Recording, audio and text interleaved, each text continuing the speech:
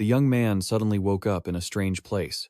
He didn't know if this was hell or heaven, but for some reason, it felt oddly familiar, and sure enough, he had been transported into the very game he was playing. Right now, he is Beck Yunsung. The story kicks off in a game called Mythical World.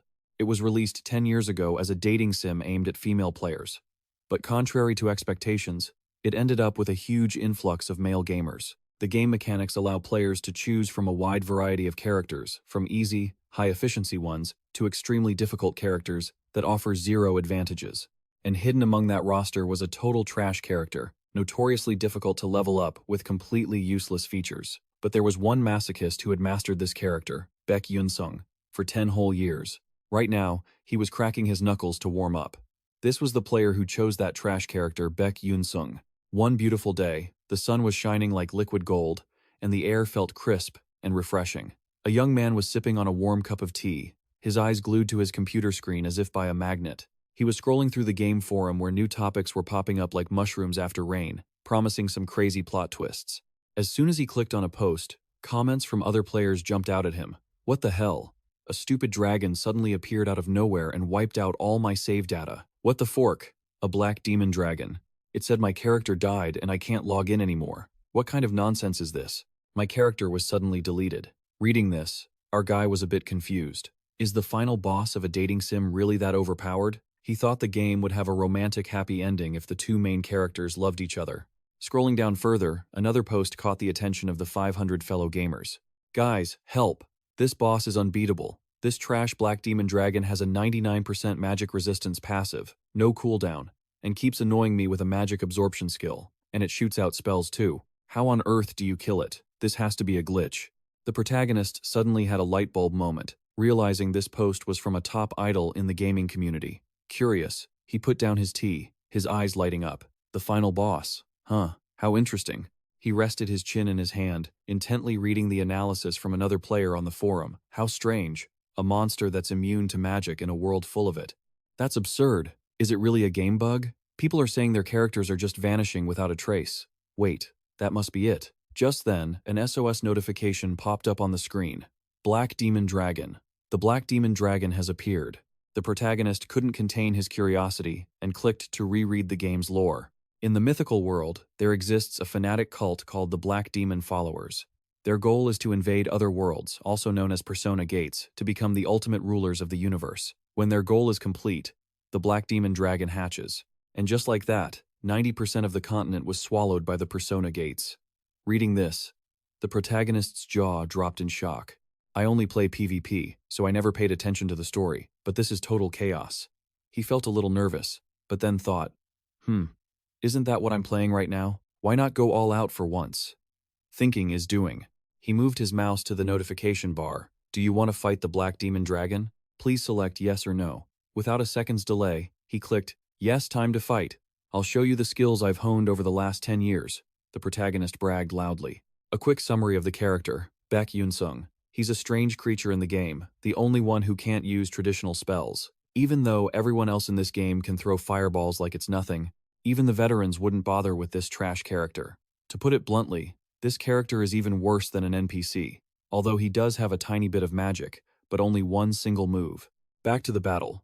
The Black Demon was cosplaying as a fire-breathing dragon, charging up a gigantic fireball in its mouth. Immediately after, it opened its maw and spat out that orb of power. The orb flew toward Beck Yunsung at lightning speed. Facing this life-or-death situation, Beck Yunsung kept his cool, then smirked with disdain. Who do you think you're dealing with? He transformed, using his pro-blink skill to dash forward and slash at the dragon's neck. Just like that, he was blinking over and over. Beck Yunsung's blink skill allows him to move to a different location within a range of 3 to 10 meters, fast as lightning. But the catch is that the destination is random, so if he didn't time it perfectly, he'd be dead. Instantly, because the collision speed and force are terrifying, plus the cooldown and mana cost are hard to manage, and he gets frozen for 2 seconds after using the move. So, even though anyone can learn it, no one is foolish enough to actually use it. However, Beck Yunsung is a rare case. He has completely mastered this blink skill. Not only that, he can control both the direction and distance of the teleport. Top-tier stuff. Plus, he knows how to dodge the penalty. This skill doesn't cost a single drop of mana, and besides, Beck Yunsung doesn't even have a monostat to begin with. Unlike other spells, Blink is actually just a simple movement skill, but I've been obsessed with this character ever since everything started being based on skill level. So for the last 10 years, I've only played this one character who uses no magic in combat. At this point, Beck Yunsung had rushed forward, slashing a long line across the Black Demon Dragon's face. Not only that, he delivered a powerful, decisive strike that cut the Demon King in half. He really wasn't someone to mess with. Just like that, he stood tall, imposing as a god. A notification appeared. You have defeated the final boss, Black Demon Dragon. In reality, the protagonist couldn't help but exclaim in surprise, "What the fork? What? I actually killed the Black Demon King, the final boss? I know I equipped him with rare artifacts from head to toe, but this is still a trash character. This is a miracle, but regardless, this is amazing. I have to brag to the online community right now that I just killed the Black Demon Dragon." Before he could even brag, the computer screen filled with a bunch of glaring red notifications, chaotic as a tangled mess, because he had reached the 90% destroyed bad ending. However, you have come very close to the true ending. Looking at these messages, the protagonist gaped in shock. What the hell? What's going on? Before he could process it, another notification appeared. Please proceed to the true ending. At this, he panicked and shouted, "What is this?" And then, our protagonist simply evaporated into thin air right there in his own room. As soon as he opened his eyes, he was met with a totally bizarre, unfamiliar scene. The protagonist was lying face down on the ground. He awkwardly sat up, his head spinning like a top, and groaned in confusion. What just happened? His body suddenly started shaking violently, and as he looked around, he whispered, "Where on earth am I?" Suddenly, a blinding flash of light caught his attention. A moment later, he realized it was a mirror. He moved closer, pressed his face against the glass, and then, what the hell? He couldn't believe his own eyes. The face staring back at him was one he'd known for over a decade, Beck Yunsung. Before he could even wrap his head around it, a notification popped up in front of him. Episode 1. Escape the Pursuit. The protagonist suddenly realized, wasn't this Beck Yunsung's beginner quest? He couldn't believe what was happening. There was no way this was real, right? Was he dreaming? Just then, he reached into his pocket and grabbed something. The object that froze him in his tracks for a good 5 seconds was the Stella Academy admission certificate. At this point, even if he didn't want to admit it, Beck Yunsung could automatically guess where he was. This was definitely a mythological world.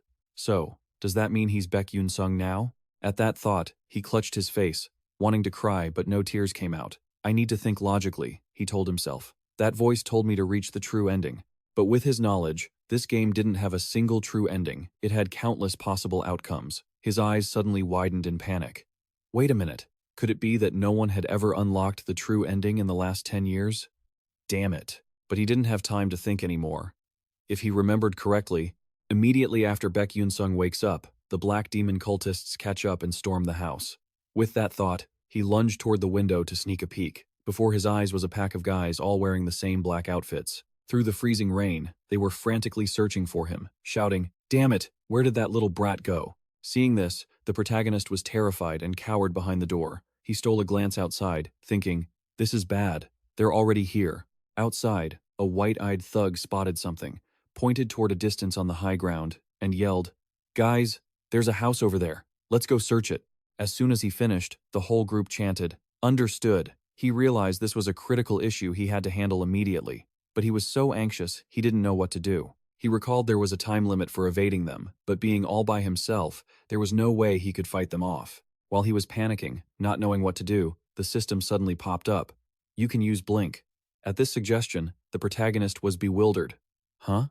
I can use Blink? Born with the mana leak syndrome, Beck Yunsung was unable to store mana and could only place his hope in one thing, the very spell he had spent his entire life practicing. Back to the present. Snow was falling incessantly outside, blanketing the forest in white. Inside the dilapidated house, Beck Yunsung kept pondering the system's hint, but right now, his Blink skill was only at level 0, with a maximum range of 9 meters. He was completely confused. This damn system wanted him to use Blink, but he wasn't sitting in front of a computer screen playing with a mouse. So how was he supposed to blink? Outside, the Black Demon cultists were running like mad toward the house. The sound of their footsteps drew closer, making him even more panicked. Damn it, they're here already? I have to act now. There's no time left. Screw it. I'll just have to take my chances with these guys. Outside, the group arrived and discovered something. Their eyes turned furious. One of them screamed, "Boss! I found the bastard! Get after him! Catch him alive for me!" They went wild, chasing after him while barking. "Stop right there! Don't let him get away! Get him!" The protagonist ran for his life. This is the first challenge of the tutorial. Use Blink to shake off the pursuers. While running, he thought, they're wearing magic boots, so they're faster than me. The only way to escape is to use Blink. Stay calm. I've used this countless times before. I definitely know how to gauge it properly. By now, they were right on his heels. They yelled, "You little brat, you're not gonna stop, huh?" Glancing back, he realized, damn it, they've caught up already? The truth was, there was a major weakness to Blink. If the user didn't control the distance perfectly, they could collide with objects and die instantly. However, it'll be different for me, Beck Yunsung thought to himself. Meanwhile, the leader of the Black Demon cultists had caught up right behind him. Swinging his sword, he roared, "Let me send you to hell. Die, you dog."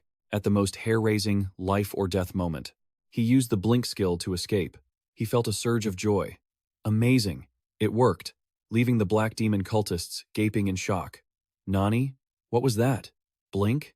Is that little brat a mage too? Seeing his stupid subordinates losing their cool, the boss turned to calm them down. Don't lose heart. Blink has a weakness. The user is paralyzed for 2 seconds. This is our chance to strike. Just as he said that, he looked back toward Beck Yunsung and was shocked out of his mind. What the hell? Wait, why is that kid still moving? Beck Yunsung was running for his life, encouraging himself.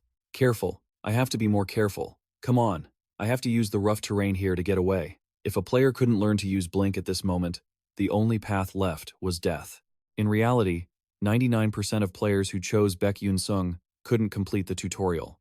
As for the 1%, even if they passed the tutorial, they couldn't master how to control the blink distance or execute consecutive blinks. Thinking this, he frantically used Blink, warping from one spot to another. This left the Black Demon cultist completely stunned. Whoa, he dares to use Blink on terrain like that? Is that kid crazy?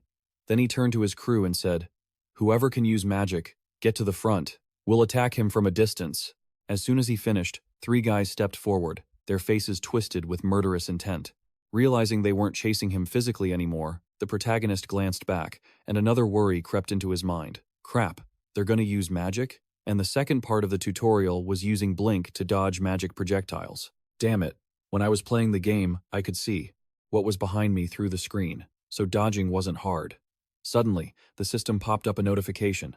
Mana Leak Syndrome skill activated. Mana Leak Syndrome disables the 6th sense and increases sensory perception. As soon as he got the notification, Beck Yunsung suddenly felt sword auras were closing in fast. He didn't even need to look back. He could easily dodge them just like that. Suddenly, a massive blast of dark energy surged toward him. Beck Yunsung realized it was time to use his Blink skill. Luckily, he managed to narrowly escape the fatal blow. A deafening explosion rang out boom, boom, boom, like a meteorite crashing into the earth. The pressure was so intense that Beck Yunsung couldn't stand. He dropped to his knees and threw his hands up to shield himself. As the smoke from the explosion began to clear, a massive crater remained. Beck Yunsung caught his breath, thinking, holy crap, that was way too close to dying, but there was no time to rest. He scrambled to his feet and bolted again. Suddenly, a look of pure terror crossed his face. Before him lay a bottomless chasm. One wrong step, and it was game over, straight to the afterlife. This was the third trial of the tutorial, using Blink to cross the deep gorge. He figured the only way to the other side was to time his Blink perfectly, then he could find some passing mages to help him escape. That was the end of the tutorial. To pass this part, he had to cancel a Blink spell that took 0.1 seconds to activate. But failing even once meant death. There were about 20 floating rocks here, and with only a fraction of a second to work with, it was way easier said than done. Who the hell wrote this tutorial anyway? That's insanely ruthless. Still, it wasn't impossible. The real issue was. Just then, a voice from the black demonic cult shouted, "There he is, right in front of us." They had finally caught up. The protagonist was startled. He looked back, realizing his pursuers were closer than he thought, only about 100 meters away. Since the cooldown for Blink was 3 seconds, he didn't have enough time to cross to the other side. His only option left was to kill them all. Beck Yunsung then crouched behind a tree to plan his next move. This is crazy, he thought. Why do I think I can handle this after just finishing a fight? If this were a game, the system wouldn't allow this level of relentless pursuit. But this was reality, and he didn't have to blindly follow any game rules. Killing a guy like this wasn't even worth stressing over. They weren't his parents' enemies like in the game's story, but they were here now. Beck Yunsung gripped his sword, his face filled with determination. All right, come and get it, I'll take you all down. A few seconds later, they reached his position. The leader looked absolutely furious, his face bright red as he roared, "There he is! It's that little brat! Capture him!"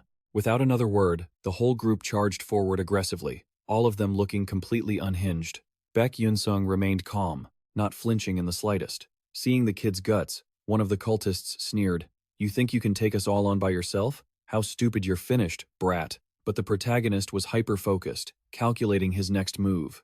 He gauged the distance to his target, 8.7 meters. He immediately triggered his blink skill and launched himself straight at the guy. The man in black didn't even know what hit him. He was as good as dead.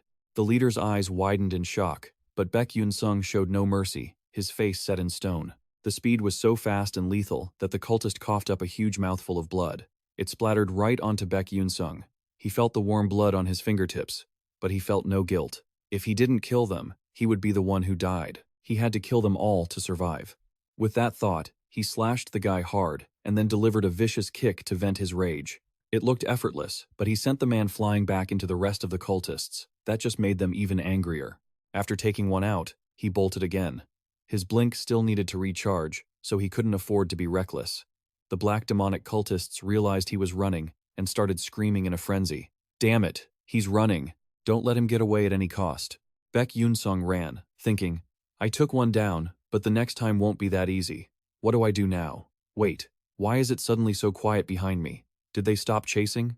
No sooner had he thought that than they were already standing right in front of him. There was no time to run now. He thought, "Are they using magic again? If I dodge, those bastards." The leader was already barking orders to his lackeys. As soon as he finished, some twisted magic appeared.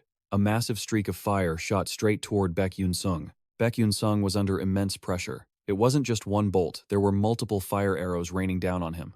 In this situation, he had no idea how to escape, so he just cursed under his breath. "Damn it, this annoying spell. Wait, I've got it." A tree branch sprouted from a crack in the rock before him. With his life hanging by a thread, he used blink to launch himself toward it. A massive explosion followed, boom, boom, boom, leaving a giant crater and filling the air with dust. One of the cultists smirked triumphantly. "Serves that little punk right." But before he could celebrate, he noticed there was no corpse in the crater. He muttered in confusion, "Where did he go?" While he was trying to figure it out, Beck Yunsung had not only escaped their magic, but was already using blink to dash straight at the leader. By the time the guy realized it, Beck Yunsung was right in his face. The two locked eyes. The secret of blink requires equal momentum before and after the dash. Without hesitation, he used blink to dash in and deliver a powerful slash. A blood-curdling scream echoed in the distance. The rest of the cultists were stunned to the core. What the hell is happening? Before they could process it, Beck Yunsung drove his sword through the man, causing him to cough up blood and drop dead on the spot. Even then, they couldn't understand where this kid got such powerful magic, or why he had become so brutal. After taking down two of them, he looked exhausted. Covered in blood and grime, he thought to himself, "I've downed two, but I need to hurry before they recover." The scar-faced guy spoke up, calling him a freak. "Your reflexes are way too weird for a mage. Who the hell are you?" Hearing that, Beck Yunsung thought, "I guess my reflexes are just better than any other player. But this is just a game. I can't keep dodging their attacks forever.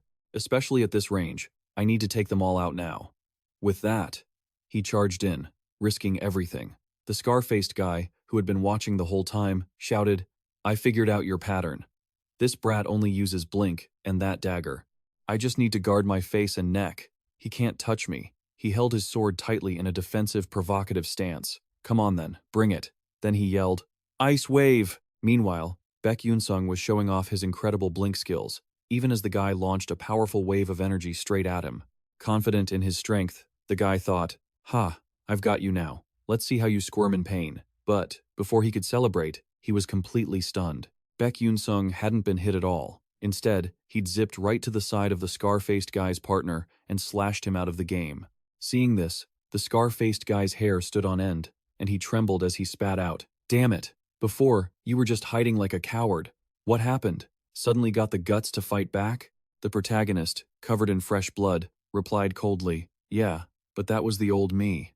Besides, I should thank you guys for helping me get stronger every single day. Infuriated, the guy roared, "You little rat!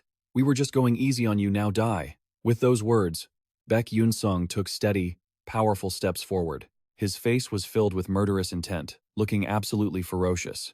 Then, he quickly threw his spear at the guy. Watching it approach, the guy guessed, "He's using blink to aim for my blind spot. He probably wants to force me to block the spear and then ambush me from behind." Yeah, right. Keep dreaming, buddy. As he thought this, the spear reached his face. The guy easily swung his sword and snapped the spear in two. He smirked, thinking, "Now, I'll just turn around and finish this." But his prediction was dead wrong. He stood there, blank-faced, then let out a weak gasp, gritting his teeth in inexplicable, searing pain. Beck Yunsung hadn't attacked from behind as expected. He'd struck straight from the front. He put everything he had into a thrust that pierced the guy's heart. The scar-faced guy, still in shock and unable to accept it, let out a weak cry.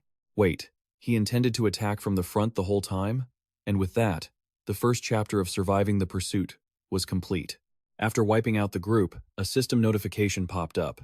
You have earned experience and a reward from the Constanlatio project for developing a unique story. The protagonist sat down, exhausted, his breath coming in ragged, heavy gasps. Huff, huff. He looked down at his blood-stained hands, then scanned his surroundings. Like many transmigrated characters, he'd thought it was just a dream at first. But no, this was all real, this was no dream. He remembered the life-or-death struggle that had just unfolded. It was his first time using blink in this world. It was his first battle, and even more, his first time killing someone. The truth was, he had killed a human to survive. A moment later, he stood up, brushed the dirt off his clothes, and looked at the path ahead. He told himself, "Since I've been transmigrated here, I need to get out of this place as soon as possible." Suddenly, a thought crossed his mind, and he turned back to look at the people he'd just taken down. He hesitated for a moment, his eyes filled with a flicker of sadness, but then he reached into their pockets to search them. It might be a bit pathetic, he thought, but I have to be practical. I don't have a single cent to my name. After fumbling around for a bit, he finally found a pouch full of shimmering gold coins. He rejoiced internally. This must be about 2 million. Something is better than nothing. A stroke of luck in all this misery. But he wasn't happy for long before another problem dawned on him. He looked at the road ahead and sighed. In front of him lay a deep, bottomless ravine. If I slip and fall, that's it. I'm dead as a doornail. Standing on the edge of life and death, he panicked, wondering, how am I supposed to cross this cliff? Suddenly, a loud voice called out from the other side. Is anyone there? He looked up. Seeing the protagonist just standing there blankly, the group started waving. Hey, over here, we're on this side. He recognized them as the party of mages from the tutorial. Immediately, he shouted at the top of his lungs, I'm here, one of them replied, but there's no bridge nearby. Do you think you can make it across? Yes, I'm on my way, the protagonist replied. Hearing his signal, the girl turned to her group. Let's wait for him a bit. He said he can cross. The blue-haired boy next to her still looked doubtful, but crossing this ravine isn't exactly easy. He'd need to be at least a third-rank knight to stand a chance, wouldn't he? Can that young guy really pull it off? She replied, I'm not sure. As she spoke, her eyes widened in shock. He was leaping from stone to stone with grace and incredible skill. The whole group stood with their jaws dropped, watching in suspense. Beck Yunsung was fully focused, carefully navigating the path one section at a time. Fast as lightning, he was already halfway there. Watching the scene, the group couldn't believe their eyes and gasped. What kind of skill is that? Some kind of jumping magic? Someone answered, That's Blink. The voice came from a blue-haired girl standing in the back. She looked quite cute and adorable. The purple-haired girl turned to look at her, then back at the protagonist, confused. That's Blink? But Blink shouldn't be that easy to control in terms of direction and distance. This is impossible, he looks so smooth and experienced. That's how it looked from the outside. But Beck Yunsung was actually struggling quite a bit. Suddenly, the girl saw something, her eyes widening in horror as she stuttered. Who are those two? Are they with him? On the other side, two figures in black were approaching the ravine. Everyone on this side was still completely bewildered. Then, someone on the other side began using magic, creating a surge of orange power that radiated all around. Immediately after, he pointed his hand straight ahead, forming a twisted magic circle, and shot it directly at the protagonist. Suddenly, a voice shouted, Hey, watch your back. At that exact moment, the protagonist felt a terrifying power rushing right toward him, and cursed under his breath. Damn it. Just as it was about to hit, He quickly used a teleportation spell to move somewhere else, luckily saving his own skin. Behind him, a massive explosion went off. Boom! He turned his head to see who was ambushing him. As the dust from the explosion cleared, the silhouettes of two black-clad figures appeared. He realized it was that band of mercenaries from before. They had resurrected. How dangerous. And with 3 seconds left on the teleportation cooldown, dodging all that magic was impossible. I have to find another floating rock to stand on. Thinking this, his eyes suddenly widened in panic. Oh, crap! What is this? Turns out those black mages wouldn't let him escape easily. They immediately activated another spell and fired it straight at him. Luckily for Beck Yunsung, he managed to lean to one side just in time to dodge the blast of power. But life is never that simple. No sooner had he dodged than the rock under his feet cracked with a sharp snap and split in two. He tried to hold his ground, but it was useless. He fell backward, tumbling into the endless void. Yet, his will to survive remained ablaze. He struggled desperately on the thin line between life and death. Telling himself he had to live, he absolutely had to survive. But life doesn't always go as planned. Those floating rocks seemed to be mocking him, drifting further and further away. Holding on to one last shred of hope, he just prayed to land on at least one of them. And then, as if the universe heard his plea, his eyes lit up when he spotted a rock nearby. It wasn't his time to go yet. The heavens were still watching over him. Without a second of hesitation, he unleashed his teleportation spell, launching himself like a bullet toward the rock. It wasn't in vain his hands grabbed onto the edge of the stone, his grip now like a pair of iron tongs, clutching onto his hope for survival. He glanced back, his voice trembling. Did I actually survive? But the joy was short-lived. Before he could even catch his breath, from behind him, a massive orange energy surge, which looked like an SOS signal, came roaring toward him. A desperate thought flashed through his mind. Maybe this is where I die. Just as the Grim Reaper was about to touch his heels, and our protagonist had already prepared himself to bite the dust. Oh my God. A surge of emerald green power streaked in from nowhere like a savior. Immediately after, the two forces collided, creating a massive explosion. Boom, boom, boom. The shockwave was so strong, it felt like it was about to tear space itself apart. He had to exert every ounce of strength just to hold on. And then, as is the way of things, after the storm comes the calm. When the dust finally settled, the protagonist was still in one piece. That's the power of main character armor for you. How could the lead just kick the bucket so quickly? Still dazed and reeling, he blankly asked himself, what was that spell just now? An ice spear wrapped in lightning? Hello? Who is this pro-level VIP who can mix two techniques into such a badass move? And to nail the trajectory so perfectly, not off by even a millimeter. What kind of master could pull off such a flawless technique? He looked off into the distance. The whole group of remaining black mages was staring at a slender, blue-haired figure standing at the center of attention. Her face remained cold as ice, void of any emotion. Witnessing that performance, everyone's faces turned pale as ghosts. One guy stuttered, "No way. Could she really do something so extraordinary?" Seeing the odds, the two mercenaries on the other side of the front line decided this fight was too tough and chose to bail, quietly transforming and disappearing. The protagonist watched the backs of those fake heroes and let out a loud sigh. Phew, thank God I'm still alive. After a bit of struggling, he finally reached the safety of the other side, where he was welcomed warmly by everyone, except for the cool, blue-haired girl who completely ignored him, turning away without even a glance. Seeing his savior, the protagonist hurriedly ran after her. "Hey, excuse me. Thank you so much for saving me back there." The heroine gave a slight glance, her voice still cold as ice. "I didn't do it to receive any gratitude, so you don't need to worry about thanking me." With that, she turned on her heel, cold and distant. The protagonist stood frozen for 5 seconds before muttering, okay then." Watching her arrogant silhouette, he sank into deep thought. This girl is really interesting. It's the first time I've heard such a lovely voice, even though she seems hard to approach. Whatever. The important thing is that those bandits who destroyed the village and robbed the villagers have finally paid the price. The truth is, most of these village raiding incidents are orchestrated by the black magic cult. Thankfully, this nightmare has finally come to an end here. That was a real brush with death just now, but having crossed this godforsaken cliff, he had finally stepped into the mage's territory. Even if the black magic cult grew wings, they'd have a hard time following him here. Thinking that, he let out a sigh of relief and secretly smirked. Plus, those dogs still don't even know who I am. Suddenly, ding, the system announced a new notification. Chapter 2. Enrollment at Stella Academy. Looking at the brand new quest board, he couldn't help but be surprised. This is Chapter 2? Well, Sounds like it's not too bad, right? But seriously, how am I going to go through school at this age? And so, the group piled into the carriage and headed straight for Stella Academy. Night fell, and the road they traveled grew increasingly quiet and desolate, with only the rhythmic clatter of the carriage wheels lulling them to sleep. Inside the carriage, perhaps exhausted after a day of life and death struggle, the protagonist had fallen fast asleep. Suddenly, a few murmurs escaped his lips. Ah, ugh. His mind drifted into the realm of memory. Fragments of the past returned one by one. An image appeared before him, a chubby little boy clinging to his mother's clothes, babbling, "Mommy, Mommy," and his gentle mother replied, "My little boy, when you grow up, you'll become a mage. I believe in you, my sweet, good boy." He recalled flipping through his mother's old diaries, realizing how hard his parents had worked to raise him.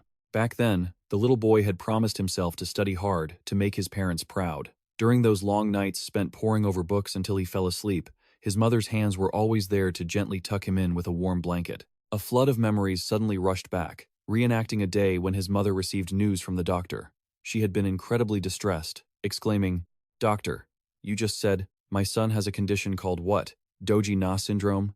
The boy himself had crumbled back then, unable to believe the cruel reality. No, this can't be. As he said that, tears welled up in his eyes. But were these Beck Yunsung's memories? Or just the fragmented past of his own self? His wandering thoughts were suddenly cut short. The protagonist jolted awake, his head spinning, and he instinctively reached up to hold it. Glancing out the window, you noticed the sunrise breaking through, the first rays of light starting to filter in. Seeing the protagonist had finally woken up, a companion on the transport asked, "Oh, you're up? You looked like you were having a nightmare. You kept muttering things I couldn't understand at all. I was just about to wake you up." Just then, a voice echoed from outside. "We're almost at Lejoicha, the satellite city of Acanium." As the vehicle slowly came to a halt, another voice rang out. "Let's take a quick break here." The group hurried out to catch some fresh air. Feeling a bit stiff, the protagonist gave a satisfying stretch. Suddenly, he was taken aback, his eyes widening as he looked in one direction. By sheer coincidence, the blue-haired girl was staring right at him without blinking. In that exact moment, he went to raise his hand to give a proper greeting, but before he could say a word, she coldly turned away. The gesture left him feeling a bit awkward. He could only offer a strained smile, thinking to himself that she was one cool character. Still, things were going much smoother than he had feared.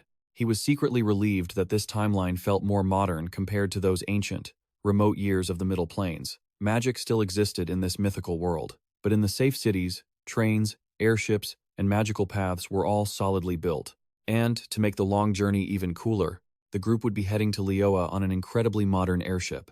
Leo sat right on the route to Acanium. In Acanium, often called the capital of magic, everything truly begins. The mystical magic towers, the solemn council of mages, and the 5 prestigious academies were all located in Acanium. The academy with the most powerful mages and the absolute elite students was Stella Academy. Because of that, Stella was the gathering place for countless geniuses and nobles from all over the world. Yet, the protagonist still couldn't wrap his head around how Beck Yunsung, the person he had possessed, could have possibly gotten into such a prestigious school. Almost forgetting his homework, he realized he hadn't checked his skills yet. Thinking that, he hurriedly opened the system. Instantly, his status board appeared clear as day. Mana Leak Syndrome Level 1. Strength increased by 3%, speed increased by 5%, agility increased by 10%. Sixth Sense. Consumes the user's mental power to activate. Mana detection within a 12-meter radius. Acceleration Wave. Looking at the status board, he secretly thanked the powers Beck Yunsung possessed. Sixth Sense and Acceleration Wave, huh? Without those two, he probably would have been wiped out long ago. In this game, a cursed being cannot focus mana into their body. Mana Leak Syndrome was a god-forsaken curse that Beck Yunsung had to bear. However, every cloud has a silver lining. This actually allowed him to sense the mana around him through his sixth sense.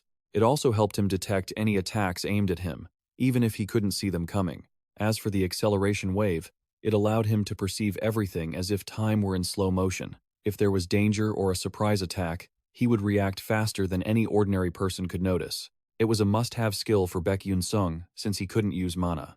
But everything comes at a price. Using the sixth sense for too long would drain a lot of mental power, so overusing it could lead to unpredictable consequences later on. Reading this, the protagonist scrolled over to the statistical data for Beck Yunsung. Power status: 1 star, 59%. Agility, 1 star, 97%. Speed, 1 star, 81%. Stamina, 1 star, 51%. Endurance, 0 stars, 97%. Mental power, 1 star, 43%. Remaining mana, none. Skills, Flash level 0. Trait, Monoleak Syndrome, level 1. After poring over the information, he realized the starting stats weren't half bad. The original Beck Yunsung had very low agility, but in his hands, it would be different. He was determined to push this to the limit. In this game world, there wasn't just one level. There were levels for each individual stat. Skills were displayed by level, while stats were shown in stars. The maximum stat level was 9 stars, but reaching that realm was as hard as climbing to heaven. He had grinded this game for over 10 years, but the highest level he ever reached was 8 stars in both stamina and agility. But for now, he should focus on investing in agility to boost his sixth sense and reaction speed. He could increase his stamina and flexibility in many other ways. That was the gist of it. But the biggest headache right now was the Monoleak Syndrome. If he didn't fix that, he wouldn't last long. He needed to level it up to quickly reach the secret of his physical form. And Stella Academy was the key to suppressing that syndrome. He had no other choice if he wanted to flip the script on the ending of this world and cure his chronic condition. Thinking that, the protagonist sighed wearily. Phew, honestly, I'm not even that eager to go there. Someone please, save me from this nightmare. Suddenly, the system blared loudly. You have missed several important notifications, he exclaimed in surprise. Wait, I've never seen this before. But before check, a voice urged, Hey guys, let's go, hurry up. The protagonist had to put those notifications on hold for now. The blue-haired girl was still eyeing him quite closely, but kept a cold, silent face. In front of them was a gigantic airship hovering in mid-air, looking both modern and incredibly cool.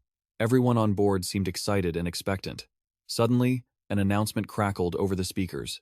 Attention, we are about to dock at Acanium. Please remain seated. Just then, a guy nearby noticed something and looked completely shocked. Immediately after, he used a mocking tone to jeer, Hey everyone, look at that guy. He's looking around like a country bumpkin who's just hit the city for the first time. I bet he's never been on an airship before, right? Haha. Following their gaze, the protagonist being referred to was none other than Beck Yunsung. He was currently looking around, bewildered, as everything here was foreign to him. They continued their gossip. Is that guy from the sticks or something? He looks as clueless as a deer in headlights, doesn't he? Shh. I don't get it how Stella allows these losers to enroll. The protagonist heard the insults aimed right at him. He looked up. They didn't stop, continuing their contempt. If word of this gets out, it'll be embarrassing. Just a few guys like him are enough to disgrace the whole academy. He kept his eyes on them, but decided not to stoop to their level of mockery, simply letting out a sigh before turning away. His reaction made the guy trip over his words slightly. He thought to himself, a bunch of immature brats. I'm an adult. I'm not going to deal with this. And that very attitude of ignoring them only made the young master even more furious. He shouted, Hey, you little brat, you dare look at us like that? Are you tired of living or something? He gritted his teeth and continued, You little brat, stay right there. Suddenly, a soft voice cut through the air. Hey, what are you guys making such a racket about? The guy jumped, startled, and snapped his head toward the voice. His expression turned to pure shock, his eyes bulging wide. Looming in the distance was the silhouette of a girl with long, elegant hair. Trembling, he stammered, Princess Beck Yunsung. The male lead turned as well, thinking to himself, did he say Beck Yunsung? Following his gaze, everyone saw a princess with a beauty that could topple kingdoms, radiating a cold, haughty aura. This was none other than the princess of the Adalebet kingdom, Hong Baeyeon. Without a word, she coldly brushed past the group. As she passed by where he was standing, the guy quickly put on a fake, sycophantic smile and placed a hand over his chest to greet her politely. Greetings, princess. But before he could finish, she shot him a glare as sharp as a blade, then brushed him off and walked right by. Left looking like a complete fool, his mouth hung open, unable to utter a single word. She kept walking coldly inside, leaving the group staring at each other, completely deflated. Meanwhile, she had already glided past the male lead. He suddenly realized she was the arch-nemesis of this world. According to the original plot, Hong Baeyeon was a key character in the game. She and the female lead were always at each other's throats, but in the end, she was the one who met a bitter fate. No matter what path was chosen, she usually ended up meeting a tragic end or taking her own life because the entire academy ostracized her. She had to endure the most humiliating experiences in front of everyone, as if the game developers had it out for her and wanted her to taste every bit of misery. He fell into deep thought, remembering that she was very popular among male gamers. Her beauty really was top tier, but she was so cold, it felt like she'd send him to the afterlife if he dared to strike up a conversation. Suddenly, his stomach let out a loud rumble, and he reached up to rub it. His most pressing issue right now was filling his hungry stomach. Just as he stepped up to the second floor, at one of the stalls, countless shimmering, colorful pastries were laid out before him. He randomly picked one, but the moment he took a bite, his face turned pale as a ghost. He thought, "Good grief, why is it so bitter?" But he had to suck it up and eat it to fill his belly. After finishing, the male lead walked out looking like a lost, confused fawn. He sighed, "Damn it, is eating at Acanium always this much of a ripoff? I'm done for, totally done for." Just then, the announcement speakers crackled to life. "Attention, everyone, we will be arriving at Acanium in 10 minutes. Please be present on the ground floor." Repeating, "We will be arriving at Acanium in 10 minutes. Please be present on the ground floor. Thank you for your cooperation." Hearing this, the male lead smiled, thinking, "Finally, it's showtime.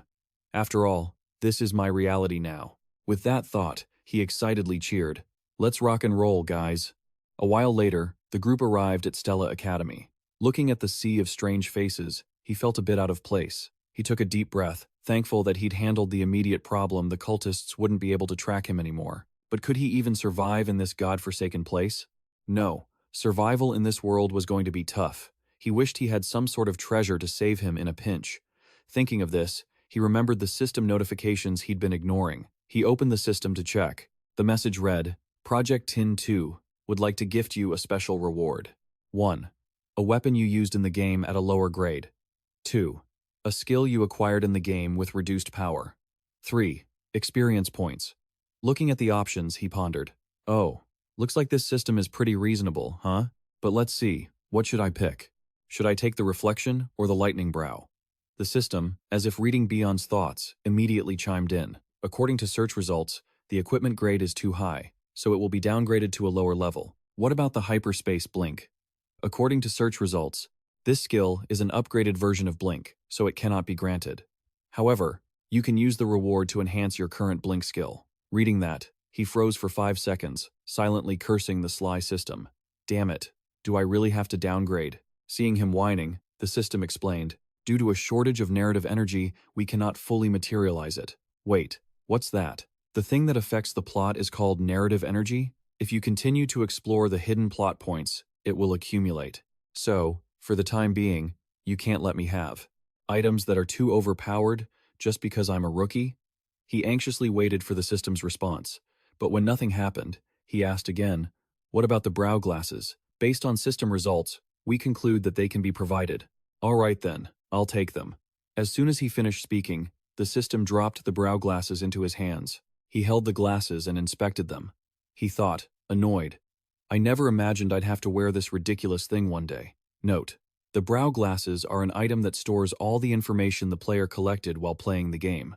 In this mythological world, recalling or accessing information about monsters already defeated or knowledge already gained is impossible. Thus, players created countless information storage items in their own style. And the male lead was no exception. He used the brow glasses to store information. He excitedly put them on to test them out. A magical blue light emanated from the glasses. A notification appeared immediately. "Brow glasses. Unrated level. Cannot recall last night's dinner." No problem, because these glasses would store the details of everything you had seen and learned. Special feature: Sealed Brow Directory. Using mental energy to activate it, he opened another folder to take a look. Then, the system displayed another notification. Alchemy ingredients, hunting grounds, dungeons, and characters. Looking at this, he felt quite satisfied.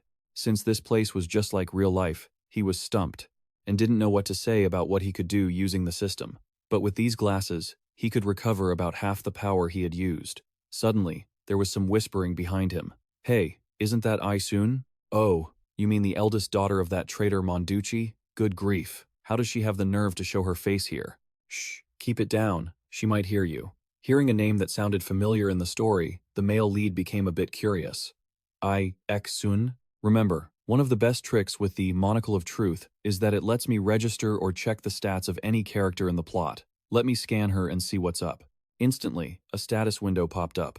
Isan, the fake heroine, Ice Lightning Mage, addicted to drinking pickle juice before eating pizza. She's the eldest daughter of Monducci. Her father's death sent her family into a total downward spiral. Eventually, they ended up belly up. Reading this, the protagonist thought to himself, oh, so she's just a knockoff hero, huh?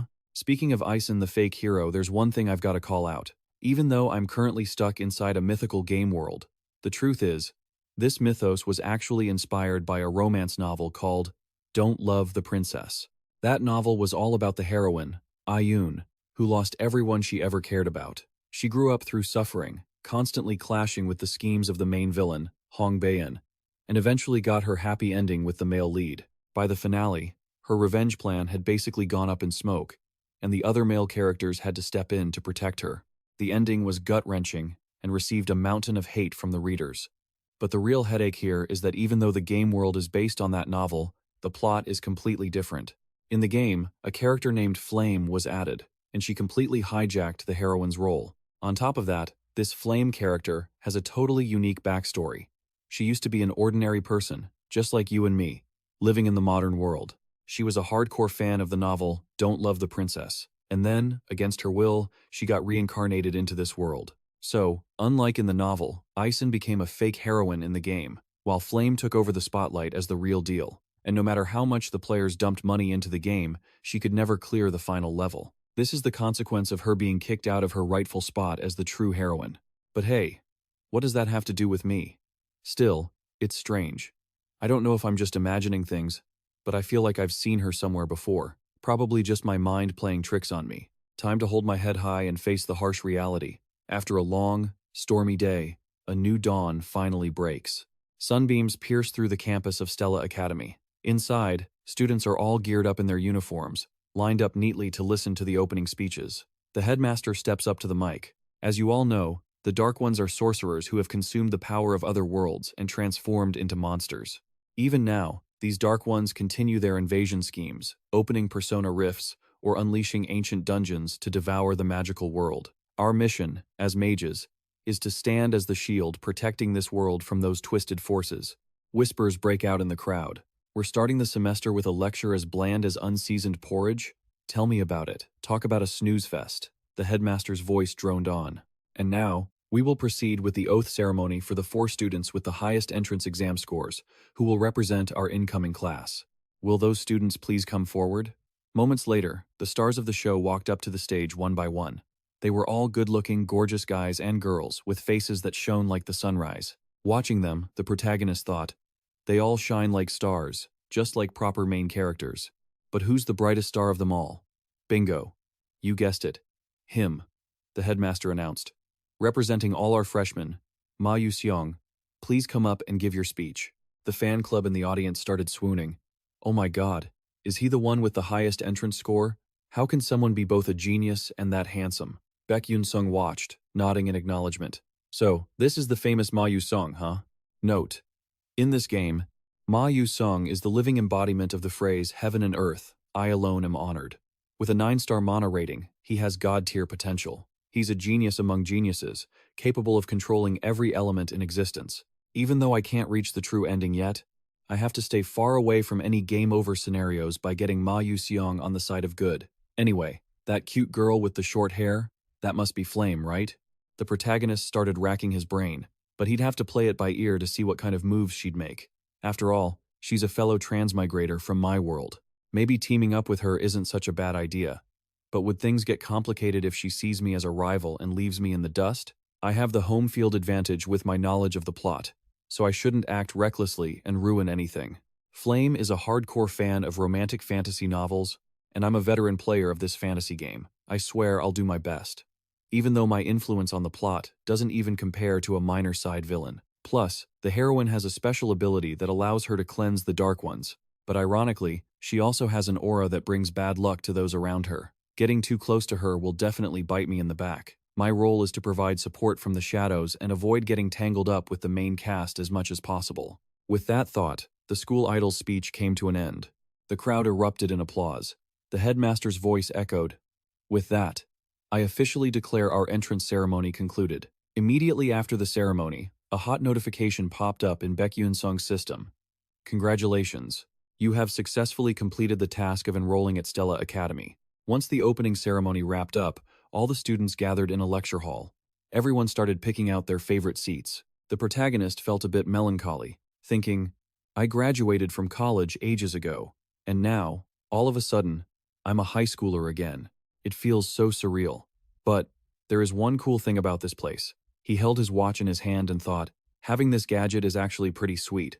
This is the Stella watch. It certifies you as a student of the legendary Stella Academy. If you own one, you get perks and services way better than any other mage. He happily tucked the watch into his pocket. I gotta take full advantage of this golden opportunity. Just then, someone opened the door and walked in. A man with an icy, expressionless face strode to the podium and announced clearly, I expect everyone to keep the classroom quiet. We're starting the test right now, so aside from your writing utensils, please put everything else away. If anyone is wearing glasses, I need to inspect them first. Tests on the very first day of school? Talk about intense. The curriculum at Stella Academy is way tougher than most universities in South Korea. Students have to take an exam on their first day of enrollment. It's called the placement test. This test is meant to evaluate and sort students into their respective classes. After handing out the exam papers, the teacher returned to the podium and spoke loudly. Attention everyone, you have 45 minutes to complete the exam. You may begin now. Good luck. And for someone who had gone through this curriculum a long time ago, the protagonist had practically forgotten everything he learned, and seeing the questions on the paper made him feel completely overwhelmed. Sweat was dripping down his face as he thought, oh my god, I can barely make sense of this. How am I supposed to handle this? This is honestly brutal. The placement test had nothing in common with the entrance exam. It was notoriously difficult. Students were sorted into classes ranging from F to A, and even an S class, based on their scores. And naturally, most of the big shots were headed for Class S. Ironically, Beck Yunsung was dead last out of 1,141 students. The protagonist stared at the test, looking as indecisive as a teenager. Maybe I should just hand in a blank sheet and get it over with? I'm already enrolled, so they probably won't kick me out, right? I'll just accept that I'm volunteering for Class F. He scanned the room. Everyone else was buried in their work, except for that genius Ma Yusong, who was sitting there, calm and collected, resting his chin on his hand, lost in thought. The protagonist looked at himself and felt a wave of crushing disappointment. Wait, is he done already? Did he really finish everything? No wonder he looked so bored. In this game, Ma Yusong's character is known for being incredibly detached. He was born into the most powerful family on the continent, possessing a genius brain and top-tier talent. Everything to him was as easy as pie. Depending on the female lead's choices, Ma Yusong would either lean toward the side of good or fall into the path of evil. All those belonging to the evil cults who wanted to destroy humanity were obsessed with him. And from the very beginning, the most agonizing problem was his family. Still, looking at a genius just made him reevaluate himself. He suddenly realized, wait a minute, why am I being so dense? I have the Beck Yunsung glasses, don't I? I used them to store skills I learned in the library. They might actually be useful right now. And what do I have to lose? Let's try it. Thinking this, he reached into his chest pocket and pulled out the glasses. Just as he was about to put them on, the proctor, suspicious of his behavior, walked over and spoke up. Hold on. Is there something wrong with your glasses? I said if you wanted to use glasses, you had to have them inspected first. Hand them over. The protagonist suddenly remembered and muttered to himself, ah, right, damn it, I totally forgot. He handed the glasses to the teacher, who held them and examined them intently. Meanwhile, the protagonist was pale, sweat beading on his forehead, thinking, oh no, Yunsung, what do I do? If he exposes these as magic glasses, I'm done for. He looked up and silently prayed for heaven to help him through this crisis. Suddenly, the annoying system sent a notification. A lost component of the Beck Yunsung glasses has been detected. Would you like to summon it? This scared the living daylights out of the protagonist. No, please, just stay quiet, system. The proctor was still using magic to inspect the glasses. After a while of finding nothing unusual, he handed them back to the protagonist and said, I don't sense any mana in these, but remember to ask for permission next time. The protagonist breathed a sigh of relief, as if a heavy weight had been lifted. He happily replied, ah, yes sir, I'll keep that in mind. At the same time, he rejoiced internally. That was a close call. If the original function had been active, he would have been toast. He put the glasses on, looking much more intellectual. Immediately, the answers to every question appeared clearly in his mind. Following the prompts, he frantically copied the answers, thinking triumphantly, I hit the jackpot. Who knows, maybe I'll take first place. With this momentum, I'll definitely escape Class F. Maybe I'll even make it up to Class A. Just as he was buried in his work, the teacher's voice rang out, Time is up. Please stop writing and submit your papers. As soon as he finished, the proctor used magic to collect the papers from the students. No one could squeeze in another word. Watching the papers flying toward the teacher, the protagonist's face fell, thinking, Oh no, I only managed to finish 3 questions. Now holding a stack of papers, the teacher scanned through them, and suddenly, his eyes widened in surprise. Meanwhile, Beck Yunsung was at maximum disappointment, thinking he'd finally escaped Class F. In reality, it was probably just too much for this kid.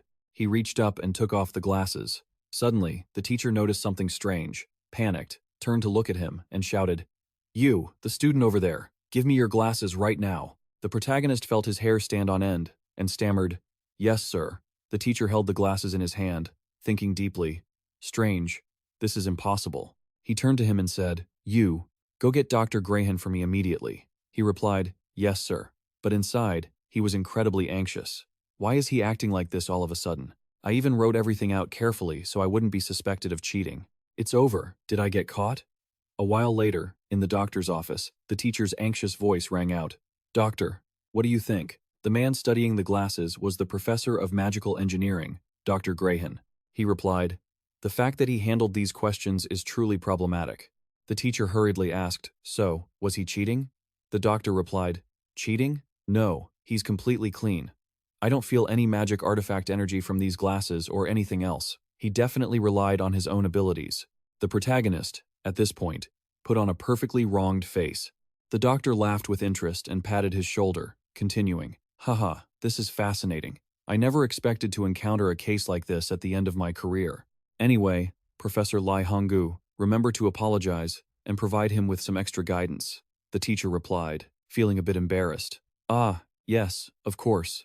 He then turned to face him and said, I misunderstood you. Please accept my sincere apology. Hearing that, the protagonist beamed with joy, thinking, Actually, I did cheat, Professor. But if the base function had activated, we'd be done for. Then he replied to the professor, No, it's nothing, sir. A while later, in Professor Lee Honggu's office, the teachers were gathered to grade the exams. When they reached one particular student's paper, the professor was stunned. He held the paper in his hands, staring at it for a long time. Even he couldn't believe his eyes after seeing this student's work. Suddenly, someone called out, Oh, Professor Lai Honggu, are these the entrance exams for the first-year students? Lai Honggu replied, Yes, they are. The woman then added cheerfully, I heard there are quite a few exceptional students this year. Aren't there? This woman was Professor Identiman, a member of the Stella Academy Elder Council. Li Honggu replied, That's right. There are quite a few standout students this year.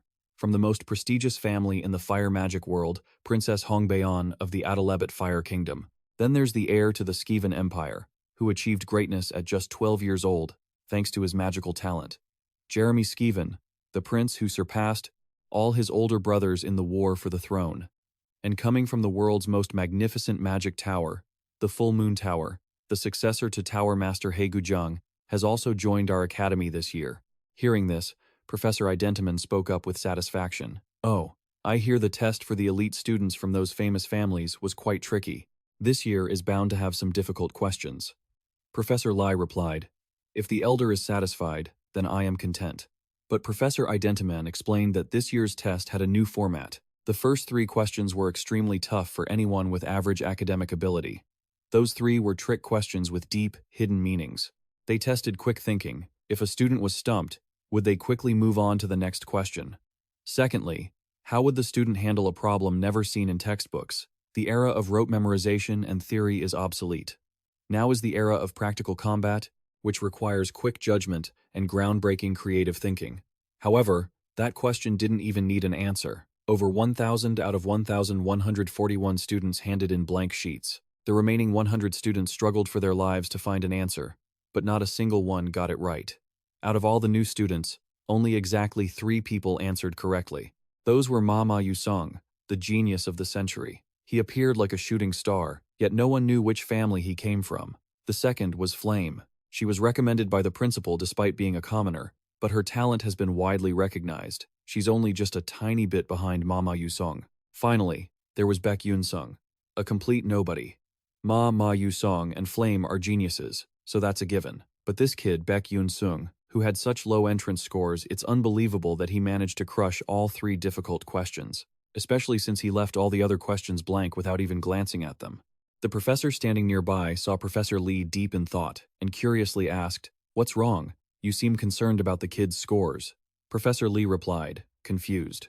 Well, I just can't seem to understand the scores of a few students." She continued, "Oh, that's easy to understand. Besides, those formulas wouldn't solve any real problems anyway. Even if the kids don't know them, you can still handle it. But do you think this kid is a genius?" Professor Lai asked. The senior casually replied, "It could just be a stroke of luck." With that, she turned and walked away, leaving Professor Lai standing there bewildered. Feeling incredibly confused, he sighed and looked for the boy's enrollment file. On the file was a note saying he was admitted under a special selection process because his flash step control was highly rated. Seeing this, Professor Lai had to accept the harsh reality, thinking to himself, so that's why he was handpicked by the principal himself. Impressive. Wait, but he's learning combat magic yet specializes in flash step? That's interesting. But I'll find out soon enough if it was just a coincidence. These 2 kids are truly special. After the students' test results were in, the school used them to categorize students into separate classes. Everyone was eager to see which class they had been assigned to. You could hear people asking each other everywhere. I heard the class assignments are posted on the bulletin board. I'm nervous as hell. My mom said if I don't get into Class A, don't even bother coming home. The main character walked behind them, thinking wearily, I can't believe this. Is there a day where I have to go check my class, ranking myself? If it were back in the old days, I could have just clicked a mouse and been done with it. Thinking this, he also headed toward the bulletin board. A blue-shirted kid kept staring at him as if he were an alien. Then came the whispers right behind his back. Is that Beck Yunsung? I heard he got a big fat 0 on the practical magic part of the entrance exam. Really? Unbelievable. How did a loser like him get into Stella? I don't get Stella's admissions standards anymore. The main character didn't bother paying attention to the gossip. The only thing he cared about right now was where his name was. The rest wasn't worth his time. He moved closer to the bulletin board. Scanning through, he looked quite confused. Wait, what?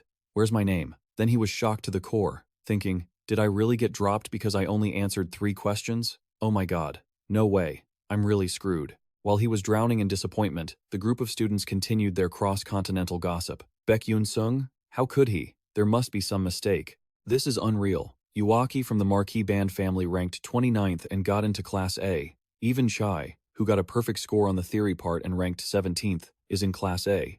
So how is he? Seeing people calling his name and acting all cryptic, the main character felt more than a little curious. A worried look was clear on his face. What's going on? Should I go check?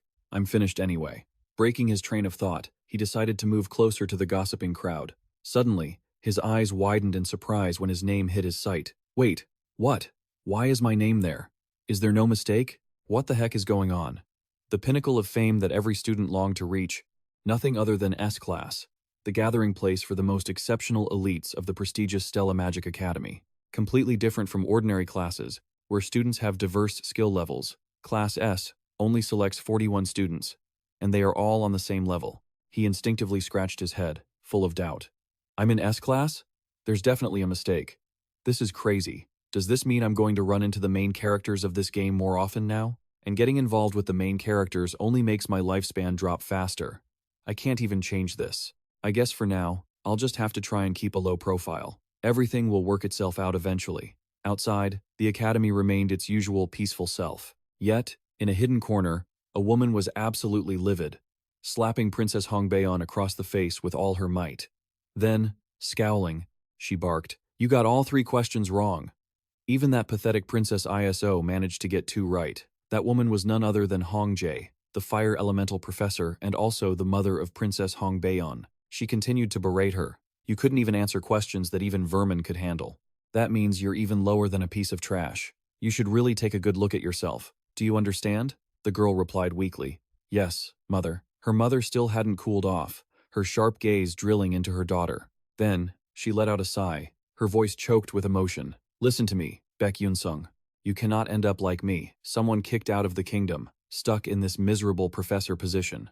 You must not become a disgrace to the royal family. Saying that, she leaned down, gently placing her hands on her little daughter's cheeks, her voice softening. You have to become something even greater than your sister. Then she offered a kind smile, like any other mother, looking lovingly at her child. You understand what I mean, don't you? Beck Yunsung's cheeks were flushed red by now. She thought for a moment before answering, yes, of course, I understand, mother. But deep down, she was lying to herself. Those words were just to mask the fact that she didn't have a clue. She only knew how to live by what she was taught, handling everything mechanically. But this time, the problems involved magic, spells, and formulas she had never even learned before. What am I supposed to do? Thinking of this, resentment welled up, and she burst into tears, her tears falling uncontrollably. Why? Why are you torturing me like this? At the same time, in the S-class classroom, the students had all gathered. The protagonist sat alone at the front desk, slumped over and clutching his head, thinking to himself, I'm doomed.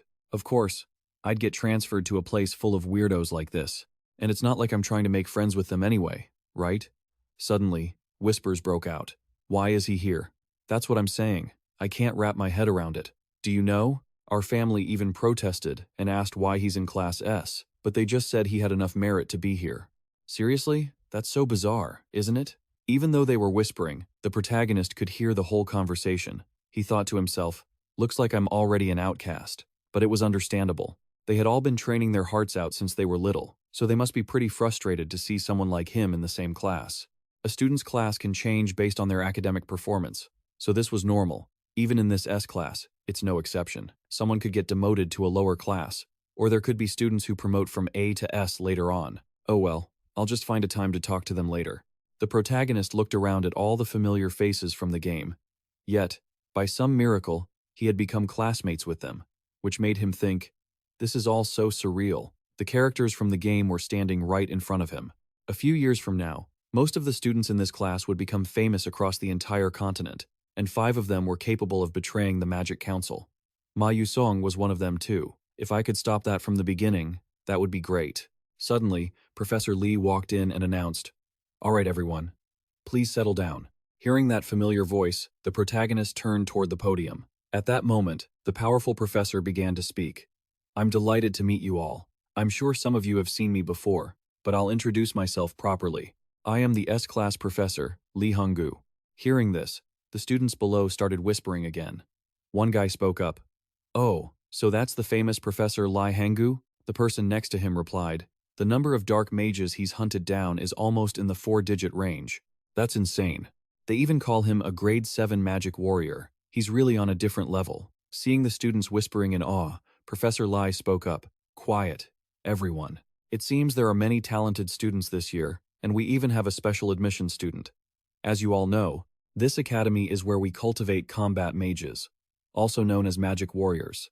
You will experience a rigorous education here for 3 years. I expect all of you to keep up with the curriculum.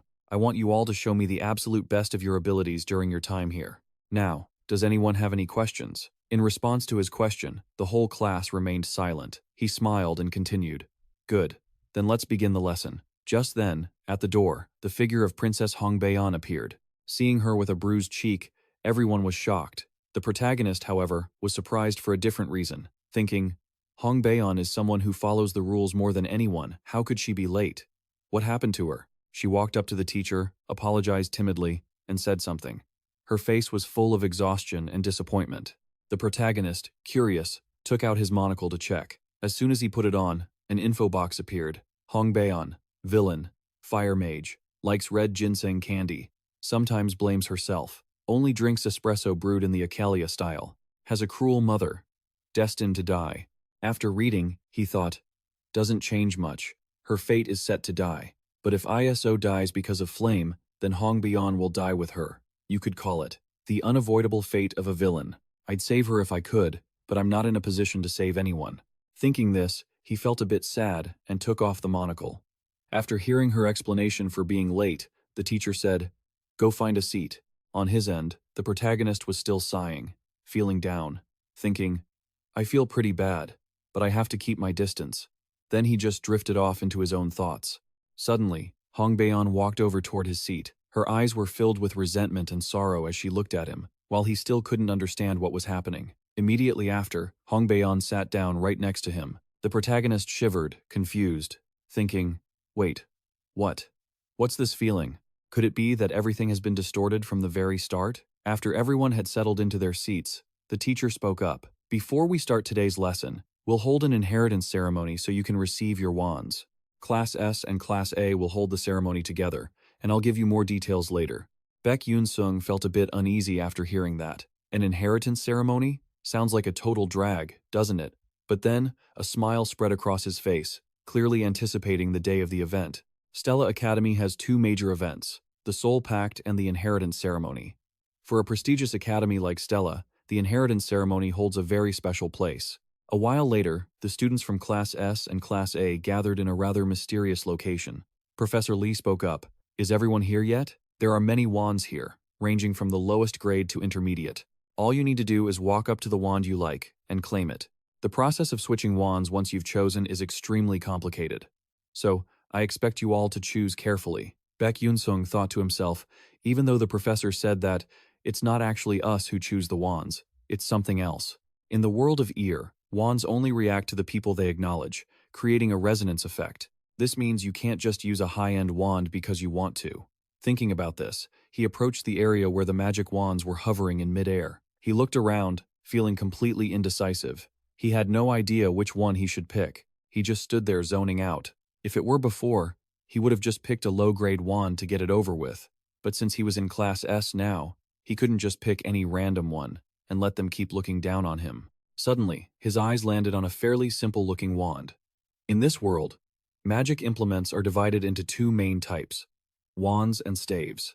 Wands are usually the choice of knights, those who prioritize the speed of casting magic. On the other hand, staves are favored by bishops. They focus on powerful attacks, which require a longer incantation time. Suddenly, he heard some whispering behind him. Hey, which one do you think he'll pick? Someone else added. Since he's in Class S, he shouldn't have any trouble with the resonance, right? The protagonist realized they were talking about him, but he just ignored everything and thought, you kids can say whatever you want. I couldn't care less. It's a waste of energy. Suddenly, someone behind him called out, Hey you! Beck Yunsung was confused, wondering who was calling him. He turned around to face this total stranger and asked, What's the matter? And who are you? The guy replied with a cocky look on his face. Me? I'm US Lake Spyland. Beck Yunsung still had no idea who he was and thought, he's probably just some side character. This is the first time I've heard that name. Whatever, just answer the damn guy and get it over with. So he replied indifferently, Oh, is that so? Got it. US Lake stood there with his arms crossed and continued. Which wand do you plan on picking? Beck Yunsung casually replied, I'm just going to pick a random one. Hearing that, the guy sneered sarcastically. You'd better pick a wand that fits your commoner status. Don't try to aim too high and end up falling hard. You'll just cause trouble for Professor Lai. What a joke, the protagonist thought, looking at him as if to say, Do you really think you scare me? He didn't even bother to care and just walked away, not forgetting to add a jab. Sure, whatever. Just make sure you don't cause any trouble yourself. Seeing his mocking attitude, the guy got even more furious, his blood pressure rising and his face turning beet red. Right after that, he went crazy and shouted, Damn it, you little jerk, you looking for a fight? This is so annoying, the protagonist thought. I already tried to ignore him, but this brat still wants to provoke me. He sighed in frustration and took his appraisal glasses out of his pocket to put them on. At that moment, the kid's profile appeared right before his eyes. Name: US Lake Spyland, son of Marquis. US Lake Spyland, a subordinate of Prince Jeremy. Bullying level: massive. After reading it, he took off his glasses and put them away, thinking with a bit of disappointment. For real? That's all the info there is? Then he looked up at the guy, sighed again, and wondered if there was actually anything special about him. US Lake Spyland immediately pointed at a wand and said arrogantly, I'm going to choose that one anyway, so you'd better watch closely. Following his finger, he saw the wand he was talking about. Not only that, but it was an Idim Etmir. It seemed to be the highest ranked one here, a high intermediate grade wand. Usually, a high intermediate wand is used by professional mages. On the other hand, no matter how talented you are, a low intermediate wand is already the limit for students. Even professional mages rarely use low intermediate wands. Besides the Idim Etmir, there wasn't another high intermediate wand here. It was mainly put there for show. since they knew damn well that none of the students here could claim it. Just then, the professor spoke up. You should all stand in front of the wand you prefer. Hearing that, the students took turns approaching the wands. It seemed everyone had found their own choice. Right after, blue lights began to radiate all around. The crowd behind them gasped in awe. Whoa, isn't that wand Duke Yuan chose a Hayden Emakoten? That's an intermediate grade wand. Even Prince Jeremy Skeven managed to pick an intermediate grade wand. Watching the scene unfold, Beck Yunsung spoke up. Princess Hongbaeon chose a Koavit Lahavan. That's an intermediate grade wand too. How many people can actually manage to pick an intermediate grade wand? This year is absolutely insane. US Lake Spyland was getting even more ticked off, grinding his teeth in rage. Damn it all to hell. Just you wait. I can do it too. No sooner had he finished speaking than he steeled his resolve and headed straight for the wand in front of him. He walked forward while everyone else looked on in shock. Gasps of surprise rippled through the crowd. Is that US Lake? Can he actually resonate with a high intermediate wand? Meanwhile, the protagonist mentioned in the story was still being quite arrogant. He reached out toward a certain intermediate grade wand. The guy smiled triumphantly, as if to say, I'll make your jaws drop. Watch and see what a real Class S talent looks like. Then, he gripped the wand tightly, and small sparks of electricity instantly crackled around it. A split second later, there was a huge explosion. Boom, boom, boom. The pressure released was so intense that everyone around had to shield their eyes. This didn't surprise the protagonist much. He watched with half-closed eyes, thinking, just as I predicted, he failed. At that moment, the guy was blown backward by the power repelling from the wand. He lay sprawled on the ground, grinding his teeth in pure frustration. The students standing nearby panicked and cried out, Oh no, he looks seriously hurt. Someone, get the professor, quick! A high intermediate wand was definitely out of his league. Who the hell does this guy think he is, trying that? The protagonist just sighed to himself. Well, let's see who's overreaching now, kid. You would have been better off just giving up from the start. Because, just as he thought that, a certain student began walking toward the staff, whistling quite confidently as he approached. It seemed the master of that staff had already been decided, and the guy confident enough to claim it was none other than Beck Yunsung. He stood there, staring intently at the magic staff before breaking into a smug grin. He looked pretty satisfied with his choice, but the other students nearby erupted in shock. No way. Is he actually going for that staff? I don't think he can resonate with it. Ignoring the chatter around him, Beck Yunsung coldly reached out and touched it. He gripped it tight, and immediately, it unleashed a blinding light in every direction. Yet, he stood perfectly still, completely unaffected by the pressure. The aura was so intense that everyone around him had to cover their eyes. As expected, Beck Yunsung was able to resonate with it. Clutching the staff, he flashed a beaming smile. He looked absolutely radiant in that moment. The surrounding students were still in disbelief, blurting out, I can't believe it. No way. How did a first-year student manage to get a high-ranking staff? God, is this even real? The protagonist wasn't all that surprised. He just sighed, thinking he'd already seen this coming, and that from now on, even more people would realize how talented that guy really was.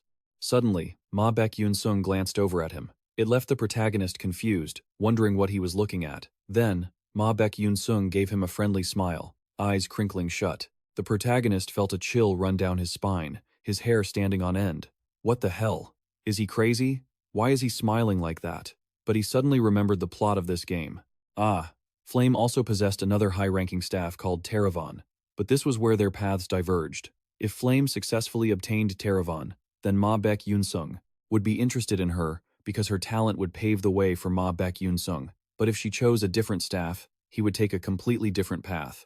I have to use Flame to drag Beck Yunsung along. With that thought, the protagonist found Flame. She was walking toward a staff. She seemed quite hesitant and indecisive. At that moment, the protagonist realized it was Teravan. He watched it anxiously, eyes locked on the scene. Flame was getting closer and closer to the Teravan staff. Watching her back, the protagonist whispered to himself, That's it, take it. Then Beck Yunsung will be curious about Flame, and we'll get a perfect, happy ending. But irony of ironies, just as she got close to Teravan, she turned away. That was enough to make him want to cough up blood. What's going on, lady? Does she not like Teravan? What is this? Does she not know? Or does she not have enough info? This is looking bad. Flame could resonate with any staff because she was the main character. But what if she picked some random, weird staff instead? Then I'll lose another good option. This won't do. I have to take action. I have to push Teravan toward Flame. Thinking that, He focused on Flame's position and used blink to dash over to her. In a flash, he was standing right behind her. Suddenly feeling someone behind her, she spun around, confused, thinking, "Damn it, since when was he standing behind me?" Beck Yunsung raised his hands with a friendly smile. "Hey, hello, hey, Flame, sorry, Lee, nice to meet you. I was just curious which staff you were planning to pick." Flame replied, confused. "Why do you want to know? What's it to you?" The protagonist replied awkwardly, I just wanted to give you a little advice, since you seem a bit unsure." Hearing his nonsensical answer, Flame replied coldly, "That's none of your business. If you don't have anything else to say, I'm leaving." Saying that, she turned her back to walk away. Seeing that, he was about to say something, but then he realized something was off. Flame was supposed to be friendly to everyone. She was a sociable person, right? Wait, why is she being so cold? But I can't give up like this. My whole life depends on it. Thinking that, he gathered all his courage and called out, "Hey, wait, I really just want to help you." At this point, Flame was getting even more annoyed and retorted, "You nosy jerk, worry about yourself first. You haven't even picked a staff yet, so stop sticking your nose in other people's business." But the protagonist didn't get discouraged. He continued, "Oh, come on, but I really feel like there's one staff that would suit you perfectly." Flame listened and snapped furiously, "Are you trying to lecture me? What the hell do you know about staffs anyway?" Faced with this attitude, the protagonist felt a bit intimidated and thought to himself, "What the hell? Did I do something wrong? Or does she just not care about a low-ranking side character like me?" He stuttered in reply, Actually, I've heard a lot about you. Don't you think you can handle that staff?" Flame asked, confused. "Taravon?" Seeing her cool down, the protagonist smiled until his eyes crinkled. "That's right, that's the one." Suddenly, a noise made the protagonist's smile vanish. It grew louder and louder, with a massive aura radiating outward. This scared the living daylights out of him. His eyes went wide, and suddenly, a magic staff flew into his hands out of nowhere. He blurted out, stunned, what is this?" Then he examined the staff carefully. His face went pale. "Why is this in my hands? Flame was supposed to be the one to get it. Damn it." The protagonist was speechless, not knowing how to explain the situation, his face flushing with embarrassment. Flame just stood there, staring at him for a moment before she smiled brightly and exclaimed, "Well, how about that?" Watching her strange reaction, he felt goosebumps and replied tremblingly, Nothing." But deep down, he was deeply worried about the future. "Well, that's it. I'm doomed. Even if I wanted to live a quiet, hidden life, it's impossible now." So the inheritance ceremony ended, but its aftermath clearly lingered. Back on the school grounds, Flame was walking aimlessly behind a group of students. She accidentally overheard a conversation between two guys in front of her. One of them said, "Hey, have you heard the hot news? 2 students managed to get high-ranking staffs this year." The other replied in surprise, "For real? Only 5 people have ever done that in history, right? And now there are 2 more?" "Yeah, exactly. But it's really weird, man. One of those 2 only used Blink during the magic casting exam too." "Wait, Blink is just a basic magic spell. How could that be? My parents told me Blink is a rare spell. This is seriously strange." Their conversation made her think. Even she didn't understand how that was possible. A while later, at the self-study room, Flame finally arrived. The atmosphere there made her feel at ease, and she sighed. Finally, some peace and quiet. "Everywhere I went today, people were whispering about it. The news that 2 students managed to obtain the high-grade staff has spread like wildfire. But I still can't wrap my head around who that guy is, or how he even got the terrible staff. I read the original novel 3 times before I transmigrated into this world. But this guy, Boo, never appeared in the story. People say no one is supposed to be able to take the Terravol, yet he resonated with it so easily. Then again, maybe he was just showing off to me. Whatever. Let's drop it.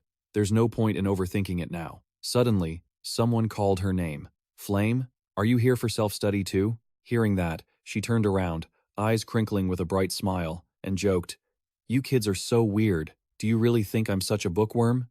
The blonde girl continued, "Not at all. It's just that you always say you have nothing to do, then end up studying anyway." Flame answered sheepishly, "Oh, come on, that's not true at all." Another girl standing nearby chimed in, "But Flame, why do you call us kids? We're the same age, aren't we?" Flame had to make up a quick excuse. It's just a habit. Where I used to live, people always treated me like some old lady. Hee. But in reality, she knew she was living inside a novel, so how could she act like a kid?" Another voice spoke up. "So, are you planning to study alone today?" She looked over and saw a pretty girl with red hair. She wondered, is this Jackie? Why is her sense of style so similar to mine? Despite her thoughts, she smiled and replied, oh no, there's a meeting later that I'm planning to attend. I'll get going now. Sure, let's grab a drink next time. With that, Flame hurried off, waving goodbye. Bye-bye. As soon as she was out of sight, her cheerful expression faded back into her usual cold demeanor. She thought, being a mature adult forced back into being a student is so tough. Note: the previous line is combined with the thought above. Lost in her own thoughts, she didn't look ahead and slammed right into someone. Ouch! That hurts, she groaned, rubbing her head. Suddenly, the person she bumped into spoke up. Flame? Hearing that warm voice, she looked up in surprise. Hey Gujang, is that you? The boy asked. Are you okay? What were you thinking about to be so reckless while walking? Flame replied, oh, I'm fine, really. He stared at her for a moment and asked, you don't look so good. Is something bothering you? Hearing his warm, concerned words, Flame's eyes sparkled, thinking he was genuinely worried about her. Humph, she scoffed, then shyly added, no, not really. The boy changed the subject. Well, that's good to hear. So, you're heading to self-study? Yeah. Are you really going to the training room reserved for S-rankers? Flame replied. Can't be lazy with daily training, can I? You're quite dedicated yourself. Huh? Hey, you shouldn't say it like that. Oh, is that so? And just like that, a petty squabble like cats and dogs ensued. Afterward, the boy stopped talking and looked at Flame with a gentle gaze. He smiled and waved his hand in front of her face. I'll get going now. See you later. He walked away, leaving Flame completely bewildered. She had been imagining some sort of romantic scene, but it didn't happen. Flame felt a bit disappointed and walked away, grumbling, ugh, what a boring guy. Suddenly, her eyes widened in shock. From behind a nearby door, the girl with purple hair was still peeking at her. Seeing that, Flame waved her hand, but the girl just turned and walked away without a word. Flame was confused by the gesture, but she figured it was too late, and not the time to go chasing after her. A while later, she reached the self-study room. Standing in front of the door, she thought, a special remedial class, huh? As I recall from the original novel, Iso and Hong Baeon are going to be at this meeting. I'm curious to see how the female lead and the villainess of this novel will face each other. She pushed the door open and stepped inside. Just as she predicted, all the important characters were already there. Her eyes slowly swept across the room. Her gaze landed on the host, a guy of A rank, who looked quite surprised by the attendance today. Flame quickly chose a seat higher up so she could easily observe everything. As she sat down, she thought, this is a remedial class for students wanting to rank up. No wonder there are so many famous S-rankers here. Just then, Flame noticed Beck Yunsung and Beck Yunsung chatting happily with each other. This really surprised Flame. In this world, Beck Yunsung actually taking an interest in a nobody like Boo? Flame suspected this wasn't a coincidence, and the fact that Boo didn't solve anything, except for those 3 hellish questions, was absurd. Perhaps from the very beginning, Boo knew that if he solved those, he would definitely be placed in S rank. If Boo really knew the future, then his actions back then were truly terrifying. Meanwhile, Beck Yunsung Seo was sighing internally, wishing someone would just take this guy away so he wouldn't have to look at him. Beck Yunsung was the opposite. He smiled brightly at Yuso and asked, oh, why are you here? With your level, you don't really need to attend this kind of class, do you? Or is there a reason you're having trouble? The male lead replied with a forced smile. Haha, there's no reason. I just felt like coming to check it out. But in reality, he was lying to himself. He had basically been forced to attend this class. Who told him to get bad grades? He felt annoyed by the person in front of him, wondering why he was so focused on him. Just then, someone spoke up. All right, everyone, quiet down. Let's wrap up the small talk. Today, we're going to discuss the issues from the recent ranking exam. As you all know, this exam was extremely difficult. It was so hard that even the seniors gave up, calling them the 3 hellish questions. I will now explain them to you step by step. Although he spoke confidently, he was actually quite nervous inside. He didn't understand why all those famous people were there. His only goal was to boost his reputation by helping the idiots in this class. Suddenly, an idea popped into Kai's head. He looked toward Boo and thought, wait, this might be my chance. I heard through the grapevine that Boo was the one who scored the lowest on the entrance ranking exam. So, I just need to make him realize I'm much better than him. Thinking that, Kai continued with great confidence. Everyone, please pay attention. I will now guide you through the solution to the first question. Kai began to present it on the board. This question was actually a trick question. It was designed to lead everyone down a dead end. Alright, first we've got to do it like this. Down in the seats, the crowd was busy scribbling away while listening intently. Beck Yunsung glanced over at Beck Yunsung and noticed him deep in thought. Beck Yunsung nudged him and asked, "What do you think? Is his logic actually sound?" Yo. Caught off guard, he looked up and over at his side. The guy was grinning ear to ear, practically buzzing for an answer. Seeing this bizarre reaction, our protagonist went pale, thinking, what the hell is going on? He's asking me if that guy's theory is correct? I barely understood a word of the lecture, and what on earth are these 3 hellish questions they're talking about? Still, honesty is the best policy, I guess. With that in mind, Beck Yunsung replied, no. I honestly have no clue. No sooner had he finished speaking than the nearby students started gossiping, barely catching half of what was said. Did you hear that? He said, K is wrong. They must be teaming up just to smear Yuo. Everyone knows he had the lowest entrance score, after all. Kai, who was busy scribbling on the board, overheard the chatter and stopped dead in his tracks. He ground his teeth in pure frustration. Suddenly, our hero realized something felt off. He looked left and right, completely confused. Wait, what? What the hell? Why is everyone staring at me? Meanwhile, Kai stopped writing altogether, snapped his chalk in half, and declared, "You're right. I did get it wrong." The protagonist was stunned. What kind of crazy situation is this? Then, Kai shot him a smug, twisted smile and added, "So, Beck Yunsung, why don't you come down here and show everyone how to solve it?" Beck Yunsung's hair stood on end. He panicked, thinking, Nani? What the hell is he babbling about? Then he caught Beck Yunsung's gaze and felt a jolt of surprise. The guy was beaming with a look of pure, trust-filled encouragement like, "You got this, man. Come on." But then it clicked this guy, and the rest of them were clearly playing some kind of twisted game. Thinking that, he slowly stepped down to the podium. As he walked, he muttered to himself, "Fine. If you guys want to humiliate me, you've picked the wrong target. I'm about to make your jaws hit the floor." All eyes were locked on him now. As soon as he reached the podium, he pulled something out from his pockets and scanned the other guy's solution. It turned out to be a pair of reading glasses. He thought, 3 hellish questions? Looks more like a cheap riddle to me. The gist of the question was, a mage casts a spell saying, "O Mother Earth, shed your tears and let the dust multiply 2-fold." The question was, why does it happen? The answer is actually incredibly simple. Does the dirt actually cry? It's just a state of matter separating, that's all. The hero grumbled and scratched his head, silently cursing whoever had enough free time to come up with such a brain-dead puzzle for him. It was a total joke. Yet, here it was treated like some massive academic hurdle. Then again, the way Chai solved it was just as ridiculous. Dust returns to dust, give me a break. His logic was dead wrong, yet somehow, magically, he stumbled onto the right answer. Probably just pure dumb luck. If he faced a similar question, he'd definitely flop. All right, time for me to take the stage, boys. Thinking that, the hero turned to Kai and dropped a bomb. I can't really explain how to solve this, but I can tell you exactly where you're wrong. Kai jumped, stuttering in shock. What did you say? The hero continued calmly. This is about the fundamental properties of the earth. But what if it were water or wind instead? Do you really think your method would work there? I'd use a much simpler approach. But if you do it your way, you'd need a million different methods for every single question. You only got the right answer by sheer luck. That doesn't mean your logic actually matches what the examiner wanted. Kai's jaw dropped. He tried to argue back, but his throat just kept locking up, only managing to choke out a few stammers before he had to swallow his pride. You're right. Seeing Kai looking so defeated, the hero felt a pang of guilt. Maybe I went a bit too hard on him. He looks totally crushed. He sighed and said, "Anyway, here's how you actually solve it." Kai scrambled to scribble it down. The students below were frantically taking notes too.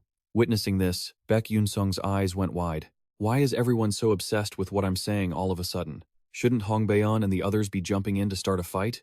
Yet here they are, frantically analyzing my solution? What is going on? This is just bizarre. By now, the sun was setting, painting the sky a deep purple. Inside, Beck Yunsung waved goodbye. "Bye. See you tomorrow." He flashed a bright smile and walked off. Beck Yunsung awkwardly waved back. "Yeah, see ya." Once he was gone, Beck Yunsung grabbed his face in agony. I'm doomed. If I keep getting tangled up with this Beck Yunsung guy, I'm gonna end up dead sooner or later. I don't even want tomorrow to come. I never want to see that guy again. He slowly lowered his hands, looking at his own long, slender fingers. A thought struck him, it must be because of that phone. Even if I wanted to use it, it's just frustrating. But because of it, Beck Yunsung noticed me. Damn it, why do I keep running into that guy? It was strange, too, besides Flame, who even used that thing. As he wandered off, lost in thought, he saw Hong Baeon still standing nearby, looking rather gloomy. What's with her? He wondered. Looks miserable, but that's none of my business. Why bother wasting energy on it? He walked right past her, but suddenly, she called out, Beck Yunsung. He was still dazed, wondering if he'd misheard, when she continued. I have something to ask you. The hero was genuinely shocked. He never expected someone as perfect as her to need anything from him. He replied, Hong Baeon? What's up? She didn't beat around the bush and went straight to the point. Why didn't you explain your answer just now? The hero froze for a few seconds, thinking, wait, I did explain it. But honestly, how do you explain something that doesn't have an answer? Are you supposed to explain it through faith? She must have misunderstood something. He sheepishly scratched his head. I wasn't really trying to explain it. Hong Baeon cut him off. I get it. You don't want to reveal your methods, right? This only confused him more. No, that's not it, she interrupted again. In that case, I'll compensate you. The hero nearly fell over. What are you talking about? Hong Baeon declared firmly. I said I will compensate you fairly, so tell me whatever is in your head, explain it to me. Beck Yunsung felt like his ears were burning red, his mouth hanging open in shock. A moment later, they both sneaked off to the teacher's office, fumbled around for a while, and finally managed to find his test paper. He glanced at Hong Baeon's paper and said, I really don't get why you're paying me to solve 3 questions on a placement test. Hong Baeon replied, I have my reasons. I can't really talk about it. Just tell me. All right, milady. The protagonist obediently checked her work, then asked, Wait, you only missed those 3? I missed all the rest. And you're coming to me for help? Aren't you embarrassed? Hong Baeon replied nonchalantly, No. The only thing I'm ashamed of is that I still can't grasp the answers to those questions. If you can help me understand this, I'm willing to do anything. The protagonist was stunned, thinking to himself, Wait, aren't you supposed to be the model student? Then he asked, But why ask me? You're a princess. You have plenty of friends to ask, don't you? She stammered. The truth was, out of 1,141 first-year students, only 3 had managed to answer those 3 hellishly difficult questions. And he was one of them. The protagonist's jaw nearly hit the floor. What? What did you say? Her expression dimmed slightly. Those questions. They didn't actually have an answer. Yet both Ma Yusong and you were able to solve them. That's exactly why I feel so ashamed. At this point, the protagonist couldn't take it anymore. His hands were trembling. No, wait a minute. He jumped up, shouting, These 3 questions were a trap? They were impossible to solve from the start? Right. Didn't you realize that, when you were solving them? Hong Baeon replied. Hearing that, he swallowed his frustration and sat back down, his head spinning. This was insane. Now he understood why she was in Class S, and why Flame had tried to stop him. He knew absolutely nothing about the game's mechanics in this world. He didn't even know about those trick questions. But Flame definitely would. Since she had read the entire novel, even if she didn't know the game's plot, she certainly knew the setting of the story, like those 3 scam questions. But because a side character not in the original novel appeared, Flame had to acknowledge the existence of this guy, Beck Yunsung. Damn it, no wonder she's been acting so weird. Hong Baeon noticed his reaction and asked blankly, What's wrong? The protagonist played it cool. Oh, nothing. Don't worry about it. Don't forget, you promised me a favor if I explained the answers to you. Hong Baeon nodded. Yes, of course. The protagonist continued. I only have one small request. Turn my staff into a magic sword. You're a blacksmith for the kingdom. You can do that, right? Hearing this, Hong Baeon's eyes widened in surprise. But only low-level mercenaries use those weapons. A future mage like you, why would you want that? The protagonist quickly interrupted. It's just my style. I can't exactly tell her it's my own limitation, can I? He looked at her with expectant eyes. What do you think? Do you think you can handle it? She thought for a moment, then answered confidently. Of course, that's way too simple for me. That was the answer he was looking for. The protagonist was thrilled, his cheeks flushed, thinking, this is absolutely perfect. With that in mind, he started explaining. All right, I'll tell you how to solve this question first. He pointed at the test paper and said clearly, the trick is to change your perspective. She looked at him, puzzled. Change my perspective? The protagonist knew perfectly well that Hong Baeon's weakness was that her magic was too mechanical, and she was trapped by it. Hong Baeon only realized this in her second year after losing to Flame. He didn't think he could make her realize it now. but he hoped he could point her in the right direction. So, he had to think for a moment. He continued, "Do you understand what a riddle is?" At this, Hong Baeon was surprised and replied, "A riddle? I think I've heard of them." The protagonist went on, "Let me give you an example. What comes between the knee and the knee?" She rested her chin on her hand, racked her brain, and answered, "Is it the inside of the knee?" The protagonist was unfazed. "Wrong. The answer is..." Hong Baeon still didn't get it and asked, "Huh? Why?" He emphasized the question again. "I was asking you what word stands between the word knee and the word knee. Do you get it now? Right?" When she realized she'd been trolled, she was furious. Beck Yunsung saw her about to explode and said a bit nervously, "Hey, come on, don't be so mad at me. Calm down. Just sit back and look at this question. It has its own formulas and tricks you just haven't learned yet. What I mean is, you need to approach problems with more creativity. But can you really do that with just your own creativity?" Hong Baeon's face fell. She looked embarrassed and replied, "No, that's impossible." At this, the protagonist breathed a sigh of relief. He smiled and said, "Of course, while it's crucial to understand various spells and how to apply them, for a mage, the most important thing is your perspective on the world. Through your perspective, magic can transform in unpredictable ways, even with the smallest changes. But on the other hand, you only think about what you've seen and learned in books. That's all theoretical, not practical.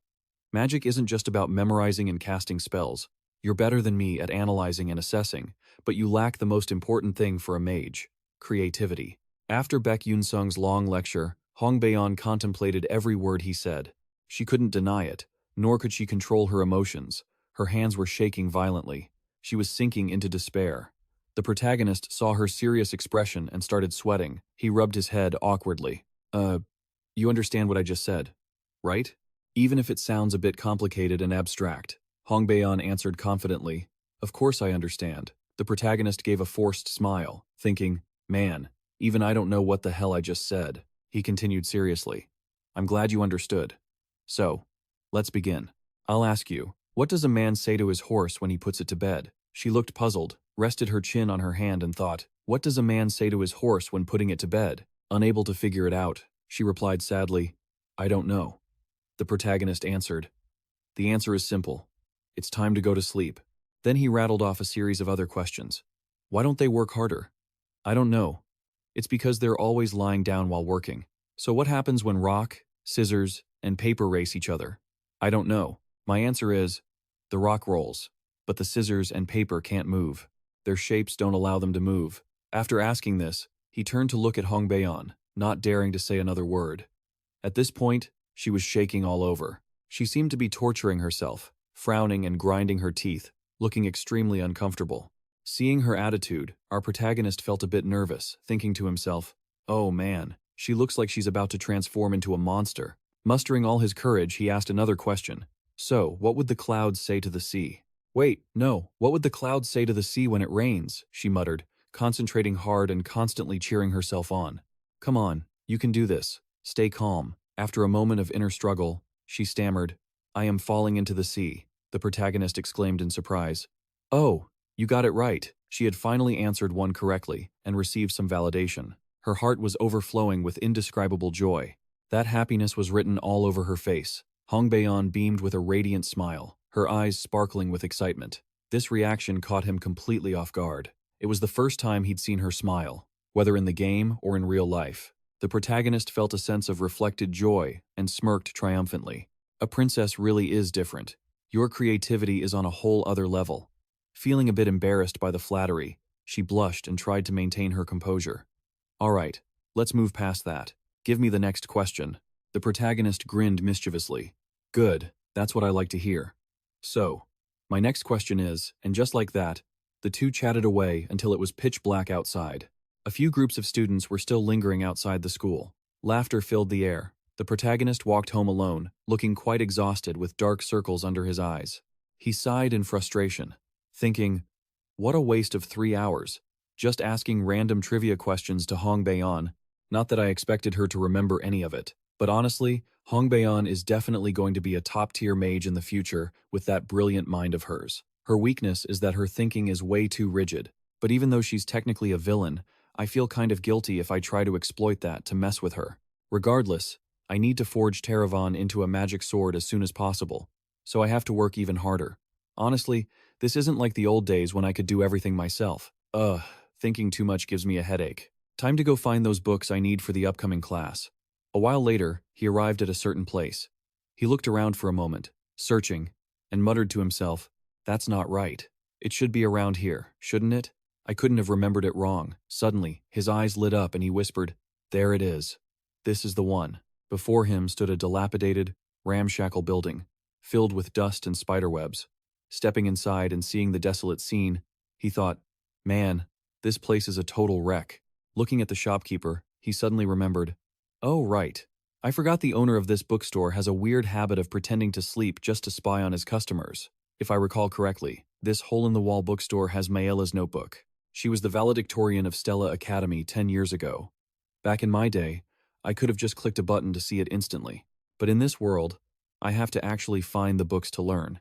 Plus, which books you study directly affects your leveling speed. I started out buying books at famous shops, but then I realized the really good stuff is always hidden in these nameless, hole-in-the-wall stores." With that thought, he headed deeper into the shop to start his search.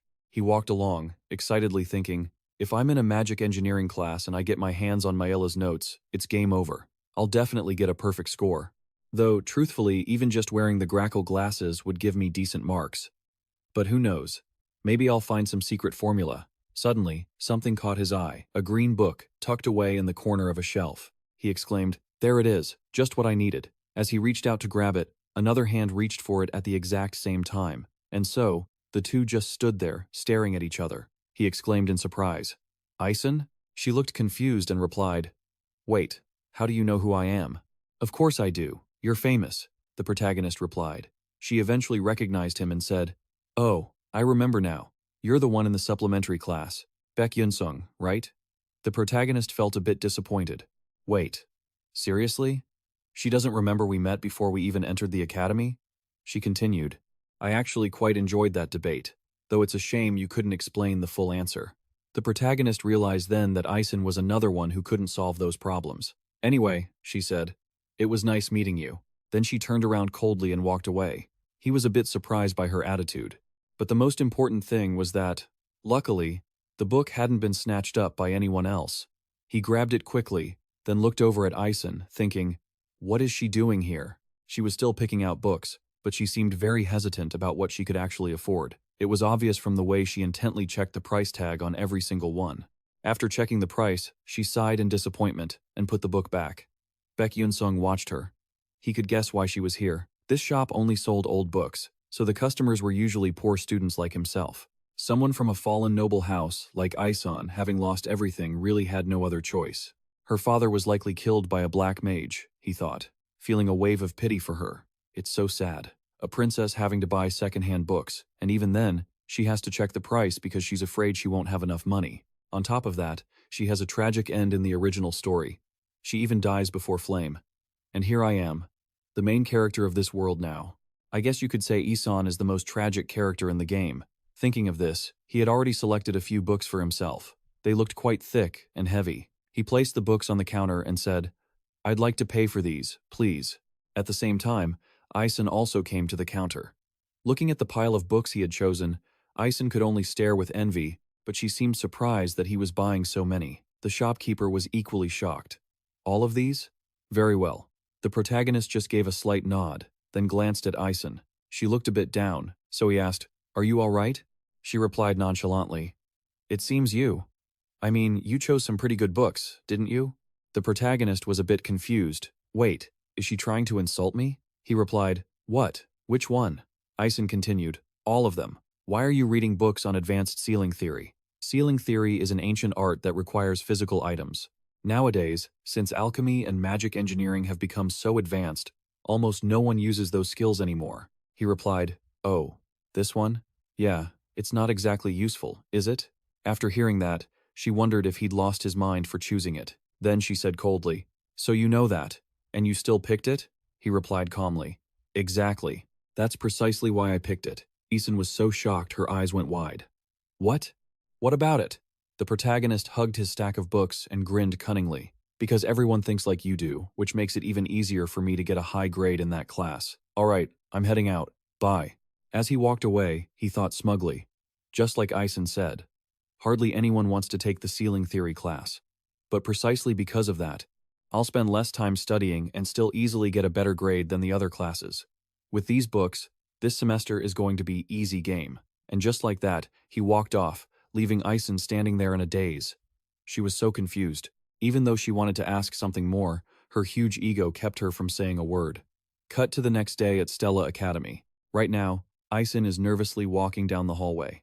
This is her first lecture for the nihilism course, and also her very first class since enrolling. She thinks to herself that since this subject is easy to score in, it shouldn't be too bad. She walks into the classroom, which is already filling up with students. Just as she finds an empty seat, she accidentally overhears a conversation between some friends nearby. Hey, you're taking nihilism too? Yeah, but I think I'm doomed. I signed up because I heard this class was an easy pass. But it seems the rumor spread, and all the pros are in this class now. We're totally game over. Ison sighs after hearing that. She figures she'll just have to suck it up and try her best in the other classes. A while later, the lesson ends. Everyone slowly files out, looking exhausted and complaining. Man, my butt is killing me from sitting so long. I'm starving. What should we eat for lunch? Let's check the cafeteria and see. Ison trails behind them, lost in thought. She sighs, feeling miserable. This is a disaster. What am I going to do? With so many people taking the class I signed up for, it'll be hard to get a scholarship. Her stomach starts growling loudly. She holds her wallet in her hand, hesitant. Should I just go grab something to eat first? Let's see. I've only got 60 meal tickets left this term, so I guess I'll just have bread today. Suddenly, her eyes light up in surprise at something. As it turns out, on the way to the cafeteria, she happened to walk past a room. She recognized an acquaintance, B, sitting in there. At first, she wondered what he was doing there. But when she saw the professor lecturing, she realized this was the class he signed up for. Strangely, the class had very few students, and they were all those with poor grades. This professor is probably on the verge of unemployment, but then she realized if she registered for this class, she could get a high grade without wasting much time, leaving her energy to study other subjects for a scholarship. Wait, but how did this guy B know this subject was easy? Oh my god, don't tell me he actually calculated which courses would be the best to take. No. No way. What on earth am I thinking? It must just be a coincidence. Thinking that, she walks away. Scene changed to the next morning. The sun is already high. In a corner of the classroom, students are intently listening to the lecture. The professor says, I'm sure you all know what the root of magic is. The founding mage, Bai Yi, spread magic across the world. Humans and other species all learned how to use it. And the professor giving this lecture is Professor Lilin, an expert on the divine moons. He continues. That mage taught the elves nature magic, taught the dwarves material magic, and taught humans elemental magic. After that, he ascended to heaven, blah blah blah. And then, a full lecture of abstract, confusing content followed. The male lead listens like a duck listening to thunder, gloomily thinking, good heavens, at this rate, I'll be back in the chicken coop in 3 years. He could have skipped all this knowledge with just one button press in the game, but this lecture is quite important. Maybe it'll reveal what the true ending really is. That's just my speculation, though. Suddenly, he notices the person sitting next to him looks a bit familiar. He turns his head and thinks in surprise, she's taking this class too? I don't remember any main character signing up for this class. But whatever. What's that got to do with me? At this moment, the professor is still enthusiastically lecturing. Humanity's curiosity didn't stop at elemental magic. Mages traveled the world, secretly learning magic from other species. Even so, they still weren't satisfied, but they couldn't learn anything more. The founding mage left behind 12 divine moons and then disappeared without a trace. Does anyone know about the 12 divine moons? A clear voice rings out. They say those are the guardian deities that maintain the balance of power on the continent, sir. And it is none other than Ison speaking up. She adds, I also heard they were scattered across the continent and carried that mission until 1,000 years ago. The professor is quite surprised by her answer. He continues, oh, that's correct. They possess a special power that protects the continent. For example, the divine moon representing summer, the 6th moon, is red summer, which carries a blazing red flame, and they say that flame never goes out. If you go to the bottom of the Alamanca Sea, you can still see the red fire. Anyone curious can go and take a look. The male lead hears this and thinks he misheard, trembling. Is he kidding? If any living creature enters the King of the Sea Alamanca's territory, they'll be wiped out in an instant. On the podium, the professor is still going on. This is the Levian Coast, a massive whirlpool in the middle of the ocean that was frozen by the 12th moon, Blue Winter. Because of that, each divine moon has its own power, but a miracle happens if they are combined. A student below asks, "Professor, what is that miracle?" The professor lowers his voice and replies, "Ah, nobody knows that. They've been asleep for 1,000 years." At this moment, the male lead thinks, he's right. At least he met a few divine moons while playing the game, but he only managed to encounter 5 moons during limited time events. I've gathered this info from other players. No gamer has encountered more divine moons than me. If I'm guessing right, then the 12 divine moons are somehow related to the true ending. Because no one has found the true ending in the last 10 years, the answer must lie in the content no one knows about. I was only able to meet 5 moons after risking my life many times, but if I want to witness the true ending, then so be it. I'll just start over from the beginning. At the same time, in another outdoor classroom, a massive flame is rushing toward a dummy. A gorgeous woman wearing a red dress stands in the middle and says, "Power isn't everything. No matter how strong the attack is, if it doesn't hit the enemy, it's useless." And this woman is Professor Hong Jae, who teaches the fire class. The professor is walking around, observing the students practicing, when she suddenly senses something about to happen. Immediately after, a massive surge of firepower rushes toward the dummy, and then, boom, a huge explosion occurs. The professor looks at the source of this power with a rather satisfied expression, but then her eyes suddenly fill with immense shock. After the explosion, the smoke and dust gradually clear, and the dummy is not only not burned, but remains completely intact. The professor looks at this scene with some disappointment and blurts out, "That's terrible, Hong Baeon." She starts trembling uncontrollably. Hong Baeon sadly goes to sit on a bench to rest. Her eyes are heavy with disappointment, thinking to herself that she's let her mother down again. Mother must be very disappointed. Suddenly, someone calls out, "Princess?" Looking up, she sees a girl with red hair and pigtails who looks quite cute. The girl asks with a beaming smile, "Are you still okay?" Then she slowly sits down next to Hong Baeon and continues, "Don't be sad anymore. You look wonderful." "Princess," Hong Baeon replies indifferently. "What do you mean? You've used magic just like I have, but it's much more powerful, so what's the use anyway? I didn't even hit the target. But your magic is incredible. It's seriously awesome. To be honest, I've known about you since I was just a kid." Hearing this, Hong Baeon realized this girl was a fire-type mage just like her. Her name seemed to be Ison, and the name rang a bell. People were whispering about a fire mage prodigy, but even so, it couldn't hold a candle to her own magic. Thinking this, Hong Baeon complimented her, saying it was impressive that her accuracy was so high.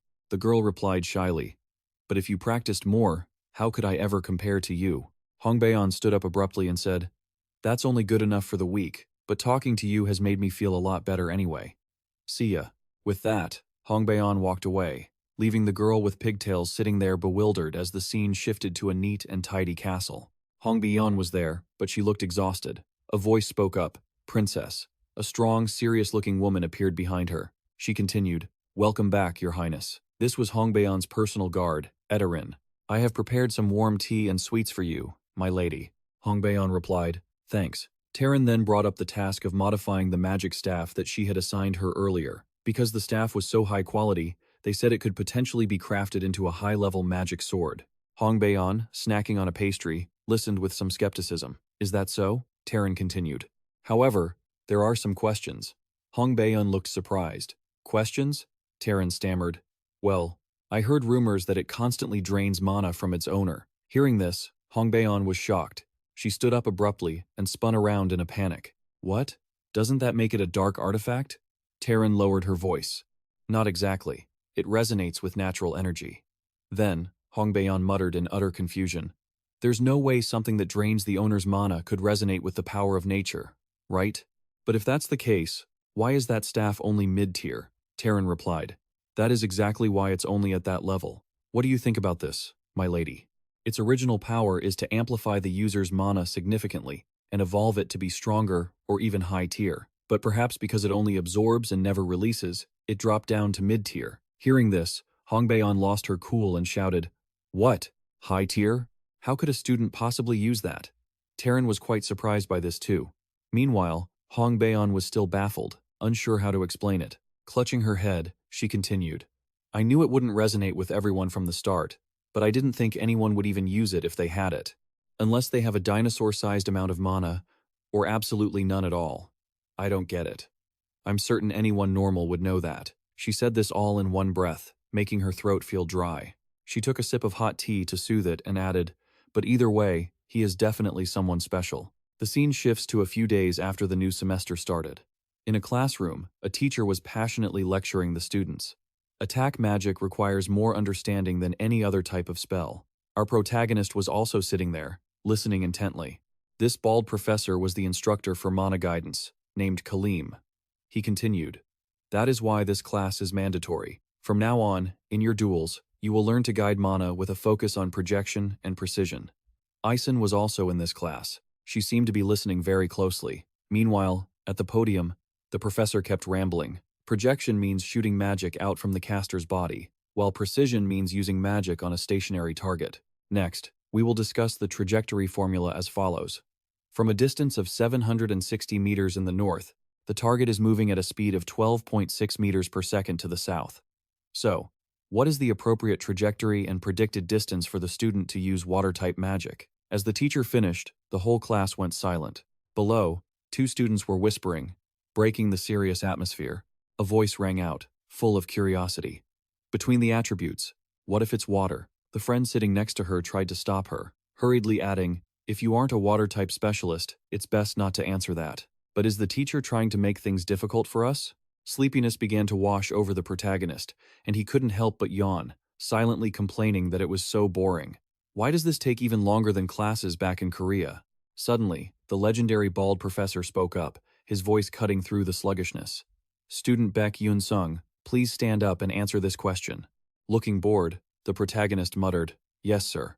But inside, he was screaming, "Are you kidding me? Me again?" After struggling with the math for a moment, Yunsung finally found the solution. He turned back and confidently declared, "Yes, I've solved it." At his presentation, the teacher couldn't hide his amazement, exclaiming, "Incredible! You actually solved that so easily. Was your initial attribute water?" He waved his hands, humbly replying, "No, sir." "Oh, that's truly impressive. Let's move on to the next question." His actions made Ison look at him in a completely different light. A while later, the class ended, and everyone started packing up to leave. A clear voice called out from behind, "Excuse me." By reflex, he turned around and replied, "Yeah? Are you talking to me?" Standing before him was Ison. She continued, "Yes. I have a question for you." A thought flashed through Ison's mind. She had been wondering about Beck Yunsung while watching him. It wasn't about his ranking, but about how smart he was, even compared to top-tier students. He could solve the professor's problem that quickly and accurately. That was truly hard to believe. The level of that question was at least college grade. Even most professors wouldn't be able to solve it that fast. Even at Stella, where geniuses gather.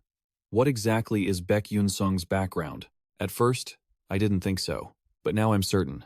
He definitely has a strategy for his course registration. With that, Ison asked, I wanted to ask, what is your next course? Surprised by the sudden question, Yunsung couldn't help but be taken aback. He tried to keep his cool and replied, "Why are you asking that? Don't tell me you like me?" Ison looked annoyed. "What are you talking about? Do you think I'm a pervert?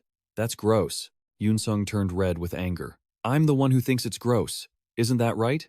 But right after that, he realized he was acting like an adult. What on earth am I talking about? Then, he scratched his head in confusion and awkwardly asked, "Wait, why are you asking me that?" At this, Io answered with a serious look. "I've been researching the classes you're taking. It seems like those are the ones where you can easily get high marks. I'm not going to beat around the bush. I want to ask you directly. Where did you learn that strategy? Because this is quite important to me." Hearing this, the male lead thought to himself, I was just wondering what she was going to ask, and now I get it. Immediately, he waved his hands dismissively and laughed. Huh, what do you mean? Those classes? It must just be a coincidence. If that's all, then I'm leaving. With that, he turned to walk away. Faced with such indifference, Io couldn't help but exclaim in surprise, "What?" Watching his retreating figure, she couldn't help but call out after him, "Wait, hey, wait up." But he didn't care anymore. The girl gathered all her courage, ran after him, and held him back. "Please, wait." The male lead finally stopped, and the girl said while panting, "Please, just a moment." Beck Yunsung replied, "What is it? Why are you following me? Go learn that stuff from someone else. There are plenty of talented people here. Or just copy me. You said you've already done your research, right?" Hearing this, Io stammered. But everyone who takes that course gets an A+, so it's not really a big deal. Still, if I enroll in the same class as you, it might negatively affect your grade. As she spoke, a flash of sadness crossed her eyes, and a feeling of guilt crept into her heart. If he didn't get his scholarship, it would be a huge loss for him. Yet even in this situation, he was still worried about other people's grades. The male lead looked at her pitiful expression, and couldn't help but think that, even though she was a bit annoying, the female lead is always the female lead. Suddenly, she put on a cute, innocent look. But still, could you recommend a class for me? One where it's easy to get high marks, please, I'm begging you. The male lead replied bluntly, do you really think that look is going to convince me? She brought her hand to her cheek, acting coy. Oh, that's strange. Usually when I look at myself in the mirror, all my worries just melt away. This overly confident expression made the male lead want to gag. He replied indifferently. Are you serious right now? Io's face flushed red, and she beamed. Haha, I'm just kidding. I knew you'd react like that. So, I've prepared something interesting to make it up to you. The male lead shuddered. Make it up to me? He was shocked to his core, thinking, are you kidding me? Why are these kids so obsessed with making it up to people? Is that all they ever talk about? Suddenly, Io said, do you know about the story of the 7th magic tower? Hearing that, the male lead jumped. Yeah, I know it. Io added, really? Not many people know about it because it's a ruined tower that disappeared, and there are many barriers keeping people away from where it used to stand. But just as she was enthusiastically telling the story, she suddenly stopped when she saw the strange expression on Beck Yunsung's face and asked worriedly, wait, what's wrong? Are you okay? Meanwhile, Beck Yunsung's mind was spinning. I'm going crazy. This is incredibly important information. Because of this, Flame could increase his influence over the male lead. Plus, Flame knew about this from the original story, and Io knew it too. And Io only told this information to the male lead, not to a side character like him. Thinking of this, he didn't want to hear anything more, so he waved his hand. That sounds like a scary story. I don't want to hear it. It's not interesting at all. Then he just walked away. Io looked confused and hurriedly explained, it's not that scary. Are you afraid of ghosts at your age? Beck Yunsung reluctantly answered. Fine. I'll tell you what. She started acting all smug again. Aha, you just pretended you wouldn't tell me. Why did you change your mind so fast? Yeah, I just felt like it, Beck Yunsung answered flatly. At this moment, he thought, besides, the fact that Io wants to give me something is enough. Thinking that, he spoke up. Well, even if this isn't related to your grades, it's something extremely useful for you. You should sign up for the Journey of Meditation and Void as your cultural course. Io was stunned. Meditation? You want me to take that as a cultural course? The Moon God and meditation courses are prioritized. Do you like training? Not exactly, the male lead replied. But he didn't even know how to explain it properly himself. He quickly made up an excuse. My master is also a bishop like you, and through meditation, one can improve their magic level. Io's eyes widened in surprise. Just through meditation? Based on his experience of grinding in the game for 10 years straight, he calmly explained, in reality, this still hasn't been fully explored, but for bishops who wield large-scale destruction magic, meditation is extremely important to cast spells accurately based on formulas and equations. But above all, it's about the mind, the thing that controls mana. I haven't told this to anyone else, but you're an exception because you're quite cute. She was flustered, not knowing whether to believe him or not. You just called me ugly a moment ago, but it seemed this compliment hit exactly the right spot for her. She smiled brightly. Well, thank you anyway. Even if it's not a course to help my grades, I'll sign up for it. Beck Yunsung replied, that's up to you. Do whatever you want. Having achieved her goal, she left happily. Watching her walk away, Beck Yunsung couldn't help but feel a bit worried. He didn't know if what he had just done was right, and sighed. I've told her everything now. It makes me a little scared about how the future might change. But if I just left her alone, Io would face a tragedy in this world. If meditation can help her, then that would be a good thing. Thinking of this, the thought occurred to him that he was a mage too. But why hadn't he thought about training until now? Beck Yunsung, in the game, trained very strictly, awakening his physical condition to delay mana and develop rapidly. If it were in the game, he could get experience points just by clicking a button, but now he had to do it directly. It seemed a bit late. There were no hunting quests or segments, so he couldn't gain more experience. But regardless, he should be thankful to Io. A while later, Beck Yunsung returned to the dormitory. At Stella, all students stayed in dorms, This system was a side feature in the game, allowing players to freely decorate their rooms. But for Beck Yunsung, this was his only home because his village had been burned down. The dorms were also divided by rank. All rooms had the same area, but the number of people per room depended on their rank. And obviously, S-class students always occupied the top floors. The male lead, alone in his room, felt a bit lonely, but then he thought that he could finally make use of it. He took a deep breath. Well, it's time to start. Beck Yunsung sat in meditation, focusing intently on his training. Stats aren't the most important thing. Since this is reality now, I have to get used to this body. Back in the game, Beck Yunsung was a genius who could manipulate aura by cycling mana endlessly both inside and outside his body. Nobody noticed him, so nobody knew. But Beck Yunsung is a sword-fighting genius. You've reached the peak of swordsmanship, so I must follow that path again. My breathing is what controls the mana flow within me. If I can gradually increase the amount of mana I absorb with each hit, I should be able to get enough mana in one go. Skills don't level up just by gaining experience points. You have to use them constantly. That means I need to train. And just like that, he devoted himself to training throughout the long night. The clock struck 4 in the morning, starting a new day. Inside the room, Yunsung was still immersed in his training. A golden aura radiated from his entire body. Suddenly, he snapped his eyes open and lifted his hands, feeling the refreshing energy circulating within him. He was stunned. This must be the feeling Beck Yunsung experienced. As someone who had accepted living with Mana Leak syndrome since he was young, even though it was faint, he could still feel it. At the same time, the system displayed a notification. Mana Leak syndrome skill leveled up. Flash step skill leveled up. The protagonist looked at his status window with satisfaction. Amazing. I'm one step closer to my goal. I will find the true ending at any cost. The scenery suddenly shifted to a place with fresh air, where a lush green meadow stretched as far as the eye could see. Suddenly, a mysterious figure appeared. It turned out to be a dreamy space at Stella Academy. Flame was soaking in the atmosphere, thinking to herself that even though the meadows and the kites were artificial, the feeling here was so real, it was so pleasant. To be clear, the Stella dormitory is actually a pocket dimension created on campus. This allows everyone to freely change the space and its properties. All sports events, other activities, dungeons, portals, and monster training sessions happen here. Because of that, back in reality, the students had gathered. Flame stood at the back and scanned the crowd. She realized there were 141 people in total, 50 from classes A1 and A2, and 40 from Class S. If it were like the novel, there should have been 39 in Class S. I thought there were 40, including me, but I didn't expect there to be one more. Wait, where did Beck Yunsung pop out from? In the novel, there were only 1,140 first-year students, and including me, 1,141. In other words, Beck Yunsung was in the original novel too. Well, I'll figure it out as I go. It's fine. I can do this. I'm the only person in this world who knows about this novel. Class is going to start soon. Suddenly, the students in front of Flame began to buzz with conversation. Someone spoke up. Prince Jeremy, did you finish registering for the class? The blonde young man standing in the middle, who was likely the character being mentioned, had a smug expression. Of course, we signed up for the soft magic research class too, since we heard you were taking it. He grinned broadly. Really? Then let's help each other out. Flame watched him from behind, thinking to herself, so that's Prince Jeremy.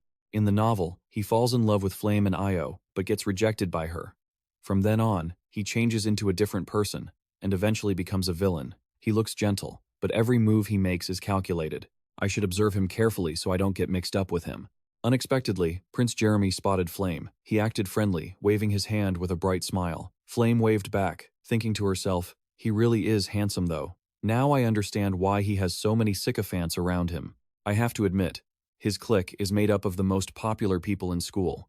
Thinking this, she turned away. Flame was determined to gather these people, because from now on, this world would be her reality, and she had to prepare for the future. But this action seemed to have caught the prince's eye. He chuckled to himself. Is she interested in me? Just then, the professor's voice rang out. Attention, everyone. We'll start with basic training before beginning today's lesson. I need to know your abilities so I can teach you properly. I will be the one teaching you directly.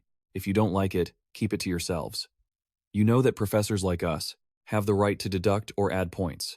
And remember, you will be expelled if you don't meet the required score. And now, I will explain the training session. We will do a trial run with a dungeon. I will use scenarios from real dungeons, including traps and monsters, to test all of you. You'll get 4 points for taking down a level 1 monster, and 8 points for a level 2 monster. You get 20 points if you retrieve this score wand. The top 5 students will receive a small prize and shopping privileges. Students with 0 points will have points deducted. If you're afraid of failing or going alone, you can form a group. But remember, the points will be split equally among the members. If you manage to eliminate a student, you can take their points. With that, the professor vanished, his voice echoing, "That's all. Good luck." Immediately after, the ground shook violently. The students panicked and screamed. "What's this? What's going on?" The ground shifted, and suddenly, it cracked open as a giant tree slowly rose up. Flame was no less astonished, her jaw dropping. A giant tree appeared, and everything around them seemed to change. Flame guessed this was the beanstalk map. The scenery became overgrown and dense with foliage, and the students began to choose their own paths. Some preferred to go alone, while others chose to stick together. In the distance, Flame walked alone, holding her magic wand. She thought to herself, "All right, I'm ready to join this game." Suddenly, there was a call from behind. "Flame." Turning around, she saw her red-haired friend. "Are you really planning to go alone for this practical exam?" Flame replied. She thought to herself that even though forming a team in a dungeon trial had its advantages, going alone was better if she wanted more points. "So," she said coldly, "sorry, but I want to test my own limits this time, so I'm planning to go alone." The red-haired girl laughed mockingly. "Yeah, I know. You'd have to share points with teammates, so I get it," Flame replied. "Yeah, exactly." But in her head, she was wondering if she was overthinking it, or if the girl was actually being sarcastic. Whatever, let it go. Flame said goodbye and started to walk off. "Let's go together next time." The girl didn't say anything else and just turned her back and left. Watching her back as she walked away, Flame felt a bit uneasy. Am I just imagining things? Why do I get the feeling she's mimicking me? But whatever. Back to the main point. Things will probably be different later. 1 hour after the dungeon opened, in some remote corner, a faint blue light shimmered. It looked like Flame had just finished a battle. She seemed quite exhausted. Ugh. So tired. When is this training ever going to end? Suddenly, she sensed something unusual. Right at that moment, a massive vine lunged toward Flame. With lightning speed, she raised her staff to block it. A surge of brilliant blue energy erupted from the staff, striking the vine head-on. A moment later, the vine was defeated and began to shrink. Looking around, she muttered to herself, "It's not just monsters. Even the plants here attack. Stella really doesn't mess around, even in training. I've only got 18 points so far, not too bad, I guess. But the gap is small enough that 1-point staff could catch me up. I've got to keep moving." With that, she headed deeper into the dungeon. Suddenly, her eyes widened in shock. In the distance, there was a faint silhouette, but the glaring sunlight made it hard to see. Confused, she thought, "Is that a monster? No, wait. It's a human. But how could a student be stealthy enough to reach this level? Whatever. I'm using nature's camouflage to hide anyway." With Flame's special ability control, destructive defense, and healing, she figured an ambush wouldn't be a bad choice. She crept forward softly toward the shadow. As she got closer, she realized it was Beck Yunsung. He's alone? I thought the other students were dying to team up with him. Did he turn them all down? How strange. I really can't figure out what's going on in his head. But what surprised her, even more, was the point staff in his hand. A reckless idea popped into her head. This was the perfect opportunity to test him. Meanwhile, Yunsung was completely oblivious, just walking ahead. Flame, on her end, was using her staff to form a massive orb of light. She was certain that at a distance of 15 meters, he wouldn't be able to defend against it. Suddenly, a strange magic circle appeared, and her whole body radiated an intense orange energy. She glared at Beck Yunsung and shouted, "Light bullet!"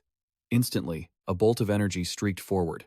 Just as it was about to hit Yunsung, he finally realized he was being ambushed. He immediately used Blink to shift positions. When the dust settled, Flame stood there, frozen, not understanding what just happened. Where did Yunsung go? She was trembling with rage. Are you kidding me? How could he dodge a second-level spell from that distance? Damn it, that's insane. Meanwhile, on the other side, Beck Yunsung kept using Blink to circle around behind his attacker. He finally let out a sigh of relief. Holy crap, is she trying to kill me or what? Geez, out of nowhere with a light bullet. Thank God my mana leak syndrome level increased, or I'd be in serious trouble. My Blink is at level 1 now, with a 1-2 meter range. I've still got 2 more uses, so if I use the terrain to my advantage, I can deal with her. but avoiding the fight is still the best option.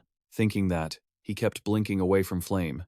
He glanced back, thinking, this distance should be enough. My goal is 5th place, so there's no need to take unnecessary risks. The prize for 5th is the Ezeric Herb. It's supposed to boost physical stamina and strength significantly. Plus, the top 4 are all main characters anyway. At this rate, they only need 3 more point staffs. Suddenly, a mocking voice rang out. Hey guys, come look at who we've got here. Standing before him was a group of strange students. One of them smirked. Oh, if it isn't Beck Yunsung from Class S. Yunsung recognized the guy. It was Raiden, someone who had become quite infamous at the academy recently. Looking at the goons beside him, Yunsung felt annoyed. And they've got members from the US Lake Spyland team. Jeremy's weak-ass crew. A bunch of trash. But he suddenly realized something. They already had 3 point staffs. For such weaklings, why did they manage to collect so many? Another guy spoke up. I heard he's a total failure who had to cheat to get into Class S. The blonde guy laughed hysterically. Getting into Class S by solving those 3 stupid questions? Stella definitely got scammed. Yunsung sighed, thinking, damn, they keep harping on the same thing. Don't they get bored? The others, seeing Yunsung staying silent, became even more arrogant. Hey, since we ran into each other, why don't you hand over your point staff? Yunsung replied coldly, like hell I will. The blonde guy looked even more amused. Oh, you want to resist? He flashed a sly grin. You think you can take us all on by yourself? Haha, and what, you planning to use that mid to high grade staff? That's laughable. You can't even use magic, let alone a staff. Facing these provocations, the protagonist still wasn't sure what to do. If I only have low-level blink, I can't go head-to-head with Raiden. He comes from a famous family. Wait, if I have 3 charges of blink left, I still have a chance. I just need to use the point staff in my hand. Plus, we're in a dungeon that gives me the home field advantage. With that in mind, Yunsung held his point staff out. Here, you want it? Take it. The blonde guy, seeing his opponent finally give in, looked satisfied. Not bad, kid. That's what I wanted to hear. Don't get cocky so soon. Karma usually comes back fast. Yunsung noticed the guy had lowered his guard, so he lunged forward with lightning speed. He snatched the staff from the guy's hand and flashed a wicked grin. He used the staff as a weapon to strike directly at the guy's magic circle. The circle cracked instantly. The guy gritted his teeth and cursed, "Damn it, you commoner scum." Right after that, he was sent flying backward, slamming hard into a tree trunk. Raiden was absolutely furious, screaming, "You damn dog." But the whole group was stunned to see that Yunsung had vanished. Before they could recover, a familiar voice called out, "Over here." Following the voice, Raiden whipped around. Yunsung was standing there, grinning mockingly. "Too dangerous, but thanks for the loot." Just like that, Yunsung had 2 point staffs in his hand. Raiden went ballistic, howling, "You bastard, give that back." Yunsung just teased him. Yunsung replied, "Nah, not feeling like it." The protagonist was quite pleased with his plan. The point staffs were actually useful. He accidentally learned, while playing the game, that these point staffs were actually glitched items with no real value. But because their durability rating was absurdly high, allowing them to withstand any student's magic, they possessed the power of most other magical tools, even though they were more useful for those who could use magic. But for Beck Yunsung, a physical attacker, a high attack power weapon would be utilized 100%. Meanwhile, Raiden gritted his teeth in frustration. "Damn that bastard, how dare he take my point sticks." Then he turned and shouted at his lackeys, "What the hell are you guys doing? Hurry up and attack." At that moment, the dungeon started to shake. Faced with this, Raiden thought frantically, "Damn it, why did the dungeon have to change at this exact moment?" Thinking this, he screamed wildly, "Everyone, group up, and prepare your magic. We can't let that bastard disappear." But this was the perfect opportunity for Yunsung to make his move, and he quickly took off running. His unusual behavior was spotted by one of Raiden's lackeys. He roared at the top of his lungs, "Beck Yunsung is running away, guys." As soon as he finished, they used their wands to channel a blue burst of power straight at Yunsung. He kept screaming, "You bastard, where do you think you're going?" That terrifying energy surged rapidly toward him. Yunsung only had time to think, "Holy crap, these guys are better than I thought, but you're all still amateurs." Just when it seemed like that energy would swallow him whole, he used a blink spell and vanished. Raiden's group was fuming, unable to do anything to him. "Damn it," he blinked again. "That jerk. He's moving too fast, I can't see him anymore." While the group was staring ahead, Yunsung had already moved like a bolt of lightning, slipping behind them. He thought confidently that with his 10 years of experience in this game, using the terrain to his advantage was a piece of cake. Raiden was absolutely livid. Damn it, we only need to hit him once. Suddenly, the dungeon began to shake violently again. Seeing everyone's tense faces, Raiden reassured them. Calm down, guys. He's still around here somewhere. Wait for the earthquake to stop, and if you see him, let's all attack at once. But if our magic fails, it'll backfire on us. So, we have to be very careful. As he said this, he looked around to check the area. Suddenly, he locked eyes with Yunsung, who was standing right in front of them. Before they could react, Yunsung was a step ahead, using his point stick to strike directly at their formation. The force of it was too much, and the formation began to crack. At the same time, the formation began to lash back at Raiden's group, followed by a series of loud, thunderous explosions. Their formation shattered, with the energy rebounding right onto them. This was the unwanted side effect of magical backlash. The protagonist quickly moved away. Watching the group get hit by their own formation, he thought to himself with satisfaction, "It's over." After the dust settled, Raiden looked up and cursed. "God damn you, Beck Yunsung." Meanwhile, he held up the 3-point sticks, saying triumphantly, "I'll take these."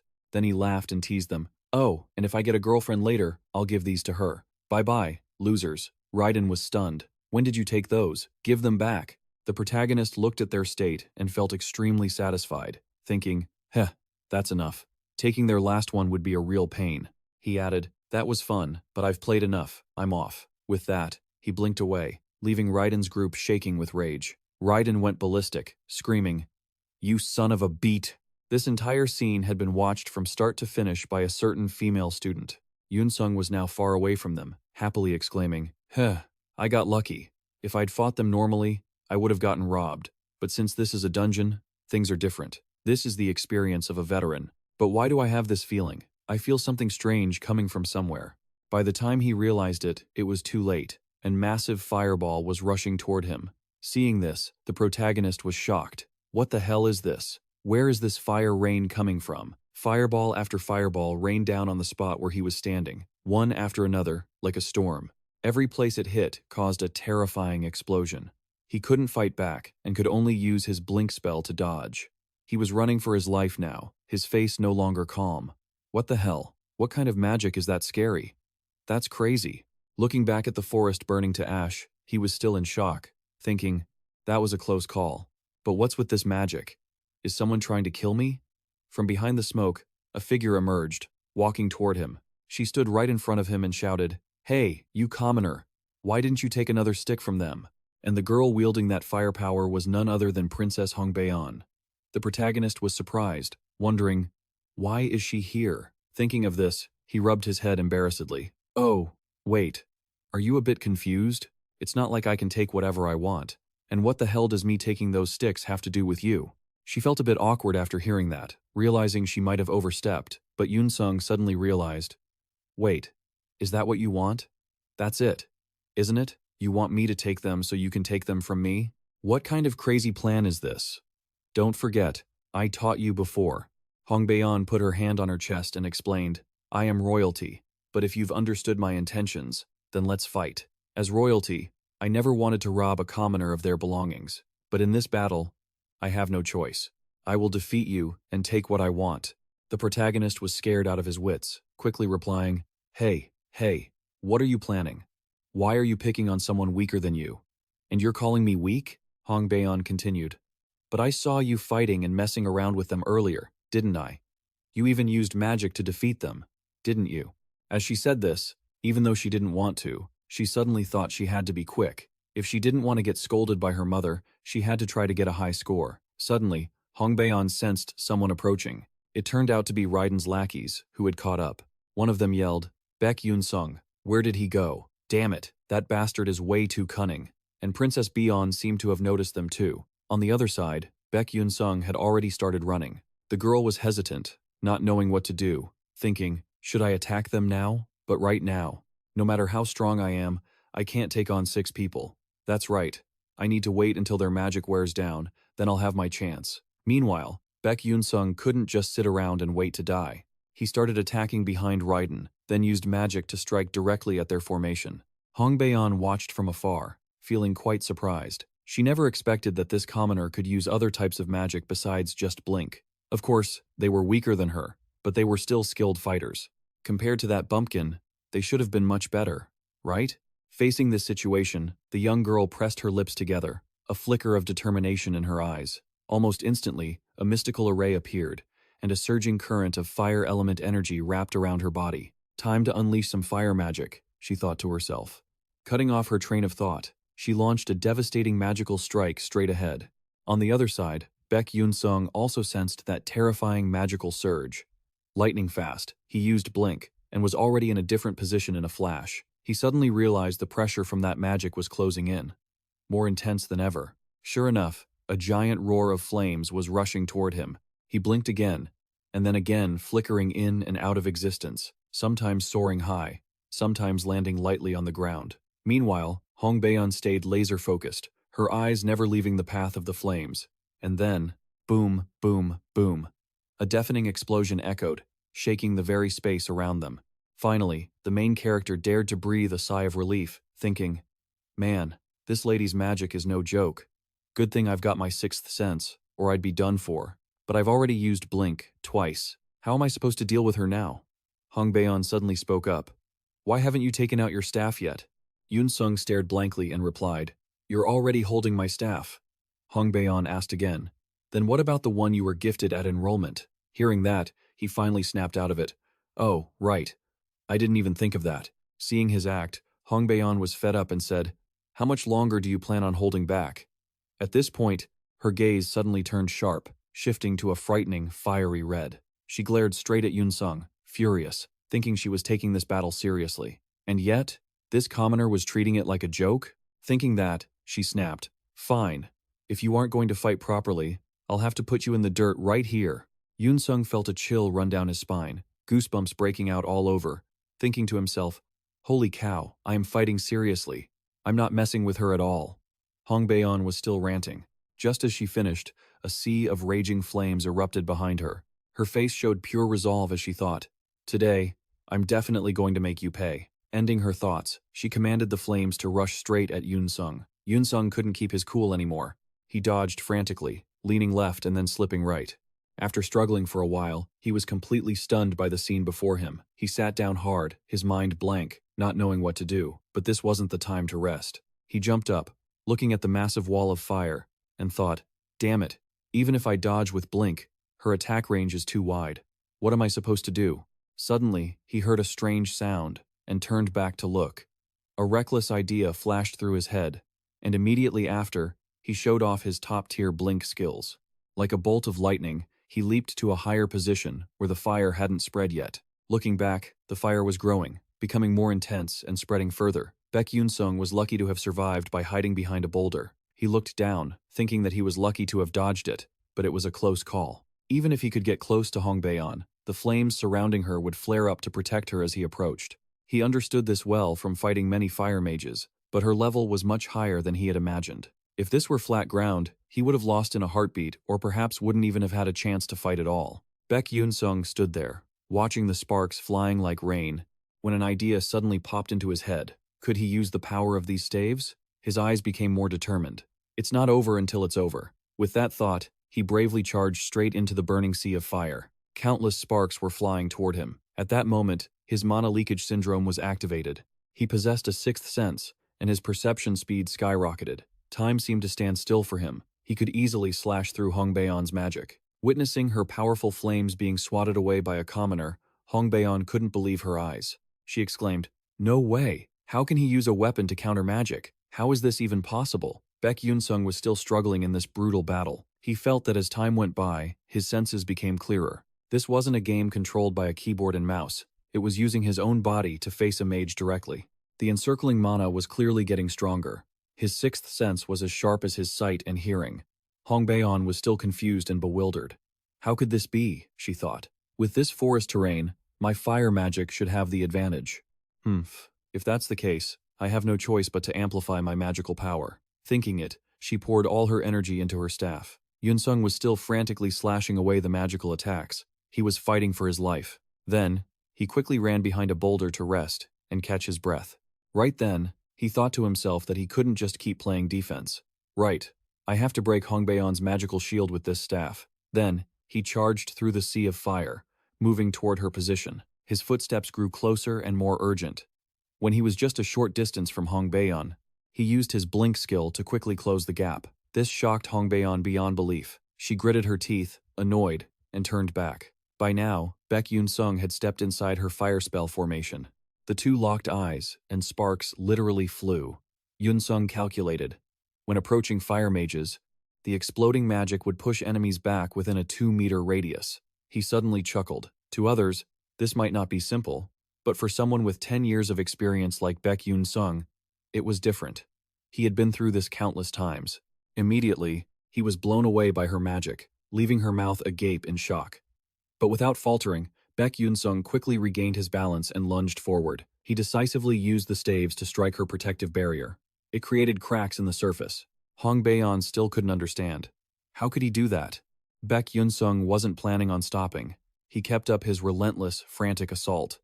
The shield couldn't take it anymore and shattered into pieces. The impact sent Hong Baeon flying backward, leaving her heavily injured. She let out a whimpering, pathetic moan. Beck Yunsung just walked closer, flashed a bright, sunny smile, and sat down. I win, he said. Hong Baeon felt humiliated. She was a princess, and yet she'd suffered such a crushing, pathetic defeat. Bitterly, she demanded, Who exactly are you? Yunsung slowly stood up and replied, Me? I'm just an ordinary student. Then, with a knowing look, he added, But you hiding over there. Aren't you going to come out? Realizing she'd been spotted, Flame timidly stepped out. Looking quite surprised, she asked, You didn't have to hide? But how did you know I was there? The protagonist didn't really know how to explain it, so he just gave an awkward, forced laugh. Oh, let's just call it a hunch. In reality, he knew the answer was simple. Or to be more precise, it was his intuition sensing magical power. But still, would Flame ever believe such a lame excuse? Stunned, she replied, A hunch? Really? Then how on earth did you break through that magic shield with just a crummy, ordinary wooden stick? The protagonist froze solid at that question. Flame pressed him further. Well, are you going to explain? Or are you going to say it was just a hunch again?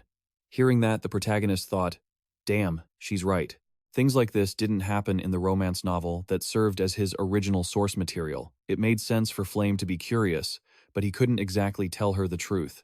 Thinking quickly, he pointed at the scoring stick in his hand and said cheerfully, Well, this stick is surprisingly sturdy. Flame looked visibly annoyed. What kind of nonsense is that? So what if it's sturdy? Do you think you can just wave a stick around and smash a magic barrier? If that were true, the knights would have wiped us mages off the face of the earth by now. Beck Yunsung had to admit she had a point. She's completely right, he thought to himself. His evasiveness only made Flame more suspicious. I've always felt like something was off about you, but I never had the chance to ask, she blurted out. Beck Yunsung, who the hell are you? Hong Baeon, who had been standing to the side like a ghost, hadn't missed a word of this, and was just as shocked. Meanwhile, facing Flame's barrage of questions, Yunsung was sweating bullets. He was desperately trying to figure out a way out. Is it really time for this already? I've only been here less than a month, and my identity is already being questioned? Do I just reveal who I am? No way. Flame already hates my guts. That would be way too dangerous. He sighed and said, Even if you suspect me, I'm not the kind of guy you think I am. Flame looked confused. Huh? What is that supposed to mean? Yunsung forced another laugh. Exactly what I said. I'm just here to help you. This just made Flame even more baffled. Help me? With what? What are you even talking about? Being kept in the dark like this was incredibly frustrating. But instead of explaining, the protagonist just turned to leave. He waved his hand. I'd love to chat more, but I'm out of time. Catch you later. This left Flame fuming with frustration.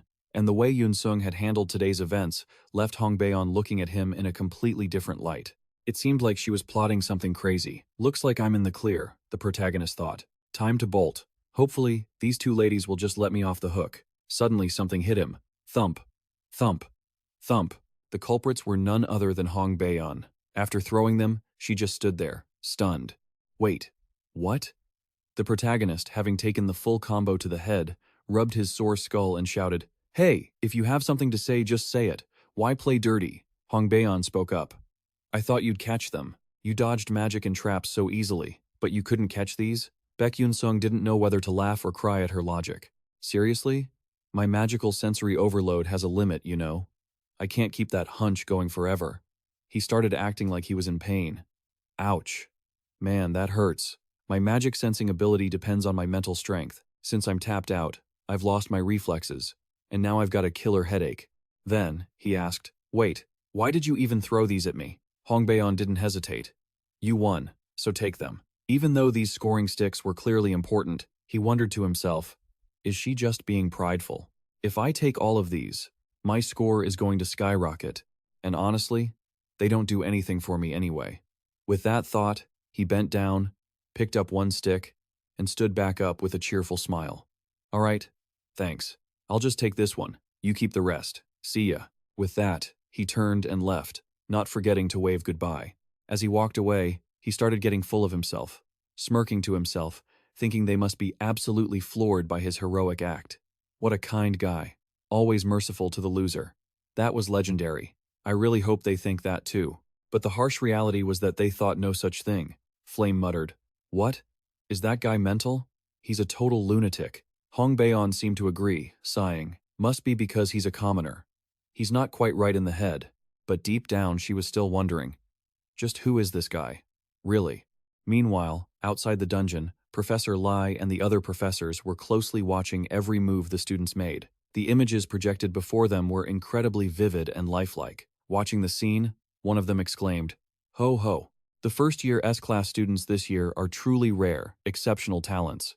Following the voice, Professor Lai Hangu turned around. He stroked his beard and added, "Overall, it's definitely been worth the price of admission, don't you think?" The man speaking was Tess, an elder from the Magic Council. The woman standing next to him agreed with her senior. Indeed, it's quite interesting. She was grinning from ear to ear. She was likely thinking, I was way better than that when I was their age. Heh. That woman was Zarina Aeon, a member of the Blue Tower Council. Their presence took Professor Lai Honggu by surprise. The Magic Council and the Blue Tower Council? To have such big shots show up just for a student internship review? But then again, if you want to scout talent, that's how you do it. I'm sure most of the other professors are keeping an eye on this internship too. Suddenly, everyone around them gasped and pointed. Look! Look there! Professor Lai turned back to the screen. In front of them, two male students looked like they were about to clash. They quickly recognized who both of the students were. Whoa! Look! He Guzhang and Ma Yusong are facing off. And just like that, He Guzhang makes the first move. He uses his staff to conjure a massive magical blast, aiming it straight at his opponent. But Ma Yusong doesn't even flinch. He just stands there, totally unbothered, watching him. And then, right as the attack is about to hit, he shifts his energy and leaps high into the air. He even jumps 3 times in a row to dodge the guy's monoblast. That stunt has everyone completely stunned. Zarina Aeon exclaims, "Holy crap! How did he manage to pull off 3 consecutive Tier 3 mana leaps like that? That's insane." Professor TES is just as shocked. Right? How is he doing that at only 17 years old? Professor Lai Honggu can't take his eyes off the screen, thinking to himself that, usually, a normal mage needs to be at least 25 to reach Tier 3. Yet here is Ma Yusong, 17, already mastering Tier 3 magic. It's unbelievable. Suddenly, a voice shouts out in surprise, "Look! Look! Both of them are already using 3 elemental attributes." The battle is getting more intense and dramatic by the second between these two evenly matched rivals. Watching this, Professor Lai Hangu can't help but marvel, thinking that a normal mage can only control 1 attribute, and it takes grueling training just to handle 2. Exactly, being able to control 3 attributes is proof of a natural-born talent, a gift they were born with. Watching this, Professor Lai Hangu's eyes suddenly widen in shock as he gasps, "Wait, is that a boss monster?" Just then, a giant hawk appears, its gaze radiating pure bloodlust. This startles Ma Yusong and Ha Guzhang, and they both stop fighting. But before they can even react, the bird opens its beak and lets out a screech of agony. Its miserable wail echoes throughout the dungeon, and then it slowly starts to fall. Both of them are too terrified to speak.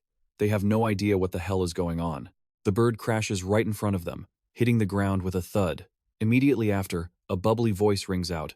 "Oh my, are you two fighting?" That voice comes from a girl named Ison, standing high up above. She says, sounding a bit shy, "I'm sorry for interrupting you guys."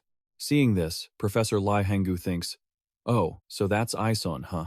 A hidden monster only appears under specific conditions.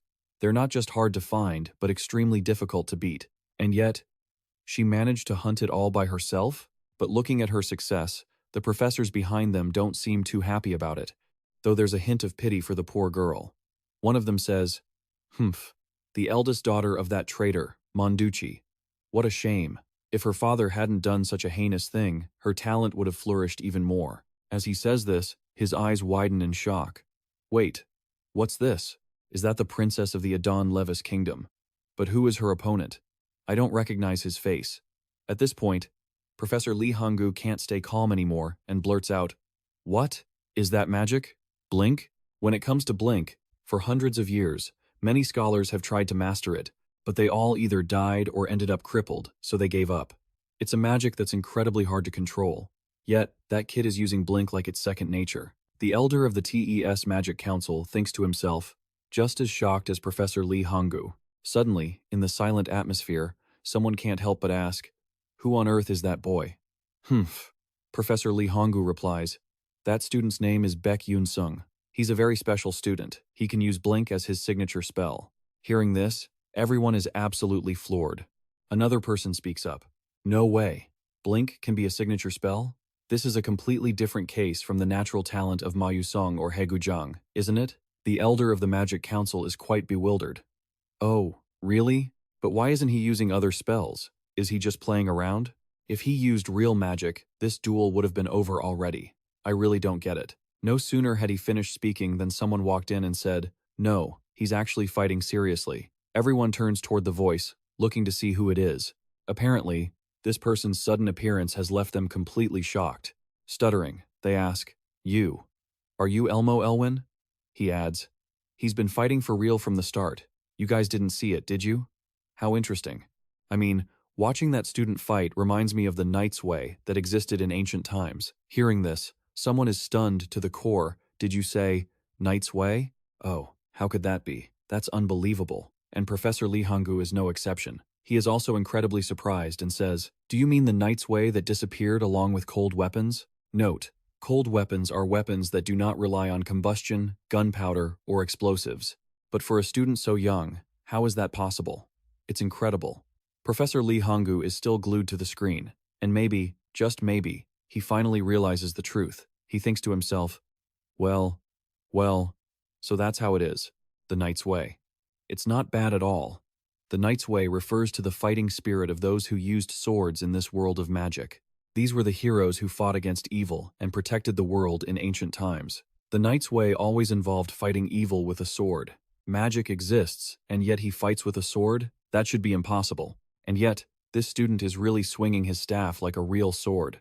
Moreover, if that's Elmo Elwin's assessment, then that kid truly is a rare talent.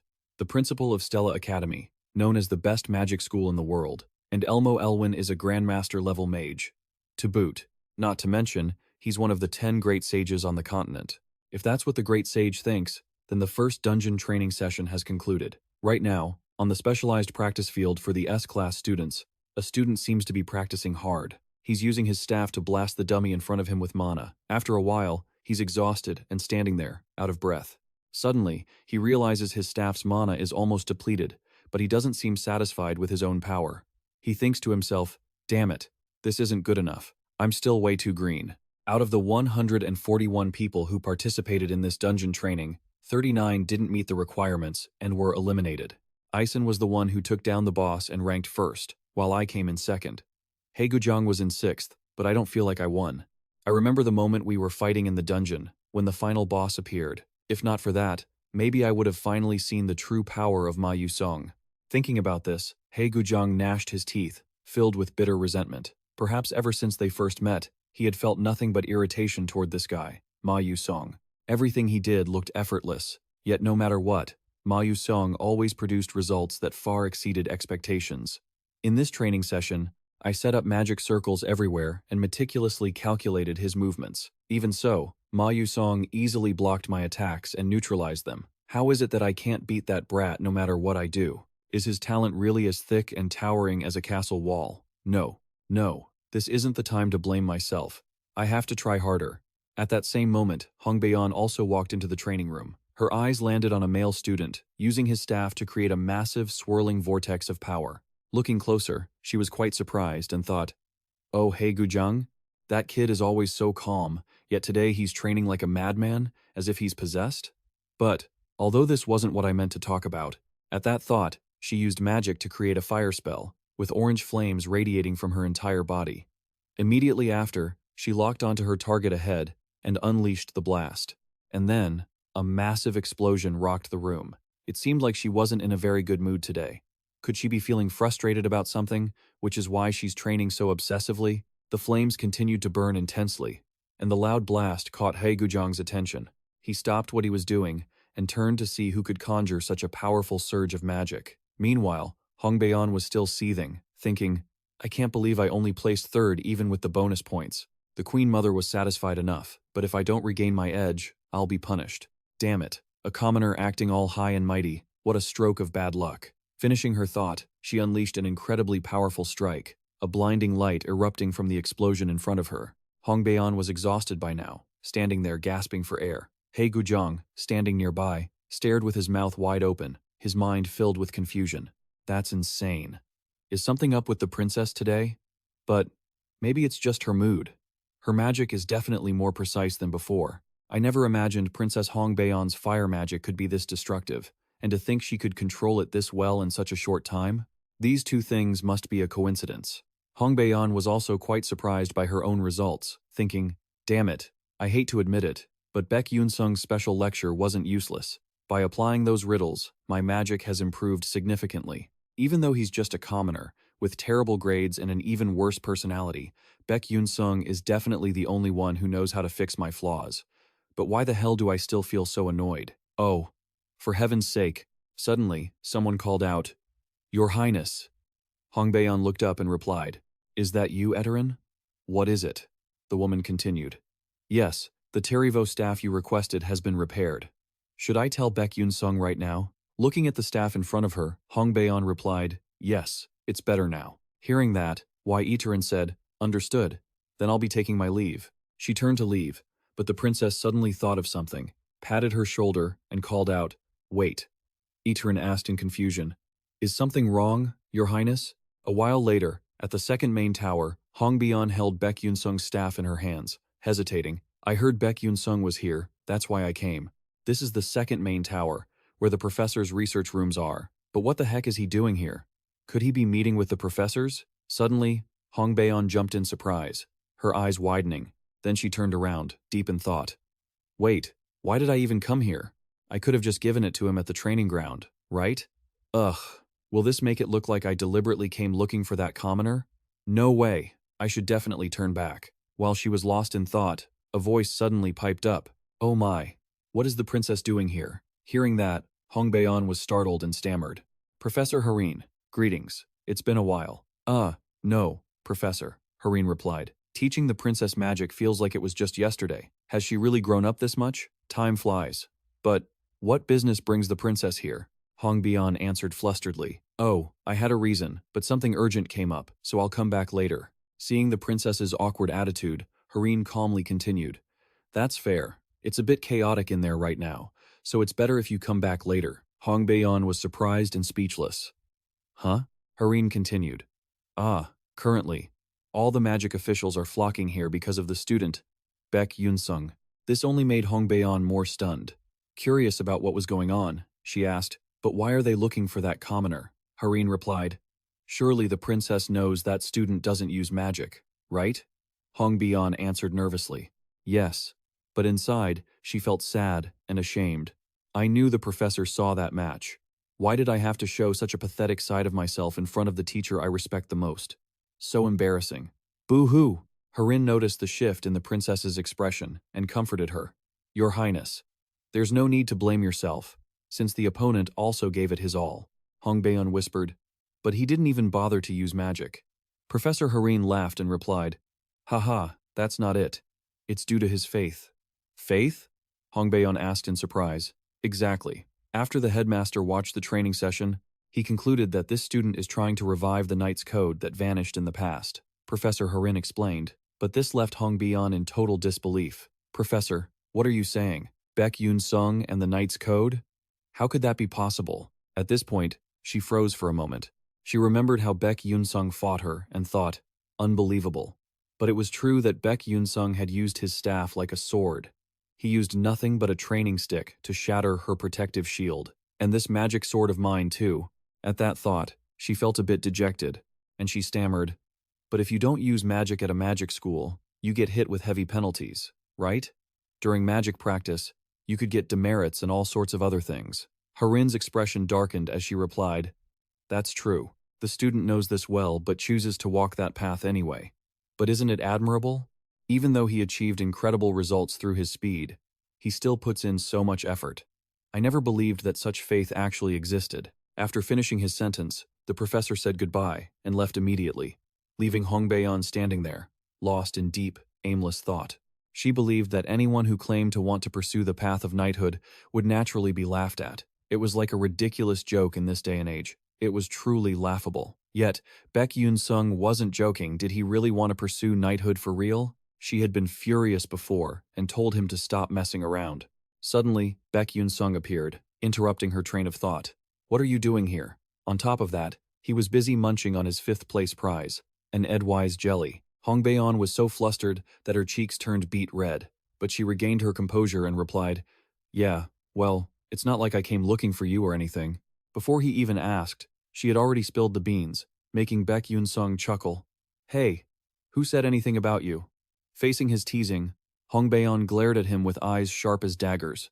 This made the protagonist go silent, not daring to say another word. Then, Hongbaeon held the box out toward him and said coldly, "Fine, just take it already." As soon as he saw the box, the protagonist's eyes lit up as if he'd struck gold. He said appreciatively, "Oh, a Tarivo craft. Thank you so much."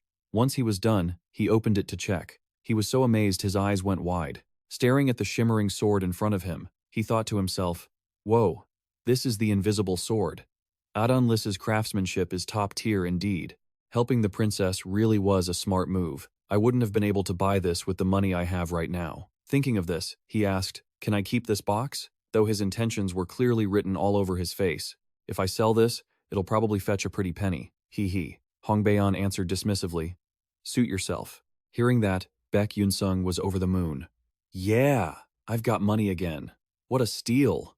Hongbaeon shook her head in frustration at his excitement. Sigh, typical commoner, only thinking about things like that. But deep down, there was still something confusing that she didn't dare to ask him directly. After thinking for a while, the princess gathered her courage and asked, "Hey, Beck Yunsung." The protagonist replied, looking quite confused. "Huh?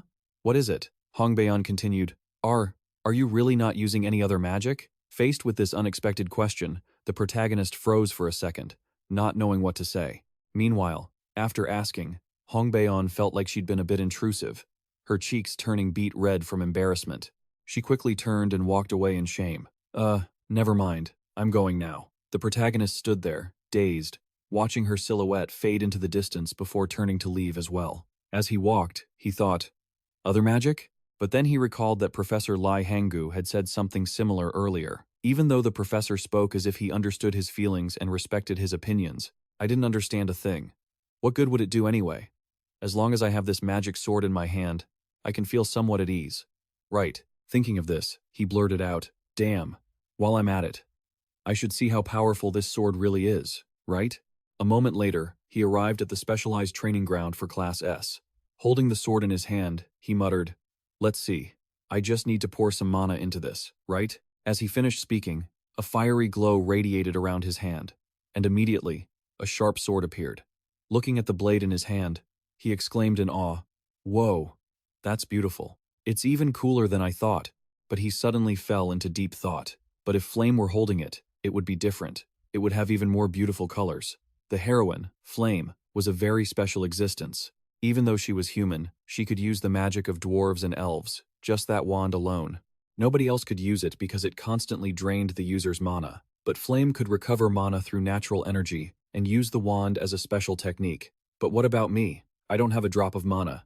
Even though I've constantly tried to absorb mana, because of the mana leak, mana cannot accumulate in my body and just gets pushed out. In other words, the concentration of mana in my breath becomes the base for Tarivo. At this moment, he suddenly remembered he hadn't checked that cursed system in ages. He opened the system and muttered, "I should probably check my status." 2. Suddenly, a stat board appeared, displaying Beck Yunsung's metrics. Capability value. Muscle 1. Star reached 77%. Sense 2. Star was at a modest 29%. Agility 1. Star was impressively at 87%. while Stamina 1, Star stopped at 55%. Defensive ability, no Star was almost perfect, reaching 97%. Mental Power 1, Star was only at 43%, and both Magic Power and Experience were at a clean 0. The Flash skill was at level 1, accompanied by the Delayed Mana Leak trait at level 2. This trait provided interesting effects. Muscle increased by 5%, Agility by 8%, and Sense up to 15%. The Sixth Sense, a special ability triggered by consuming the user's mental power, helped detect mana signatures within an 1-8-meter radius and increased perception speed. Best of all, it would automatically activate when the user was in danger with a blood circulation speed of 1%. After looking at the status board, he was overjoyed. Awesome. I consumed the Divine Medicine, the prize for 5th place, so my muscle stats went up a bit. But once I have a weapon later, I'll probably just grind experience directly. That'll be faster. Thinking this, he told himself, I have to train how to use this sword. Looks like I'm going to be swamped from now on. The scene shifted quickly to the next morning at the academy. In a classroom, a professor's voice rang out with authority. Starting today, we will begin practicing simultaneous magic. Everyone, spread out and raise your wands. Get ready to practice. The professor in charge was none other than the defense magic professor, Baron. After a long-winded explanation, the professor calmly walked down to observe the students. Everyone seemed focused, with only the sounds of the students chanting echoing through the room. Magic shield, magic shield. The professor glanced around, his face showing clear satisfaction, eyes squinting into a smile, thinking to himself, this year is full of talented students. Ranking them by grade like this is spot on. Suddenly, he looked surprised, even stunned. While the whole class was busy practicing, Beck Yunsung was standing still like a statue, not doing anything at all. The professor thought to himself, frowning slightly. What's up with that? Isn't that the legendary Class S student? A Class S student who is a commoner, with a mid-tier wand, yet he still ranked 5th in the recent dungeon training? Hard to believe. It's an eyesore. Thinking this, Professor Baron approached him, wearing a somewhat strained smile, and asked, Han, you there? You're Beck Yunsung, right? Why aren't you practicing at all? The protagonist was flustered, not knowing how to explain it properly, so he reluctantly replied, it's because I'm already learning a different defensive method, sir, so I don't really need to learn basic magic. Hearing the answer, the professor continued, his voice full of curiosity. Oh, is that so? I'm quite curious about this other defensive method of yours. But deep down, he was fuming at the arrogant little brat. If it were Princess Hongbaeon learning inheritance magic from a Dolovit, he wouldn't say a word. But a commoner? What the hell does he know to be looking down on my class? Still, the kid's got some nerve. But word is, besides blinking, this Beck Yunsung doesn't know any other magic. Heh, this is gonna be fun. With that thought, he put on a fake smile and spoke up. Oh, why don't you show everyone your awesome defensive skills? Then, let the class open their eyes a bit. Your opponent will be, he paused for a few seconds, glanced behind him, and continued. Your opponent will be Mozo Dordan from Class B. What do you think? His eyes turned toward a student standing far away. And this guy looked pretty thrilled, standing there with a smug smirk. While waiting for Beck Yunsung to answer, the professor calculated silently. Hey, as a defensive magic instructor, these personal connections are vital if I want to keep my job at this school. Mo Dordan belongs to the Scanvan Empire. If he puts on a good show, I'll look good by association. And what's better than him showing off top-tier magic against a Class S student, right? On the other side, after a moment of hesitation, Hongbaeon nodded. Sure, why not? If you want a demonstration, I'll give you one. The professor sounded instantly hyped. All right, get on the arena, both of you. Immediately, they both stepped onto the platform. While Mozo Dordan stood there grinning smugly, Beck Yunsung looked pretty indifferent about the whole thing. Mozo Dordan's posse wouldn't stop cheering. Hey Mozo Dordan, crush that kid. Humiliate him. I know you can do it. Go for it. Mozo Dordan responded confidently, his voice dripping with challenge. Obviously, just watch. The noise caught Beck Yunsung's attention. He quickly recognized the group and sighed in annoyance. Ugh, what is this? Looking closer, it's that gang from US and Raiden, just a bunch of nasty little brats. Whatever, it's a required course anyway. If I can't use magic, there's nothing else to do. If you guys really want to play this game, I'll go all the way. Thinking back, Professor Baron's bad reputation has been common knowledge since freshman year. How ridiculous. Once that was settled, he flashed a cryptic smile. Might as well use this to check the results of his training. It shouldn't be too bad. The professor solemnly declared that the match would be strictly attack and defense, with no other magic allowed. By now, Mozo Jordan had shifted into his defensive stance, ready for battle. The students below started whispering, "Hey, Mozo Jordan is a lock for the attack, right? Defense is just defense.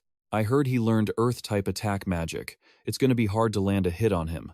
Yet, Prince Jeremy Skeven remained incredibly calm, watching intently. The professor's voice rang out again. "All right, let's begin. Show us your best skills." Immediately, Mozo Jordan swung his staff, forming a magic circle right in front of him. A massive boulder appeared out of nowhere.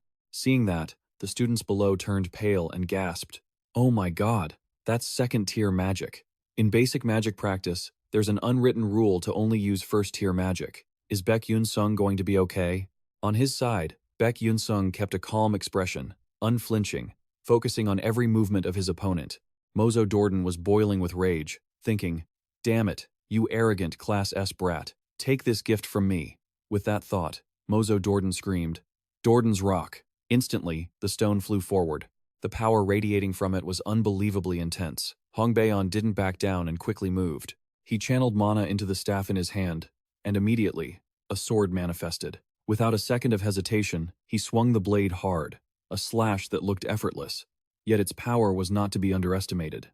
The stone created by his opponent was slashed to pieces by Beck Yunsung, disappearing like smoke. Even the professor froze for 5 seconds, speechless. Prince Jeremy Skeven didn't seem surprised, but Mozo Jordan was shaking so hard he was stuttering. What? No way! My magic. It just vanished? The brutal truth is, it got sliced away by Beck Yunsung, my friend. Ha ha ha. The students below were stunned, whispering. One said, "Did it look like he just used a sword to cut through magic?" Another was confused. Did the magic really just vanish? That makes no sense. But the one most pained by this was probably the professor, he pondered, his face filled with worry. No way. It shouldn't be possible to just slash once and make it vanish like that. But did Beck Yunsung really neutralize Mozo Jordan's magic? Every spell has traces of mana. If the mana is dispersed, the magic vanishes. Could that be what Beck Yunsung did? Meanwhile, Beck Yunsung leisurely inspected his sword, a satisfied smile on his face. Better than I thought. I only got rid of third-tier magic, but staying at the training ground for a few days has already yielded such good results. This is awesome. This is actually worth testing. Now this is my kind of playground. Mozo Jordan was grinding his teeth in frustration, muttering, "Damn it, a commoner dares to block my magic?" The professor started calculating in his head, if Mozo Jordan loses here, it's going to be hard to explain. I can't just stand by and watch. With that in mind, he spoke up. "Beck Yunsung, I'll admit your defensive method is not bad. But that method can only stop spells one by one. It has its limits. For example, what happens if you're attacked by a large number of them?" These words sounded like he was spoon-feeding tactics to Mozo Jordan. He quickly caught on to the professor's hint and flashed a devious smile. Beck Yunsung thought to himself, this old guy really loves talking nonsense. Suddenly, his eyes widened in surprise. On the other side, Mozo Jordan had already struck, creating even more stones. He really was a formidable opponent. Instantly, he commanded all the stones to fly toward Beck Yunsung, releasing a terrifying amount of magic. Seeing this, the students started murmuring, "Isn't this a bit too much? He's going to get hurt. Why isn't the professor calling a stop to this?" Mosho smirked triumphantly, thinking, "That's it for you, honey. My leaf bug stones, charge." The situation is getting extremely tense. Beck Yunsung was so shocked his eyes went wide. Looking at the big and small stones flying toward him, the protagonist calculated, "There are 11 stones in total. If I can't blink past all of them, the only way is to stop them all." At that thought, the stones were already right on top of him, but he didn't flinch, gently swinging the sword in his hand to parry. He moved so lightly, as if it were nothing, and instantly shattered every single stone into pieces. Watching his high-level magic being so easily neutralized by Beck Yunsung, Mo shifted from shock to pure fury. Seething, he gritted his teeth and hissed, "What?" Then, he fumed internally. How could my strongest magic be blocked so easily? How the hell? What kind of twisted power does a lowly commoner have to pull that off? Damn it, I'm losing my mind here. Meanwhile, someone else was on edge. Professor Barron thought bitterly, "Damn it, what the hell is going on? And what on earth is that brat Mozo Jordan doing? This isn't good. If he loses, I'm going to be in deep trouble. What do I do now?" On the other side, Beck Yunsung was a bit surprised by his own spell. He muttered, "I just tried to do what I saw in the game, but it doesn't look half bad. Not bad at all. Right?" This technique is called panning. The downside of Terravon is that the mental energy required to maintain its form is several times higher than usual, so your stamina takes a nosedive the moment you use it. Plus, its defense is weaker when it's only blocking a single object, so in reality, it's pretty difficult to use. Good thing this is just a practice match, or who knows how things would have ended. Down below, the students were buzzing with excitement. Whoa, that's my first time seeing that. It looks like a magic shield, right? Oh, so that magic exists too? That's insane. This Mozo Dordan guy is definitely losing. At the same time, Mozo Dordan didn't look happy at all. He stood there bewildered before shouting in a rage, "Damn it, am I, a noble, really going to be humiliated by a commoner like this? I can't accept this." With that thought, he began channeling mana into his staff, and a powerful aura enveloped him. Seeing Mozo Dordan's reckless move, the students below started whispering to each other behind the professor's back. Huh? Look, is he using magic again? Isn't Mozo Dordan's turn over already? Meanwhile, the professor was focused entirely on the match, ignoring everything else. He smirked to himself. That's it. Yeah, keep attacking. Crush that commoner brat for me. Then, Mozo Dordan yelled, Die, Beck Yunsung. I won't let it slide this time. I can't stand this humiliation. Suddenly, a voice cut in. Professor. As the professor was busy gloating, he jumped and turned around, looking startled. Huh? What is it? It was Jeremy. Prince Jeremy Skeven smiled, his eyes narrowing as he said, Why won't you let Beck Yunsung have his turn to attack? Caught off guard, the professor froze for 5 seconds before stammering out a weak excuse. At the same time, the students started bombarding the professor with questions. Wait, isn't this a basic first-year match? If he's not careful, he's going to get seriously hurt, isn't it over already? Is such an irresponsible professor really fit to teach? He's clearly not qualified to be an instructor. Baron seemed to be losing ground against the crowd of students. He worriedly thought, Damn it, I was so focused on the match I ignored the students' reactions. How could I be so careless? What do I do now? Seeing the professor silent, Jeremy Skeven spoke up. Professor, will you give Beck Yunsung his turn to use magic? The professor stuttered, his voice trembling. Magic? Meanwhile, everyone's attention seemed to shift toward the professor, forgetting the match entirely. At that very moment, Beck Yunsung had seized the advantage. He held his sword straight to his opponent's neck. At this point, the outcome was clear. Beck Yunsung was the winner. This loss left Mo completely disgraced. Finally, he had to accept the bitter truth that he had lost. The students below stared in disbelief and started exclaiming, Whoa, Beck Yunsung actually won. He's much better than I thought. It seemed Beck Yunsung had caught the eye of Prince Jeremy Skeven. He suddenly wore a mysterious smile, a smile that signaled something ominous for the future. The scene shifted to the royal palace, a place that looked incredibly lavish, where blood-curdling screams echoed from within. Please, spare me. And then, a mysterious figure appeared.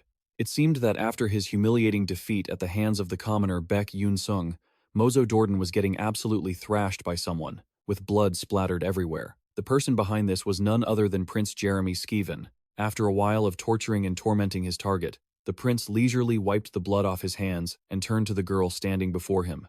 Farazin? The girl bowed respectfully. Yes, your highness. Whatever you command, I will do. Jeremy Skeven glanced down at Mozo Dordan, who was lying flat on the floor, and said, Our classmate here isn't lightly injured. Did you happen to fail at taking care of him? If something were to happen to him, I'd be heartbroken. These words sounded like a veiled threat, implying she better take good care of him or else she'd face a terrible fate. Farazin quickly replied, Yes, I understand. You can rest assured, your highness. Jeremy Skeven added, his voice light. Good, then. I'm counting on you. Watching Jeremy Skeven's retreating figure, she couldn't help but feel anxious, thinking to herself, not a loyal subject, but a classmate? That sounds odd. In the Skaven Empire, where imperial power is determined by magic, Crown Prince Jeremy Skeven had surpassed all his older brothers by the age of 12 to claim the throne. Does not a loyal subject mean the Dordan family has been permanently exiled from politics? Politics is where the political elite gather. And actually, it wasn't just Mozo Dordan who caught the Crown Prince's eye. The life of the commoner Beck Yunsung was certainly not going to be peaceful anymore. The scene shifted to the next day at Stella Academy. Everything was going according to the old routine, nothing rushed. After all, it wasn't exactly a deadline. In a magic class, it looked like a lab experiment was underway. At the same time, those who had caught wind of Beck Yunsung's dramatic match were still whispering and buzzing about it. The excitement hadn't died down yet. Hey, did you hear? Beck Yunsung from Class S is following the path of a knight. How strange. A knight studying at a magic school. Is he just trying to get famous? I heard he beat someone from the Dordan family. That proves he's got some real skills. Really? Isn't the Dordan family a major influential house in the Skaven Empire? This is getting interesting. Flame accidentally overheard the conversation. His face twisted as he thought, how annoying. I hear the name Beck Yunsung everywhere. Even though I don't care, for some reason, it's really getting on my nerves. Who the hell is that kid, anyway? Just then, a stern voice from a professor rang out.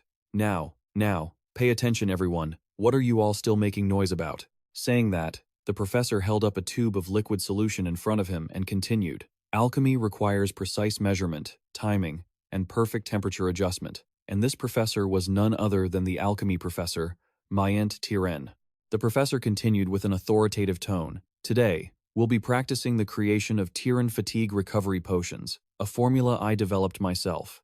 Focus on your technique. Flame practiced while feeling incredibly annoyed, thinking, this is so frustrating. One wrong move and it's all over. The slightest mistake ruins everything instantly.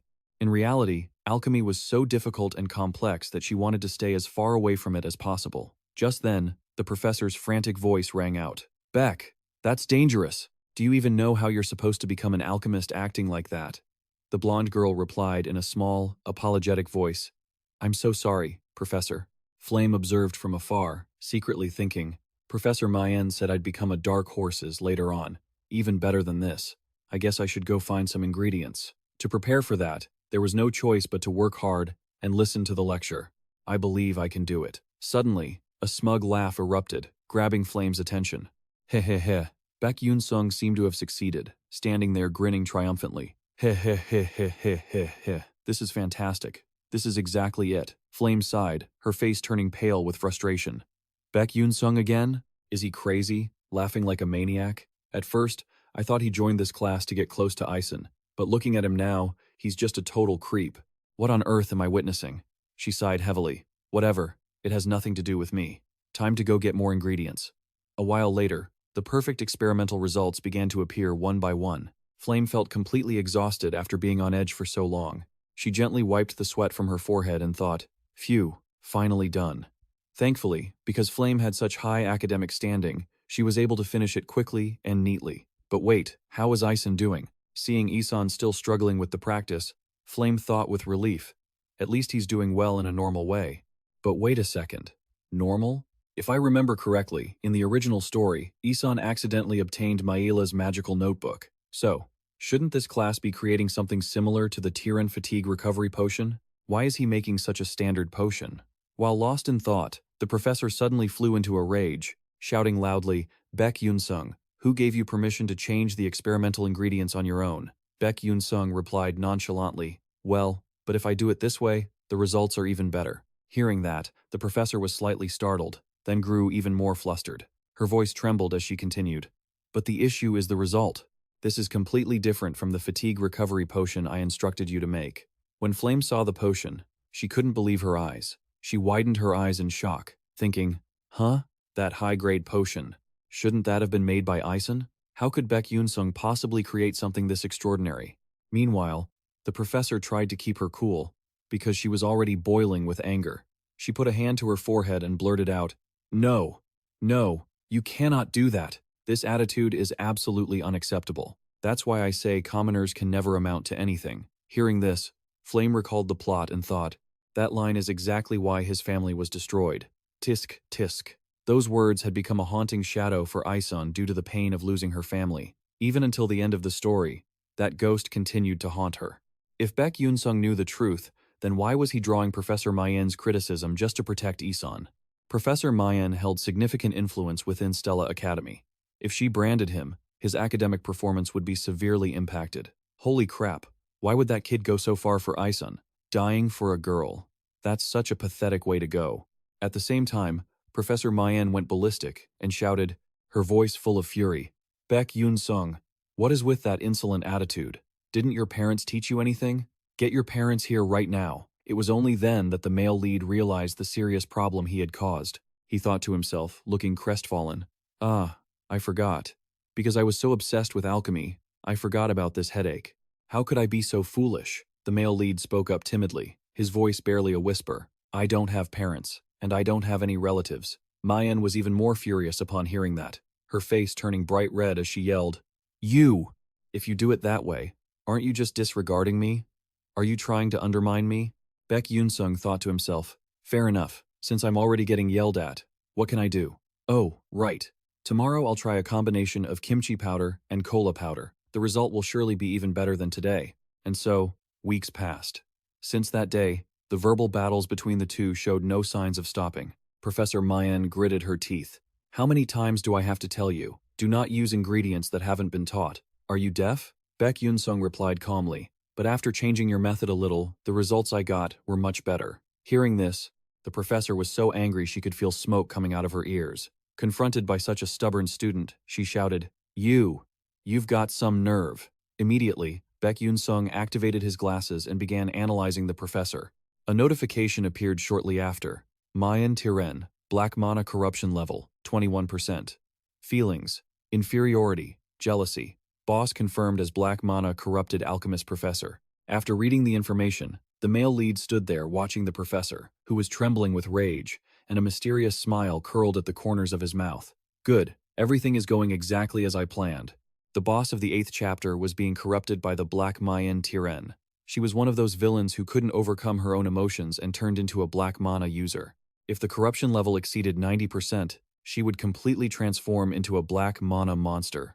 When the level was below 50%, it couldn't be detected by magic. Currently, Professor Mayan's corruption level was 21%. Since there was no way to prove or report her as a Black Mana user, there was no choice but to provoke the corruption to exceed 50% and then alert the Black Mana Purge Squad. If it were ordinary corruption, there might still be a way to turn back before being fully controlled. But Mayan was a Black Mana contractor who had entered into a contract with the Black Mana of her own free will. The seed of the Black Mana was already sprouting, so there was no way to go back to how she was before. The 4th chapter hadn't started yet, but I have to prepare in advance because there's such a powerful boss. If I don't, other students might also become Black Mana users and threaten Stella Academy. Mayan continued to threaten him, her voice full of malice. If you don't change your attitude, don't expect a good grade in this alchemy class. The male lead sighed, thinking, enough. I'd rather not have one anyway. If I attract all the attention, at least there won't be any damage to others, right? Looks like I should use my study time to train my muscles. Haha, I have to drive this lady crazy. A while later, Professor Main divided the class into small groups. Standing in front of his group, the male lead held his head in despair and thought, I didn't expect the practical exam to be a group project. Damn it, this is driving me crazy. It looks like the people stuck in Beck Yunsung's group aren't exactly thrilled either. Everyone's faces are looking as limp as soggy noodles. Isan is no exception. She's feeling incredibly disappointed. Looking at the tension thick enough to cut with a knife, the protagonist thinks to himself, oh man, just look at this atmosphere. It's so suffocating. Why is everyone so tense? He forces a smile and speaks up to break the silence. Hey everyone, I'm Beck Yunsung. The other group members introduce themselves in turn. I'm Kasahun, I'm Maliwan, and I'm Isan. As soon as he finishes, Maliwan bursts into tears. Boo-hoo, our group is doomed. Why did I end up in this group? Professor Mayan always gives the lowest grades to students she doesn't like, no matter how well they do. Hearing that, the protagonist falls deep into thought. Oh my god, this is all my fault. I feel so bad for them. Suddenly, Isan speaks up, her voice full of determination. Come on, everyone, pull yourselves together. We aren't just going to give up like this, are we? Someone else stammers, but before they can finish, Isan cuts in.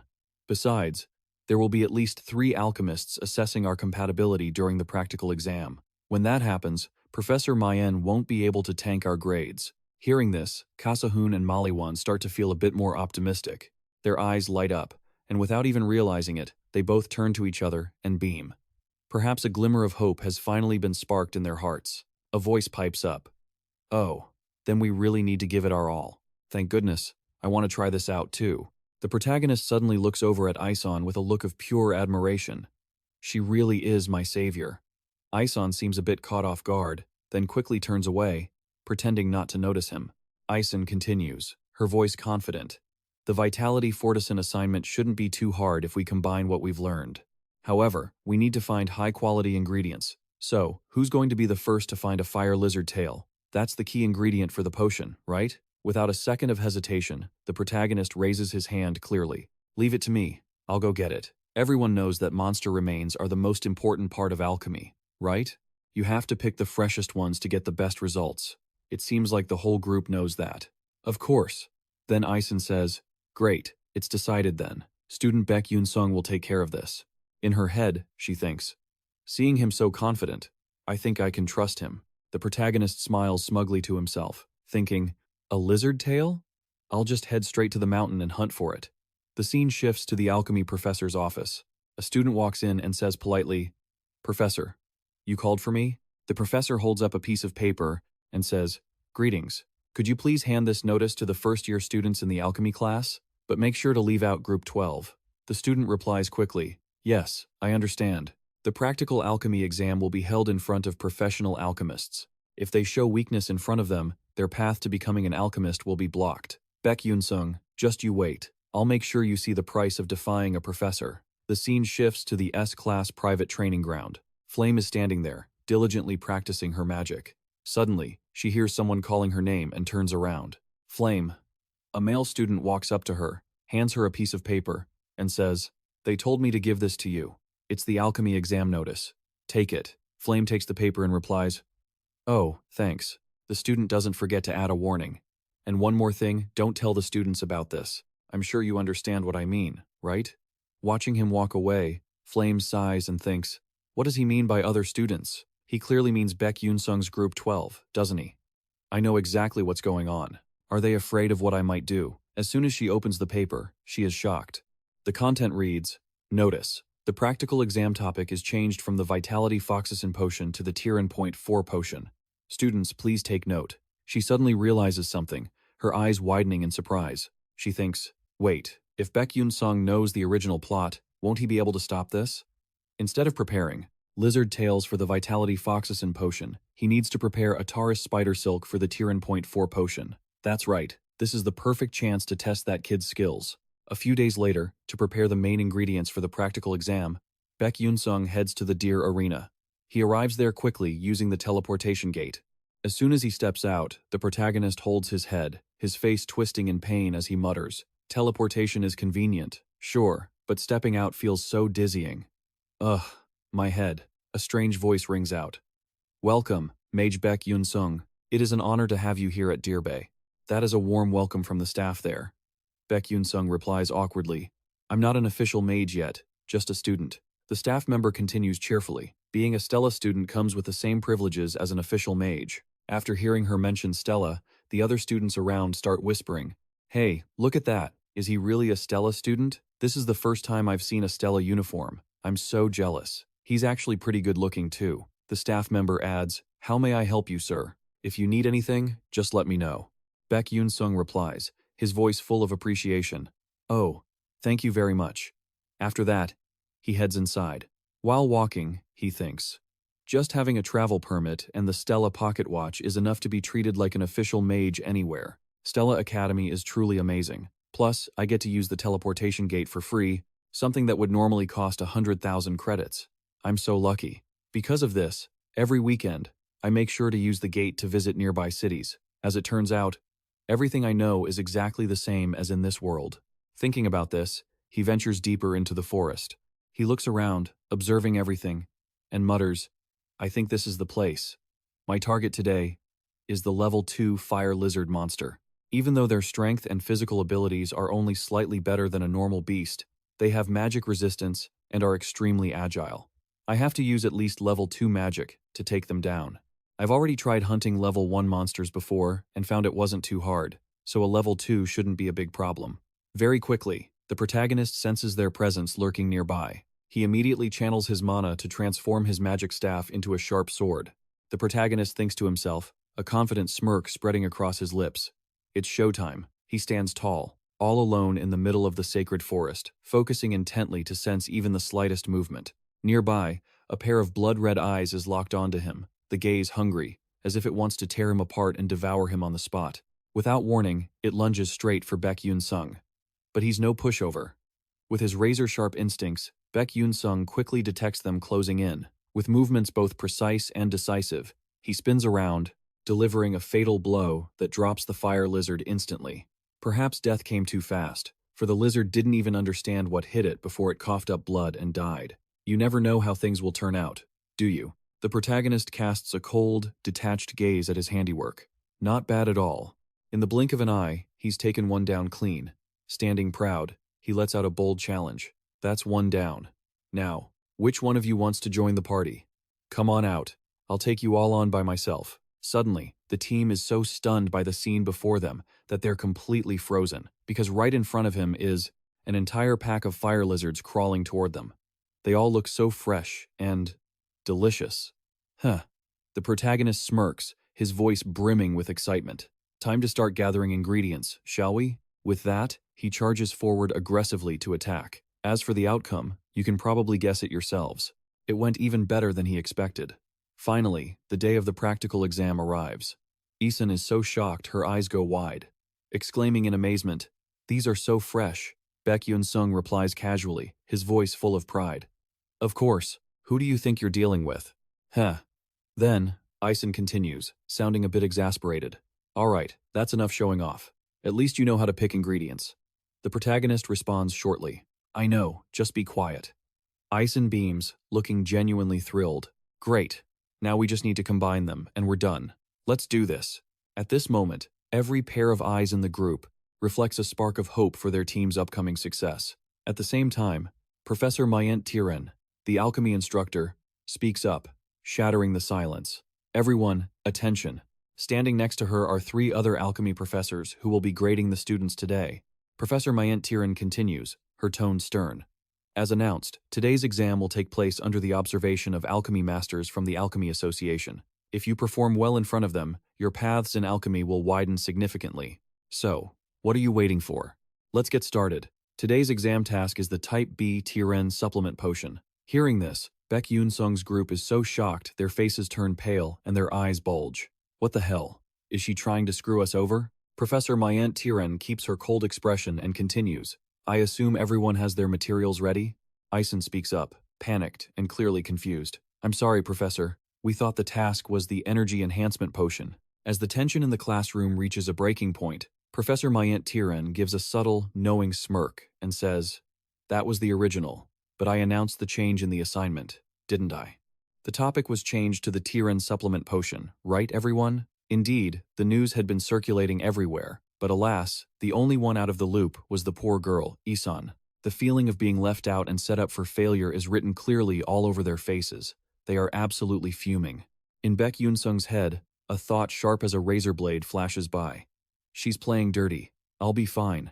But if the others fail, we're in real trouble. He racks his brain trying to remember if this ridiculous plot point was in the original story. At that same moment, Flame's eyes happen to glance over, landing on Beck Yunsung's team, and she looks like she's been electrocuted. Feeling a pang of guilt, she quickly looks away. Her obvious awkwardness makes Beck Yunsung even more confused. Flame is currently questioning her own conscience. What on earth is going on? Is Beck Yunsung actually clueless about such a massive change in the original plot? And if he knew, why didn't he step in to stop this? While things are in total chaos, Professor Mayent Tiren pours more oil on the fire, her tone dripping with sarcasm. "Student Elson, did you prepare the wrong ingredients?" Elson, upon hearing this, is so nervous he's tongue-tied, not knowing how to answer. Professor Mayent Tiren just looks even more annoyed, continuing with a mocking tone. An alchemist who chases truth but confuses ingredients and loses sight of their goal that is completely unacceptable. With that, she flashes a wicked smile and delivers the final blow. It seems there's no other choice. It looks like Group 12 will be disqualified. Hearing this, Beck Yunsung can't sit still anymore. He raises his hand decisively, his voice filled with confidence as he retorts, "Wait, what's so hard about making a Tiren supplement potion?" His bold declaration leaves Professor Mayent Tiren frozen for 5 seconds, stuttering. "What did you say?" Meanwhile, Beck Yunsung keeps his cool, looking incredibly sharp as he asserts, "I will make it. With different ingredients, and it'll be even more effective than yours. My style." As always, Beck Yunsung's confident, slightly cocky attitude only adds fuel to the fire burning inside Professor Mayent Tiren, making her boil with rage, but there's nothing she can do. She can't yell, and she certainly can't lash out. She can only grit her teeth, looking quite pathetic. She starts calculating the odds in her head. The main ingredient for the Tirin supplement is a talus root. A talus root is packed with nutrients, and that's what the Tirin supplement is made from. Yet, he plans to use a fire lizard tail to make that potion? That's insane. But even better, I'll use this chance to end his alchemy career in front of everyone. Just you wait, you arrogant brat. Thinking this, Professor Mythical Tirin declares, sounding like she's granting a favor. Fine. You have 1 hour. Finish the Tirin supplement potion within the time limit. Seeing the fire lizard tail, one of the group members turns pale and cries out. Hey, Beck Yunsung, are you crazy? What on earth is that supposed to do? Beck Yunsung just smiles dismissively and replies coolly. Things have reached this point. We have no choice but to take a gamble. Just trust me and follow my lead. Trying is better than being disqualified. Right? Who knows? Luck might just be on our side. Hearing those words of encouragement, the whole team feels their spirits lifted, their faces brightening up. All right, I'll do it. I want to give it a try too. We have to open their eyes. Immediately, the group rolled up their sleeves and got to work. Beck Yunsung started delegating tasks, his voice full of confidence. All right, listen up. When it comes to alchemy, I have to admit that throughout my gaming life, Beck Yunsung has been more obsessed with this field than anything else in the world. He meticulously recorded every single recipe, not missing even the tiniest detail. And, of course, the recipe for the Tirin B-grade supplement didn't escape his secret notebook. At first, I didn't intend to use this recipe, because it's something that Professor Mythical Tirin from the future would spend years researching and inventing. Thinking of this, our male lead confidently bragged to the group. The reason a talus shells contain so many nutrients is because they're essential for the reproductive process. The fire lizard's tail has a similar organ. Having said that, he pointed to a spot on the lizard's tail and continued explaining. It's right here, this blood vessel. Can everyone see this blood vessel clearly? I heard that the Alico tribe in the southern desert often uses fire lizard blood vessels to boost the health of their tribal chiefs. They also live very long lives, so these blood vessels can definitely replace the talus shells. As soon as he finished, Juan raised his hand to volunteer. I know a little bit about the Alico tribe's material processing techniques. How about I take care of this part? Beck Yunsung smiled brightly and agreed. Yeah, that works. That's great. Now, what about this mistletoe? It has to be dried using a special desert method. Does anyone know how to do it? Kasahun immediately jumped at the opportunity. Is it the solar energy drying method? I learned it while following my father around. With this amount of blood vessels, I can have them dried in 5 minutes. What about this processing part before Beck Yunsung could even finish? Ison volunteered. Let me handle it. The male lead gave a gentle smile. Then I'll leave it to you. Right after that, the whole group got to work, each of them serious and highly focused. Everyone pitched in, giving it their all. Because right now, their only hope was the result of this practical exam. No one dared to slack off or give up. Seeing everyone working so hard, Beck Yunsung smiled faintly to himself, thinking, they're actually pretty good. Better than I expected. Done, he spoke up, his voice full of determination. We're going to start mixing according to the instructions I gave. Let's do this, everyone. A while later, Professor Mythical Tirin stood there, looking stunned, completely frozen, unable to even blink. Turns out, the thing that left her so shocked she couldn't even speak was the health potion by Beck Yunsung. Beck Yunsung held his head high with confidence.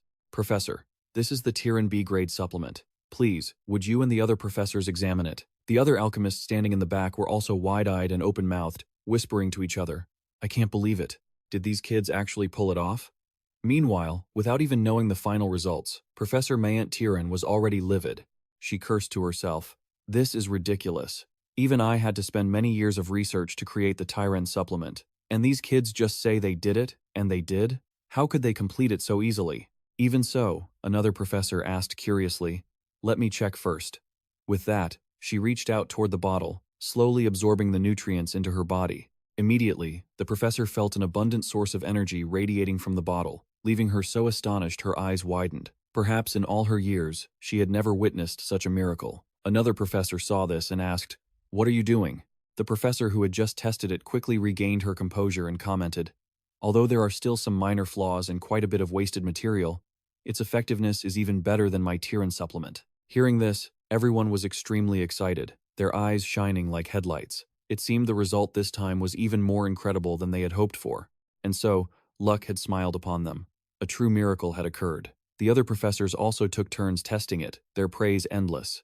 Excellent, you young people have so much new knowledge. Meanwhile, in a dark corner, Someone was shaking with rage.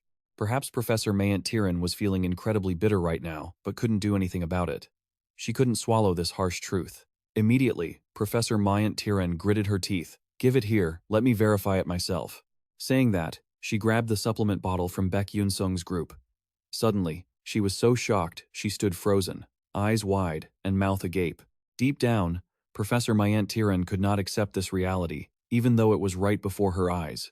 She thought to herself, her voice full of skepticism, "This can't be wrong. This potion applies the monster-to-human energy conversion technique that I researched. It's clearly a perfect Tiran supplement. No, this can't be. How could they create a product superior to mine in such a short time? How could this absurd thing happen? But then again, I am the one grading. Heh, don't think you're so smart."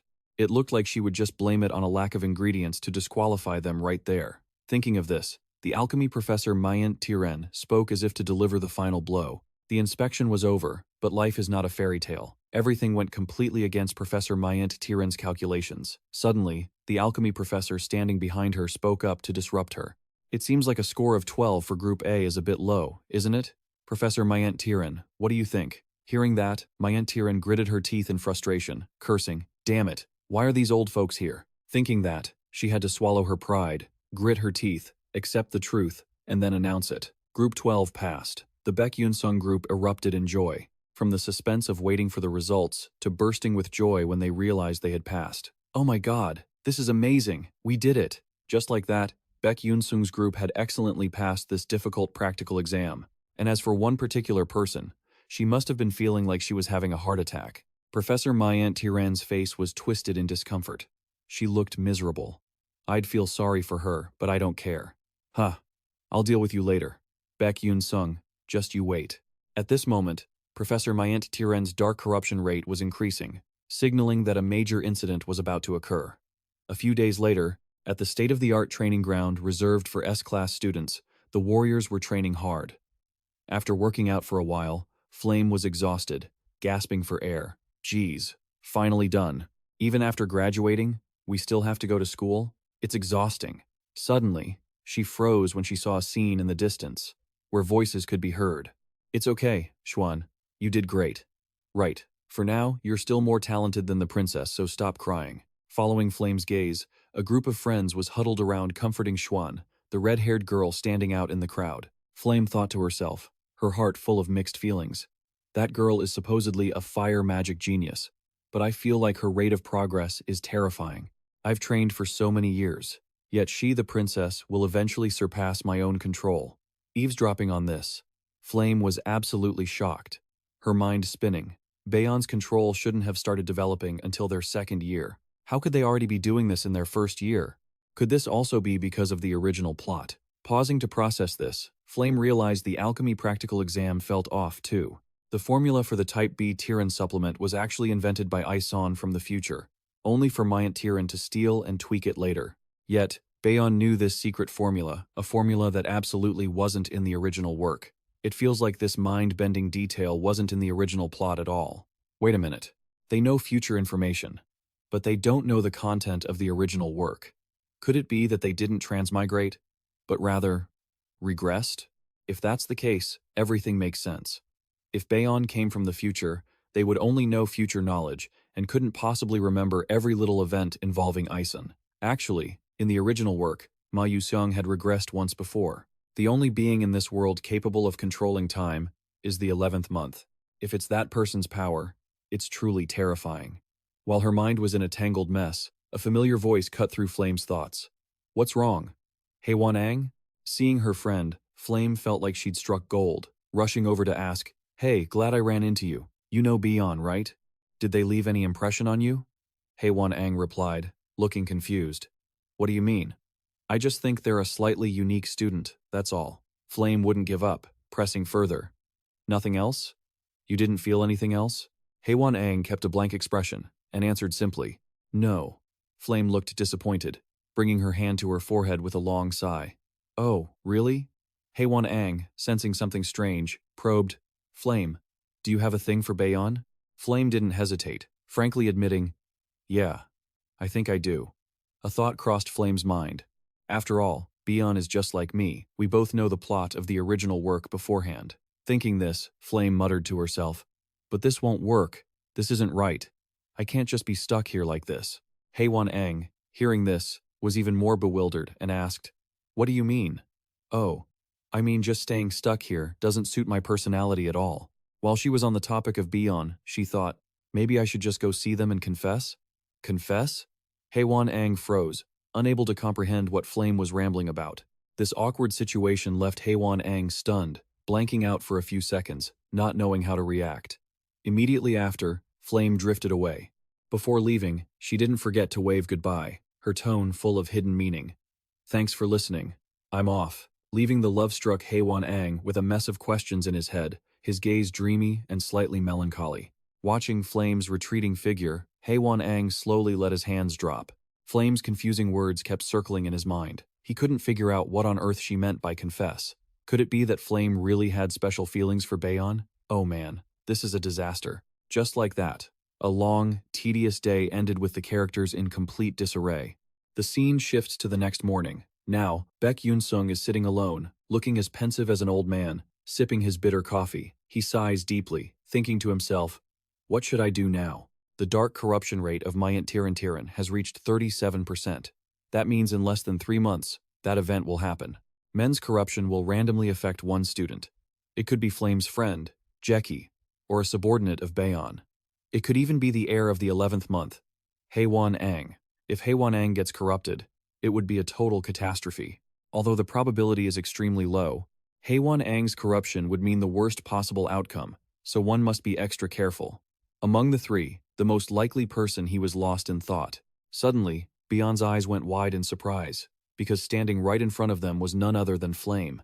She even looked rather grumpy. Before Beon could process the situation, Flame spoke up first, her voice full of suspicion. "You. What are you doing?" Beck Yunsung replied, looking confused and awkward. "What do you mean? What am I doing?"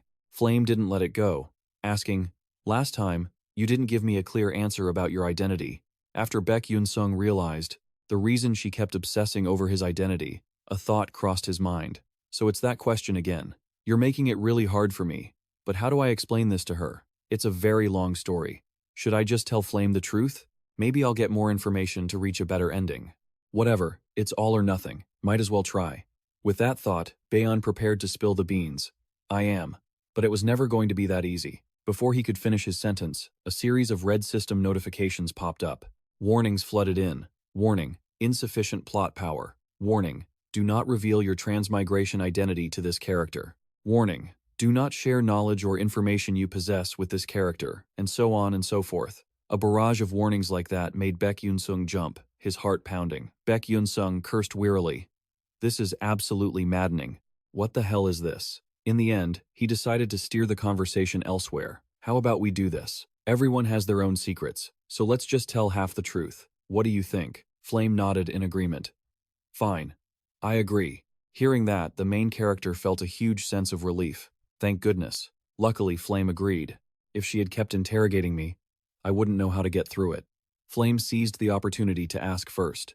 So, let me ask you first. You knew about the future, right? Just as the relief settled in, the main character's face scrunched up like he'd eaten a chili. Oh man. We said only half the truth, so why did you ask something so direct? Seriously. Thinking that, the main character counterattacked immediately. You're asking like that, which means you're the same, right? What is your purpose in coming to this school? Flame didn't hesitate, frankly replying, of course, to prevent the world from being destroyed. This world is in danger. The main character sighed with relief, telling himself, thank goodness. I don't know if it's the truth or not, but I don't want this world to be destroyed either. Flame continued her attack. Now it's my turn. Why do you act the way you do? The main character felt his head spin, asking himself, what does she mean by the way I act? I don't quite get what she means, but I'll just make something up to get through it. Thinking that, the main character bluffed his way through. For no reason at all. I just do what I believe is right. After saying that, Beck Yunsung thought to himself, how's that? Is that enough for you? Suddenly, Flame flew into a rage, shouting, enough! Quit lying to me! How can anyone be that kind? You definitely have an agenda. There's something you're trying to gain, isn't there? Beck Yunsung looked flustered and quickly tried to explain. That's not true. It's not what you think. And as for having an agenda, honestly, I'm not even sure myself. Flame grew even more bitter, gritting her teeth. What was that? Not sure? The protagonist remained deadpan and replied, yeah, I just want to survive. That's all. Hearing such a blunt truth, Flame was stunned into silence for a few seconds. Sewer. Survive? Then she realized how rude it was to ask such a sensitive question out of the blue. She started stuttering, her voice barely a whisper. I guess so. Sorry, I spoke without thinking. But the protagonist was as clueless as ever, not understanding what was happening. What's going on? Is it over already? Suddenly, tears welled up in Flame's eyes. She quickly turned away, muttering, I'm heading out. See you later. The protagonist was left totally bewildered, unable to get another word in. Wait, what the hell is happening? Is she actually crying? Ugh, what the hell did I even do? Suddenly, a murderous voice rang out from behind him. Beck Yunsung heard the spine-chilling call and sensed that something bad was about to go down. Just as expected, Hee-hun Ang was glaring at Beck Yunsung with eyes like daggers. His bloodlust was intense, and he radiated an aura so terrifying it was suffocating. Without mincing words, Hee-hun Ang growled. Hey, answer me right now. Why was Flame crying? Don't you dare lie to me. Or you're toast. Seeing his crazed expression, the protagonist panicked, thinking, man, just one glare from the rival of the strongest character is enough to make my blood run cold. Oh, I remember now. I think there was a plot point where Hee-hun Ang had a crush on Flame. Damn, I'm screwed. But seriously, what the hell did I even do? This misunderstanding is a huge pain. I've got to clear this up. Thinking that, Beck Yunsung hurriedly defended himself. There's nothing going on between me and Flame. Why would you even ask that? Hee-hun Ang narrowed his eyes, his voice filled with doubt. You think I'll believe that? Believe it or not, it's the truth. Especially whatever you're thinking right now, it's not like that. Don't worry. The protagonist tried to force a smile, then thought to himself, all right, that should cover it. It really is true that there's nothing sketchy going on with Flame. Hee-hun Ang pondered for a moment after hearing that, then suddenly lowered his head, whispering, is that so? I guess I asked for nothing. Sorry about that. But this bizarre apology only made the protagonist break into a cold sweat. He stuttered, it's fine, really. I'll get going now. With that, Hee-hun Ang turned sharply and walked away, leaving Beck Yunsung feeling completely overwhelmed. Beck Yunsung breathed a sigh of relief, but couldn't stop wondering, what was that? That's not like him at all. Does Hee-hun Ang, who's always so cold and rational, really have these kinds of mood swings?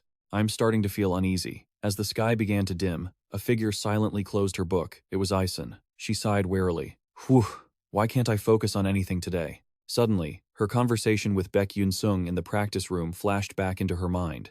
Beck Yunsung, I have a question. What is it? That formula earlier. Did you come up with it on the spot? After thinking for a moment, Beck Yunsung replied, let's just say I did. But in reality, Ison was shocked to her core. She had always considered herself a genius. She believed that was enough to defeat anyone, but it seemed that wasn't the case anymore. Thinking about that, Ison was startled. What the hell was that just now? If I keep this up, how am I ever going to get revenge for my father? Those people who framed my father as a traitor and pushed him to his death. The filthy, cowardly Adon Levitt family. I can't just leave it at this and expect to avenge them. Ugh, I'm going to lose my mind. With that thought, she tried to comfort herself. No, I can't give up like this. I have to try harder. One day, I'll be able to do it. Early the next morning, warm rays of sunlight crept through the window, shining onto the bed where Flame was lying. She was already awake, but her lingering laziness kept her from getting up. Flame thought to herself with a hint of regret. Because I wanted to be around people, I chose a 4-person room. If I had known, I should have just picked the single room for S-class students. Flame had chosen the 4-person room thinking it would be fun and easy to make friends. But now, it seems she had missed her chance. Beck Yunsung. When he said he didn't know what his purpose was, there's no doubt about it. That's proof he's a regressor. I remember in the final part of the original story, Unse-il told Ma Yusung this.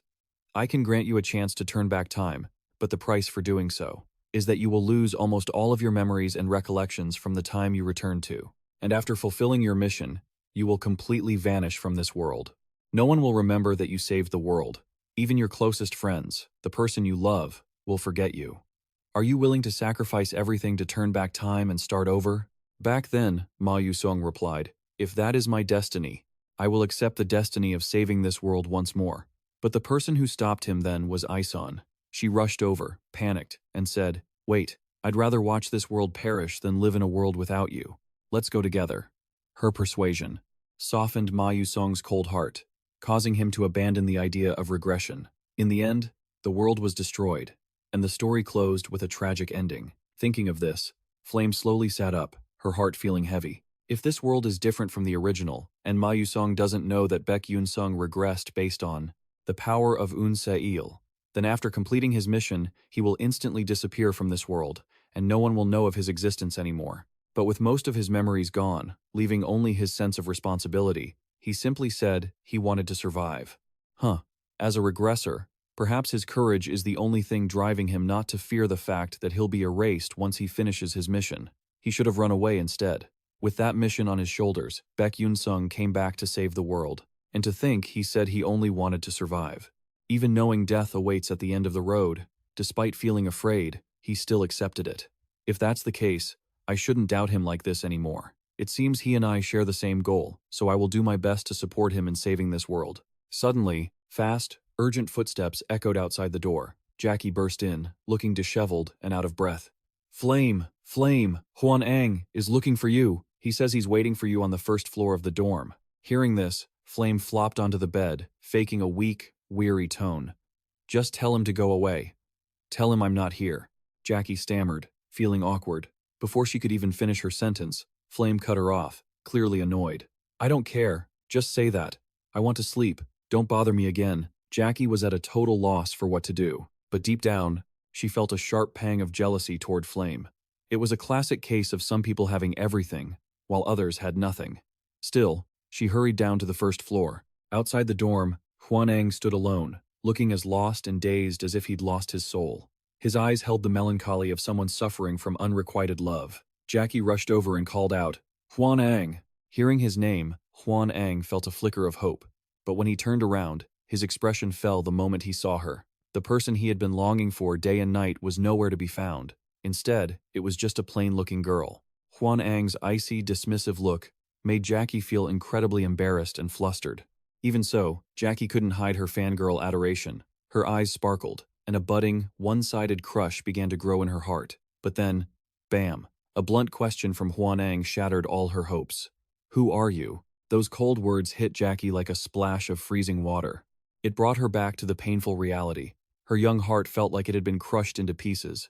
Seeing her standing there in stunned silence, Huan Ang asked again, sounding genuinely oblivious. "Where is Flame?" Jackie mumbled weakly. She said she was tired, so she went to sleep." Huan Ang sank into his own thoughts.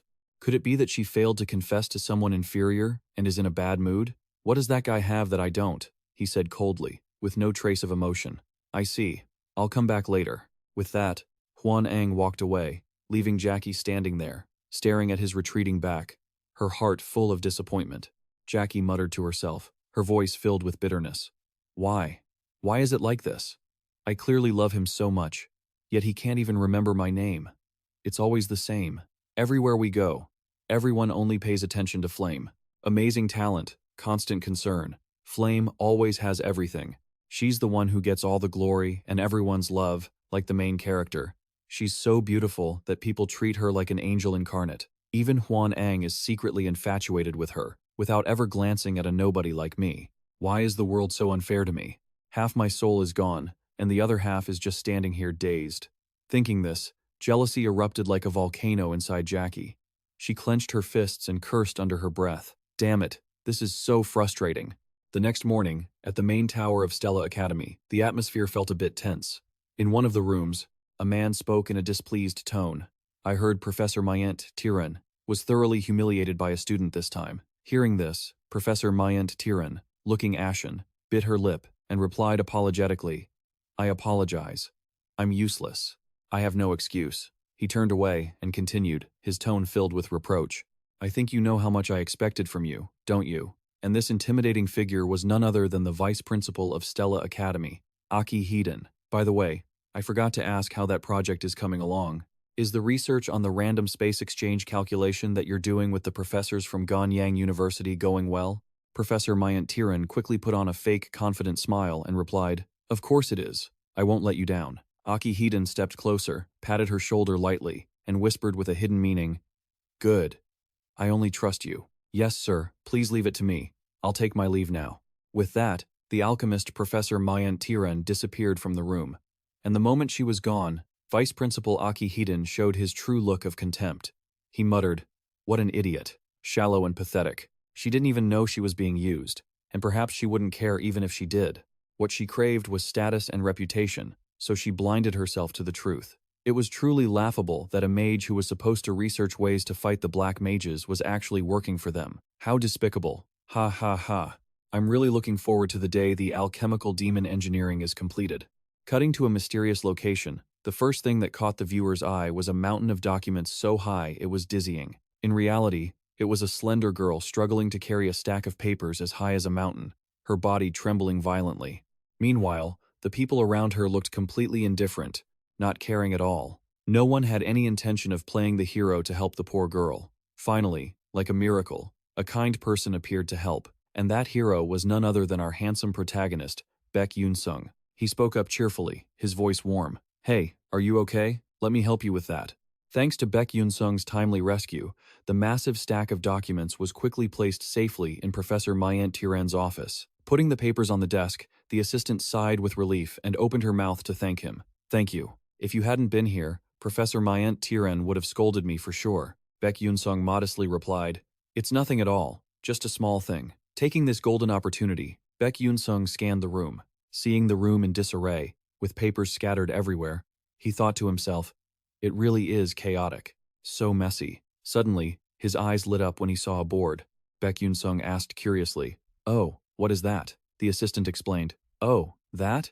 It's the formula Professor Mantiren is researching with the other doctors. I think it's called the random space exchange calculation. Beck Yunsung was startled, his heart pounding. He asked himself with suspicion, Is this the random space exchange calculation?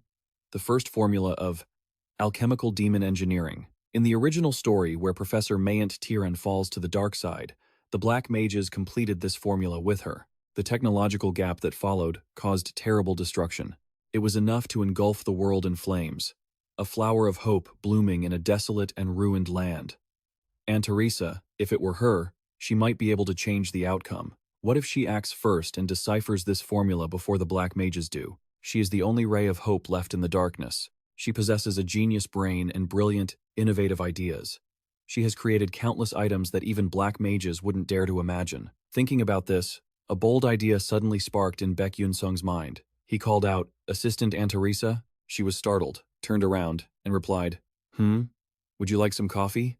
Beck Yunsung quickly waved his hand to explain, No, that's not what I meant. Is it because Professor Mayant Tiren is bothering you that you're so annoyed? Why would you ask that all of a sudden? If there were a way to get revenge in a really satisfying way, what would you do? Do you want to try it out? Aunt Teresa was flustered, her voice full of hesitation. I'm just a lowly assistant. What could I possibly do about getting revenge? If I'm not careful, I could get fired and kicked out onto the streets. Could it be that I'd become homeless? Beck Yunsung didn't give up, continuing to persuade her. So, what if you do? Do you have an idea? You could become a much more brilliant alchemist than Professor Mayant Tiren.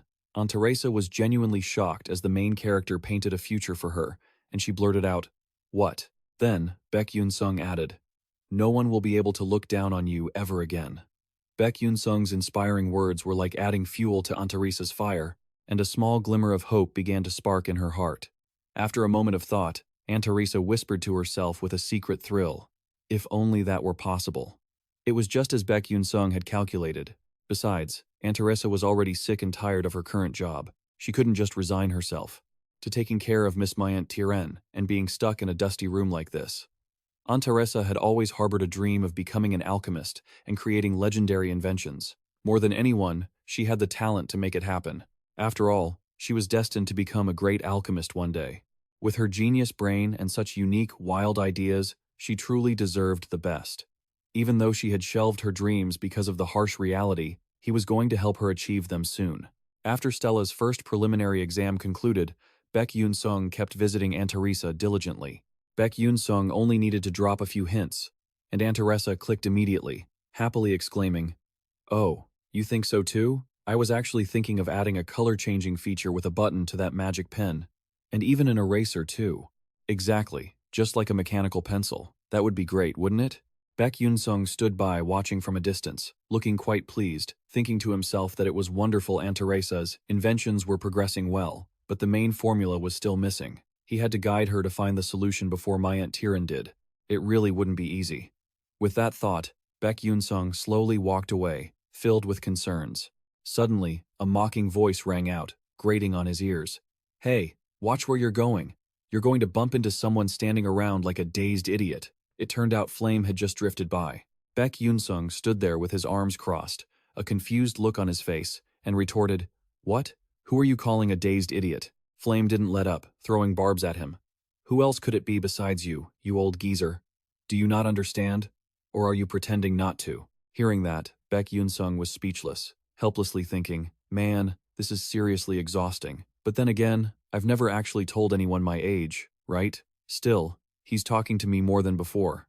Thinking of this, the protagonist put on a serious face and said, "Anyway, you came at the right time. I have something important to discuss with you. Do you remember your roommate? That girl." But as soon as Flame heard the name of that annoying hindrance, his expression soured, and he suddenly flared up in anger. Flame instinctively turned away, muttering, "That's illegal, you know." Beck Yunsung was so terrified his hair stood on end, and he hurriedly jumped back, stammering, "Wait, what the heck are you thinking? I haven't even said anything yet." Beck Yunsung continued to warn him, "Please take good care of her. Her condition might not be very good right now." The protagonist was worried and calculated in his head. If she were affected by dark magic, she would be in an extremely unstable state. "What a pain." Flame replied indifferently, "I don't know for sure, but we've already planned a hunting trip for this weekend, so I'll check on her situation then." "Right, I'm counting on you then," Beck Yunsung nodded. But deep down, Beck Yunsung was secretly plotting the hunting season was coming up, and the target was definitely the starting point of Chapter 4, the Matavis Graveyard, that god-forsaken place. He remembered that location involved main characters like Maon Isan and Flame, all the heavy hitters.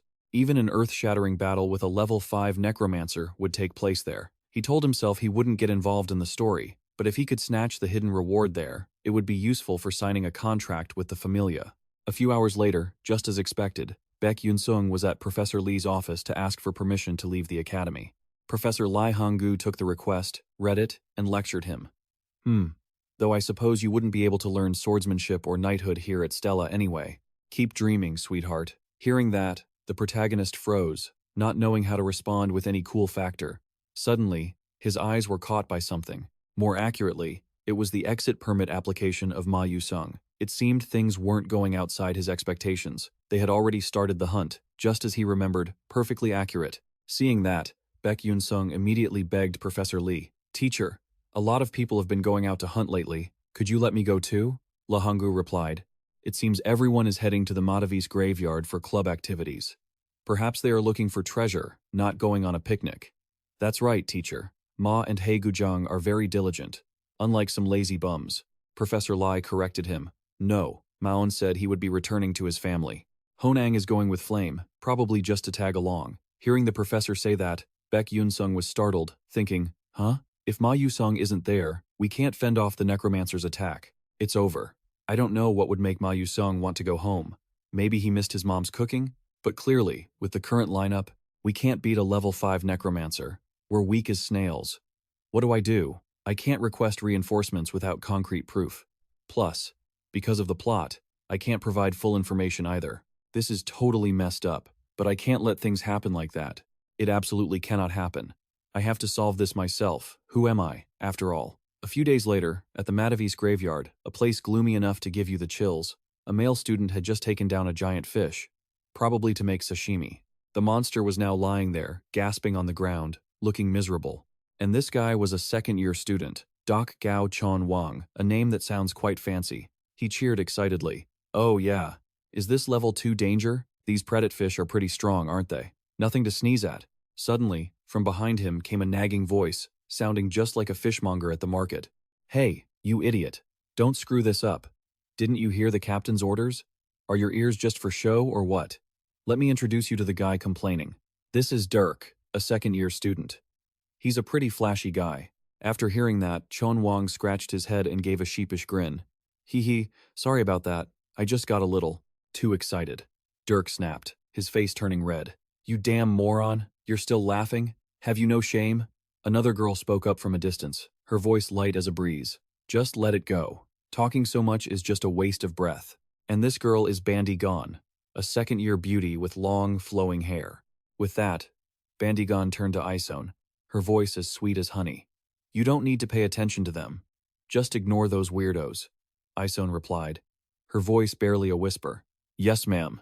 Dirk spun around and shouted back, his tone full of defiance. Hey, I heard that. Don't think I'm deaf. Bandy Gone retorted coolly, unfazed. So what? You got a problem? Or do you need a beating? Dirk barked back, sounding like he was about to cry. You're way too loud. Watch your mouth in front of the newcomers. Don't make me lose my temper. When I snap, no one can hold me back. Isone stood there, watching them bicker like a bunch of lunatics, and thought to herself, I only tagged along because I heard there was an opening in the club. Otherwise, forget it. Still, they aren't bad people, just a bit immature. As she was lost in thought, her captain Bandy Gone's voice rang out, sweet as sugar. Isone, let's go. We've had enough drama for one day. Yes, Senior Bandy Gone. Suddenly, a massive explosion boomed in the distance, making the whole group jump as if they'd been electrocuted. They looked toward the noise, bewildered, muttering. Their faces have all gone pale. What was that? A fight? Or maybe fireworks? Bandy Gone looked back and made a bold suggestion. If our hunting grounds overlap, should we go say hello? Captain, what do you think? Maybe we go stir up some trouble. Dirk, still looking completely confused, replied blankly. Huh? Oh, yeah, let's go. With that, the whole team marched confidently toward the source of the blast. They walked with such intensity, it looked like they were heading to war. Suddenly, Isone's eyes widened. Maybe she spotted someone handsome. She quickly realized in the distance were Beck Yunsung and Flame, accompanied by a mysterious group of people behind Flame, looking pretty shady. What are those two doing here? Is this a clash of titans? Both are equally matched and possess incredible skills. They're definitely not to be underestimated. From afar, the sound of arguing carried over, like they were about to throw hands. It's obvious I took down the giant piranha first. Are you trying to steal my credit? Nonsense. It was in our hunting zone, so it belongs to us. Don't try to lie. Before Isone's eyes, a massive, dead, sharp-toothed fish lay on the ground, looking pretty gnarly. She was taken aback, thinking, is that a giant piranha? I heard that's a level 3 monster, and extremely rare, too. Probably a limited edition drop. They must be arguing over the loot. What a bunch of greedy brats. Getting involved in this is just asking for trouble. Such a pain. Besides, I don't want to face the younger sister of the person who killed my father. Just thinking about it is unbearable. No, I have to get out of here immediately. Time to bail. Suddenly, someone spoke up. It was Dirk. He walked over, cheerful as if he were being offered candy. Hey now, juniors, whatever is wrong, just tell your senior all about it. The mood is so nice, don't ruin it. Hearing that, both Beck Yunsung and Flame roared in unison, their voices like thunder. Shut your mouth and get lost. You busybody, Dirk grumbled, his face pouting like a child. Is that how you talk to your senior? How rude, Byung replied, in a tone dripping with contempt. If you're a senior, you should act like one instead of playing games. This caught the confident captain off guard, leaving him stammering like a fool.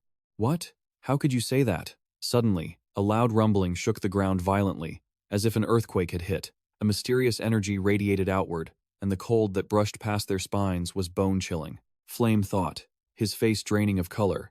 This energy. I have a bad feeling about what's coming. Something's going down. A skeletal hand erupted from the ground with immense force, straight out of a horror movie. Everyone was stunned. No one could have anticipated this. It was beyond belief. Their eyes widened, almost popping out of their sockets. They were completely shell-shocked. Flame gasped, voice trembling. No way. What the hell is this? The skeleton army is here, and they look absolutely grotesque. Before them, swarms of withered corpses were charging. They opened their maws wide, shrieking in a chilling way, looking like they wanted to tear everyone to shreds.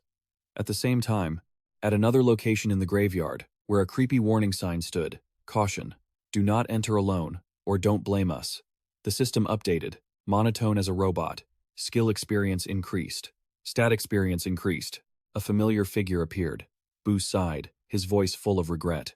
Man, if I could use magic, I'd be unstoppable. Why did it have to be Blink? So depressing. In reality, The protagonist had already taken down quite a few giant fish. He wasn't a total amateur. Their carcasses lay scattered across the ground like a battlefield. The protagonist looked around blankly, muttering to himself like a lost soul. Well, it's time. I can't delay any longer. In the distance, dark, looming tombs appeared. Boo quickly spotted what he was looking for and said, voice filled with excitement, "Aha, I found it. I'm so lucky." Suddenly, the protagonist's face grew sad, perhaps thinking of something unpleasant. I don't have the insane skills to wipe out an entire skeleton army like Ma Yusung, and I don't have overwhelming power. There's only one way to survive here. It's such a grind. I have to fight like a real player. I can't just rely on luck. Chapter 4. The Necromancer's attack begins. That already sounds intense. The ground began to shake violently, as if something massive were moving underneath. Immediately, something started rising. From the earth, sprouting up rapidly.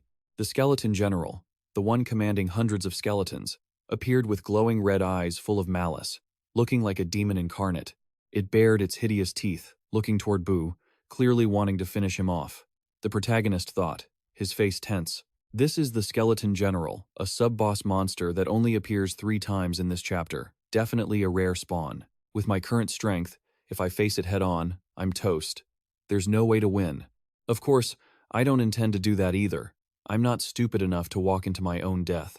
Thinking this, the protagonist grabbed its head and delivered a powerful punch. "Get back in there, you freak," he roared with intense authority. The unspoken rule of comics is that when someone is transforming or summoning, you stand still and watch. You don't just jump into the fray. But standing still doesn't mean you're just asking to be captured. You've got to know how to adapt. The backbone staff is complete, we're good to go. Now that I'm the one commanding the skeletal army. Pretty badass, right? So what am I waiting for? The whole world is basically mine now. Let's do this. Time to turn up. Over here, the skeletons started popping up like mushrooms after a rainstorm. Within seconds, they were swarming and surrounding the whole group. A freezing aura radiated from them, cold enough to make your teeth chatter. Flame thought to himself, his face turning pale. I let my guard down. I was way too complacent. This is a necromancer. Wait, something's off here. This doesn't add up. If I remember correctly, the one supposed to handle this chapter was Beck Yunsung. So why is it me? Why is Aeson with these guys? Did he get lost? And where the hell is Beck Yunsung hiding? Am I seriously going to have to face a level 5 necromancer with this group? Man, my luck is terrible. Seeing Flame looking so rattled and dazed, Prince Han-Ang stepped in to reassure him, his voice as gentle as a breeze. I've already sent a distress signal to Stella Academy via my pocket watch. Don't worry, we just need to hold them off until they arrive. Stay strong, Doc Gokyeon, the redhead, chimed in. The second-year student added confidently. Yeah, just a little longer, and the Stella professors will be here to take care of everything. Even if we can't defeat the necromancer, we can at least make a run for it. Retreat is the best strategy. Hong Bi-ryung spoke up then, her voice grave. Now isn't the time for comforting words. They aren't going to help. This is a graveyard. The longer we drag this out, the more skeletons will appear. We can't mess around. We need to get back to base, or we're dead. Jackie, terrified as the grotesque skeletons closed in, kept backing away, mumbling with a trembling voice, Don't come near me. I'm so scared." The creature opened its jaw wide, looking like it wanted to swallow its prey whole. It let out a raw, terrifying roar. Suddenly, a powerful burst of energy struck the skeleton from behind, stopping it mid-lunge. A narrow escape, for sure. Looks like she dodged a bullet there. Talk about a relief. The one who stepped in was none other than Aeson, a true heroine. She checked on her, her voice full of concern. "Are you okay? You're not hurt anywhere, are you?" Jackie was still shaking, stuttering out an answer, voice on the verge of tears. Yeah, I'm okay. Thank you." Doc Gokyeon added, voice filled with admiration. "Whoa, the first-year kid is actually pretty good. Not bad at all," Aeson continued. Analytical. "It seems like this necromancer came prepared. He's no amateur. He likely created an energy storage vessel. The guy's really invested in this. An energy vessel is a technique necromancers use to store their mana. It's a pretty formidable move. Even for a necromancer, mana isn't infinite. If you summon skeletons the standard way, a level 3 or 4 necromancer can only manage about 15 at most. But to control an area this wide, he's no pushover. Definitely an expert." Doc Gokyeon added, voice tight with worry. "The number of skeletons swarming in here. There's so many of them. Looks like this was planned long ago. Not just a random occurrence." They probably want to kill us to create skeleton mages. What a sinister plot. Kasif Dirk gave a strained smile, thinking to himself with gritted determination. As the captain, I have to step up. I can't afford to lose face here. I'll wipe them out with a powerful spell and show them who they're dealing with. But life is a dream, and reality is always far different from imagination. Talk about a reality check. Suddenly, a skeleton reached out and grabbed Kasif Dirk by the leg before he could react. He turned pale with fear, screaming, "Oh no, I'm done for! Somebody help me!" But before he could even struggle, Doc Gocheon was already a step ahead, rushing in to strike the skeleton down with a decisive, powerful blow. That's a real friend right there. While fighting, he shouted confidently, "Damn it! Don't you dare run! You're finished!" But suddenly, a hand reached out right in front of the captain, looking terrifyingly ominous. In the blink of an eye, he was immobilized, totally helpless. Doc Gocheon quickly noticed something wrong, his face tensing with caution. "Damn it, are they chanting or doing something else? They're counterattacking. This is bad. Get down or we're dead." A massive source of power was building up. The pressure radiating off it was suffocating. It felt fragile, ready to explode at any second. This was not a game. Everyone jumped, their eyes wide with panic, faces draining of color. Hongbi Ryong screamed in terror, her voice desperate. "No, if that goes off, we're all finished." But before she could finish, boom, a cataclysmic explosion rang out. A massive blast rocked the entire graveyard, like a nuclear bomb had gone off. It left a deep, gaping crater behind, and many had been wounded. There was blood everywhere, but miraculously, Flame wasn't harmed at all. Talk about lucky. Even so, the skeletons kept charging in, just like moths to a flame. Flame thought to herself, her face looking like a wilted leaf. "This is wrong. This is the limit. I'm so tired. I can't take it anymore. Things are not looking good. My mana is almost tapped out, and there's no time to recover. This is a life or death situation." Mozo Dordent, importantly, the enemies were endless, swarming like ants. At the same time, the skeletons were snapping their jaws and shrieking as they moved in, looking like starving demons. Anyone faint of heart would have had their blood pressure drop right through the floor. Just looking at them, it was terrifying. Flame gripped her staff, struggling to keep observing the situation, trying to stay calm. She thought anxiously, voice filled with despair, "Am I going to die here? No way." But suddenly, as the skeletons were lunging closer, they just stopped, as if controlled by someone. It was bizarre. She couldn't believe her eyes. Her eyes went wide with shock. She must have been totally stunned. Flame gasped, her voice full of surprise. "What the? The skeleton stopped? Why? What the hell is going on? This makes no sense." In the distance, a mysterious figure began to emerge, slowly approaching. It was none other than Beck Yunsung, our protagonist. He appeared like a god descending to save everyone on the scene. A total hero. Even Flame was shocked that Beck Yunsung appeared at just the right time, as if it had all been planned. She regained her composure and asked curiously, "Why are you here? Did you get lost?" As she said that, she noticed the skull Beck Yunsung was holding in his hand. It looked pretty gruesome. Flame quickly realized what it was, deep in thought, his face full of contemplation. "Wait, isn't that a skeleton general? That's a pretty tough boss." A skeleton general is way stronger than a regular skeleton soldier, and they usually have a squad of elite guards with them. They don't just roam alone. So how did he take on a skeleton general by himself and even capture it? It's hard to believe. He's a total beast. But maybe, just maybe, we actually have a shot at surviving this.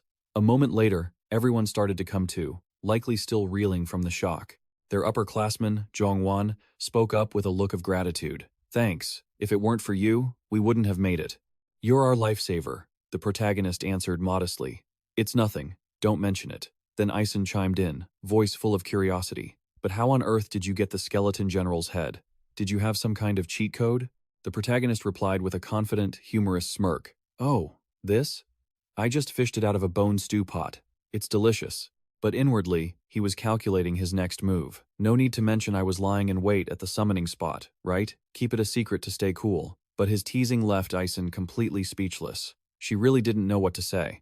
Hard to argue with that. Yunsung then said calmly and seriously, "Anyway, we need a plan. And fast. We can't afford to hesitate anymore. If that necromancer starts taking direct control of the skeletons and ignores the general's loss, we're in big trouble." "This isn't a game," Zhongwan asked, curious. "Hey, Junior, you got a plan? Any bright ideas?" The protagonist answered confidently, "On my way here, I saw the necromancer's forces have already locked down the area near the base. There's no way we're sneaking out of this perimeter. It's a dire situation. So, there's only one way out. We have to strike directly at the source. There's no point in trying to run. Everyone looked bewildered at Yunsung's reckless proposal. He's got a death wish, someone muttered, trembling. Wait, are you out of your mind? Is the shock making you hallucinate? Yunsung answered nonchalantly. Didn't they teach us this in school? It's basic knowledge. The necromancer has powerful command over skeletons, but their physical body is nothing to worry about. They're weak as a kitten, Bandigon added, voice filled with anxiety. But I'm sure he has an honor guard surrounding him, not just standing there alone. The protagonist cut in, his voice resolute. The necromancer's control range is way too broad. We can't outrun it. If we don't hit the source, we aren't getting out of here alive, he thought to himself, calculating the odds. Right now, his guard consists of 1 skeleton general, 6 elite skeleton soldiers, and 50 regular ones. That number is just going to keep growing. This is our only window of opportunity. Can't miss it. But how do I convince them? It was a tough sell. Just as he was deep in thought, someone spoke up with a tone of trust. It's possible. Even if he acts like a goof sometimes, he's got more combat and tactical experience than the rest of us. We can't underestimate him. Hongbi joined in, agreeing. I agree. Honestly, given our situation, there's no way to break through the encirclement. We have to take the risk. The necromancer won't be expecting us to attack his main body. It'll be a total surprise. The 2 upperclassmen locked eyes. Perhaps this really was the only way to get out alive. There was no other choice. I don't know what you're basing this on, but we can't split up, so I'm in. Let's do this. Go all in, Bandigon said happily, voice full of hope. Before the necromancer finds us, we still have a chance. We have to seize it. Meanwhile, at another spot in the cemetery, in a gloomy, terrifying place, a figure appeared. He spoke with arrogance. Running into these Stella greenhorns here. How lucky. Fate is on my side. If I turn them into skeleton mages, even the Dark Magic Alliance won't dare look down on me. I'll be the king. And this man was Saba Hook, a level 5 necromancer from the Dark Magic Tower, a name that sounds straight out of a nightmare. For 7 years, I've been stockpiling mana in this core. I'm not some small-time amateur. There are 700 skeletons resting here, a massive army. Nobody can look down on me anymore. I am invincible. Ha. Suddenly, he froze, unable to believe his eyes, his face blank. What the? Suddenly, I can't feel anything. Am I paralyzed? Did my general get taken out? No way. Even more shocking, a cracking sound echoed. A terrifying, powerful force was attacking the barrier behind him, as if trying to shatter everything. He was stunned, not understanding what was happening. It was completely unpredictable. Even the piles of bones behind him were shifting, shaking violently as if they were about to collapse. He thought in terror, his face deathly pale. The barrier made with Tier 4 magic is cracking? Impossible! How the hell is this happening? This is insane! He roared, his voice filled with rage. You bastards! I won't let you get away with this. You're dead. Everything happened like a gust of wind, leaving him no time to react. He could only stare blankly, caught completely off guard. Then, boom! A massive, deafening explosion rocked the area, like a bomb going off. The piles of bones were completely obliterated, turned to dust. That blast was the combined effort of the BU squad. Talent that can't be ignored, the power of teamwork. A moment later, the explosion subsided, leaving only a cloud of thick dust. He was stunned, frozen in place, unable to lift a foot. The shock was just that great. A bitter feeling flooded his entire body. He fumed, his head ready to blow. Damn it, I was too careless. A huge mistake. Never thought they'd have the guts to go straight for my main body. What a bunch of reckless fools. But even as greenhorns, Stella is still Stella. They shouldn't be underestimated. I didn't want to resort to this, but dealing with them like this is too dangerous. I have no other choice. I have to summon the elite soldiers. Thinking this, he bit his finger until it bled, a truly creepy sight. Immediately after, he threw his arms wide and shouted, voice booming with power. You unfortunate souls, hear my command. I am your master.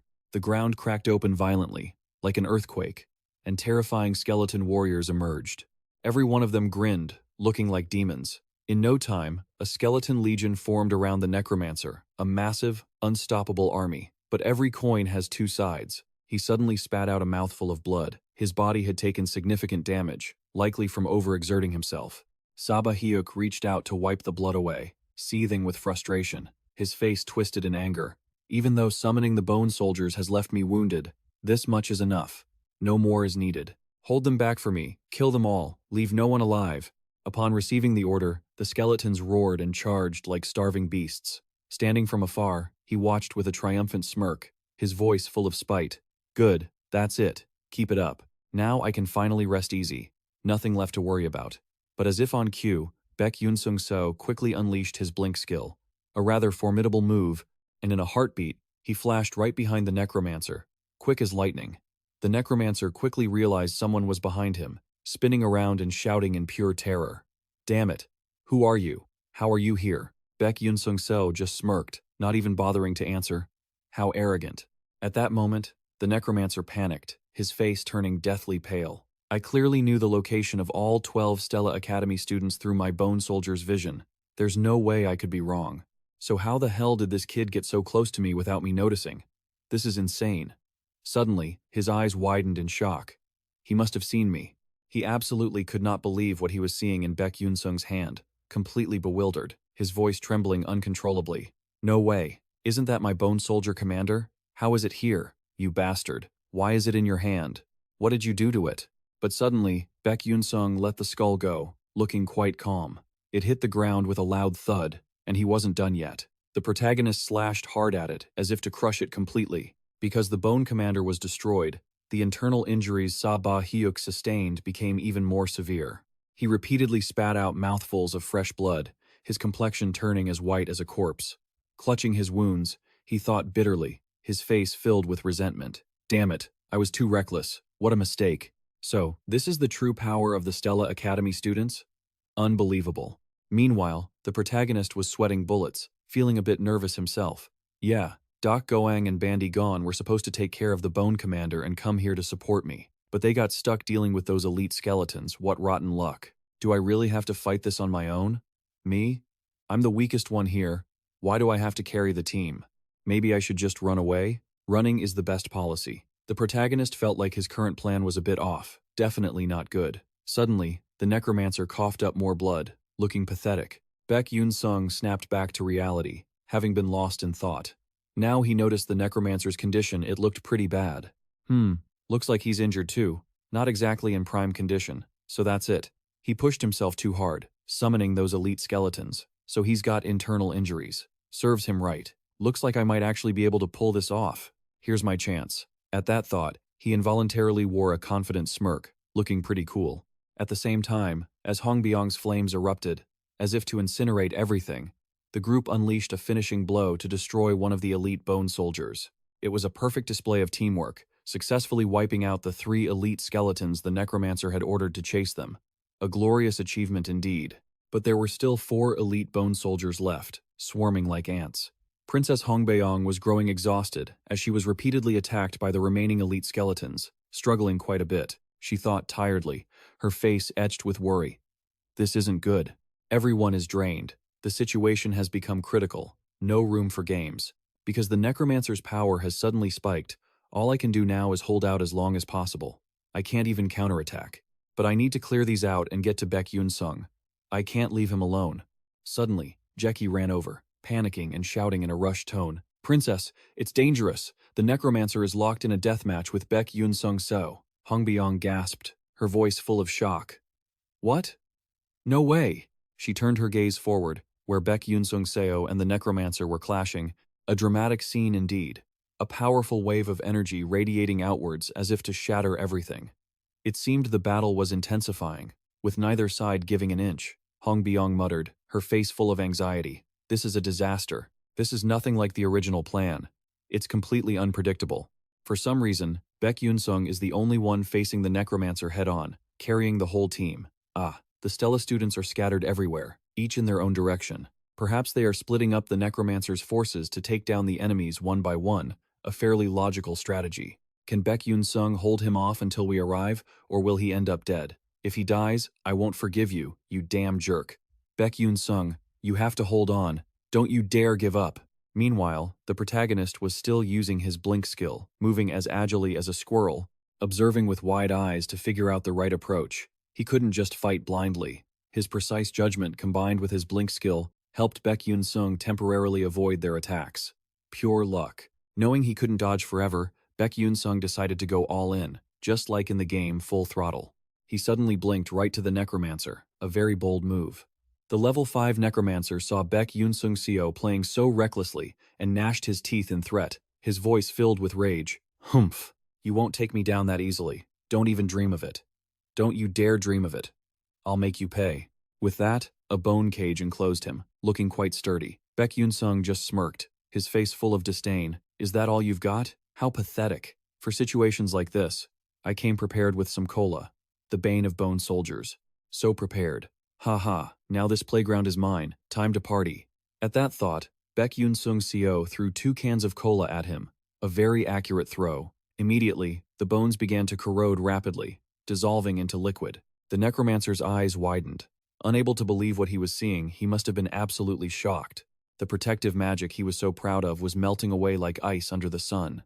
Remembering his earlier big talk, his face couldn't help but flush with shame. How embarrassing. But then he shrieked in a fit of rage, his voice brimming with fury. You damn brat! How dare you destroy my bone shield? You want to die? Finish him off. Don't leave a single one alive. Instantly, a barrage of sharp, jagged bones shot toward Buseo like arrows. But not on his watch. In a flash, Buseo had already blinked behind the necromancer. He grinned, gripping his sword with absolute confidence. This was the golden opportunity. He thought he had the kill, but suddenly, the necromancer turned around with a twisted, terrifying smile. Hook, line, and sinker. You idiot. It was all part of his plan. He'd sensed Buseo behind him the whole time. What a snake. The protagonist realized it instantly, his face turning pale. Damn it. I'm the one who got played? Son of a that's rough. Suddenly, a sharp bone erupted from the ground, piercing straight through his leg with brutal force. Blood splattered everywhere, a gruesome sight. Buseo winced in agony, his face twisted in pain. Damn it. It hit me. That hurts like hell. Gritting his teeth, he tried to retreat, fighting to keep his composure. The necromancer let out a smug, mocking laugh. Ha! You pathetic piece of trash. Look at you now, reaping what you sowed. Keep running your mouth. Let's see how much longer you can keep that up. He panted, feeling the burning pain in his leg. He looked troubled, deep in thought. Maybe I was too arrogant. That was a huge mistake. Even injured, the guy was a legitimate level 5 mage. He couldn't be taken lightly. But I can't die here. There's still so much I have to do. He has to be exhausted by now. All that magic he's been spamming must have drained him dry. He's got to be getting weaker by the second. In other words, he's hit his limit. Level 5 or not, he's not invincible. What do? I need a plan.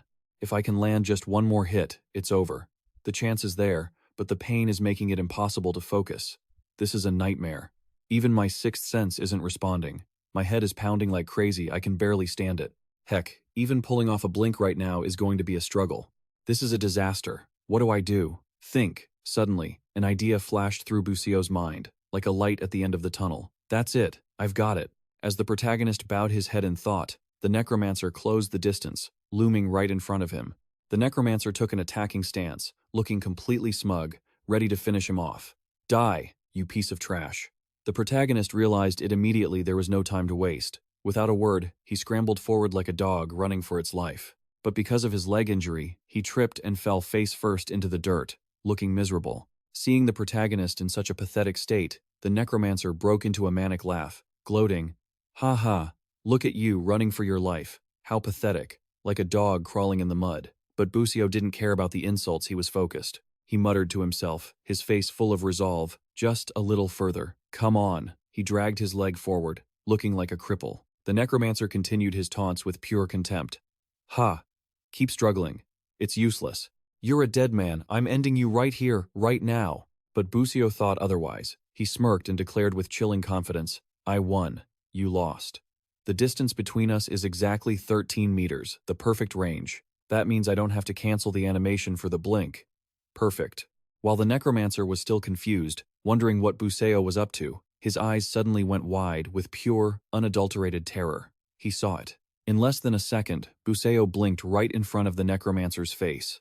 Moving in a flash, he ignored the blinding pain in his leg, poured every ounce of his remaining strength into his sword, and delivered a fatal blow, piercing the necromancer's heart. A perfect finishing move. Blood splattered everywhere, a truly horrifying sight. At the same time, because the necromancer was dead, the skeleton army suddenly froze, leaving everyone stunned. It was unbelievable. The entire skeleton legion dissolved into the wind like they never existed. Seeing this, Senior Dako Chunwang stammered in shock. Did Busio really beat the necromancer? No way. Like waking up from a nightmare, Jackie collapsed to the ground, completely shell-shocked. Her eyes were wide with disbelief as she whispered, her voice trembling, "I can't believe it. Buseo actually defeated a level 5 necromancer. It's a miracle." Her words were like a signal. A wave of relief washed over everyone. It was as if they'd come back from the dead. The group cheered in unison. "We're alive! We're actually alive!" Even though they didn't know how a freshman managed to take down a necromancer, it didn't really matter anymore.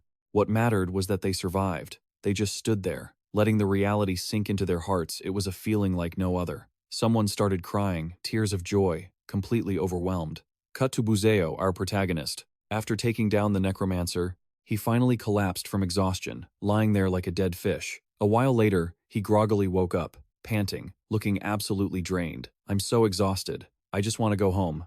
I don't want to be here anymore." Soon after, the Stella Academy Magic Knights arrived at the graveyard to assess the situation and escort the group back to school. It had been a rough trip. As soon as they returned to the academy, Professor Lai Honggu called the protagonist out, his voice stern and cold. "Buseo, you said you were going out for training in some peaceful, scenic area, but you ended up at a graveyard? That's quite the lie. I suppose the air in the graveyard is refreshing, isn't it? Or do you just happen to love the smell of death?" Buseo had no excuse for Professor Li Honggu's sarcasm and just bowed his head in apology. "I'm sorry, sir. I only got off the carriage because I felt like something was wrong. I didn't mean to break the rules." The professor nodded, his tone softening slightly.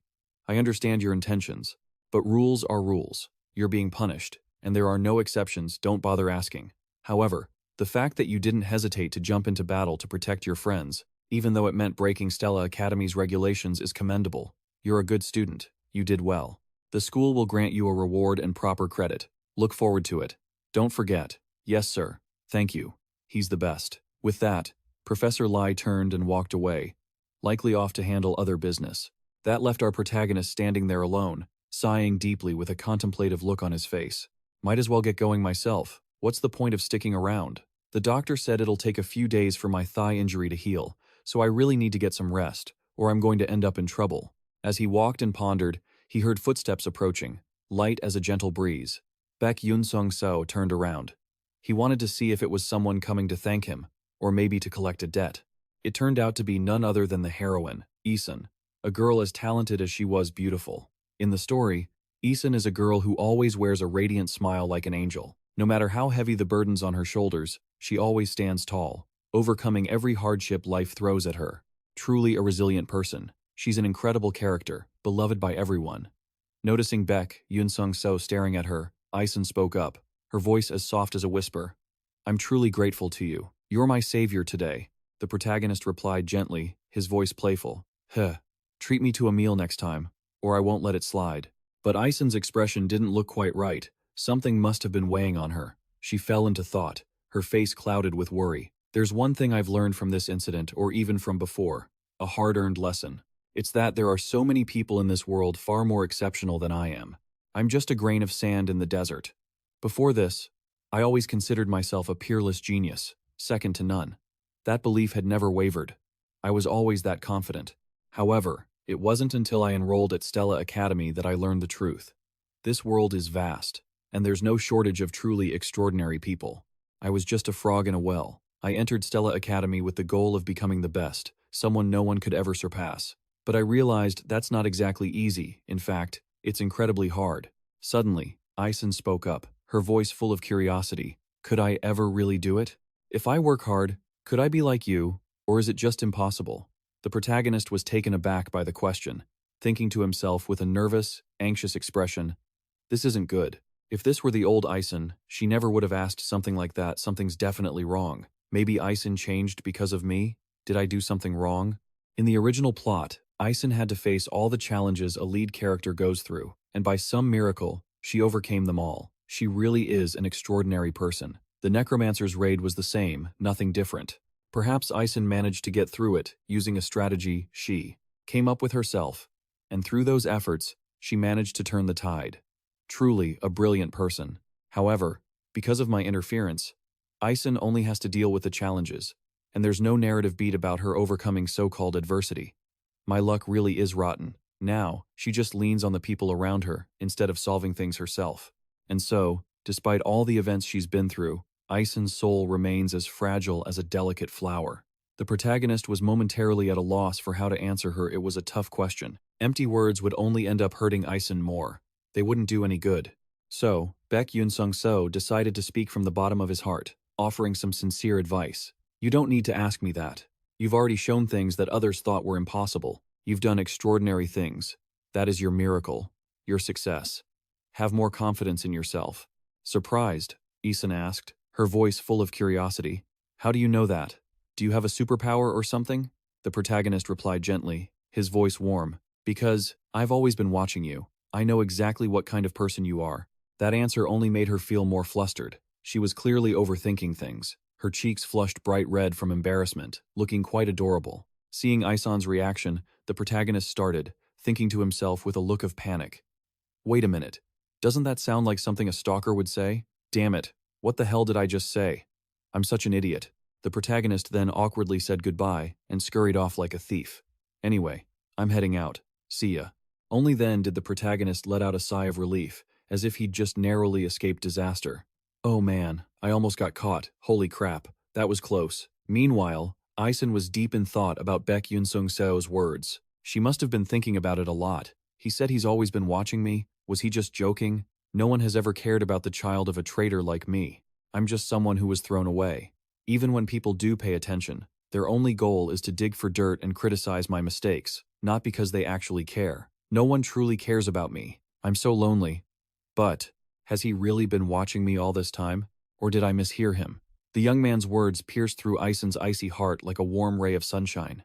It flowed through her veins and lingered in her mind in a way she couldn't forget. She felt her heart thumping in her chest. A fire was growing within her, a truly strange sensation. Her passion for magic and the goals she thought she'd lost were suddenly reawakened, as if brought back to life. Before she knew it, the sun had begun to peek over the horizon. A new day began. A new day dawned in the city, a bustling, vibrant city. There was a place here where the most exceptional mages in the world gathered. The Magic Council, a place of immense power, where people became so obsessed with magic, they couldn't pull themselves away, just like addicts. And here, a major event was about to take place, one that had captured everyone's attention. People were buzzing about how a student from Stella Academy had defeated a level 5 necromancer. It was shocking news. This is absurd. What era is this for a necromancer to show up? Is someone playing a joke? Could it be that those dark mages haven't truly disappeared with time? Are they plotting something? It was definitely headline-grabbing news, but the fact that a student from Stella Academy had taken down a level 5 necromancer was undeniably true. There was no mistake. Hearing everyone gossiping about the necromancer, Beck Yunsung thought to himself, a confused look on his face. It's just an award ceremony. Why is the Ministry of Magic involved? Reporters and nobles showing up? They're totally overreacting. Is there something shady going on? Wait, what? Princess Beck Yunsung looks pretty excited, doesn't she? Is something good happening? She looks happy as a clam, maybe she hit the lottery. Sensing Beck Yunsung looking at her, Hong Biong turned back, her expression cold as before, and said, her voice full of annoyance, "What are you staring at? Never seen a pretty girl before?" The protagonist stuttered in response, his voice shaky. "Oh, nothing. I was just looking around randomly." Then, Professor Li Honggu looked toward the crowd and shouted, his voice commanding, "Everyone, quiet down, please." A solemn atmosphere descended upon the auditorium. Today, the 13 golden faces of courage, those who braved the fight against the Black Necromancer, will finally have their names called to receive their rewards. The prestige of the awards hit the roof when it was announced that the headmaster himself would be presenting them. This shocking news left all 13 rookies stunned, speechless, and reeling, especially Bigu-sun.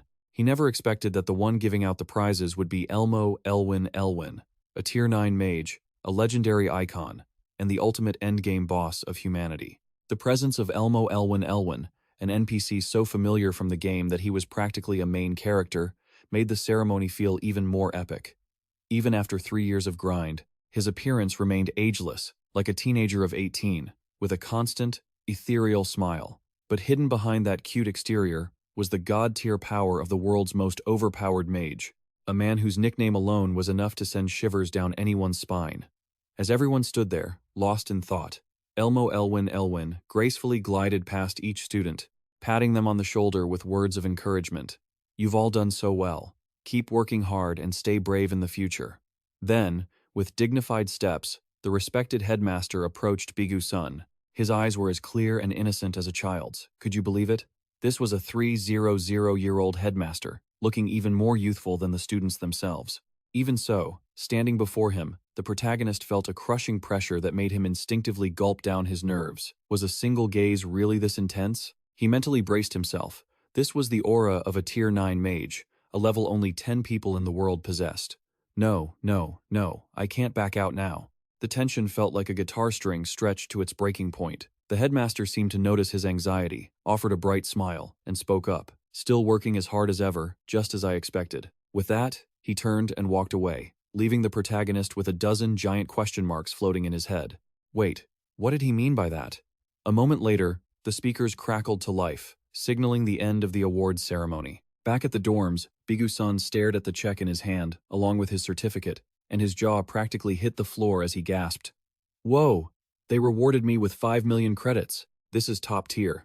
With this kind of money, I won't have to worry about cash for a long time. Even in his wildest dreams, the protagonist never expected the academy to be this generous, handing out such a massive fortune. Maybe this amount was pocket change to rich kids like Hongbi or Gunang, but for someone in a dire financial situation like Bigu-sun or Isan, this was an absolute goldmine. Furthermore, the final prize in the reward chain for this incident was the Death Necromancer's mana container, the heart of a true necromancer. He chuckled to himself, thinking that while it was a bit tricky right now, once he teamed up with Anarisa to create his own personal space, carrying it around would be a total breeze. However, to pull that off, he first had to solve the interference formula of the chaos algorithm. Luckily, the other students were happy to give up their slots, leaving him breathing a sigh of relief. Next up were the system rewards. Chapter 4. The Necromancer's Raid has been completed. You have received a large amount of EXP for progressing the story in a unique way, and you will receive additional rewards from the Constanlatio project. These include: first, a list version of items used in the game; second, a demo version of skills collected in the game; and third, EXP points. After reading the notification, he couldn't help but be stunned and overwhelmed that these rewards even existed. It wasn't that he didn't like them, but he realized his current strength was still pretty amateur, so he really needed this compensation. So, he really had to weigh his options. He figured the most important thing right now was skills. So, he put it all into the EXP for his blink skill. After the recent battle, he realized just how weak he was. Trying to keep up like the others was pointless. He had to get ahead using the knowledge he already had. After confirming his choice, the system announced, "Reward applied. Blink skill EXP requirements met. Skill leveled up. Blink is now level 2, with a maximum range of 12 meters, a maximum of 3 charges, and a 3-second cooldown." The protagonist could clearly feel the change within himself. Even though the distance didn't increase, it stayed the same. That was enough for now. Bigu-sun clenched his fist in joy. Finally, the number of charges for Blink had increased to 3. Now I can use Blink to my heart's content. With some downtime, he immediately started thinking about the next problem. Isan's situation was looking pretty rough. Originally, Isan grew up facing all sorts of hardships, but she seemed to have suffered a bit of culture shock during the Necromancer incident. As he recalled, the original version of her was even worse off than she was now. Next was Isan. He wanted to help her out so that the hidden, brilliant talent inside her could finally shine. Cut to the meditation class in the dark, where Isan was also present. She seemed to be drifting in a dream world, floating in midair, feeling pretty good. Suddenly, a cold breeze blew, and she felt like something was stuck inside her. She tried to push it out over and over, but it was automatic. She was startled by someone calling her name, "Student." She looked around in a hurry, and saw the other students sitting cross-legged in meditation, just like her. She thought to herself, "Did I fall asleep?" A transparent butterfly flew past her ear, carrying the voice of Professor Azon. "Using magic while meditating? Take a look above your head." Hearing that, she looked up and her eyes went wide with shock. Sure enough, there was a solitary ice pillar floating in the air, not far from her. She had used magic without even realizing it. Azon thought in surprise, Wait. When did I create this? I didn't perform any formulas or calculations." Now, the other students couldn't help but notice. Even if it was just Tier 1 magic, you should still feel the flow of mana. If this was really the result of the meditation Bigu-sun introduced to her, she was deeply curious. She had been nervous before, but surprisingly, the effects weren't just good, they were incredible. The other students meditating seemed to be distracted by random thoughts or dozing off, but whenever they cleared their minds and focused, their concentration increased at lightning speed, and their spellcasting speed went through the roof. Was this all part of Bigu-sun's plan? A while later, the meditation session ended, and the students flooded out to go get lunch.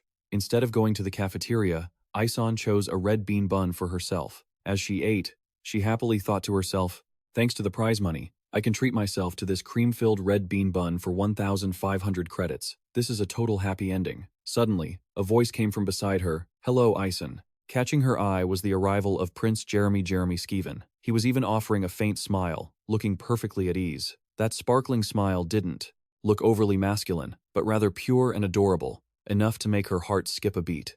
Then, Jeremy Skeven grinned and continued, "Have you joined any clubs yet?" Isan replied with a hint of surprise, "No, I haven't joined any clubs yet." Jeremy Skeven added, "Really? Then why don't you join our club?" Of course, Isan wasn't naive enough to blindly accept such a sweet offer out of the blue. There must be something mysterious behind this generosity. I need to double-check this deal. She narrowed her eyes and asked, "What are the conditions?" Jeremy Skeven laughed and said, "Conditions? There aren't any. It's simply because I like you." But this answer only made Isan think even more. Especially for a woman like her, Isan was clearly a captivating girl. She was a genius among geniuses, having reached level 3 at 17, and her appearance was quite stunning. However, on the flip side, the title Daughter of a Traitor stuck to her like glue, so no one wanted to keep her around. But Prince Jeremy Skeven was different. He must have had a reason to approach her, Isan thought to herself. Such a slippery guy. Clearly, he was trying to turn her into his own personal trophy. Seeing Isan still hesitant, Jeremy Skeven stepped closer and added, "Oh, come on, don't you trust me? Isan, I truly haven't set any conditions. You just need to join my club and always stay by my side. That's all. I will do anything for you. You know who I am, better than anyone." Isan was a sharp girl, so she knew better than anyone else. The Scanband Empire was currently at war with the Adalebet Kingdom, and if she had the power of the Crown Prince Jeremy, her current difficult life could finally come to an end. No more needing to be happy over a single red bean bun, and no more enduring the humiliation of being the daughter of a traitor. Even though she knew she shouldn't, the thought made her stumble over her words. The moment Isan opened her mouth to say something with a blank look in her eyes, Jeremy Skeven instinctively smiled, feeling his goal was within reach.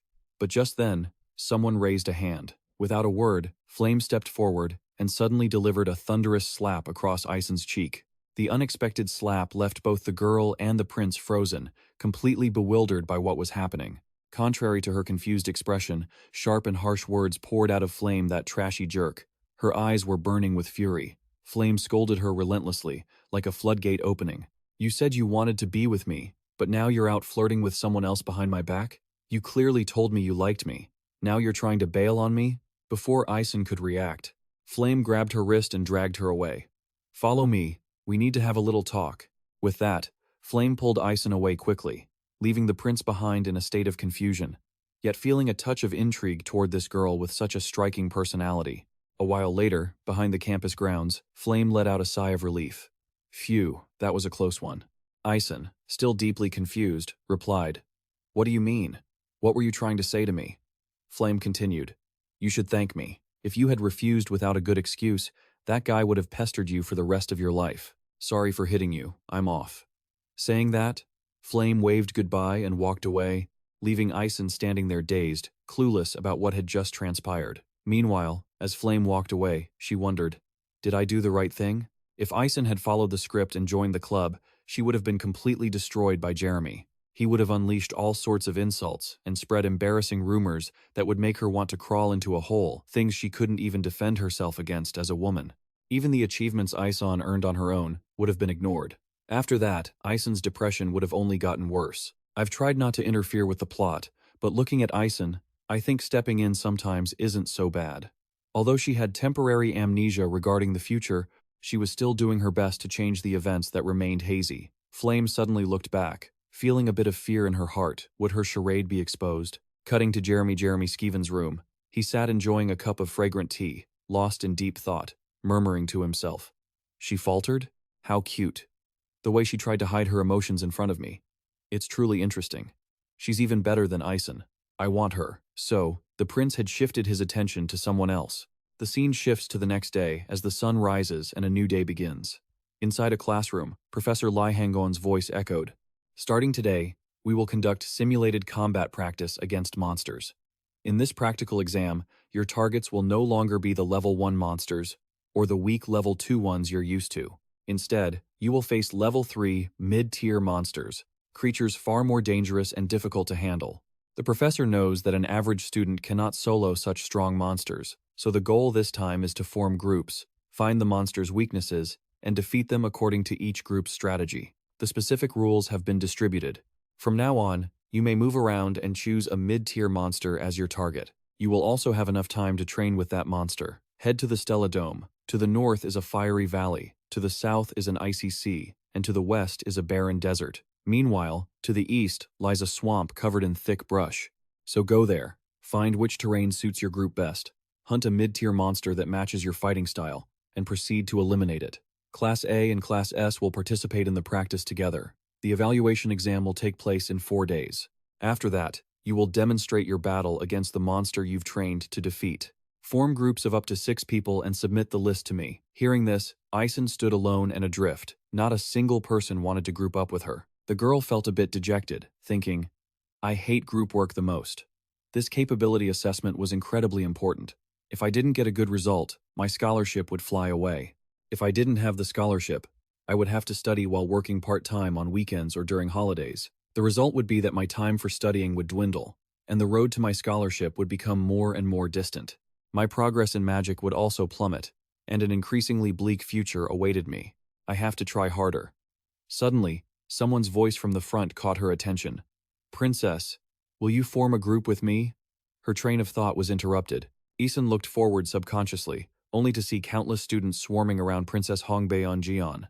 They were constantly coming up with reasons why they were better than the others, as expected of a royal princess. Countless students gathered around her, and Princess Hongbaeon Jeon had the right to pick whoever she wanted for her group. But in stark contrast to that scene, Ison was left completely lonely, with no one intending to come anywhere near her.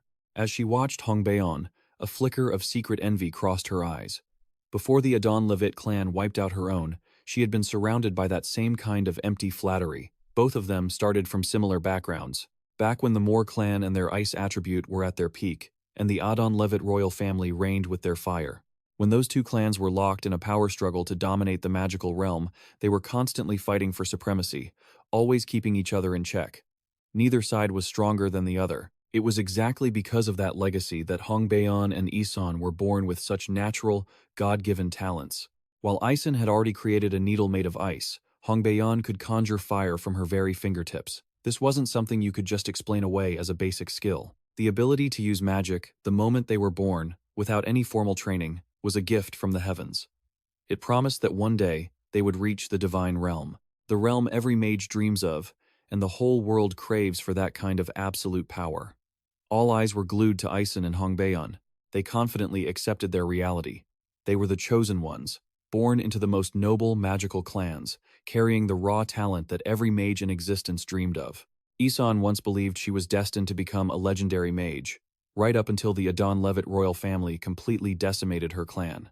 Thinking of this, she clenched her fists, telling herself to keep her cool. Back then, she really thought she was the chosen one. Could she ever get revenge against the Adon Levit family? Just like that, Ison stood there, lost in her own thoughts. And just as the seeds of doubt began to sprout in Ison's heart, a familiar voice called out from behind. Hey, you all by yourself? The person who arrived was none other than our lead character, Bigu's son. Seeing his bright, cheerful face, Ison sighed and said, What do you want? Hearing that, Bigu's son knew he had arrived at the perfect time. Ison's confidence hadn't been swallowed by darkness yet, and this was his chance to help her reclaim it and shine like a goddess before every mage at Stella Academy. With that in mind, the lead character flashed a dazzling smile and pointed to himself. Why don't you team up with me? Over on the other side, Princess Hongbaeon quickly realized Bigu's son had arrived. She felt a bit disappointed, thinking, Bigu's son? She wondered why he would choose Ison as his teammate when he had so many other options. Ison, meanwhile, was completely stunned. She asked Bigu's son, Did you just say we should team up? Bigu-sun explained. You know there's no rule about a minimum number of members, right? We can form a duo and get extra points for being a small team. Hearing that, Ison was startled and blurted out, Are you crazy? How are we supposed to take down medium-sized monsters by ourselves? But after saying it, her mind was subconsciously swayed. A thought popped into her head. For some unknown, insane reason, if it was with Bigu-sun, she truly believed she could pull it off. Seeing that she didn't refuse, the lead character gave a confident grin and asked, So, is it a deal? Ison froze for 5 seconds. She pondered for a moment before finally nodding and saying, Fine, I'll do it. It's not like I have anyone else to team up with anyway. Bigu-sun laughed. Haha, that's the spirit. Stick to that decision. I'll go submit the roster. With that, the lead character turned and walked away, leaving her to watch his retreating back. Just then, footsteps approached.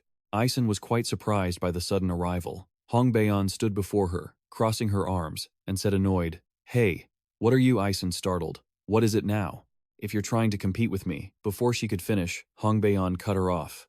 What are you rambling about? Worry about yourself, you shameless brat. Hearing such disdain from Hong Baeon, Ison's heart felt like it had been salted. After that, Hong Baeon turned and walked away. Now, Ison realized that Hong Baeon hadn't approached her out of fear of her potential, but simply because Bigu-sun had been stolen by her. Realizing this truth, Ison clenched her fist and let out a bitter laugh. It turned out that, in Hong Baeon's eyes, she was completely invisible. Hong Baeon walked away, while Ison stood there, looking gloomy, wondering why she had been so agitated that she let such silly words slip out.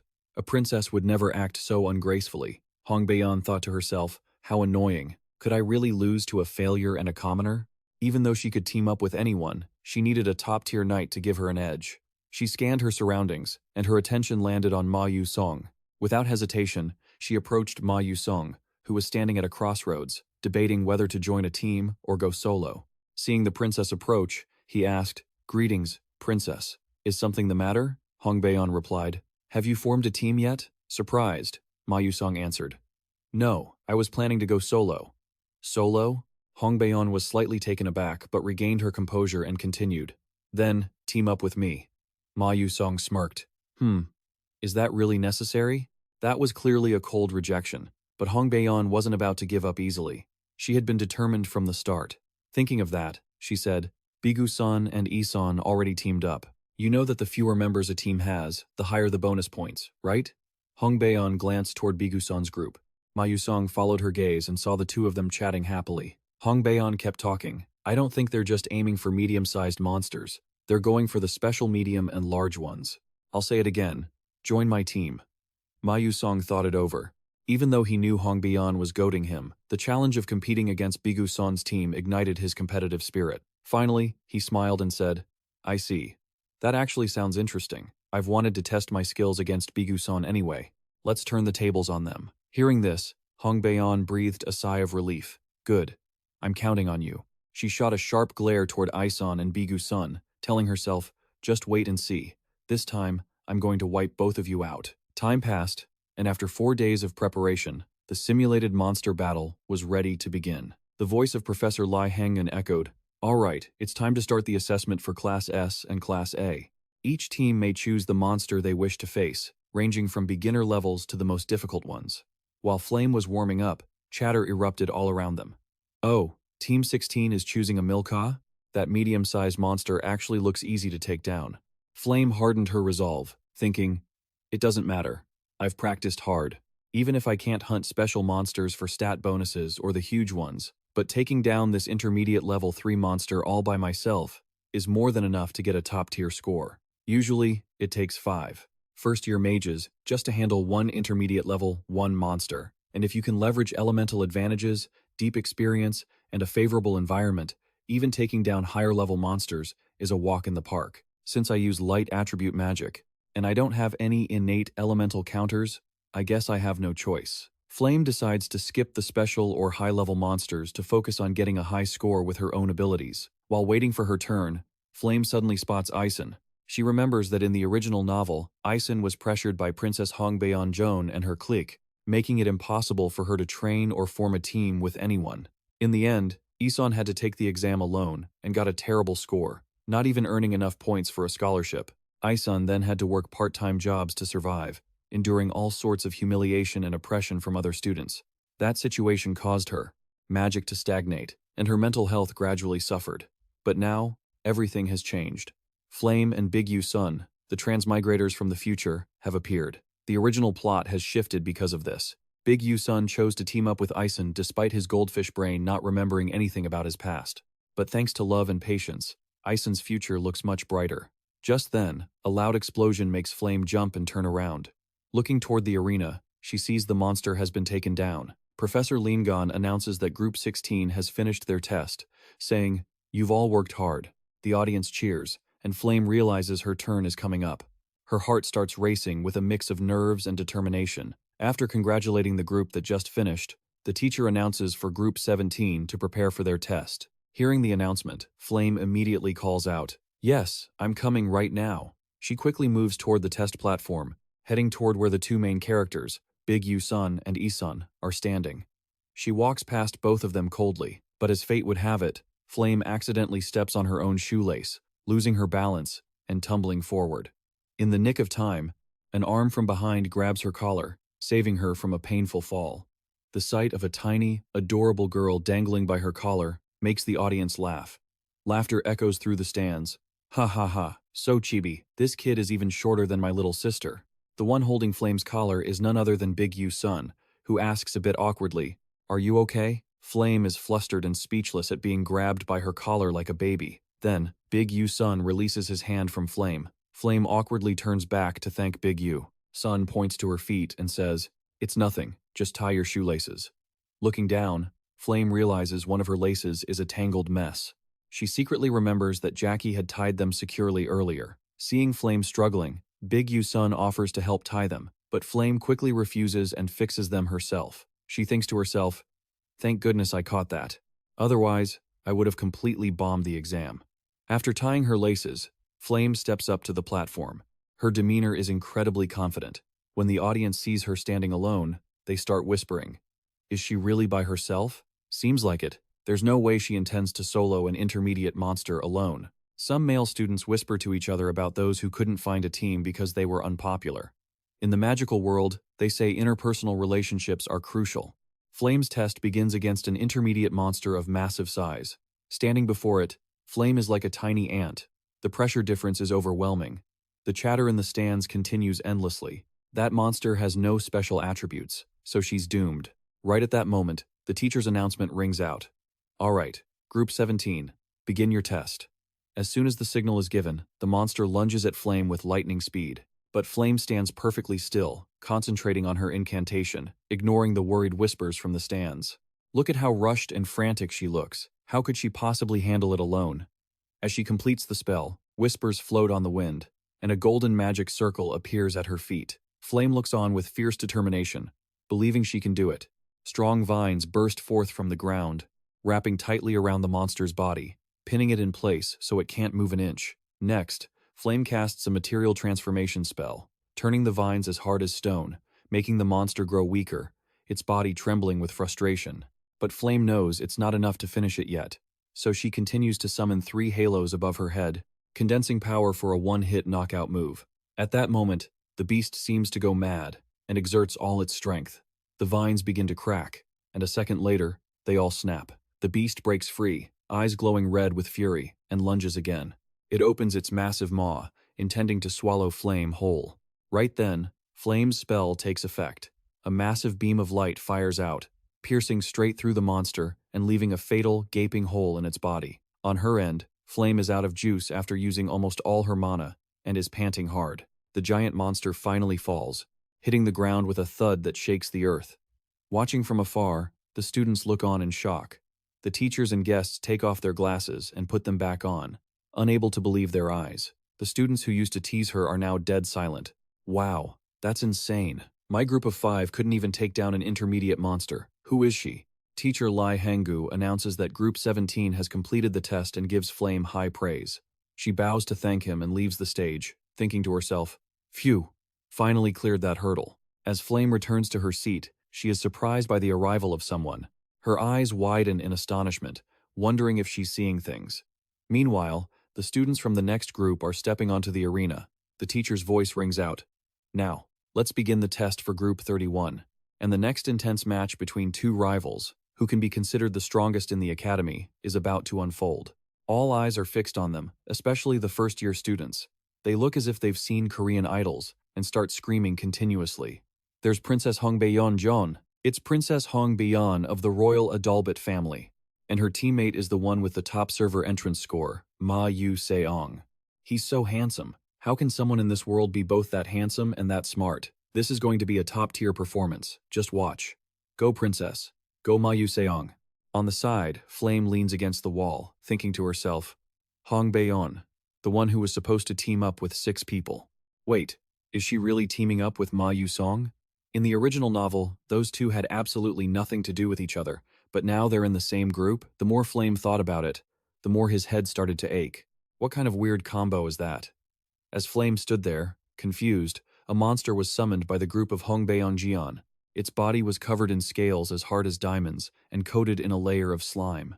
It also had fins that doubled as wings, allowing it to soar through the sky. It had arms and legs, but with a head that looked just like a carp.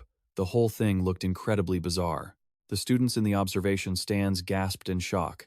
Wait, no way. An illusion fish? You've got to be kidding me. That's a special grade, mid to large-sized monster. Are they seriously trying to challenge a monster with an incompatible attribute? Have they lost their minds? Some of the professors and mages on the stands quickly pulled out their magic charts to look up the attributes of Ma Yu-seong and Hongbaeyeon. Plenty of groups have tried their luck with special mid-level monsters, but they all ended up eating dirt. And that's not even mentioning that most of them fought with a magical advantage, while Hongbaeyeon's group is completely throwing those advantages away. They're clearly gunning for bonus points. Meanwhile, others were absolutely stunned. As expected of the princess of the Adol Empire, she's top tier. Just finding an illusion fish is a massive headache, but they actually went and picked one for the challenge.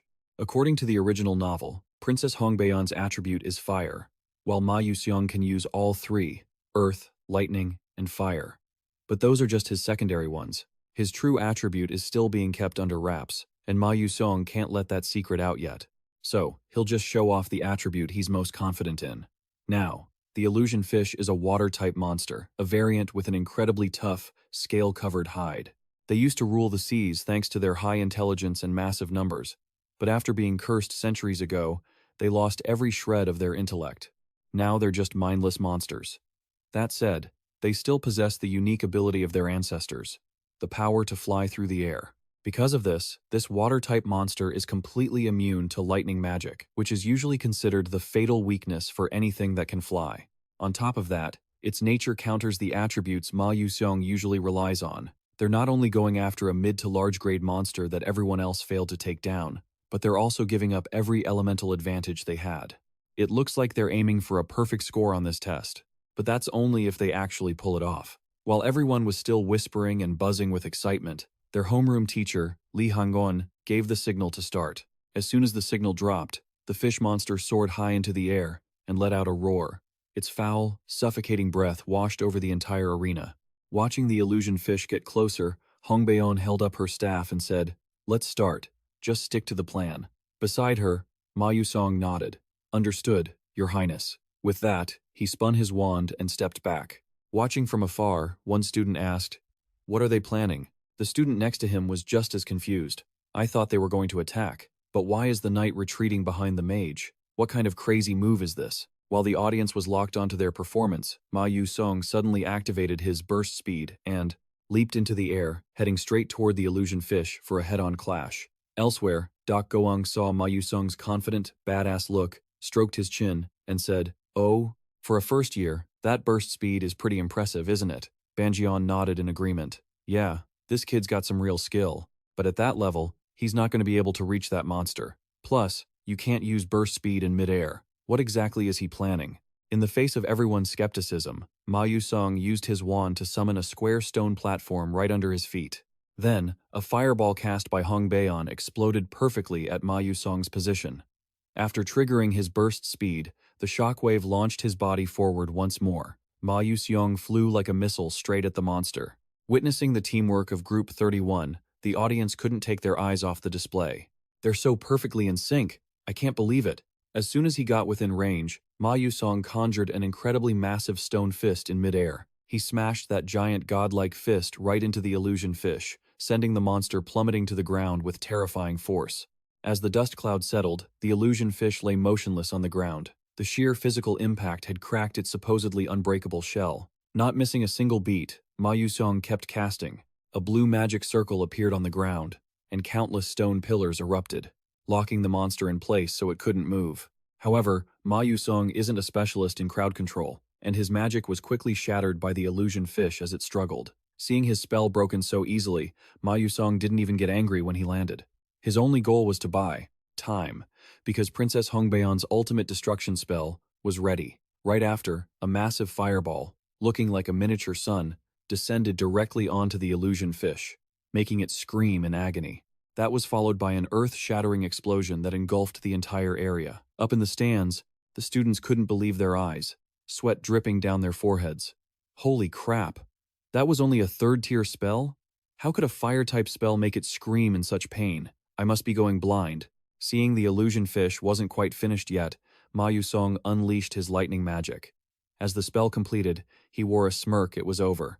As soon as he said that, a cylindrical bolt of lightning slammed down onto the illusion fish. Even though it was a water type, in the face of such overwhelming power, everything else meant nothing. After those 2 hits, the illusion fish finally went down for the count. Its body slowly faded away, leaving nothing behind but dust. Seeing this, the emotions of everyone in the stands reached a breaking point.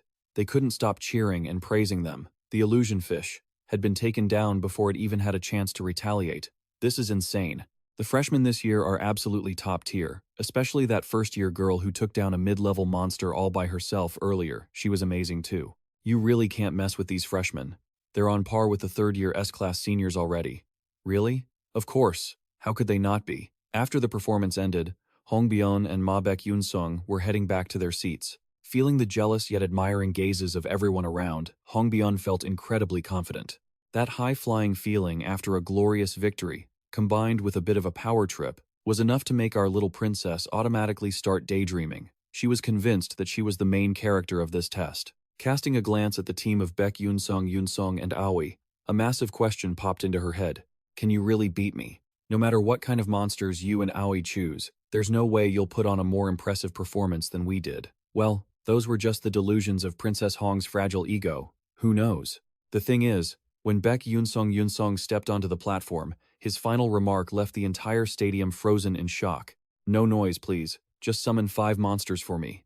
Needless to say, the crowd's eyes went wide, and their jaws hit the floor. Princess Hongbeon's expression was one of pure, bewildered shock. It was written all over her face. While she tried to maintain her composure, the other busybodies started whispering. Did I just hear that right? Apart from the groups of Princess Hong, Beck Yunsung, and Flame, didn't every other team need a full 5-person squad just to barely handle one mid-tier monster? And now, these 2 are planning to take on 5 at once? Oh my god. I've heard rumors about him, but is he actually insane?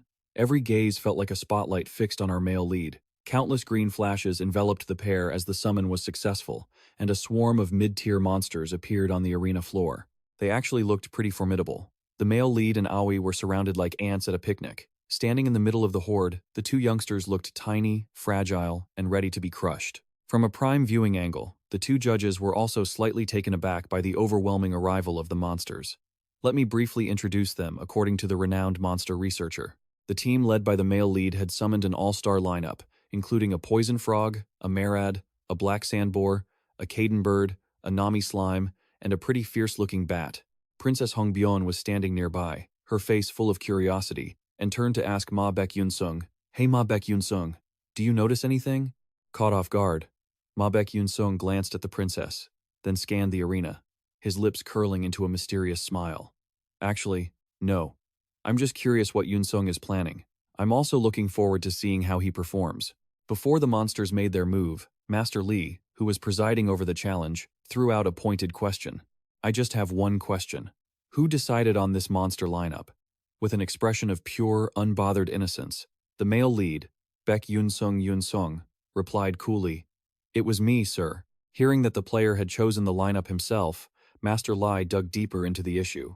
Even though you are a knight who can easily score points in situations like this, For a bishop, it's a different story. I think this strategy of yours is a bit too much for a bishop. At that moment, the 5 monsters had completely surrounded the pair. Ignoring the anxiety and suspicious looks of everyone, our male lead flashed a self-assured, charismatic smile. No, sir. Even though it might seem vague, the strategy I chose this time is specifically designed for a bishop.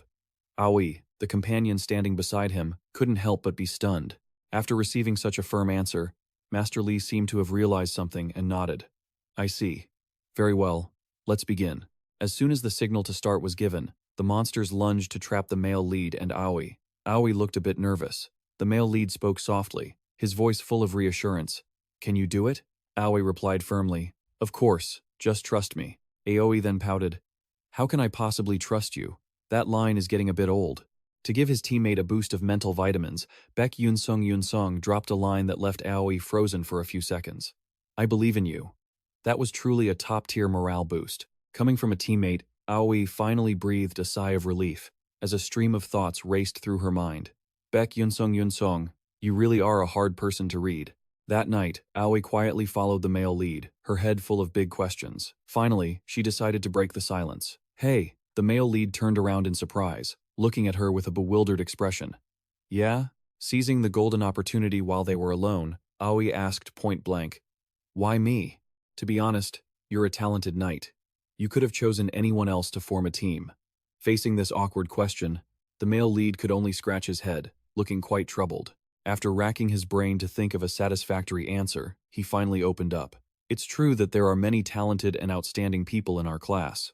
For example, in terms of controlling fire magic, no one can compare to Princess Hongbian. When it comes to control, Flame is truly unrivaled. And Ma Beck Yunsung is known as the strongest freshman. No one can deny that. Ha Yujiang is also someone who excels at single-target attacks, making them a great partner. The male lead seemed to have all the information on the entire class. Aoi, hearing this, became even more confused. Then why? After an analysis as tense as a tightrope, Beck Yunsung turned his back to Aoi, his voice still level. I still feel like you're the most suitable person to be my teammate. That's all there is to it. Then, he turned back and gave her a beaming smile. All right then, let's keep going. As expected, Aoi looked at his retreating back, her cheeks turning pink involuntarily. It was the first time she'd seen him this serious, yet he could still smile. If you've said it so sincerely, I feel like my sense of responsibility has just grown. Returning to the arena, Aoi gripped her staff tightly. A flood of thoughts began to swirl in her mind. Even though I still don't understand what you mean, I'm certain you had a reason for choosing me. Then, I'll show you. Aoi immediately channeled her energy, and magic began to condense around her feet. Her staff vibrated slightly, hovering before her. In a state of high concentration, she released powerful surges of mana, causing her to close her eyes, sensing the smallest changes in her surroundings. In danger, there is always opportunity, and only when that opportunity is grasped can talent truly shine. The students watching from above, like living cameras, seemed to have noticed the significant change in Aoi. One student quickly spoke up. Wait, isn't that the supernatural resonance skill? Another student sitting next to them quickly chimed in. No way. That's a special ability that only occurs when mages of level 6 or higher enter an unconscious state. But this trick has a pretty big downside. If the user falls into a state of distraction, the flow of mana will immediately reverse. The consequence could be getting crippled, but right now, she's just a first-year student. While the crowd was still buzzing with chatter, Azel was suddenly enveloped in a brilliant, glowing stream of mana. A stunningly beautiful flower slowly began to bloom in the middle of the arena, leaving everyone watching in complete awe. Beck Yunsung also turned his gaze toward Azel, where these miraculous changes were unfolding. Countless analytical assessments flooded his mind. As expected, she's definitely a prime candidate for the title of Winter Queen. A knowing smile played on his lips. All right then, let's get this started. This was the ultimate showdown. 2 first-year rookies versus 5 mid-tier monsters. In this moment, the only thing they could rely on was themselves. Without a second of hesitation, Beck Yunsung bolted forward. He activated his blink skill, his sword gleaming as the true main character aura radiated off him. He unleashed a slash, aiming straight for one of the monster's midsections. His focus was razor-sharp, his precision on full display. A long, deep gash appeared on the toxic frog's belly.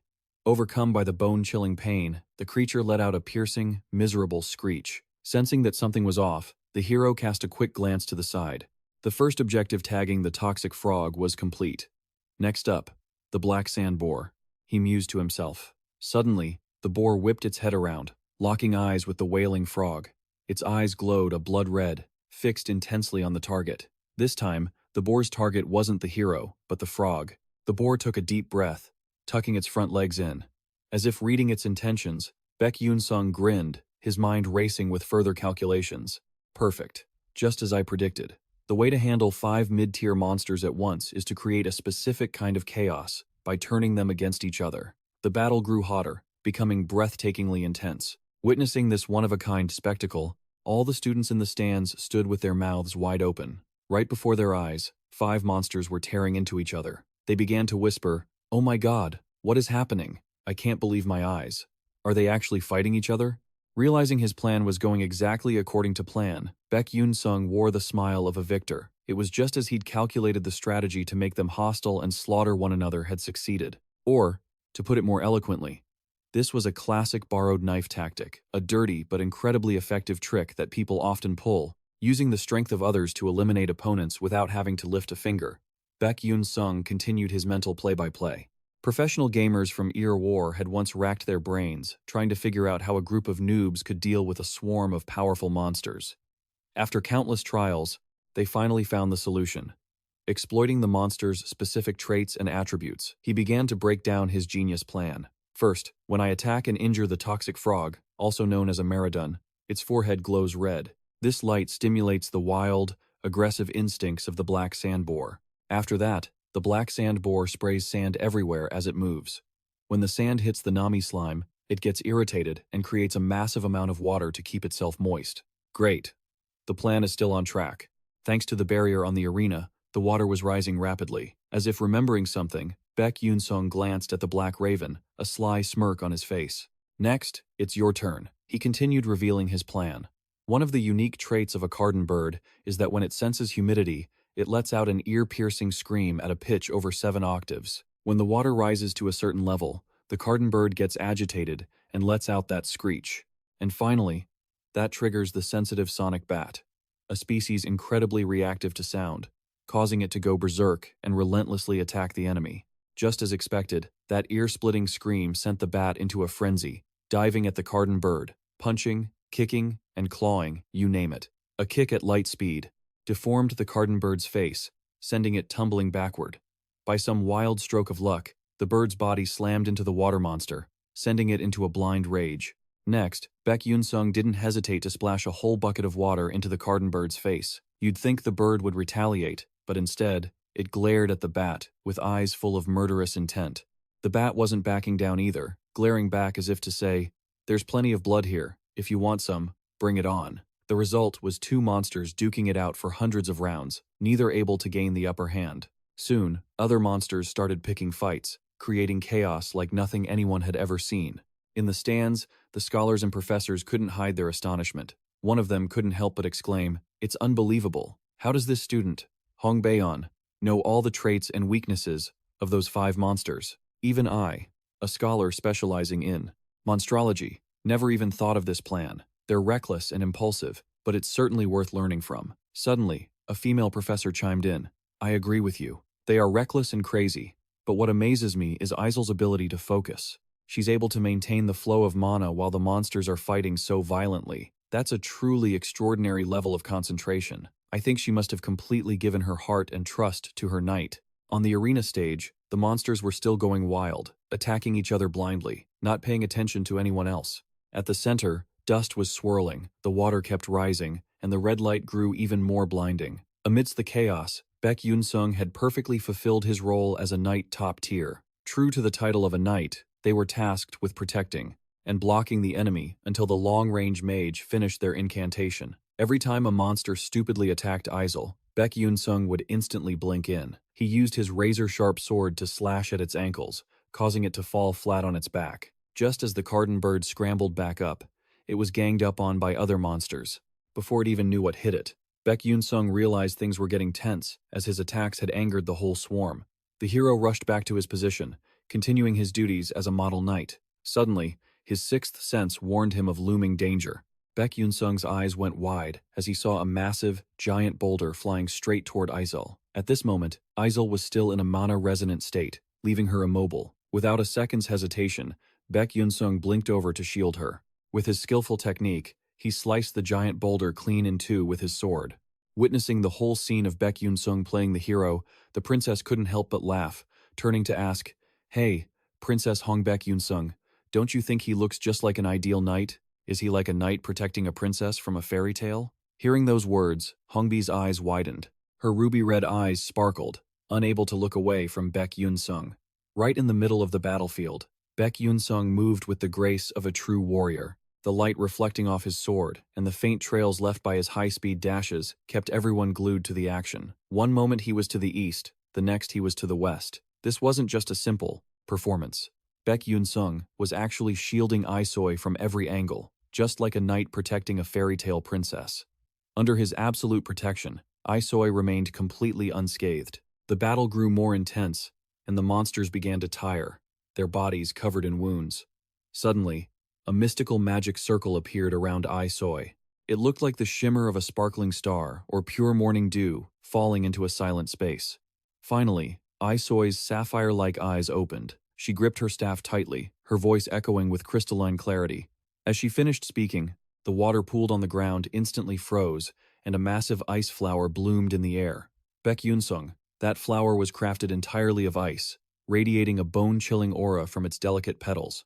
Witnessing such breathtaking magic, everyone in the stands couldn't tear their eyes away. The ice-blue flower was so dazzling that it made them forget the original purpose of the test. They wondered if there was any work of art on this earth more exquisite than that. By now, no one cared about evaluating a student's magic anymore. Right then, they could only tip their hats in admiration at the magic of a master sorcerer. Aisoi's magic, while seemingly simple, was on an entirely different level compared to a typical student's. No other mage could pull off such a marvelous magical display. Time ticked by silently. The water had risen to the monsters' chests before being turned into ice by Aisoi's magic, freezing them in place, unable to budge even an inch. Of course, after the fierce brawl, these 5 monsters were battered and exhausted, unable to break through the ice immediately. But who knew? Any moment now, they might break free and attack ferociously. Before that happened, I have to take them down. Thinking that, Aiso unleashed a self-destruct spell with a name just as impressive, Shatter Magic. Boom, boom, boom. Explosions thundered, and that gorgeous ice flower, a miracle of nature, shattered into pieces. They turned into countless sharp weapons, raining down in every direction. Hundreds, thousands of ice spears, like giant javelins, pierced the bodies of the 5 monsters. Their flesh was repeatedly torn and instantly frozen, causing painful necrosis. Every time they tried to move, the wounds stung even more, forcing them to scream in despair. Watching this earth-shattering scene, the crowd started gossiping. What happened? I don't know either. Hey, do you think they really defeated 5 intermediate-level monsters with just 2 people? Suddenly, someone shouted in alarm. Huh? No way. Look over there. Hearing the sound of crumbling stone and earth, everyone curiously followed the person's pointing finger, only to see the ice covering the monsters beginning to crack. Suddenly, the monster's eyes bulged, and steam began to rise from its body. One of its hidden skills was that when it felt cold and the humidity rose, its body would emit intense heat. Thanks to this hidden trait, all 5 monsters broke through the ice at once. They stared with murderous intent at Beck Yunsung's team, the ones who had caused them this humiliation. Seeing the 5 monsters still standing, the teachers looked clearly disappointed and sighed heavily. In the end, those 2 still couldn't succeed. The strategy was perfectly prepared, and the battle was beautiful, but humans plan, and heaven decides. They didn't account for the hidden trait of that intermediate monster. It's such a shame, they were so close. But with this performance, I think Hongbi's group can still get a very high score. Just as everyone was nodding in agreement, suddenly someone raised their arm to the sky, and a glowing yellow orb of lightning magic appeared. The whole stadium was wide-eyed in shock. No way. That mana flow. Could it be? Without a moment's hesitation, Aisoi loudly declared, "Lightning God's Descent." As she spoke, a defiant roar echoed from Aisoi, and a terrifying bolt of lightning struck straight down from the sky. The thunderclap echoed through the space, making everyone's ears ache as if they'd been struck by a hammer. The world was plunged into a brilliant golden light, and a flower bloomed once again. This time, it wasn't a crystal flower or any known bloom, but a flower glowing so brightly more gorgeous than anything else in this world. High in the stands, people wondered if the pure beauty created by magic could be considered a work of art. If one could empathize with the human soul, we all couldn't deny this was a sophisticated and magnificent masterpiece. Right after that, hundreds, thousands of electrical currents exploded, turning into countless bolts of lightning that struck the five monsters, making them scream in agony as the electricity ravaged their bodies. Witnessing the magic that combined her own lightning and ice spells, Aisoi stared blankly at the spectacular scene she had just created. A look of disbelief shone in Aisoi's eyes. She asked herself, "Is this really my magic? It turns out I can do it too." Just as he said, memories flooded Aisoi's mind. She remembered the first time Beck Yunsung presented that crazy plan. Back then, she was shocked and asked if he was insane, expecting him to be annoyed. But no, Beck Yunsung just smiled sincerely and told her that she could do it and that he believed in her. "So trust me, the one who places all their faith in you." After hearing those sincere words from the bottom of Hongbi's heart, Aisoi clenched her fists. She told herself that Beck Yunsung was still smiling, but the serious atmosphere from his expression and his steady tone were so sincere, she couldn't dismiss it as just a joke. She felt an invisible burden weighing on her chest. Before this, she had never had anything, never had a shred of faith in the path she chose, nor a friend who could tell her that her path was right. "My whole life has been lived in fear and anxiety. I only lived by clinging to a fragile ray of hope." And just as that small hope was fading, a boy named Beck Yunsung appeared. He was the first person to reach out and save Aisoi. "Can I really do things like this?" Even now, she still feels like she's drifting in the middle of an endless ocean. Even though Aoi had tried so hard to weather the storm, she still hesitated at times, wondering if she was on the right path. But that question didn't matter anymore. Far off on the horizon, Beck Yunsung had forged ahead, leaving behind trails of light in the vast, lost ocean. He was like the stars, in the night sky guiding sailors, or a lighthouse showing ships how to avoid danger. Aoi felt that light whispering to her, "Follow me, I'll lead the way." Right then, their homeroom teacher, Li Han, formally announced that the Group 32 exam had officially concluded. "Congratulations to you all for completing your group exam brilliantly." Standing in the center, Aoi smiled a smile of pure happiness and relief. Her self-doubt and insecurities had vanished. Only a confident, radiant Aoi remained. Her expression was still drifting in deep thought, looking for a way forward. As for the male lead, he was hovering in midair, thinking to himself, "Whew, that was close. I almost got hit. They should have at least given a warning before casting such dangerous magic out of nowhere." The next morning, the results of the monster combat exam were announced. First place went to Group 32 with 199 points, belonging to Bujin and Aoi. Second place was Group 31 with 127 points, from Ma Beck Yunsung and Hong Beck Yunsung. Then came third, fourth, and so on. There were plenty more. Looking at the results posted on the class bulletin board, Ma Beck Yunsung looked grim, his voice bitter. "We lost." Hearing this, Hong Beck Yunsung also fixed her eyes on the scoreboard. She nodded, her voice sounding a bit dazed. The point gap between the two groups was just too large. Passing the 100-point mark was already amazing. Not to mention that the two of us fought a special intermediate-level monster while at a type disadvantage, something no one had ever done before. But looking at the 199 points of Beck Yunsung's group, we have to admit that we lost. Ma Beck Yunsung couldn't believe the haughty and cold princess was actually admitting defeat. He gave a teasing smile. "Oh, I didn't expect you to accept it so quickly." Hong Beck Yunsung held her head high and snapped back defensively. "Humph, shut it. If you don't say anything, nobody's going to think you're mute." Ma Beck Yunsung continued, his voice laced with regret. "Though I hate to admit it, Beck Yunsung is a more talented vanguard knight than me, and Aoi is a better long-range mage than you." Hearing this, even though Hong Beck Yunsung somewhat agreed with Ma Beck Yunsung's assessment, there was one thing she couldn't accept: the idea that she wasn't as good as Aoi. Looking at Ma Beck Yunsung's flawless, handsome face, Beck Yunsung's image appeared in her mind. Hong Beck Yunsung comforted herself, thinking that if only Beck Yunsung were her knight, things would be different. Throughout the exam, he was the one who protected Aoi from start to finish. Not just as a knight, he was also the strategist, choosing positions for the long-range mage, and even setting the stage for Aoi to shine. I know Ma Beck Yunsung is very talented, but in the end, Beck Yunsung is the most outstanding knight in Stella Academy. I wonder what it would be like if he supported me. I could have cast magic just as well as Aoi, but why is that commoner so devoted to Aoi? If a perfect knight like that exists in this world, shouldn't he be my knight, the knight of a perfect queen? The more she thought about it, the less she could accept the fact that someone so perfect was taking care of another girl. Beck Yunsung's expression turned terrifyingly dark. A fierce struggle waged within her. Admitting defeat is like lying to myself. I can't accept it. This is so frustrating. I have to investigate Beck Yunsung thoroughly. With that, Beck Yunsung said goodbye to Beck Yunsung and turned to leave. But on the way, her eyes suddenly stopped, showing clear surprise. She had caught sight of a woman with jet black hair and an expression as cold as ice, with eyes so clear they seemed untouchable by anything. This woman was about the same height as Beck Yunsung, and she wore a third-year student name tag on her chest. Let me introduce her. This woman is Selen Okan, the heir to a duke. She is also a close friend of the current queen of the Adalbit Empire. Brushing past Selen Okan, Beck Yunsung felt uncomfortable, thinking to herself, did she come here because she heard I lost to a group of commoners and a traitor? What a troublesome woman.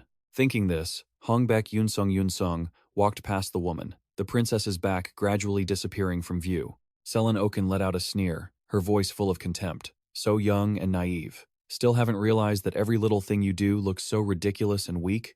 You're still so green. Switching scenes to the Stella library. Flame sat there, her hand busily recording daily events in her diary. As she wrote, she drifted into thought. I can't believe she could cast that crystal flower magic so quickly. That magic is her signature. Her ace in the hole. Created after overcoming every hardship and challenge in her life. I never expected her to perfect it and showcase it in front of everyone.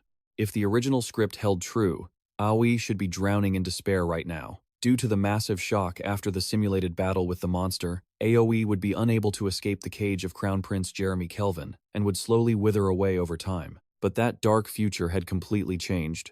Perhaps it was all thanks to Beck Yunsung that she was able to do that.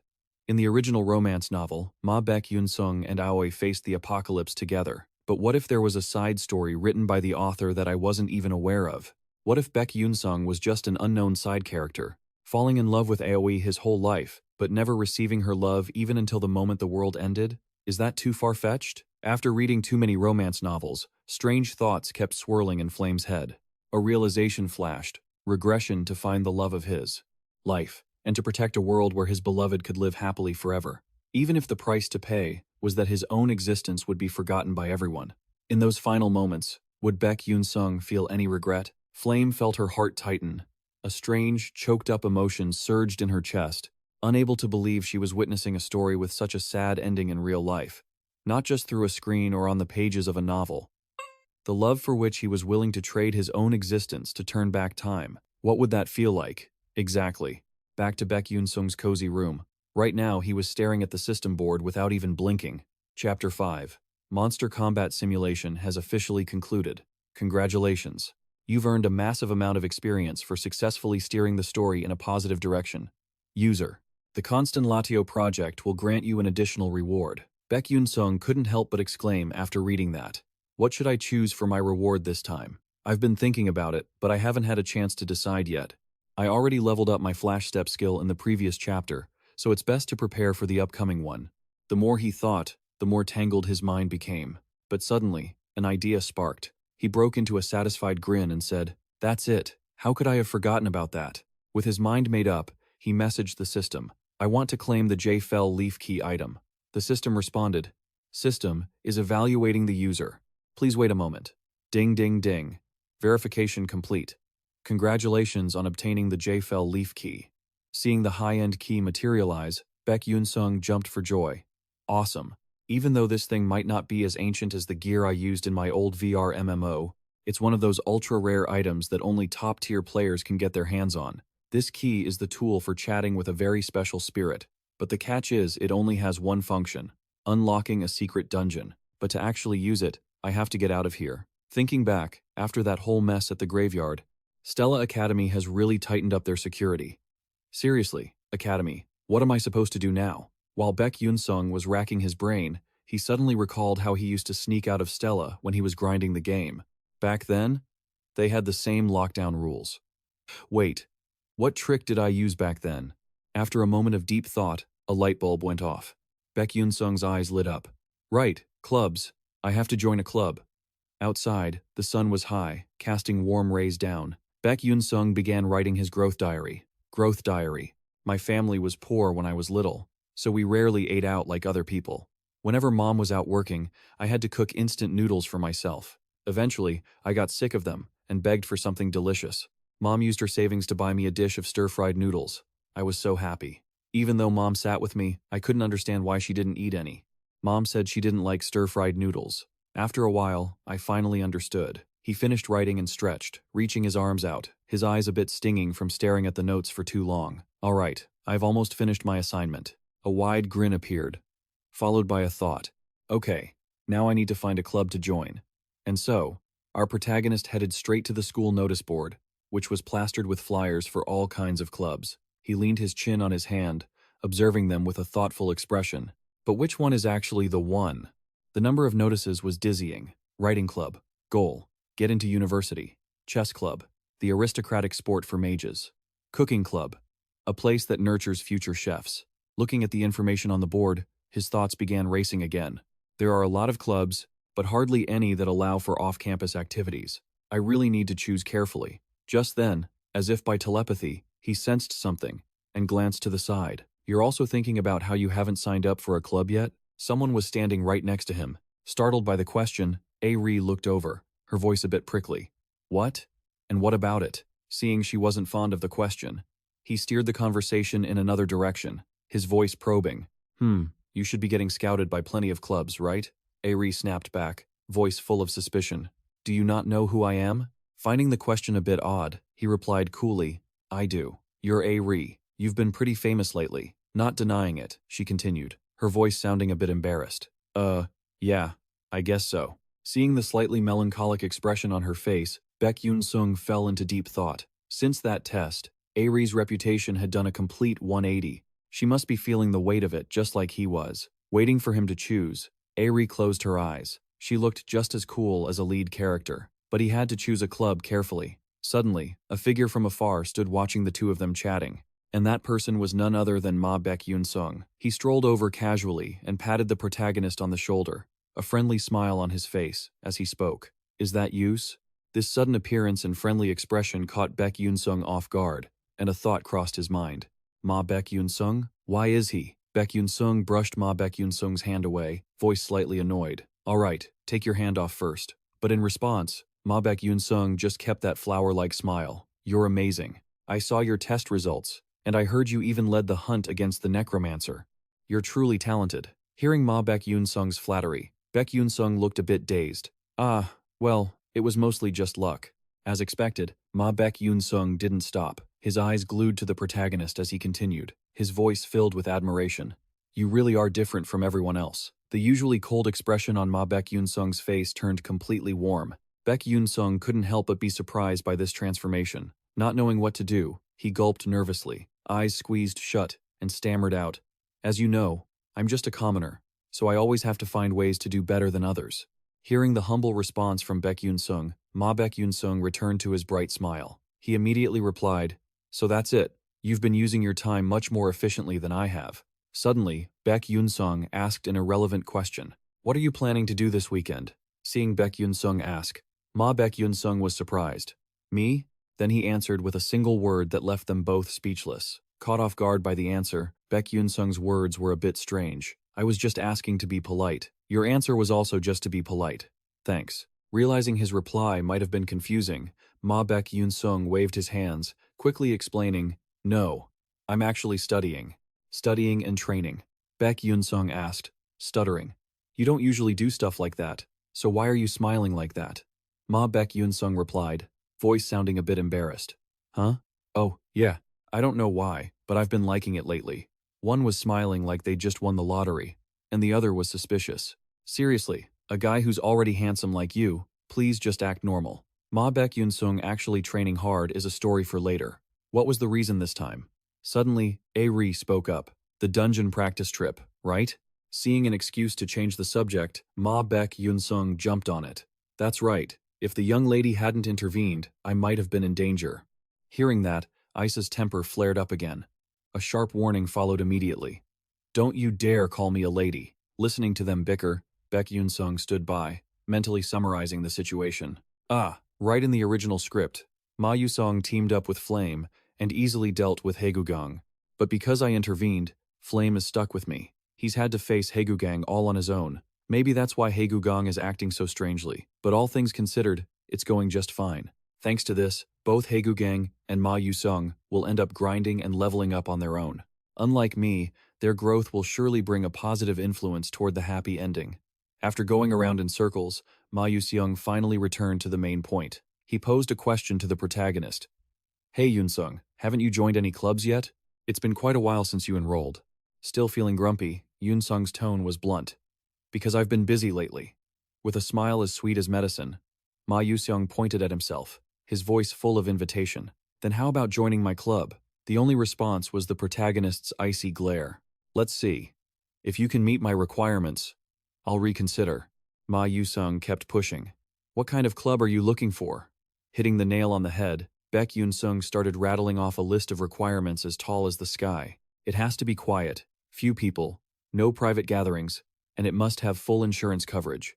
Lunch must include cheese and pork cutlets, with permission to freely operate outside the campus, respecting individual privacy and authorized for special off-campus activities. Both of them were left stunned, staring blankly. Isa exclaimed in confusion. In this world, where would such a club exist? The protagonist knew full well that such a thing didn't exist, but he kept up the act, thinking it through before speaking. Of course, it doesn't exist. I was just joking. Suddenly, Ma Yusung's voice rang out, full of interest. Interesting. So, if I create a club like that for you, will you join me? Hearing that Ma Yusung intended to start a club, both of them were wide-eyed, frozen for 5 seconds. Hong Baeon asked back, trying to stay as calm as possible. Are you kidding? Can you really establish a club that allows special off-campus activities? Ma Yusung replied with a radiant, confident smile. Yes, I absolutely can. Hearing that, Beck Yunsung started calculating inwardly. That's right, Ma Yusung has wide connections and is even tangled up with the shady power factions within Stella Academy. Even though those connections are a bit frightening, they will certainly be useful in this case. It's a dream life, freely roaming around for extracurriculars with top-tier health insurance. Every day, I'd get to feast on premium Wagyu beef without having to worry about any absurd rules. And having the nation's favorite, Ma Yusung, the protagonist of the story. Tagging along doesn't sound like a bad idea either. But there's no such thing as a free lunch. Up until this very moment, my relationship with Ma Yusung has been like two strangers passing in the night, not intimate in the slightest. Naturally, with my vast gaming knowledge, I've presented myself as a true genius.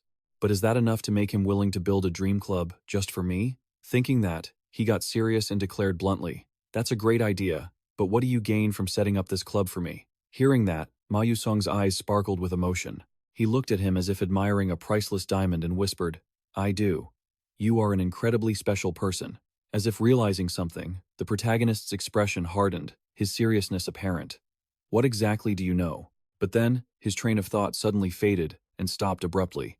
I remember now. One of Ma Yusung's chronic headaches is the intense loneliness he has to endure all by himself. At this point, Yunsung decided to seal the deal and nodded repeatedly. "All right, go ahead and start the club." Ma Yusung's face lit up as if he'd struck gold, and he asked immediately, "Really?" "Yeah, but you have to let her join too." The protagonist nonchalantly pulled Aisa into the mix.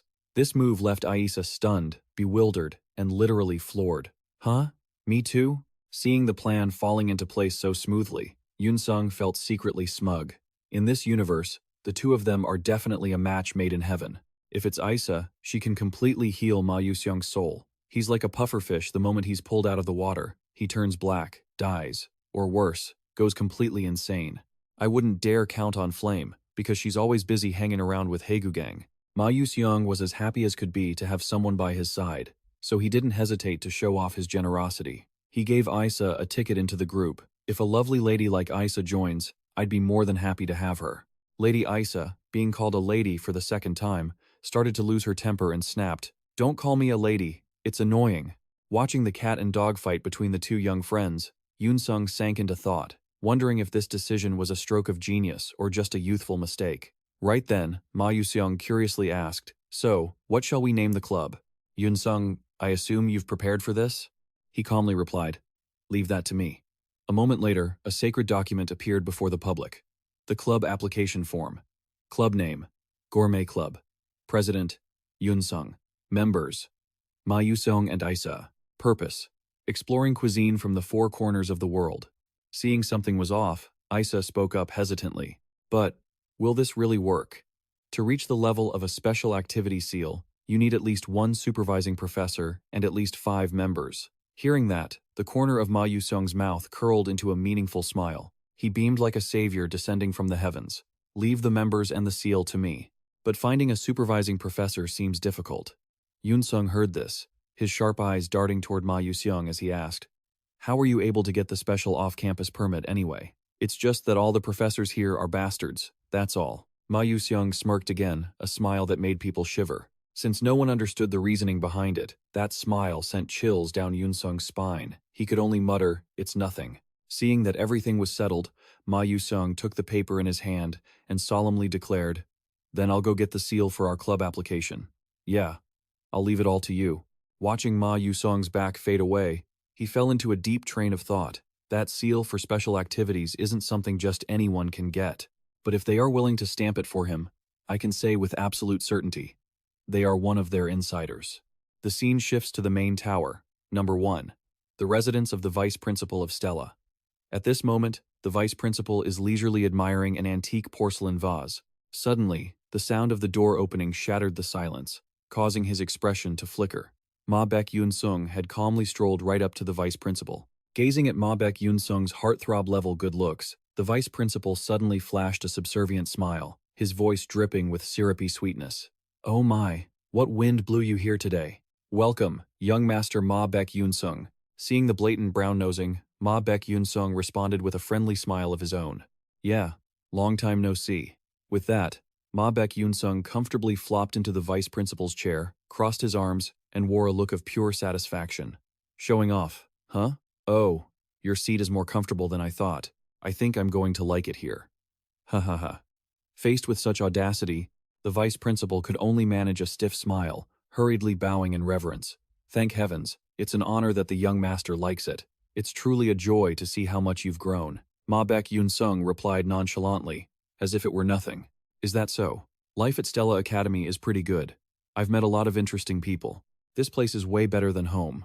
As he spoke, the smile on his face shone brighter than ever, like a brilliant sun. But in stark contrast to his cheerfulness, the vice principal frowned slightly, muttering to himself, "Why the hell did this psycho kid crawl his way here?"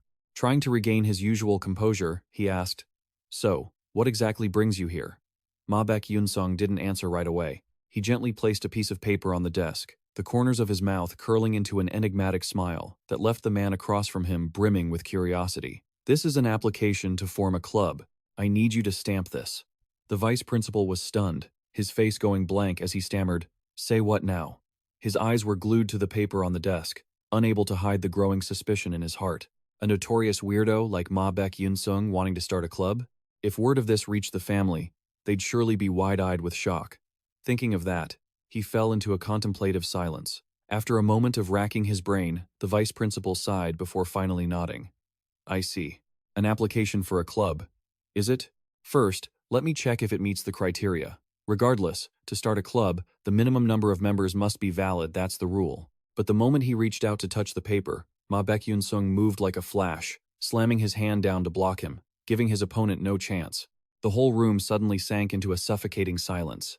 The vice principal froze, looking up in bewilderment. At this moment, Beck Yunsung's sunbright smile had completely vanished, replaced by a chilling, terrifying coldness. His eyes darkened, deep as a bottomless abyss, making the man shudder. His deep voice rang out, carrying an invisible pressure that weighed heavily on the atmosphere. "You don't need to check the content. Your only job is to stamp it." The vice principal's throat went dry. He felt something deeply ominous, a cold, sinister aura hidden deep within the eyes of the arrogant youth before him. Subconsciously, he swallowed hard, a single thought filling his mind. Don't resist. Or rather, he had absolutely no room to object. As long as this kid was still the heir to that great man, he could never refuse any of his requests. No matter how unreasonable, cold sweat broke out and trickled down the vice principal's spine. He tremblingly reached under the desk and pulled out the precious seal. "Yes, of course, I will stamp it. But please, I beg you, keep this a secret." he nervously reminded Beck Yunsung while stamping the document with shaking hands, as if performing a grave ceremony. When the final seal was pressed onto the paper, Beck Yunsung, seeing his goal was successful, shed his icy demeanor and returned to his usual look. Got it. Thanks a lot. I'm heading out. With that, he vanished from the office as quickly as a gust of wind. The office door closed, but the vice principal stood motionless for a long time, as if he hadn't fully recovered from the shock. Finally, he slumped into his chair, breathing a sigh of relief as if a mountain had been lifted from his shoulders. Damn it. A kid with mediocre talent, acting so arrogant in front of me. The apple doesn't fall far from the tree. He gritted his teeth, clenching his fists, his eyes darkening with hateful glints. How can he be so much like that man? But this will end soon enough. One day, I'll crush that arrogant brat's throat with my own hands. The next morning, the bell signaling the end of class rang loudly as usual. The professor standing at the podium announced loudly, "All right, class dismissed. Remember to prepare your homework." With that, he quickly zipped out, not bothering to stay a second longer. The classroom instantly became noisy and chaotic like a broken marketplace. Hey, did you see what happened earlier? That professor is always nitpicking for no reason during his presentations. Totally. He's even worse when it comes to commoners. After packing up her books, the students left in droves, leaving only Jackie standing there, lost in thought. She stared blankly at the presentation paper in her hand, her face full of disappointment. Jackie's heart was filled with regret.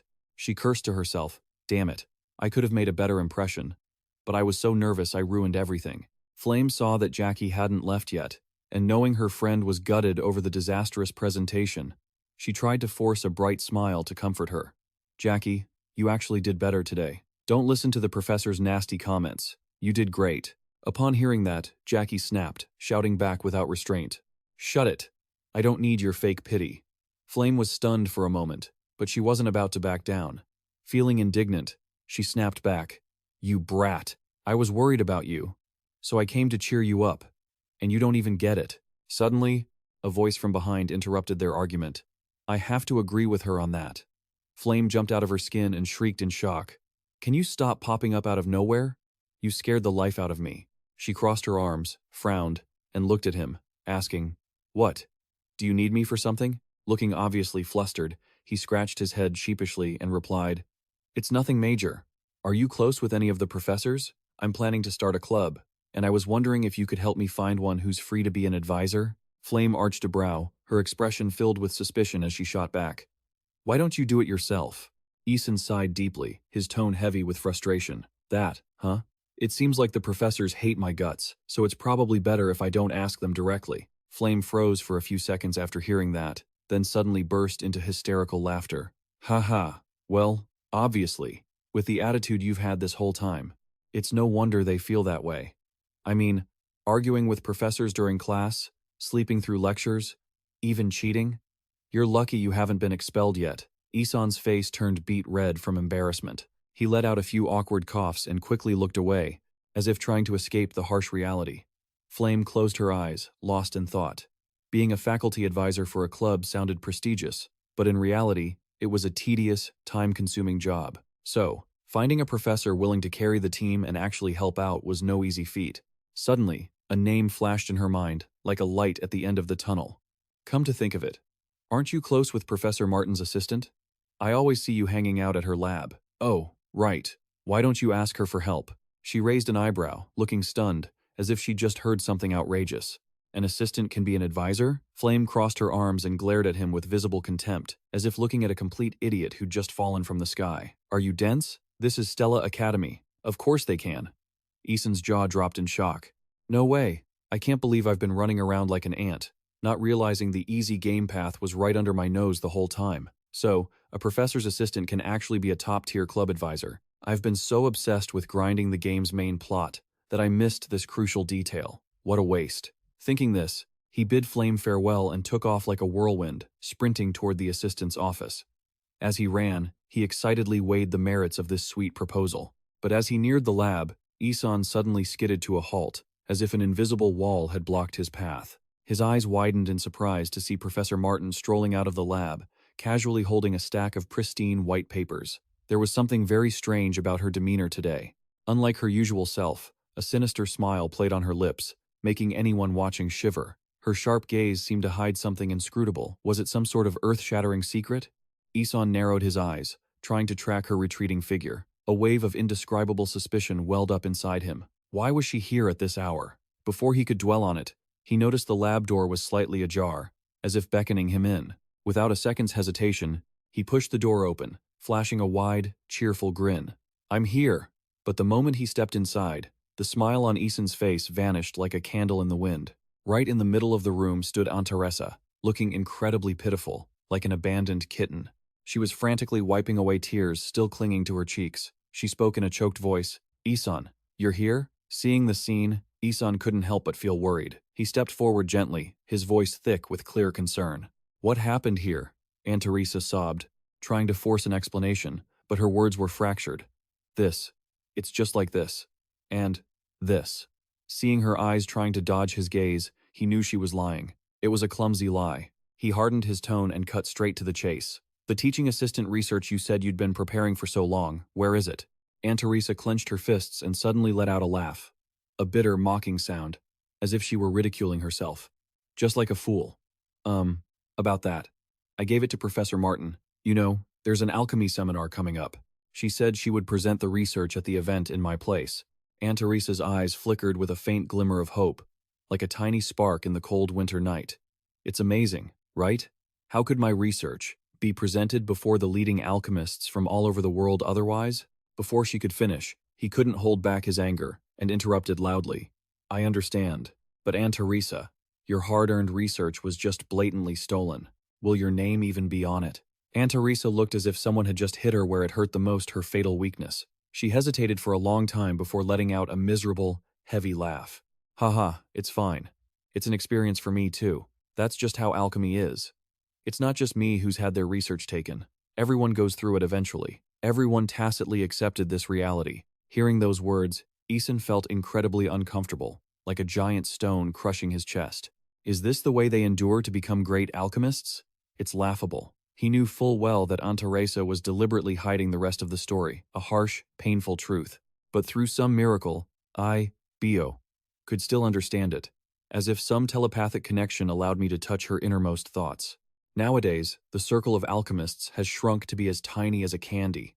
It's not for nothing that people say everyone who messes around in this field is automatically acquainted. If some naive fool accidentally makes an enemy of a veteran alchemist, it's game over. They might have to say goodbye to the bitter path of becoming an alchemist forever. Just as she said, everyone is like that. They all have to follow the dark side of this difficult field. However, not a single one of them actually submits to it willingly. They are forced to go with the flow, follow the crowd, and obey ridiculous, arbitrary rules that have existed since who knows when. Perhaps this upcoming seminar was the golden moment. The moment Aunt Teresa had been yearning for her whole life. This would be the first time her brainchild, her hard-fought, heart and soul research would be debuted and announced to the world. For that one historical moment, she had endured so much torment and terrible pressure from Martin. But then, how could the very person she once respected be the one to heartlessly extinguish that flickering hope? Isan suddenly remembered a saying he knew by heart from Martin. Every time she pilfered Aunt Teresa's research, she'd say, "Wait another year, you'll still have a chance, right?" And poor Aunt Teresa had accepted those sweet-sounding lies, because this was the grim reality she had to face. There was nothing else she could do. Soon, Professor Martin would surely figure out that secret formula too. Although I really wanted Aunt Teresa to break through it herself and finish it before that terrible thing happened. But when I saw her brainchild being so blatantly stolen, I truly couldn't just sit there anymore. My blood was boiling. Getting that research project back was piece of cake. Correction. I meant to say getting it back is a breeze. My real, deep-down goal was to give Martin a massive punch in the face just for the satisfaction of it. Thinking of this, I opened my mouth, my tone full of hidden meaning. "Hey, teaching assistant, besides that, what about the other research you're working on?" Aunt Teresa looked surprised, her face full of confusion. "The research we're tackling together? You mean the one about the random number interference technique combined with Qigong, right?" She let out a weary sigh, her voice sounding helpless. "That technique has been a problem for 300 years. There's no way anyone could solve it now. I've tried over and over using your unique idea, but it still doesn't work." I smiled confidently, my eyes flashing with pride. "If we solve that, this research will have a major breakthrough. But actually, I've already solved that part." Aunt Teresa heard this, and her eyes went wide, her jaw dropping. Her pupils shrank in shock, unable to believe her ears. What did you say? You really solved it? I nodded firmly, my voice decisive. Yes, let me show you. Even though I don't fully understand how it works myself. After saying that, I began to scribble, writing the divine enhancement formula on the blackboard like crazy. Aunt Teresa watched every stroke and every number that appeared intently, not daring to miss a single detail. The pupils of her eyes suddenly flashed with countless images, memories of complex alchemical techniques and formulas. She gasped in amazement, rendered speechless. When I finished my masterpiece, I looked straight at Aunt Teresa with an eye full of confidence, as if to say, "But if it's you, things will definitely be different." Aunt Teresa muttered while slowly stepping closer, her voice full of suspicion. Does that mean if we add the dispersion and reflection ratio to this formula, and combine it with the flow of Pa added to the Gini coefficient? She was completely swept away into that labyrinth of formulas, forgetting the world around her, and even forgetting that I was standing right next to her. Seeing that one-of-a-kind sight, I could only silently admire and tip my hat to Aunt Teresa's super-level concentration. It's truly insane. Unlike me, a guy who just knows how to copy-paste, replicate, and memorize existing things like a machine. The brain of a true genius like Aunt Teresa must be running constant calculations, flashing with countless images, techniques, and mind-boggling alchemical formulas. I shouldn't have stepped in to finish this research. Mozo Dordent, importantly, Aunt Teresa needs to carry this herself and do the rest of the hard work. She needs to become the true author, the one who actually creates this life-changing work. She must personally regain her self-confidence and take back what was lost. And me? I'm just here to provide moral support and cheer her on enthusiastically. I've never had the wild intention of becoming an alchemist myself. I'm not good enough, and I don't have that noble ideal to pursue such a difficult path. I'm just a freeloader, relying on the knowledge stored in my head, pretending to be suddenly smart by rehashing information stored from who knows when. But Aunt Teresa is different. That girl is a true genius, someone who can change the whole world, change the future of all humanity not to be messed with. I quietly slipped out of the room, gently closing the door, so quietly it didn't make even the slightest noise, afraid of disturbing the beautiful lady who was in deep focus. My role here is officially done. The rest is just a matter of placing my full trust in her talent and sitting back to wait for the results. What else could I do? Sometime later, thanks to heaven's grace and the enthusiastic help of my assistant, Aunt Teresa, along with Beck Yunsung, I finally successfully established my legendary food club. As an exemplary group leader, I managed to beg for an exit permit and teleported here using a high-end teleportation gate. Although that border crossing process made my joints a bit sore, and I got grilled by that old Professor Li Han until my brain was twisted. But thanks to careful preparation beforehand, I luckily passed the test easily and was granted a travel permit much more simply than expected. As long as I don't cause trouble or stir up drama, everything is fine. Walking along the long, winding path, I couldn't help but freeze for a few seconds, mesmerized by the poetic, breathtaking scenery before my eyes. A giant tree, rumored by the locals to be the third world tree, stood towering high, touching the deep blue clouds. Hundreds and thousands of branches spread wide, forming a giant umbrella, covering a vast, sprawling garden below. The green aura, the signature trademark of the world tree, also known as the Nam Hualin Uyen, gently enveloped the whole world, making everything under its protection look so peaceful and happy. An absolutely stunning scene. The garden around this fairyland-like place is dubbed the Dreamy Orchard. Just hearing the name sounds totally surreal. Anyone, whether a commoner or a noble, can jump in here to harvest and enjoy the most delicious, top-tier fruits. Looking down from above, the landscape looks like it stepped right out of a fairy tale from long ago, making this place a popular vacation spot that everyone knows about. Even this check-in spot for photos is considered one of those places you can't miss. If gamers want to capture high-quality screenshots in the game, they have to come here. I couldn't help but let out an "oh" of exclamation. Oh, the in-game graphics are nothing compared to the miraculous beauty right in front of my eyes. It's like night and day. Just then, a stunningly beautiful young lady with characteristic pointed ears and skin as white as snow, flawless white, stepped forward gently. Seeing the familiar symbol of Stella Academy on my uniform, she gave a friendly, sunny smile like the morning sun and said in a gentle voice, "Welcome, mages from Stella. We warmly welcome human mages to set foot in this place." I didn't hesitate to reply with a bright, welcoming smile. My voice was elegant. "I am very happy to meet such a beautiful lady." Another person who happened to pass by was also extremely enthusiastic. "We wish for your sincerity to touch the Mother Earth." I nodded sincerely, responding with all my respect. Yes, I would also like to express my gratitude to Mother Earth and the World Tree for granting us such a beautiful garden today. They greeted him with that exclusive elf greeting, the very one he had committed to memory from the Book of Esoteric Knowledge. Deep down, he thought to himself about those rumors that long, long ago, Elmo and Elwyn had saved the world, rescuing everyone from the Second World Tree, which was burning like a torch and on the verge of collapse. Perhaps those rumors were actually true. Because so many elves here seemed to recognize the branded uniform of Stella Academy, their attitude was genuinely friendly, not fake at all. But in reality, it is incredibly rare to find a mage in this world who is truly proficient in such difficult offensive magic. Furthermore, the exam to advance to the rank of Magic Warrior is harder than climbing to the heavens. It's absolutely brutal. Therefore, the number of talents holding that fancy title is as scarce as autumn leaves. You could count them on your fingers. Incidentally, it's not hard to spot that among the elves, there are countless people with breathtaking, otherworldly beauty. The male lead couldn't help but stare in awe at them as he walked leisurely down the street. They had such an incredible aura. However, not every elf is auto-beautiful to the point of being a total stunner at first glance. It's just that the ratio of exceptional individuals possessing flawless, picture-perfect looks among the elf race is a bit higher than in us humans. That's all. Of course, there are still elves with perfectly average appearances, nothing too flashy. If you had to put it on a scale, it immediately brings to mind the distant country of Uzbekistan on Earth. That place must surely be a paradise for beauties. There are many people with unforgettable, impressive looks, but nobody who possesses an appearance that completely overshadows everyone else. Among those elves who were beautiful as paintings, there was one who possessed a look more special than all others. Standing out in the crowd, that was the Queen of the Elves.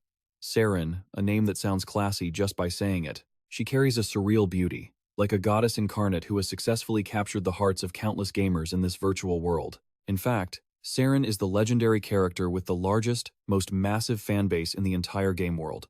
And naturally, she is one of the waifus, the characters I'm obsessed with, hopelessly and deeply in love. My preference for ladies who are as pure as a blank sheet of paper is beyond question. By nature, the elf race is born genderless, a pretty shocking truth. Only when they fall into the web of love, experiencing a true, deep, soul-stirring romance, does their gender shift and change to match the person they have given their heart to. The elf queen Saren was blessed with the appearance of a stunningly beautiful woman. But since she's a total loner who has never felt a spark for anyone, according to the game's settings, she still doesn't have a gender, which is quite the twist. Later, when the beloved female lead, Flame, steps in to save her, she falls head over heels for Flame and decides to become a man so she can stand side by side with her love. A story of such cheesy romance. It's absolutely wild. I don't know what kind of guy came up with such a cringy and twisted plot, even if the player tries to follow whatever. Main storyline. There is no chance for Elf Queen Saren to end up as a woman. That ridiculous setup has made countless male gamers cry out in pure despair. It's truly a tragicomedy. You just have to laugh through the tears.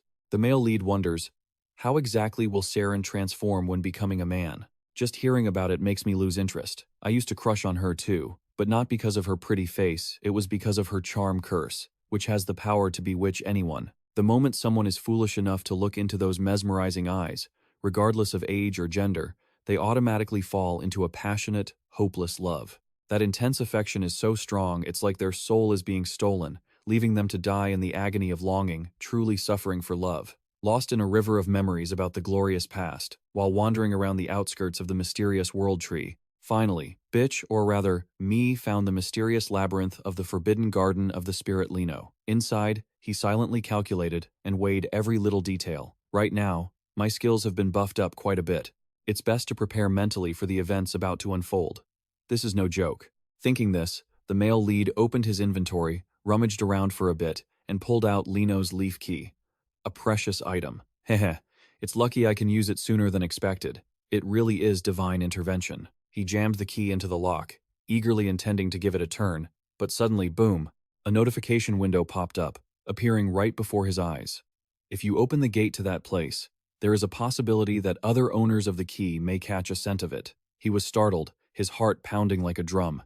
This familiar warning message, I've definitely seen this somewhere in the game before, there's no mistake. In the game, this divine key carried the exact same message. But the sad thing was, Many players were deeply disappointed and let down because absolutely no special events happened at all. Truly, a joke played by fate. Screw it. Come what may, at this point, what the hell else could happen? What's to be afraid of? Thinking this, he decisively jammed the key into the lock and gently gave it a click. In the blink of an eye, the mysterious gate leading to the spirit's garden swung wide open, welcoming its visitor.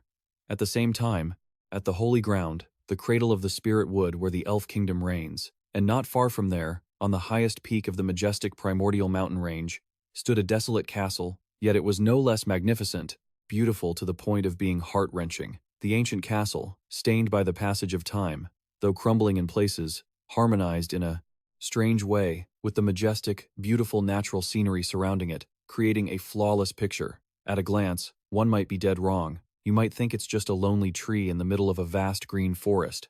At the very top of that majestic castle was a pitch-black bedroom, submerged in thick darkness, with only a tiny bit of weak light filtering through a small window gap, enough for one to feel the gloom of this place. This makes people wonder, could it be that even the brilliant sunlight is powerless and cannot reach this remote, secluded place? As if stimulated by that sudden flash of light, a woman with a slender, delicate figure gently rose from her warm bed. She walked slowly, step by step, toward the mysterious window. Her snow-white, voluminous hair cascaded down gently, like pure snowflakes, resting upon the majestic white cypress mountain range. Gazing at the breathtaking natural scenery before her, her eyes slowly widened, shimmering as if they held an entire starry sky. Those golden eyes, brilliant and regal, suddenly shone brighter than ever, illuminating the entire area. If anyone were to accidentally catch a glimpse, they would instantly lose all reason, frozen in place, completely captivated by that surreal beauty. A beauty that defied imagination, far beyond what any sentient being in this world could withstand. She was none other than the fairy queen of the elves, Saren, the queen of flowers. She often struggled with excessive sleepiness every morning, compounded by that annoying low blood pressure of hers. So, even after waking up, she could only sit helplessly by the small window, watching the world go by. She watched the birds, freely fluttering across the clear blue sky, and a sense of unease and restlessness suddenly stirred within her. She wondered when she would finally be like them, able to spread her wings freely in this vast sky. But she was imprisoned, unable to leave this confining place. I'm so envious of those free-spirited birds. Suddenly, a strange, indescribable feeling surged from her chest, making Saren jump, her heart pounding wildly. She put a hand to her head, furrowing her brows in suspicion. It seemed as though someone had broken into her secret garden, her forbidden zone. That place was the eternal resting ground of her longtime soulmate, the 1,000-year-old spirit Lino, a legend. Saren couldn't believe her eyes. That place was meant to be an inviolable, restricted area. No one should have been able to set foot there. Yet, some random idiot had the guts to trespass. They truly didn't know the meaning of fear. Setting aside the unbelievable question of how that person managed to get their hands on the divine key that had been missing for ages, she was even more curious about the identity of the person who dared to use it. How bold. She decided she had to go there herself to see what was happening. Even though she knew full well she couldn't step out of this restrictive room, she stubbornly grabbed the doorknob, intending to throw it wide open, regardless of the consequences. At that fated moment, her heart suddenly twisted in intense pain. A sharp agony, like hundreds of needles piercing through her, forcing her to halt, frozen in place. I've held back for decades, never daring to reveal this God-given face. I cannot act so rashly now. If that wretched curse were to trigger again and cause someone to lose their mind, everything would be ruined. Saren squeezed her hand tightly, trying to suppress the chaotic emotions surging within her. Just wait a little longer. The World Tree's holy birthday is coming up soon. As the Supreme Queen, she would have to appear before all her people. There was no way to avoid it. I'll investigate it, then let's see who the hell had the nerve to cause trouble. After steeling her resolve, Saren continued to gaze out the window at the world. The warm, gentle sunlight caressed her delicate face, offering a touch of comfort. There were countless reasons why she had to be buried in such a dark, remote place. It was so frustrating. Even when sound asleep or during her daily routine, she always lived in fear, terrified that someone might accidentally see her breathtaking, world-toppling beauty and invite disaster. Back to our protagonist. As soon as he stepped into the gloomy dungeon, a thick, pungent scent hit his nose, making him unable to hold back a series of sneezes. Miserable as could be, the male lead couldn't help but curse. Damn it, this pollen is so damn annoying. Thanks to that noise, the monster lurking in the dungeon, a mutated tree root, was quickly drawn in and lunged at him like a shot, no questions asked. En saw the situation was going south and ran for his life as fast as he could. But he couldn't run forever. He couldn't keep this up indefinitely. He stopped, determined to fight a life-or-death battle with the monster. Even though he fought with all his might, throwing out every skill, this wood-type monster was surprisingly tough, incredibly difficult to deal with, and couldn't be taken down easily. Fine, let's go all out. He pulled out a high-end bomb, a sophisticated alchemical explosive. Since fire was the bane and fatal weakness of all wood-type monsters, this was the massive reason why I chose alchemy as my subclass. Even though I can't combine gunpowder and magical arts as masterfully as other top-tier alchemists, just one level 1 firebomb is enough to handle this annoying monster. Thinking this, the male lead didn't hesitate for a second and threw the firebomb straight at the monster's root nest, taking dead aim. Boom! The bomb exploded violently, creating a deafening sound. The monster shrieked in agonizing pain as if it were about to meet its end. Seeing this golden opportunity, he drew his treasure sword and used a flashy maneuver to close in on the target in a flash. Observing with lightning speed, he spotted its fatal weak point, not a chance of missing. Without a moment's hesitation, he struck a lethal blow to the head of the unfortunate root monster. Bam! The monster collapsed, vanishing into thin air, leaving no trace behind. The system chime rang out loudly. Victory reported. Congratulations. You have received experience points and leveled up. On let out a sigh of relief, his face beaming. Phew, at least these weak, pathetic monsters give me a decent amount of experience points. Not bad at all. He looked ahead, continuing his arduous journey without backing down, because the ultimate, most important goal of this fated trip was right before his eyes. Right there was no time to waste another second. Time is money. The system voice rang out once more, with a solemn tone. You are entering the final boss room, the dungeon's throne room. Prepare yourself. Just as the mysterious sound faded, the massive wooden door, large as a mountain peak, behind him slowly creaked shut with a heavy sound, and a gentle breeze drifted by, carrying a bit of a chill. The scene before him suddenly appeared in a spectacular way, like a beautiful painting stepping out of a fairy tale. Under the mystical night sky, a full moon shone bright as a mirror. This moon is even more magnificent and prideful than the one on our beloved Earth, gently cradling the vast, fragrant fields of flowers. Above, countless stars twinkle like diamonds, adorning the night with an extra touch of romance. Silvery moonlight blankets every fragile petal, making them glimmer with an ethereal, dreamlike quality, as if coated in a layer of sparkling silver. The protagonist takes a deep breath, steeling his resolve he cannot waver. He takes slow, cautious steps toward the heart of this twisted labyrinth, his eyes shining with unyielding determination. He wonders with a heavy heart, could the woman kneeling and praying on that ancient stone pillar be the divine spirit Lino, the final boss of this nightmarish maze? Unbelievable, right? According to the whispers of young Beck Yunsung, the most mysterious entity in this world is none other than a divine spirit. It represents a super pure soul that has cultivated for hundreds of years, finally attaining enlightenment and transcending into a brand new form. And rumor has it that even in this high-end world, they are incredibly rare. But what's before me is not a perfect divine spirit. That creature in front of him isn't a perfect soul at all. That woman lost her heart before she could ascend into a spirit, leaving her trapped in that state forever stuck with no way out. Beck Yunsung, the mystical moonlight.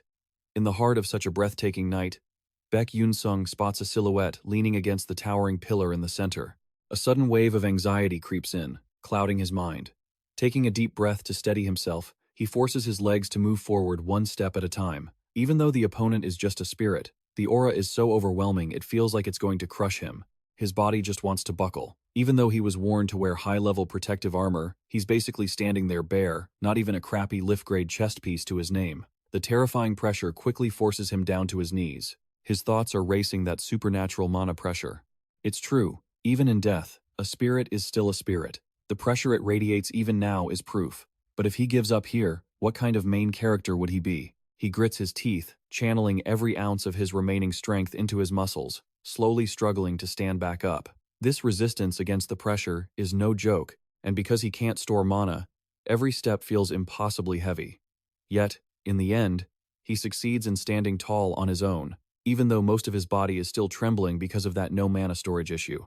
After dragging himself along, he finally gets close to the spirit, completely out of breath. At this point, we can clearly see the spirit is clasping her hands, seemingly praying for something. The mystical blue light makes the scene even more beautiful. And then, a major surprise, the system notification flashes, and his monoleak delay trait experience increases. Stopping his heavy panting, Beck Yunsung leans back slightly, letting out a groan of exhaustion that is also filled with relief. Now the future feels a lot brighter. The system notification is still hanging there. Stats rising. He drifts back into his deep thoughts. Yes, this place is a natural training ground left behind by a divine spirit. It's one of the legendary locations that mages all over the world have been desperately searching for a mana vein. It truly is a mystical place. Even just training a little bit here is hundreds, maybe thousands of times more effective. Furthermore, by absorbing energy from the spirit, his natural compatibility increases significantly. And then, his face goes blank for a second, as a new thought pops up. It's definitely hard to find a training room this perfect, but here, I can practice moves I've never been able to try in other gyms. But before he can finish that thought boom, he shifts his attention to the spirit statue, or more accurately, to something lying on it. Without a second of hesitation, he grabs it, holding it tight. The system notification pops up again, clarifying everything. You have obtained the item. Branch of Grudge. A confident smile spreads across his lips, accompanied by a shrug of his shoulders as if to say, "Look at me." Details about this hot new item appear clearly. Branch of Grudge, high tier. Description: a hatred that does not fade with time, only growing stronger. Special function: Grudge. 1. First contact puts the target into a grudge state. 2. Second contact triggers the target's grudge, dealing damage. 3. Grudge accumulates damage over time and can be stored for up to 3 months. 4. If the target has a threat level of 6 or higher, damage may be halved. Single use. Looking at the new toy he just swiped, a confident smile returns, pushing his badass level to new heights. With this piece of work, I can take on the final boss of the 8th tribe, the mage Mayan 10. I've already got the visual data on him, so why wait? Let's do this. Time flies, and just like that, a few weeks pass. Beck Yunsung opens the system menu to check his progress. Mana leak delay level 3. Strength up 8%. Agility up 12%. Sixth sense up 20%. Sixth sense consumes the user's mental energy to activate. It detects faint mana signatures within a 2-4 meter radius and triggers cognitive acceleration. It activates automatically when the user senses danger. Mana circulation rate in blood, 2%. He lets out a sigh, then rests his chin on his hand, judging that his current stats are probably around the 2-star level. And then, a thought crosses his mind: there's still a long way to go, because those other main characters might already be at 4 stars or higher. The training continues relentlessly. In this world, where can you find a master of top-tier swordsmanship? That's why I need to constantly repeat these basic thrusts and slashes so I can hit the enemy's weak points with perfect accuracy. His determination burns fiercer than ever. I need to push even harder. The Ento blade in his hand swings backward, ready to sacrifice his very body, blood, sweat, and tears for this grueling training process. A few of the slashes he considers basic are unleashed. But then, an invisible pressure suddenly cuts into his body. It feels like something just pierced through his chest, and the sword in his hand drops to the ground. But it seems this is a stroke of luck rather than misfortune, because his assessment comes right after. Amazing. He's gasping for air, his hands constantly wiping the sweat from his face. To show its concern, the system pops up again, providing a few new pieces of information. You've managed to learn a fragment of a special soul-breathing technique. You've acquired the skill, Breath of the Divine Soul. But before you can even celebrate, Beck Yunsung gets a bad feeling. His vision starts to blur, and his perception of the world begins to warp in an unnatural way. A heavy sensation washes over his body, and his eyelids feel like lead, heavy with exhaustion. The world around him distorts into bizarre, unrecognizable shapes. But just as quickly, he snaps back to reality, jolted by a rapid-fire string of questions echoing from nowhere. What are you doing? Can't you hear me? Can you hear me? No? Are you ignoring me? I hope that's it. Are you listening? Huh? Answer me already. I'm waiting. Answer me. The look of shock is still frozen on his face. He quickly presses a hand to his chest, as if he's just had the scare of a lifetime. Creepy. What the hell is going on? Where is that voice coming from? Suddenly, a new sound makes him spin around in surprise. Huh? Can you hear me now? Beck Yunsung confirms. Are you a soul? His eyes are locked onto the soul statue standing before him. A thought flashes through his mind. Is this the soul Li Fanel was talking about? He covers his mouth, gasping. What in the world is happening? A corpse is talking to me. Wait, a talking corpse? Someone immediately snaps back at him. I'm not dead. You're a terrible person. I've been talking this whole time, but you couldn't hear me because you were deaf. Before he can even process the situation, Beck Yunsung asks another question. Why can I hear you now? I couldn't hear a thing before. Picking up the sword he dropped earlier, he's still puzzled. Is it because we're the same? He freezes for a few seconds, but his expression turns to surprise as the voice continues. You just breathed the same breath as I did. His mind begins to churn. In the meantime, a notification pops up, indicating a skill has been learned. A detailed status window appears. Breath of the Divine Soul. Level 1. Through the breath of the Divine Soul, you can harmonize with nature. Your blood circulation speed increases significantly, but the Divine Beast erosion effect will occur. Form 1. 107% power increase. Form 2. 125% agility increase. Form 3. 147% sensory perception increase. Form 4. 101% durability increase. Maximum duration, 15 seconds. Divine Beast erosion rate, 1%. Looking at the stats, he falls into a long, deep contemplation. The duration is super short, but my physical stats jump to tier 4 instantly. Right? He speaks up. Wait. The penalty is Divine Soul erosion. Does that mean I'll lose my human body? Divine beasts can maintain their forms with their own mana, but for me, with my mana leakage delayed, losing my human form means death is near. So, this is a skill that shortens my lifespan the more I use it. His eyes focus ahead. A new thought forms. No, I need to think positively. At the very least, I've acquired a useful skill for emergency situations. Across from him, the soul statue seems lost in thought for a moment before speaking up. Truly astonishing. You are the second human to ever breathe the breath of the Divine Soul. Like that person, you have a faint presence. Because your body holds no mana, it's as if you don't exist in this world at all. Though he doesn't fully understand, Beck Yunsung catches the gist and fires back. What? Who was that person? The soul statue replies, they used a sword just like you. They could sever any magic or soul. His face shows pure astonishment. What? He tries to piece it together in his head. The game never mentioned an inspection quest. If you can cut a soul, doesn't that make you incredibly skilled? He asks another question. Can I meet that person? The soul statue replies, no, you cannot. They were killed by the 12 disciples of the Origin Mage. It hits him like a bolt of lightning, and Beck Yunsung's face falls. The Origin Mage. So, they've been dead for a very long time. But then, he hears something else. Should I teach you? I was close to that person, so I recorded all their breathing techniques and movements. Beck Yunsung is even more surprised. Really? The soul's voice carries a hint of conditions. But there is a condition. I cannot leave this place, nor can I speak to anyone else. I am truly dead. Please, save my heart. Save me. Beck Yunsung pauses, his expression darkening. That was the answer he was expecting. Eventually, he replies, I'm sorry, I can't do that. With my current ability, I cannot save the hearts of other souls. The soul of Li Fanel goes silent, and the hesitation is clear. After weighing the options, the soul says, it doesn't have to be a soul's heart. It just needs to be the pure heart of a god. Beck Yunsung is skeptical. If you use a god's heart, won't you lose most of your power? Upon hearing that, the voice of Li Fanel softens. It's fine. Rather than being trapped here forever in loneliness, there's a bitter edge to those words. He's not sure what it feels like, but Beck Yunsung sighs and agrees. Yeah, I guess so. Alright, if it's just a regular god's heart, that shouldn't be a problem. The voice is filled with anticipation. Really? A hidden thought forms in Beck Yunsung's mind. Either way, the reason he's training here is for the upcoming beast contracting ceremony. He'll meet countless creatures then. That's worth so much more than saving a soul's heart. A smile touches his lips as he says, I'll bring it to you, as much as I can. The soul before him replies, thank you. I will wait. Oh, I have something for you as a token of my trust. Beck Yunsung is still suspicious. A token? Following a direction, he sees another item. The soul's voice rings out. Look at the pillar behind me. He asks, what is this? The soul replies, this is the proof that you are my friend.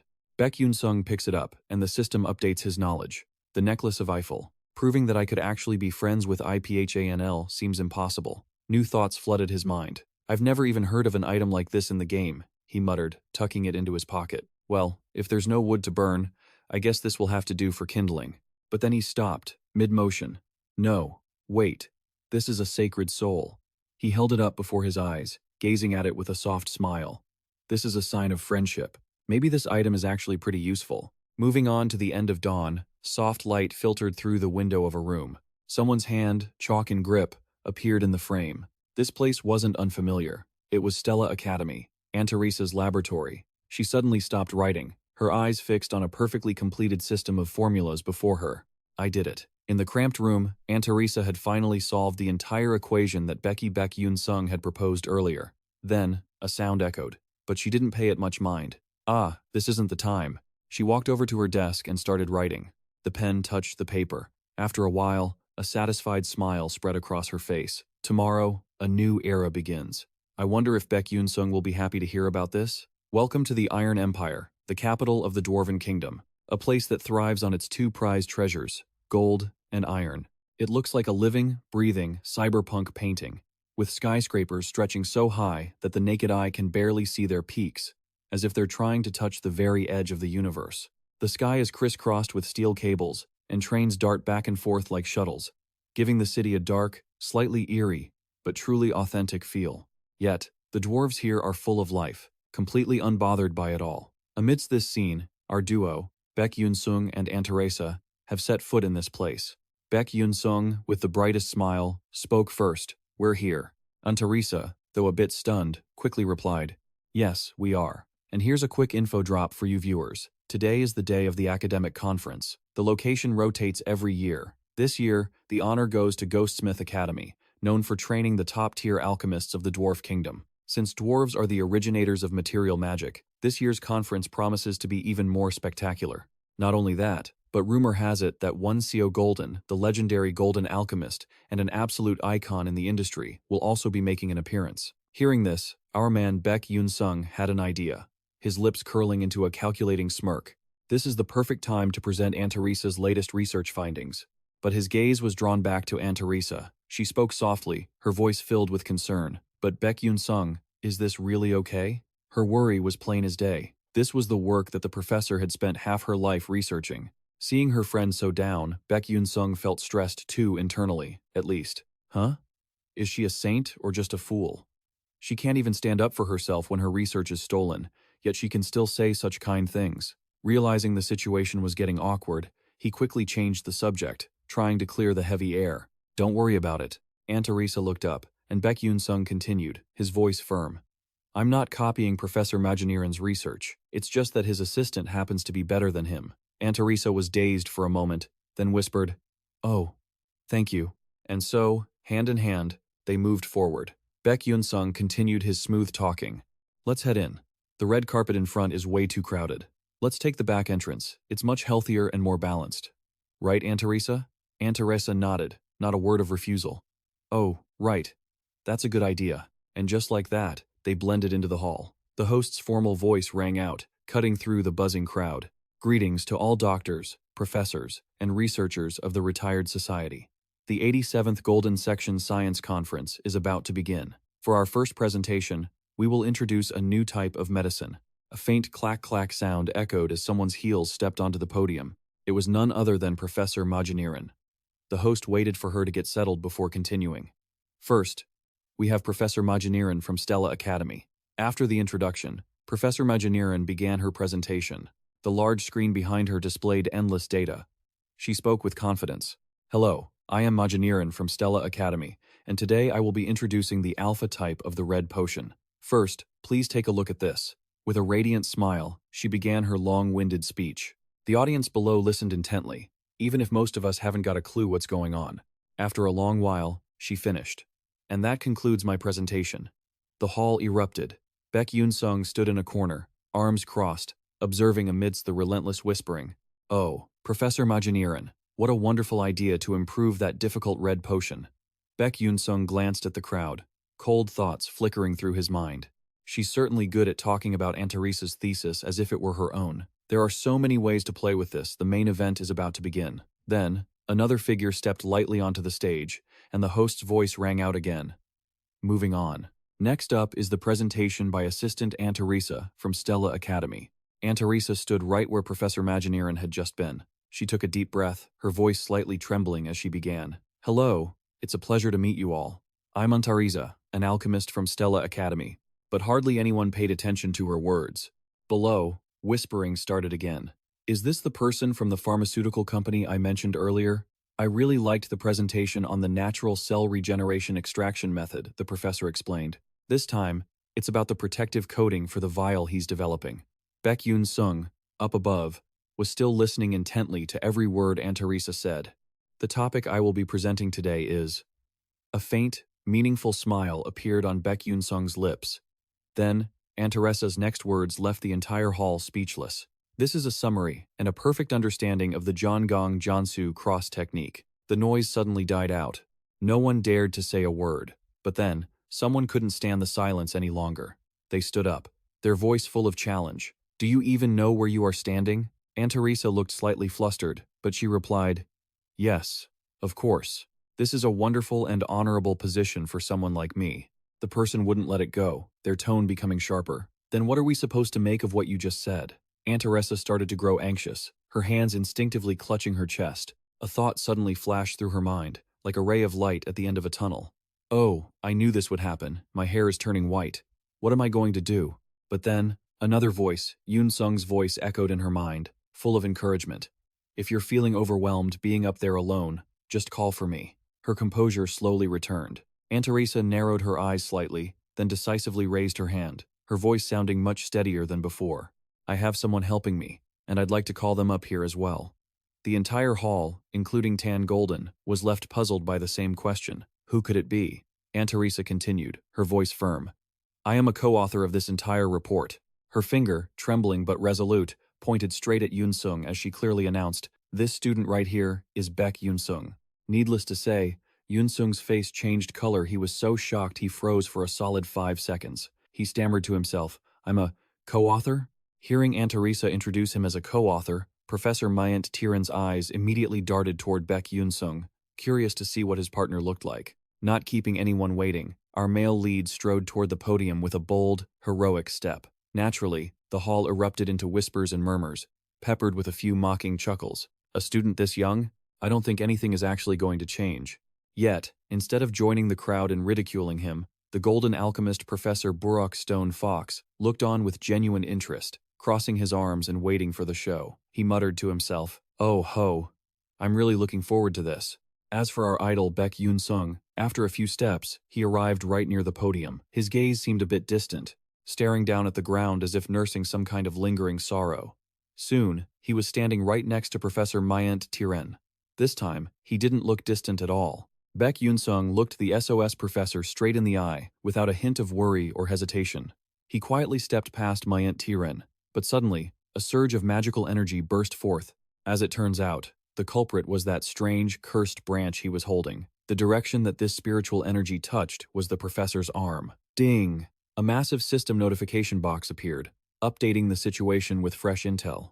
The special skill, Resentment of the Cursed Branch item, had been activated. The target of this resentment was Mayan. As Beck Yunsung walked past, Professor Mayan didn't seem to notice a thing, though he gave a look of slight irritation and spoke up. How rude. Seeing the man didn't realize what had happened, Yunsung gave himself a slight smile as his thoughts materialized. All right, it worked. After reaching the necessary spot, he stopped and finally stood face to face with the scholars in the audience. A silence fell over the room, and with an expressionless face, Beck Yunsung spoke first. First of all, I would like to carefully hear Professor Myant Tiran's argument. They say seeing is believing. So, let's solve this cross-training technique right here, shall we? A smile appeared on his face, and once again, the crowd began to whisper, a debate between a professor and their assistant to solve this report? Sounds pretty interesting, doesn't it? The crowd was clearly hungry for drama. Antarizza's anxiety peaked, and she spoke to him somewhat hesitantly. Hey Yunsung, she looked at him, feeling nervous. But then, he turned the question back on her. Hey assistant, do you not trust me? Hearing that, Antarizza was momentarily stunned. Ah, no, I do trust you. To reassure her further, Beck Yunsung added, I've been by your side this whole time, so don't worry, Assistant Antarizza. You can do this. I believe in you more than anyone else. Looking at his smiling face, Antarizza felt herself blushing, and her thoughts raced. Can I really do this? Her hand tightened, gripping the collar of her shirt. Focusing, she adjusted her glasses, and another thought crossed her mind. That's right. Yunsung is right. I have to trust in everything I've done up until now. She smoothed out her hair. Over there, Professor Myant Tiran was baffled, unable to grasp the situation. After regaining her confidence, Aunt Teresa stepped forward, faced Mayen, and said, "Shall we begin?" Influenced by Beck Yunsung's confidence, Aunt Teresa had fully regained her composure, and so, the battle of wits began, with mind-bending information being tossed back and forth. The method of variable interference in alchemy. 300 years ago, an alchemist declared, "I have found a magical formula that can solve this equation. This is the magical array that can solve the alien space formula. But I need to use the restroom urgently, so I can't write it down." After that, he died in the bathroom, making the formula famous. Ever since then, countless alchemists have tried to test it, but the results were total failures. So now, no one even wants to try it anymore. Because of that, this unsolved formula has been considered impossible. But now, someone claims they can solve the random interdimensional interference technique. A cool-looking young man, puffing on a cigarette with a sharp, laid-back expression, had to speak up. Interesting. His profile was quickly updated. A core member of the Tower of the Moon, belonging to the infamous 13th Extermination Squad, Captain Ken. Right next to him, another beautiful woman in the same outfit was yawning, looking bored to tears. What's so interesting? It's boring. Her info also dinged in, Deputy Captain Hajin Macaron. And so, these two had appeared here while keeping themselves in a state of invisibility. After finishing her long yawn, Deputy Captain Hajin Macaron looked up and gave a judgmental look. "Is that professor really a black mage?" Then, someone nearby whispered, "It smells like cigarettes around here, doesn't it?" Looking toward where the two were beginning to write information on the blackboard, Deputy Captain Hajin Macaron continued her assessment. "The more I think about it, the more I feel like this mission is a huge setup." But then, Deputy Captain Hajin Macaron looked at Ken standing next to her without saying a word, and an ellipsis appeared afterward. Finally, she helplessly rubbed her head, closed her eyes, and said, "What can you do? The captain just blindly believes whatever that old man says." But then, she had to widen her eyes in surprise as she looked ahead. Not just her, even Ken had turned his attention in that direction, where Professor Myant Tiren and Assistant Aunt Teresa were facing off again. A realization formed quickly in her mind. The atmosphere in the hall had changed, hadn't it? The host's voice boomed once more. "And that concludes the first round of difficult problems. Now, turning to alchemy Professor Burrock Stone Fox. He was clearly stunned by the info appearing below. As he scrutinized the specific, detailed notes on both blackboards, he immediately offered his next assessment. It's similar, yet the approach is completely different. Meanwhile, Captain Ken had also formed his own thoughts, while watching intently from the same direction. But the assistant's explanation was simpler than Professor Myant Tiran's. Moreover, the final results were slightly different. Down below, the host's voice echoed again. Next, the second round of difficult problems. Once again, both of them headed to their respective blackboards to keep writing. In the observation area, a few people started to gather, and a look of anxious surprise became clearly visible on their faces. Incredible. Quite a few people have solved the second problem before, but this way of interpreting it, this is the first time I've ever seen a problem that supposedly requires at least 200 lines to explain being solved in just 12. The person they were both discussing was Antonisa. From a strategic vantage point, Beck Yunsung maintained his regal composure, arms crossed, a mysterious smile playing on his lips. He mused that the audience's reaction was quite good. Holding that smile, his thoughts shifted toward what was coming next. But the main event was truly about to begin. The host's voice continued. "We are now moving on to the third difficult problem. Will the third problem, the one no one has ever solved until now, actually be cracked here?" Both of them focused on recording their research results on the boards. Beads of anxious sweat began to appear on Antonisa's face, while Professor Mayen Tai seemed even more unsettled. Both of them stopped writing, and, below them, Burrock Stone Fox began to show his shock. Insights were flying out. Did she really solve it? Professor Mayen, the one who cracked the third problem, which was considered impossible. The result is truly commendable. Though she heard this praise, Professor Mayen showed no sign of joy. Instead, a mix of shock and confusion took over. Burrock Stone Fox's words had pointed it out. But more than that, the assistant, Antonisa, had something even more impressive. Looking at the results Antonisa was hiding, Professor Mayen began to feel frustrated and angry. Thoughts raced through her mind. What kind of explanation is that? Standing nearby with a satisfied smile, Beck Yunsung listened to the constant whispers of the people around him. How could she possibly come up with an approach like that? Even seeing it with my own eyes, I can't believe it. A few new insights were then proposed. Up until now, veteran alchemists had always viewed the 5 difficult problems as 5 separate issues to be solved one by one. But Antonisa was completely different. She treated all 5 problems as a single entity and solved them in an integrated way, and that was the difference between Mynt and Antonisa. As the process of solving the difficult problems continued, Professor Main's hand began to tremble. Her stream of calculations was no longer functioning effectively. Wait, what was the formula for the latter part? She looked back at her blackboard and began to curse. Damn it, there's not enough board space left. She immediately turned to a nearby host and shouted, "Please, bring more boards in here, hurry." But then, a familiar voice rang out, instantly clearing the tense atmosphere.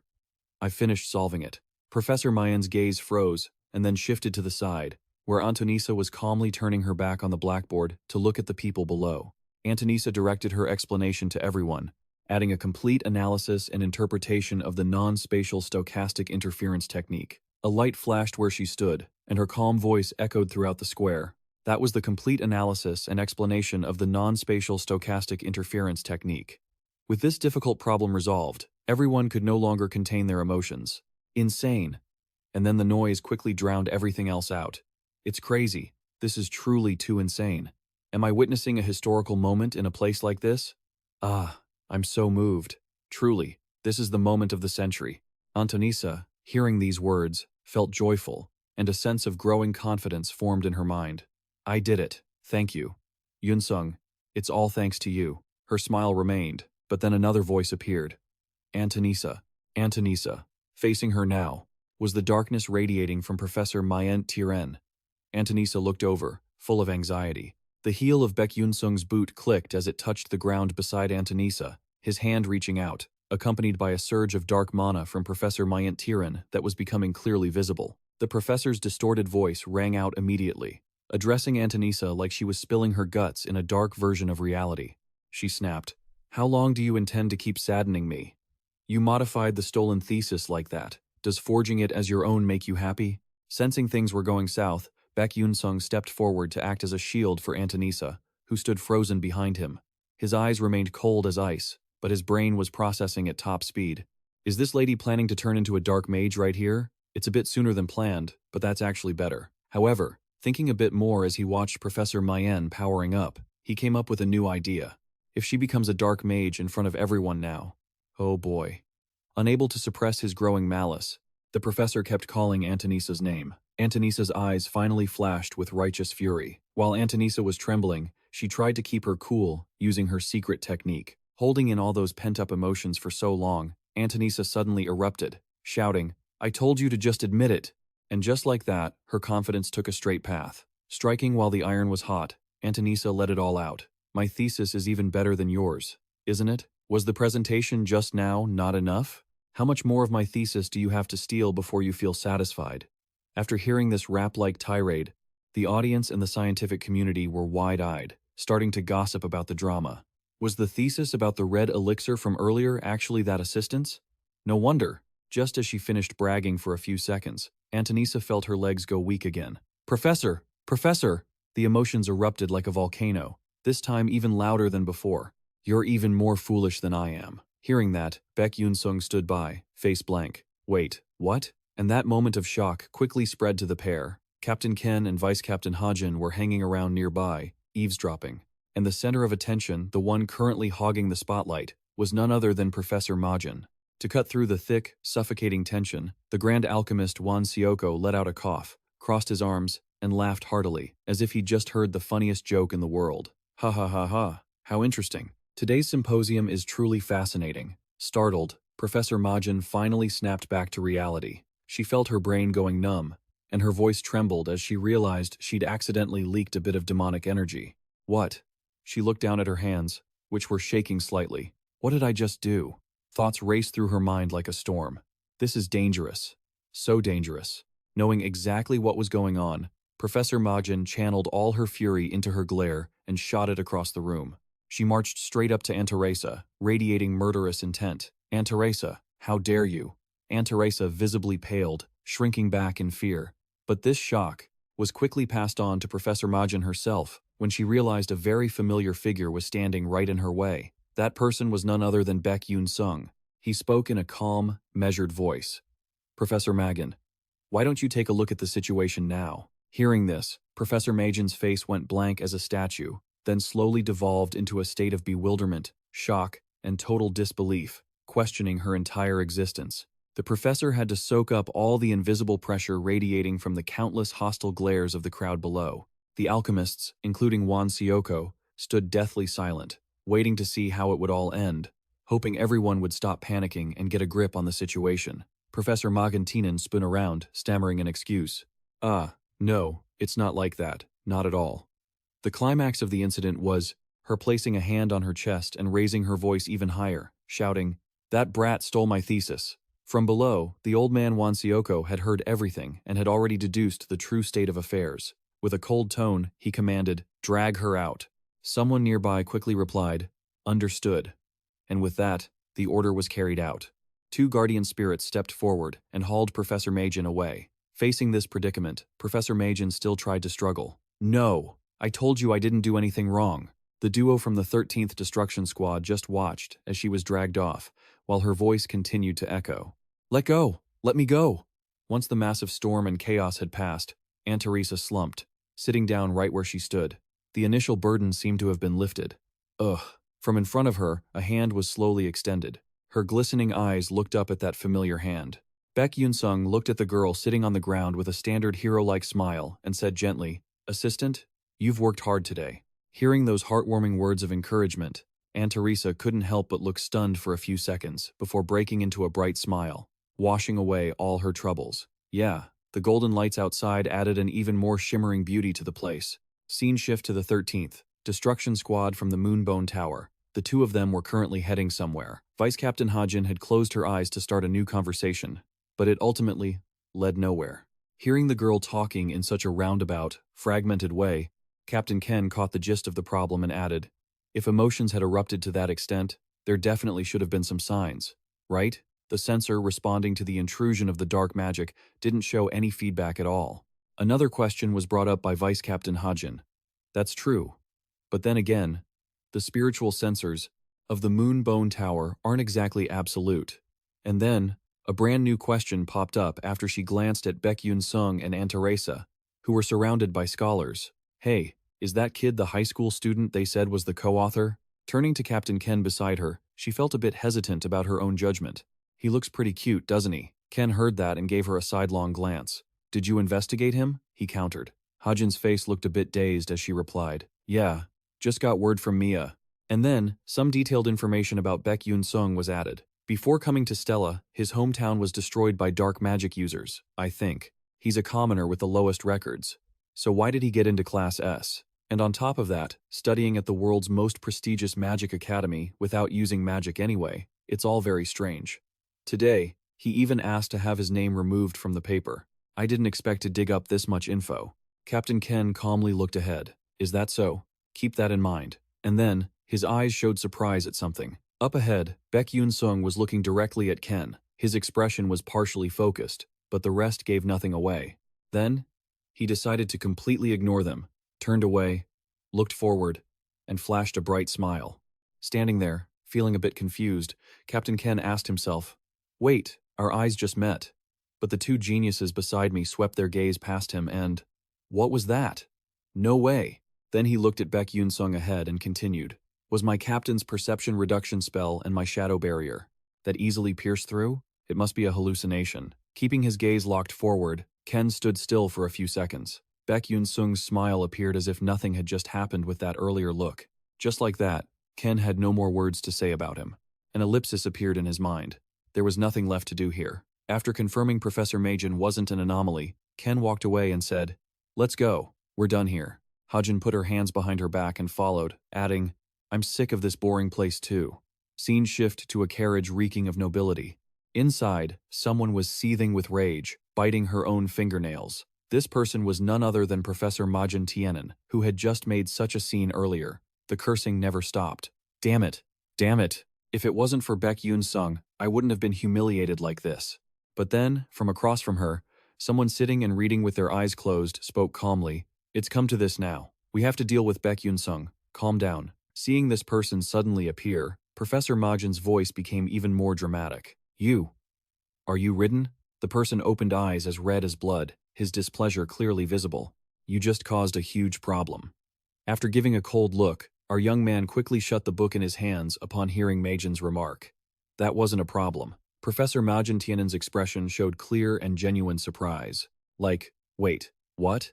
Ridden continued with a disgruntled look, glanced over, and added, lucky for you, there was a timely suppression from the contract's power, Flake. If your emotions had surged any higher and caused chaos, it could have ruined the entire group's plans. Realizing she had nearly caused a huge risk, Professor Mason froze in place. I'm sorry. I am truly sorry. That was all the professor could muster. Raiden stashed his book into his spatial storage, his eyes half closed as he let out a sigh. Did she really think a simple apology would make this go away? The leader was utterly disappointed, forcing himself to reset his composure instantly. He continued, his voice cold. You've practically stripped yourself of any value as a professor at Stella Academy. She couldn't accept that. Professor Mason shrieked, launching into a frantic explanation. No, I have connections in the Plagiarism Review Board. I can fix this. I can make everything smooth over.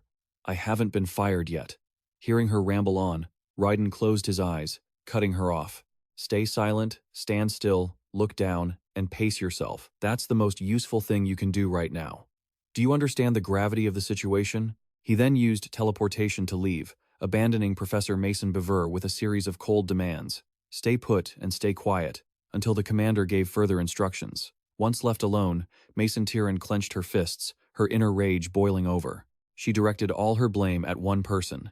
It was all Big Ma Yusong's fault. A dangerous look flickered across her face. Some twisted scheme was already beginning to brew. Recalling the image of the two of them before they were hauled away, Professor Mason sank into her thoughts. Just a little longer. I just need to wait a little longer. The man's silhouette burned deeper into her mind. The scene shifts to Big Ma Yusong on a train, heading somewhere. Inside a cabin, Big Ma Yusong sat with his arms crossed, staring at his assistant, Aunt Teresa, who wore an unreadable expression across from him. His eyes flickered to the side, a realization creeping into his mind. It's a shame, he thought. I figured if Professor Mason Tiran had used black magic during her presentation, it might have prevented the collapse that led to the 8th chapter's catastrophe. I assumed everything would go smoothly until the story was supposed to explode. He closed his eyes and leaned back, but his mind remained active. Can't be helped. No point in rushing it. The academic conference had ended without a hitch, and the branch of grudge had been activated. Suddenly, his eyes snapped open. One thing was still bothering him. He remembered the moment his eyes had instinctively darted to the side, to the place where Captain Ken and Vice Captain Hajin were standing together, cloaked in dark invisibility. Looking back at Ken, who was watching him at the time, his deduction solidified. That person is definitely Ken. More details emerged. A small group of elite mages, selected through incredibly rigorous standards. The top-tier Shadow Mage unit of the Tower of Sages. Even within the Tower of Sages, notorious for hunting down Shadow Mages and Warlocks, the commander of the 13th Destruction Unit, their most elite squad, was none other than Ken. His contemplation reached a new level. If I didn't have my sixth sense, I never would have realized it until the very last second. I can guess why those dangerous people were there. Maybe they were sent to monitor Professor Mason Tiran. Regardless, it would be great if we could get involved more actively. As he thought this, he caught sight of his assistant, Aunt Teresa, looking dazed, as if she had just woken up. The old story continued with a new twist. Excuse me, could you spare a moment? No sooner had the words been spoken than a man appeared near where Assistant Aunt Teresa was sitting. She asked, clearly surprised, who might you be? Before she could even hear an introduction, she felt a sudden jolt of shock. It was the man from before, appearing in a sharp white suit with the distinct ears of an elf. He held his hat in his hand, and as he removed it with a pleasant expression, he greeted them. It's a pleasure to meet you both. The character info appeared. Fion, chairman of the Nebula Corporation. Following his appearance, a bit of deeper context was added. As the chapters of the game progress, the world building expands, and as the protagonist, Flame, matures, many other characters inevitably become targets. Among them is the man known as the Heart of the Southern Han Plains. Fion, chairman of the Nebula Corporation. With his golden ratio destiny trait, he was fated to be the richest man in the world. Even though he was over 50 and had a daughter, he remained a prime target for many. And the reason wasn't his wealth or his looks, but his daughter, the villainess, Jellien. The High Elf Jellian, true to her title as a villainess, tormented the protagonist throughout the chapters. Players were so enraged that they found ways to torture Jellian as much as possible. Their method? Targeting the person Jellian loved most, her father, Fion, by marrying into his family and tearing it apart. After that lengthy introduction, Big Ma Yusong sighed in frustration, though he couldn't help but make a few mental notes. It sounded like a joke, but everyone was hooked on the dramatic developments. Continuing the conversation, he looked ahead with a half-lidded gaze, clearly indifferent. I expected this, but I didn't think he'd actually show up here. Thoughts began to layer over one another. I need to make a good impression during today's chat to prepare for the upcoming chapters. Fion smiled as he looked at the two of them sitting together. Accompanying that smile, he began his opening questions. You must be the alchemist, Aunt Teresa. And this is the alchemist whose identity hasn't been revealed yet, right? Ah, if you don't mind, may I ask your name? Big Ma Yusong thought to himself. I knew this was coming, but that's a clever way to ask. He replied immediately, I'm Big Ma Yusong, a first-year S-class student at Stella Academy. Fion was genuinely surprised. Oh, you're a student at Stella Academy? A pleasure to meet you. Reaching into his jacket, Fion closed his eyes as he added, the reason I came to find you both is... He presented a meticulously prepared document before them. The explanation was clear. He was proposing an exclusive contract for alchemist Aunt Teresa's techniques with the Nebula Trading Company. Of course, the terms will be extremely generous. Would you like to look over the contract?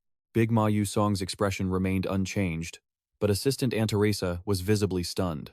As she took it into her hands, ellipses seemed to hang in the air, her hands trembled, and the document shook with them. As she opened it, her eyes lit up, and she let out an excited gasp. Whoa, this is unlimited funding and technical support. I've never seen a contract offer this massive in my life. A few thoughts quickly started swirling in my head. With these terms, I could finally build all those inventions I've been dreaming of.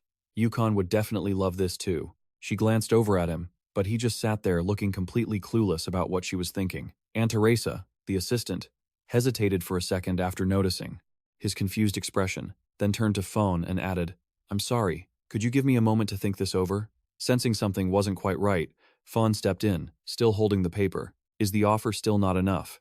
If you have any other requests, please, just name them. But Aunt Teresa quickly cut in. No, that's not it at all. The terms aren't just enough, they're actually overwhelming. Trying to pull herself together, she offered a more logical explanation. I need to discuss this with the co-author of this spell. Beck Yunsung, sitting right there, was stunned by her words. He couldn't believe he was the reason for something this important, his face showing total bewilderment. Hearing her say that, Fen smirked, implying something with his tone. Is that so? My thoughts drifted in. A co-author? I figured that was just something people said to be polite. Turns out, it wasn't. Watching the two of them opposite me, smiling so brightly. As for you, you don't need to worry about it. How could that be? The train of thought continued at barely in his teens, already solving a problem that had persisted for 300 years. He's definitely a genius of another caliber. But no matter how you slice it, he's still just a student. After reaching that conclusion, Fen gestured toward the contract, asking if he wanted to look it over. Another thought crossed my mind. Even if he's a genius in magic or alchemy, when it comes to business deals, he's still just a kid. Following the suggestion, Beck Yunsung took the paper and studied it intently. Fen continued his silent assumption. With terms like these, there's no way he could refuse. His face remained smiling, waiting for an answer from the boy. I'll have to decline. Nobody expected that to happen. Fleon looked at the boy across from him in absolute shock, and a major question followed. May I ask why? If the terms aren't satisfactory, I can change them immediately. Pausing there, he stared straight ahead. My mind raced, analyzing the situation. Signing an exclusive contract with the Nebula Chamber of Commerce, the largest in the world, would definitely be a good thing.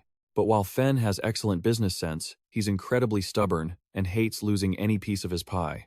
If this spell were locked up in his hands, he'd only mass-produce cheap goods, limiting the variety, individuality, and overall efficiency of the equipment. Furthermore, due to such extreme exclusivity, many mages wouldn't be able to access the gear, and technical development would skew entirely toward profit, letting the villains catch up in terms of technology. Actually, I've seen players choose this story branch before. They make a ton of money, but it always ends in tragedy. With those deductions in mind, I brought up the real issue. It has nothing to do with the terms. I simply don't want to sign an exclusive contract. Fen stammered a bit. What do you mean?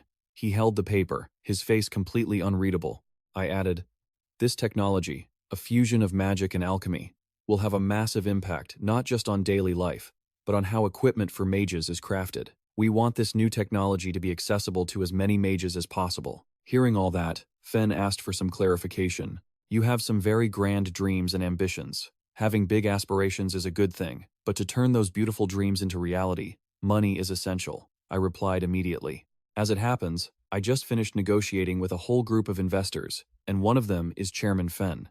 And then, as if catching on to what I was getting at, Fen asked the crucial question. "So, do you intend to sign contracts with them and me? If so, most of the terms I've offered will have to be stripped away." I didn't deny it, just closed my eyes and smiled. "That's right. Honestly, I'm very tempted by those conditions." My eyes slowly opened, my voice calm and steady. "But I'll elevate the product to luxury status." A smile touched my lips. "That is my proposal." After closing the deal, the targets were set, with the goal of bringing these items to the general public. However, for the high-end, limited edition luxury items that are super hard to produce, I'll sign an exclusive contract with the Nebula Chamber of Commerce. Beck Yunsung was subtly flexing his plan. This is how you bait someone into building a top-tier brand. What a player! The person opposite him couldn't help but squint in thought. A true business pro. Fen immediately caught on to Beck Yunsung's intent. He turned to him with a successful businessman's smile and asked a probing question. "Interesting. Will those luxury items actually sell? I would never do anything that harms my own interests." Knowing exactly what his partner was worried about, Beck Yunsung gave a slight nod and calmly offered some reassurance. "Right. That's why I won't ask you to sign the contract just yet." Then, his gaze, once cold, grew sharper and more confident. Beck Yunsung leaned in. "In 6 months, let's hold a press conference for the inner investors with Chairman Fen." Fen's face flashed with surprise. "Wait, what?" Then he heard Beck Yunsung continue. "If you like the products I introduce, then please sign an exclusive brand contract with us." Seeing that Beck Yunsung had planned out every single step, Fen closed his eyes and let out a knowing smile. "Right, that really is something. Truly excellent." Aunt Teresa stood to the side, smiling to herself, knowing the partner had already verbally agreed to the basic terms. To prove his commitment to the partnership, Fen pulled out something that looked like a business card and said, "This is a delivery slip. It has my contact information on it." Beck Yunsung took it and politely replied, "Thank you very much." A small caption appeared. Message scroll. An item used to write a message and send it off, ensuring the letter reaches the recipient without missing a single beat. The work was done. Fen put his hat back on, his smile serving as a graceful goodbye. "All right, I'll take my leave now." Beck Yunsung's face still looked a bit blank. Meanwhile, Aunt Teresa kept up a mysterious little smile. The cool guy from a moment ago was gone. Now, Beck Yunsung looked like he was about to pass out. He was pale, clutching his chest to check if his heart was still beating or if he'd just about had a heart attack, his voice trembling. Meanwhile, Anissa kept wearing that mysterious little smile. As cool as Kay looked a moment ago, Becky Yunsung was equally shook, face pale as a sheet, clutching her chest to see if her heart was still beating or if it had checked out, her voice trembling. "Oh man, I thought I was gonna die from stress back there." Seeing their master suddenly lose his cool, Aunt Teresa, who was standing nearby, got worried too. Is that how a normal, worry-prone person acts? Facing her blank, confused expression, Beck Yunsung replied, "I really was worried, you know." Hearing Beck Yunsung's confession, Aunt Teresa couldn't help but laugh naturally, followed by a sincere compliment. Just as expected, Beck Yunsung is truly amazing. Sensing something odd about her assistant's tone, Beck Yunsung just sighed blankly. Seeing his master still stuck in his own head, Aunt Teresa quickly changed her tune. "Ah, never mind. Don't even worry about her anymore." By now, Beck Yunsung had turned his attention to the door where M had just left. A stream of wandering thoughts and a look of relief appeared on his handsome face. "Well, at least that problem is solved. Whoosh! When I get back, I'll treat the club members to a feast at some high-end restaurant." Another notification popped up. The science conference ended smoothly. Classes at Stella Academy were going on as normally as ever. In the classroom, a professor stood at the podium and announced to the students below, "Professor Majen isn't feeling well, so I'll be filling in to teach this class today." Still wearing his intellectual glasses, Beck Yunsung narrowed his eyes upon hearing this, his thoughts swirling once again. So, they really disappeared without a trace? That train of thought grew heavier as images of Professor Majen's corruption flooded back. If everything follows the original plot twist, Majen will fully awaken in Chapter 8, and when that happens, this whole school is going to suffer major damage. I don't even know how crazy things will get in the future because of this. His gaze grew even more serious. Could this arc actually kick off earlier than expected? I just hope it's at a level I can still handle, he told himself, adding a new assessment to the situation. Not only Meijen but Aunt Teresa didn't come to school either. The class ended. Beck Yunsung was walking down a deserted hallway. It seems like she's getting off easy and might even get early retirement, he thought to himself, with a touch of humor. Just then, a student up ahead spoke up. Hey, did you hear? Beck Yunsung felt his ears perk up at the nearby conversation. That assistant Aunt Teresa. Is she the one who decoded that zero-field algorithm thing, that super brain-melting, difficult stuff? The chatter grew more animated. Oh, I heard about that. But wasn't there another co-author involved? They say that person's identity is being kept secret. But why would they do that? Beck Yunsung tried to ignore them by looking straight ahead, but the crowd kept gossiping. Wow. Could that person be someone incredibly ugly? Aha. Is that right? A moment later, Beck Yunsung reached the school courtyard. The overthinking hadn't let him go yet. Keeping his identity as one of the author's secret had actually helped him avoid a lot of unwanted fame at this school. His footsteps suddenly stopped. First, I dropped hints by borrowing knowledge from these divine glasses, because all the focus and attention had to be on Aunt Teresa for it to be the right play and totally fine. Stopping in his tracks, Beck Yunsung noticed something familiar nearby. Ah, found you. Isn't that Myson? Wait, look at Myson. She looks like a human-sized giraffe. After a long absence, both main characters, Beck Yunsung and Mi-san, finally made their grand reappearance. Everyone around got a chance to see Beck Yunsung observing Myson with a slightly embarrassed look. And then, the uninvited gossip started up again. High marks and a top-tier look. Isn't that a bit over the top? Is that person next to her a crush or something? She looks like a doll. Even so, she's not exactly a good person. Yeah, she's pretty. All right. Standing to the side with his hands on his hips, Beck Yunsung thought with a resigned expression. Even if the world ends, this marketplace of gossip never shuts down. There's never a quiet day. To grab their attention, he called out loudly, I'm over here. Seeing Beck Yunsung appear, Ma Beck Yunsung, the friend walking with Mi-san, smiled and greeted him. Hey, Beck Yunsung. Beck Yunsung waved back. Sorry, I must have kept you guys waiting for a long time, right? Adding, not really. Then she asked bluntly, so what are we eating? Didn't you say you were the one deciding that?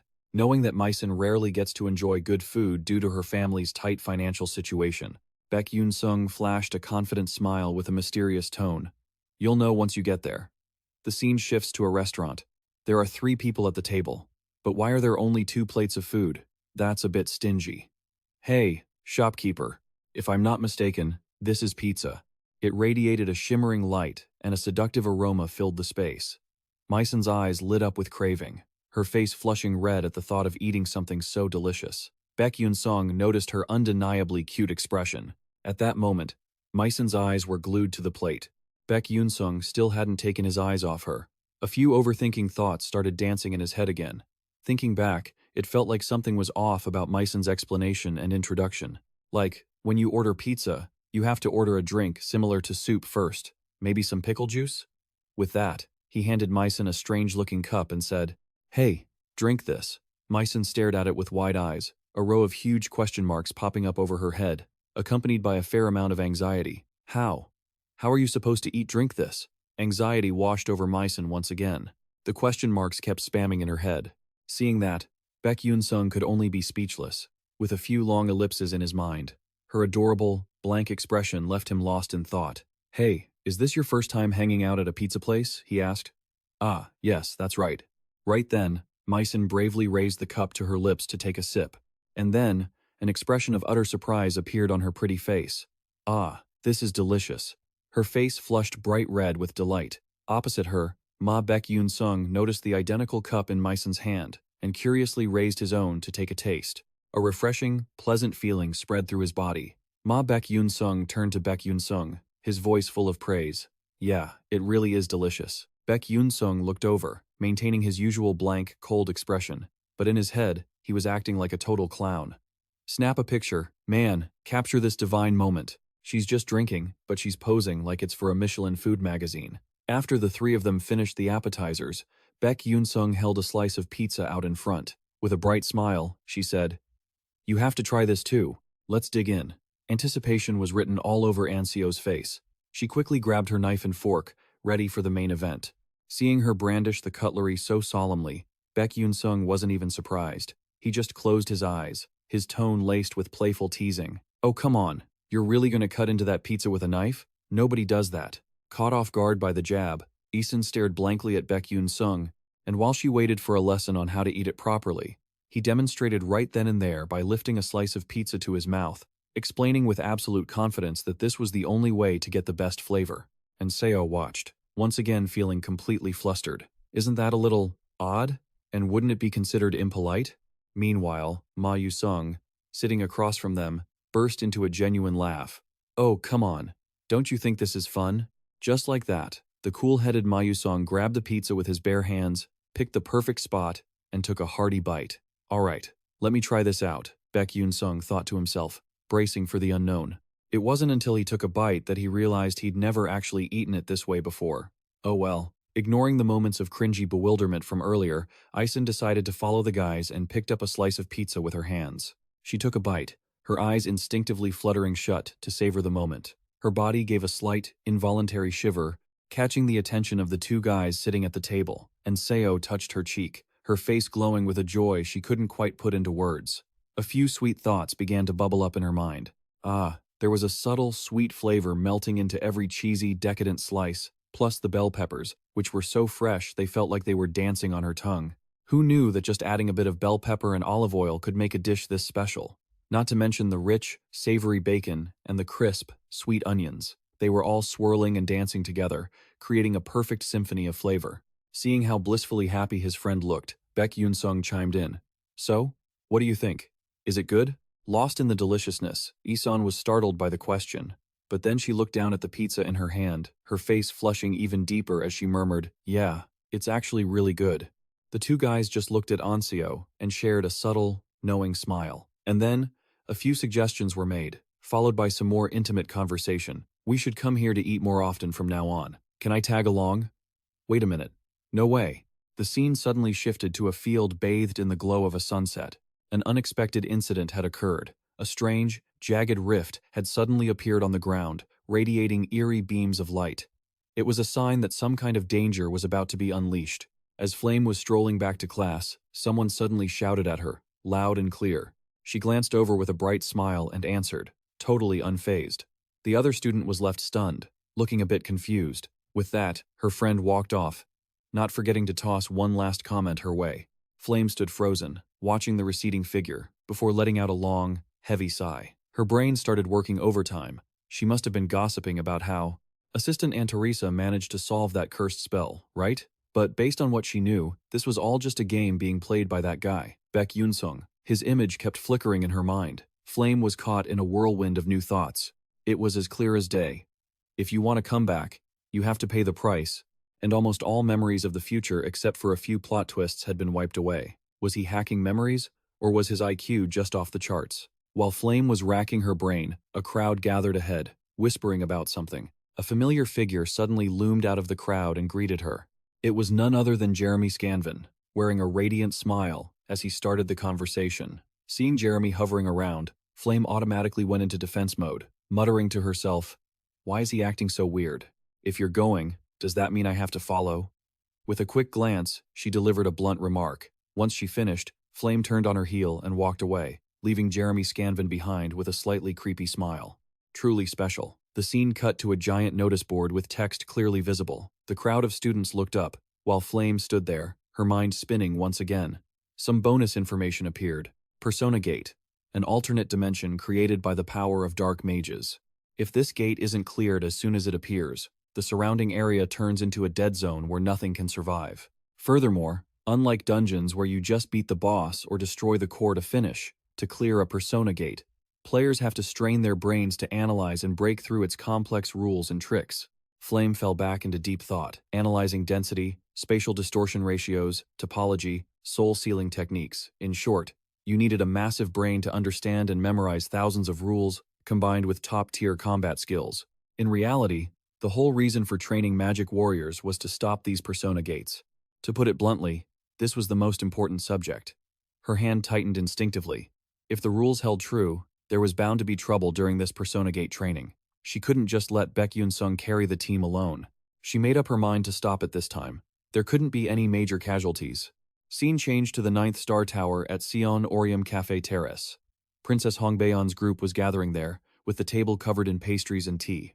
A sudden question was thrown out. Other girls clamored to answer. Princess Hongbaeon took a sip of tea amidst the chirping of the group. But deep down, the princess found the cake bland. Just then, her eyes widened, as she overheard some hot gossip. Ron continued, and the two friends blinked in surprise, unable to hide their curiosity. That much was certain, because Ron's father was the director of the intelligence agency, but a giant question mark still appeared.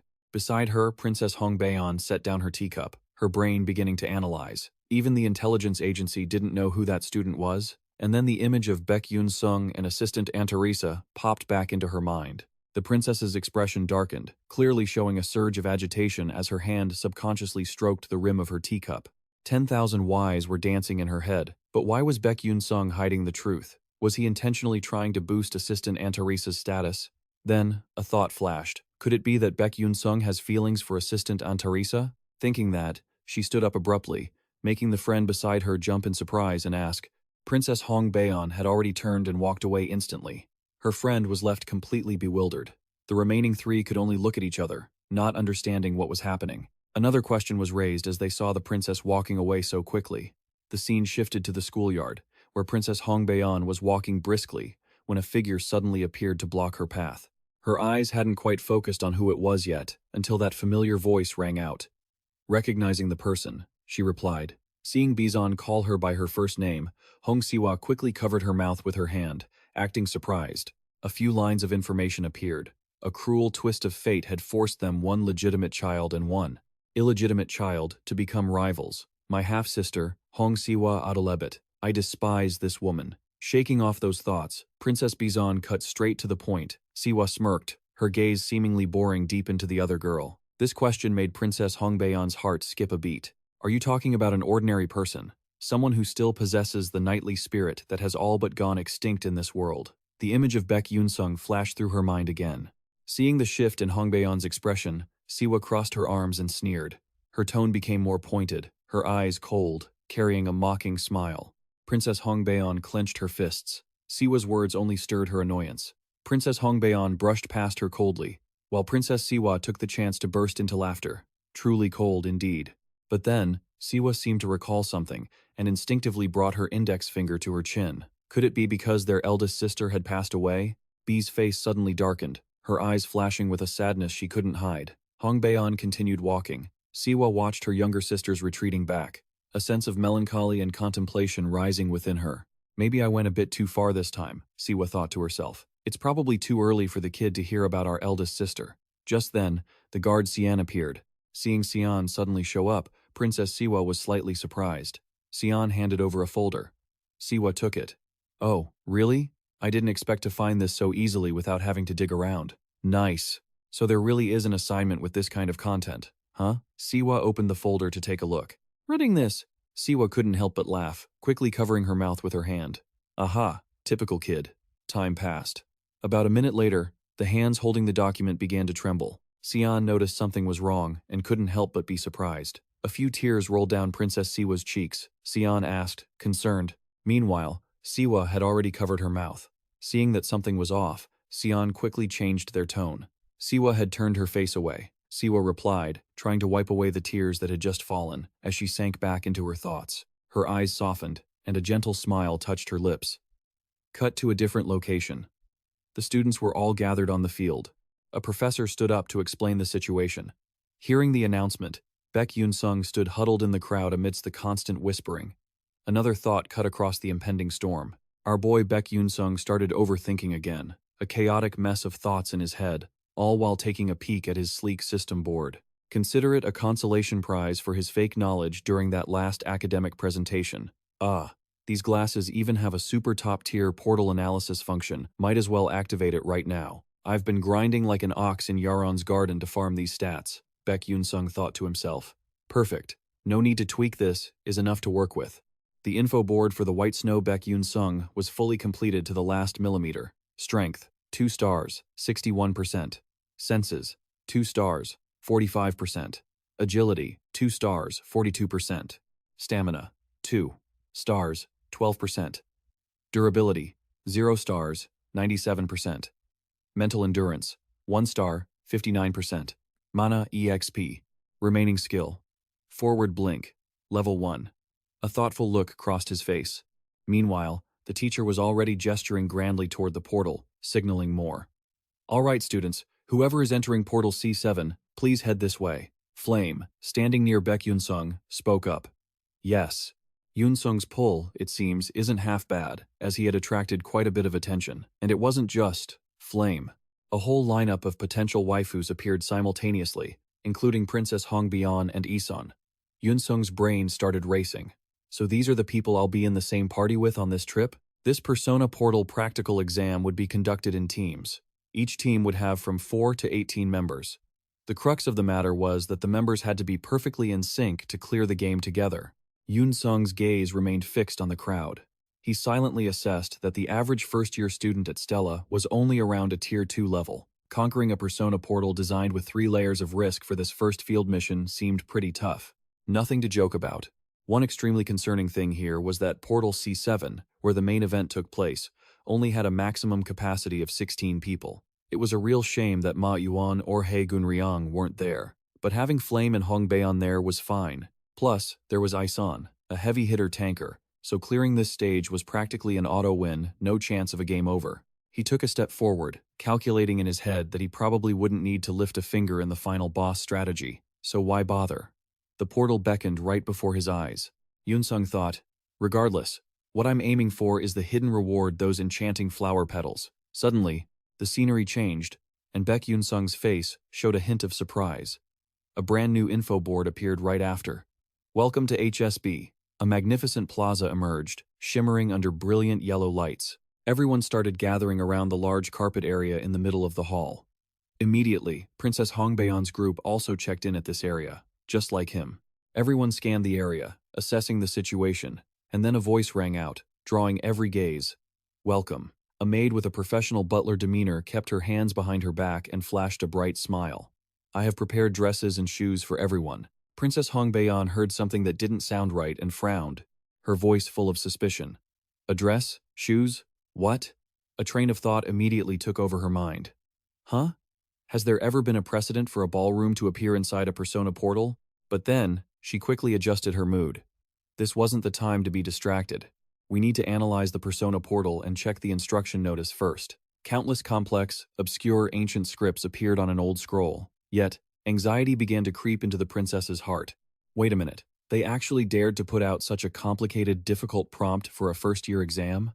Unbelievable. The maid then offered instructions to everyone. Miss, it is almost time for the evening banquet. You must hurry. Princess Hongbaeon still couldn't wrap her head around everything happening. Huh. The maid approached kindly and smiled, asking, is something wrong? The question was uttered by Hongbaeon, her voice full of confusion. How can you talk like that? Is that a pre-programmed phrase? Her thoughts continued to swirl in her head. I don't know if that's a life NPC inside the Persona portal or not. I remember hearing that those inside the portal created by mages couldn't perform any personal actions, but the phrase, it had, just instinctively slipped out of her mouth. She looked toward the maid, who was still smiling freely. A summoned mage shouldn't be acting on its own. The words slipped out of her mouth before she could stop them. She looked toward the butler, who was still standing there, smiling freely.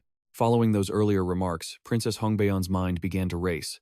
No, that's impossible. This is Stella Academy, after all. There's no way a real Persona gate could just appear here. It's definitely just Stella's technology leveling up a bit. A knowing smile remained fixed on the butler's face. Why would you say that? Princess Hongbaeon quickly changed the subject. Don't worry about it. Just go get my dress. The butler replied. Understood, Your Highness. With that, the butler walked away, leaving the princess behind with a pensive look, her anxiety growing with every passing moment. I don't know if it's just my mood being off, but there's something strange about this training session. I have a gut feeling that this isn't going to be an easy game. Time flew by like a gust of wind. The sound of heels clicked against the floor as Princess Hongbaeon appeared in a brand new outfit. Her platinum hair, streaked with a reddish-pink hue, was now elegantly pinned up, perfectly complementing the gorgeous evening gown she had just put on. Her beauty seemed to multiply tenfold. She looked absolutely stunning. Then, her eyes suddenly landed on a familiar figure, none other than Beck Yunsung, looking dashing and captivating in a sophisticated suit. His gaze was also directed somewhere else. Princess Hongbaeon instinctively followed his line of sight, a faint blush creeping onto her cheeks. He actually cleans up quite nicely. He looks pretty sharp. But then, something else suddenly intervened, grabbing her attention. A few vague memories rushed back to her. Princess. This document was submitted by student Beck Yunsung as an assignment for a specific course. I heard this story relates to his past. She took the folder, her hand brushing her hair as she did so. Oh? Is that so? Skimming through the information, she felt as if she had caught onto an important clue. Back in reality, her eyes remained fixed on Beck Yunsung. Her mind was a mess of thoughts. Was this related to the personal information about Beck Yunsung she had received a few days ago? I feel like he's totally different now. He looks nothing like the guy who was yawning his head off just a while ago. Huh? Beck Yunsung's gaze happened to drift toward her just as the princess was deep in thought, looking past the events of the past. Yes, he is taking his steps on the path of a knight at Stella. Beck Yunsung's clueless, deadpan expression suddenly cut through her thoughts. What are you looking at? First time seeing a commoner yawn? Princess Hongbaeon was startled for a moment, but she quickly regained her composure, sheepishly glancing away as she replied, "No, it's nothing." Just then, another voice cut in. Everyone's gathered. I see. Someone stepped up to where the two of them were standing. All eyes naturally turned to the newcomer, a lady with fiery red hair holding a folding fan, who continued where she left off. From now on, you will all attend the ball hosted by Duchess Yen. The lady's expression shifted, and her attention drifted toward a nearby wall. Rumor has it that those 4 paths lead to the mansion's basement, but that basement is a maze filled with traps. And once everyone gets lost, the mansion's knights will begin their move. A mysterious smile played on the lady's lips. You have no choice but to trust in your teammates' coordination, along with your own intuition and knowledge. Can you all do it? Beck Yunsung, who had been standing quietly in the corner, answered immediately. Yes. Hearing such a firm response, the lady couldn't help but look at Beck Yunsung with a hint of surprise. You look quite confident. It's a pleasure to meet you. That confident look of yours is enough to make anyone respect you. I like it. Beck Yunsung remained composed and replied, Thank you. Witnessing this natural, assertive exchange, the other students couldn't help but stare in shock, whispering to one another, What in the world? He's talking just like a real person. Do original NPCs even have such cool lines? The woman's voice rang out again, cutting off the gossip. Then, I wish you all the best of luck. With that, she turned and walked away, leaving everyone to admire her mysterious silhouette. The male students started looking at each other, their faces filled with anxiety. All right, let's get moving. Unease hung heavy in the air. They started heading toward the gates, bracing themselves for the upcoming mission. Just then, another voice rang out, forcing everyone to stop and look back. Hey guys, wait a second. The person who spoke was Flame. She posed a question to the group. This training exercise, does anyone else feel like something is off? She calmly analyzed the situation, providing a list of suspicious details that were hard to explain. But these NPCs are acting so realistically.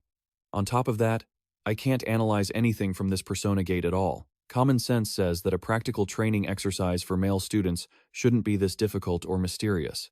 The male students standing at the front nodded in agreement with Flame. They chimed in with their own observations. Honestly, I felt like something was weird, too. I have no idea what's going on. Exactly. That NPC looks way too real. Seeing the students waver and agree with her, Flame's expression brightened up. Okay, I'll convince everyone to head this way. Her voice continued. In my opinion, however, another voice abruptly cut her off. Hold on. Jackie appeared with his arms crossed, his face showing clear disapproval as he continued. You aren't seriously trying to tell me that this place looks real, are you? Flame's face showed clear anxiety. Huh? Jackie continued his analysis with a tone of certainty. To me, this looks exactly like a scenario the professors have set up in advance. Isn't that obvious? In real combat, we can't always fully decode the information of a persona gate, can we? In other words, falling into a confusing situation that we can't analyze is part of their plan. Digging deeper, Jackie emphasized. Furthermore, Stella is the place that trains the most elite magical warriors, and it houses the top-tier magical knight division on the continent. Is it even possible that they wouldn't notice if a real persona gate appeared right on school grounds? Everyone began to be swayed by Jackie's sharp logic. Oh, is that so? I see. Meanwhile, anxiety began to cloud Flame's mind. This is bad. Even if I say this persona gate is real, no one is going to believe me. So I deliberately tried to make them feel that something was off. Flame's eyes flickered toward Jackie's smug face. What should I do now? A heavy silence settled over the room. Beck Yunsung watched the situation unfold, thinking to himself, is this really the path this story has to take? Fragments of information suddenly flashed through his mind. E6. The corruption route for Jackie. In the original novel, a character like Jackie didn't even exist, so Flame must be completely confused and in deep trouble. But this scene, where Flame blocks the way, is just one of countless branching paths that appeared in the game's original storyline. Either way, this is a situation where one of the three students is forced to become a sacrifice, to be corrupted. A new wave of anxiety began to form. Even though Min hoped that no one would have their mind eroded, is fate really set in stone and impossible to change? Looking at the awkward situation unfolding before him, Yunsung sighed. Even if he helped Flame here, the outcome wouldn't change. If that's the case, the smartest move right now is to take a step back. The two looked at each other for a moment, and finally, Jackie decided to turn and leave. No matter what you say, I'm going. Flame frantically tried to stop him. What? Wait, Jackie! Jackie turned back, his gaze cold as he looked straight at Flame, and replied, even in this situation, everything was set up by the professors. We just need to handle it calmly, while you guys just stand there like idiots and suffer. With that, Jackie chose a gate and teleported away, leaving Flame completely helpless. By now, the other male students started looking at each other, worry clearly visible on every face, and they finally made their decision. I'll go in too. I've always been prepared for these kinds of unexpected situations. Beck Yunsung stood by with his arms crossed, continuing to observe and assess the situation. None of them were acting in a systematic way. His fingers began to twitch slightly. In any case, it had come to this, so the only way was to move forward. A mysterious smile flashed across his lips, and he slowly began to advance. While Beck Yunsung was confidently moving ahead, he suddenly stopped, noticing something. Huh? It turned out a group of male students had gathered behind him. Beck Yunsung directed his question their way. But why are you guys following me? Everyone started to look flustered, beads of sweat forming. It's nothing. Seeing so many people with the same expression, he could only stand there, sighing indifferently with a small thought in mind. Hey, you guys aren't actually planning on following me, are you? Kids are always so scheming. He stepped forward again. However, he didn't really care about these things, since there wasn't anything important here anyway. A long, dark corridor was the next path on their journey. The lights, containing some kind of energy, emitted a purple glow. He stopped in the quiet space, and the sound of someone's footsteps approached from behind. His attention shifted once again to the source of a voice. What is this creepy hallway? The person accompanying him was Princess Hongbaeon and two other girls. Deep thoughts began to form in his mind. Looks like everyone has arrived. The princess's eyes caught sight of something. Oh, all three of them then moved past him and stood in front of the closed door. He asked, where did the others go? His gaze shifted downward. A realization hit him instantly. Just as expected, it seems like we can't all appear at the same time. Analyzing it in more detail, here, 16 students were divided into groups of 4. Those 4 paths would be split among the 4 groups of people entering. He then saw the silhouettes of 2 familiar friends. It looked like Ison and Flame had moved to a different place and formed a group together. His eyes lingered on the people present. With Princess Hong, he never expected to be in the same group as her. The two were discussing something. We should move now. Yes, Princess. But then, the princess noticed his stare. She asked with a slightly blank look, what's wrong? Are you unhappy about something? He immediately started sweating. No, not at all. He kept his poker face. The princess added, gosh, you're so dull. She stopped paying attention. His gaze drifted in another direction. On the other hand, isn't it actually a good thing that Princess Hongbaeon and Isun were separated? At this moment, a look of surprise appeared on his face. No, wait a second. He raised his hand horizontally to stop everyone. Stepping forward, there was something ahead. A golden light appeared, revealing a few statues in dancing poses. They looked like decorative mannequins. A big question mark appeared on everyone's faces as they looked. Are those figures? Princess Hongbaeon didn't say anything, but she looked a bit startled, and then her attention shifted straight ahead. There was a gate inside the room over there. The 2 girls standing next to the princess voiced their opinions. Will our unlocking magic work? I have some doubts about that. We can't even understand this gate. Our level is too low to do anything about it. This place is so dark, it makes me a little scared. The situation is a bit tough. Princess Hong looked over at him to ask for his opinion. Hey, commoner, have you deciphered this gate yet? But his answer was a bit disappointing. No. The princess's face showed that disappointment clearly. Was it too much to expect so much from this commoner? There had to be something here. But then, the surprise returned when his voice spoke up once again. But I have a rough idea of how we can move past this place. Feeling this new vibe, the princess asked a question in return. Really? Are you serious? His gaze remained fixed ahead. Pointing at the dolls in front, Beck Yunsung drew her attention and added, "If you look closely, you can see that each statue has a different pose, but they are all performing the same dance." When he asked, "Do you know what that dance is?" Hearing him say that, her eyes locked onto them, and then, an answer gradually formed, and she said it right away. The Requiem of the late Serena, analyzing it in more detail. This is the dance that Serena, who could not bear her own tragedy, performed right before she died. He asked the next question. Then you must remember the moves clearly, right? Princess Hong was a bit startled. Understanding his thoughts as well as this calculation, she blurted out, "No way." To help her calm down, he looked forward again, lost in thought. By now, she must have realized it too. Each movement of the statue is connected in a sequence, but sometimes a few movements are skipped. It's been a while now. He looked over once more and continued. "All right, is everyone ready?" The two remaining friends stepped into the empty spots and began their dance moves. "Done. Me too." Princess Hong, following him, also performed the moves in the missing spot. His gaze remained fixed, and then, the gate swung open perfectly. Cheers erupted from everyone. "We did it! The door is fully open." A dark corridor appeared ahead, with the light of a new area visible in the distance. Everyone moved quickly, with most of the attention focused on Princess Hong. As they moved forward, a massive chamber revealed itself. Golden light flooded the entire room. Knight armors held their swords, posed in various positions. Strange patterns were etched beneath their feet. One of their friends pointed toward them, seeking an opinion. "It seems like this time is no different. Could there be some hidden meaning behind these armors?" Another friend added. "All right, let's go take a closer look at those armors." Everyone split up to inspect each statue, but there was no further progress. "No matter how I look at it, I don't get it. Is it not the same as before?" "Right, I don't see anything unusual either." But then, Princess Hong's eyes drifted elsewhere to where Beck Yunsung was touching a carpet with strange designs. She immediately questioned him. "Hey, commoner, what are you doing?" After observing for a moment, he stood up and shared his theory. "It seems these knight armors are just an illusion meant to deceive our eyes. The real clue is the carpet." Another wave of surprise. "Huh?" As everyone gathered around, he explained further. "It looks like the dance depicted on the carpet is the real issue. If you look closely, you can see a figure performing a very specific movement.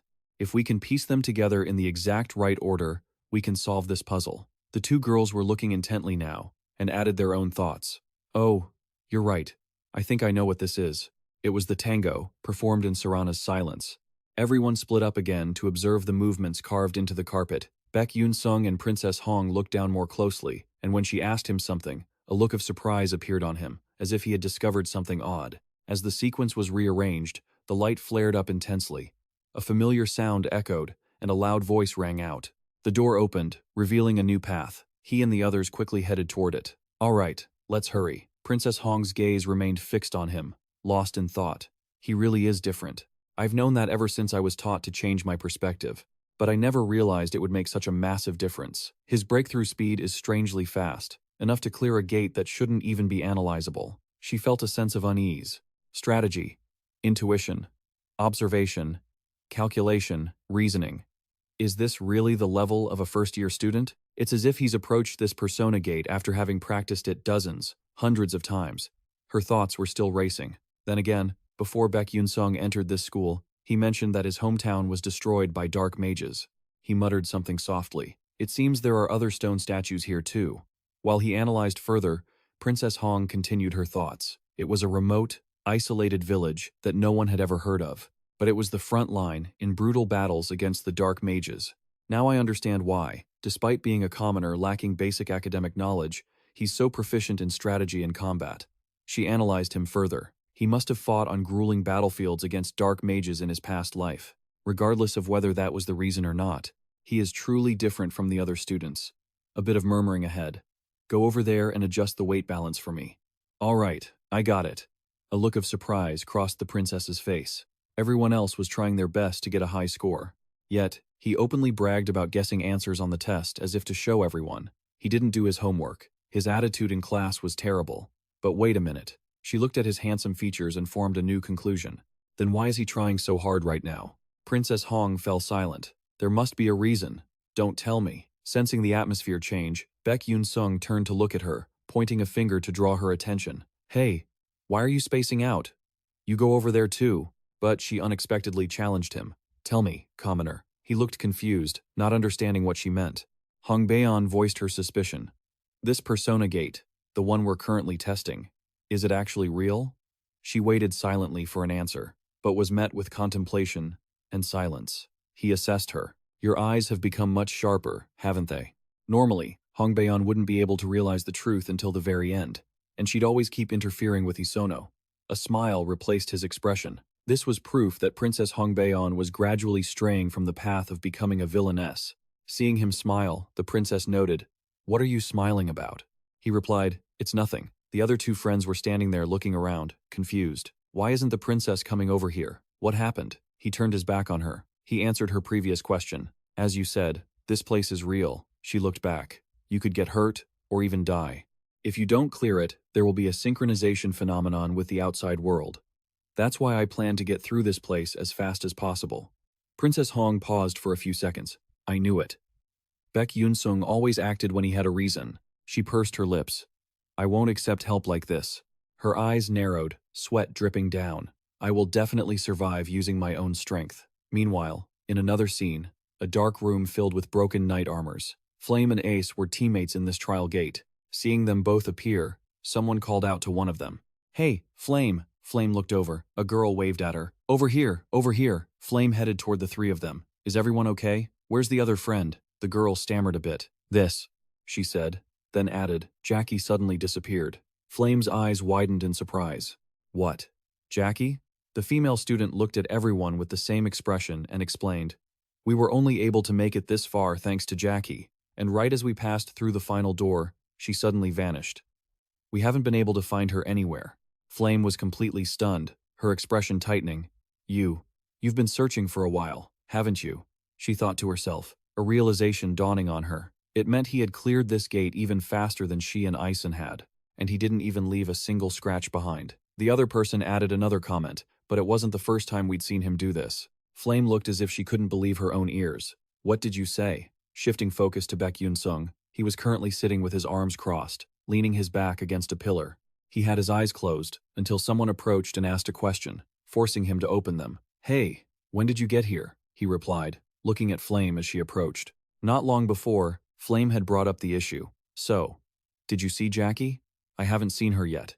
Hearing this, Flame looked a bit disheartened.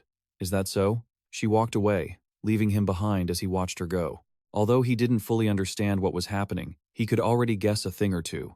He thought to himself, if I had arrived here sooner, I might have been able to stop Jackie from disappearing.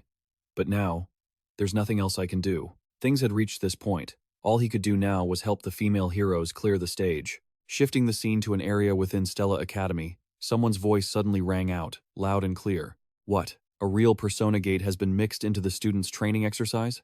Headmaster LY immediately rushed toward the training grounds.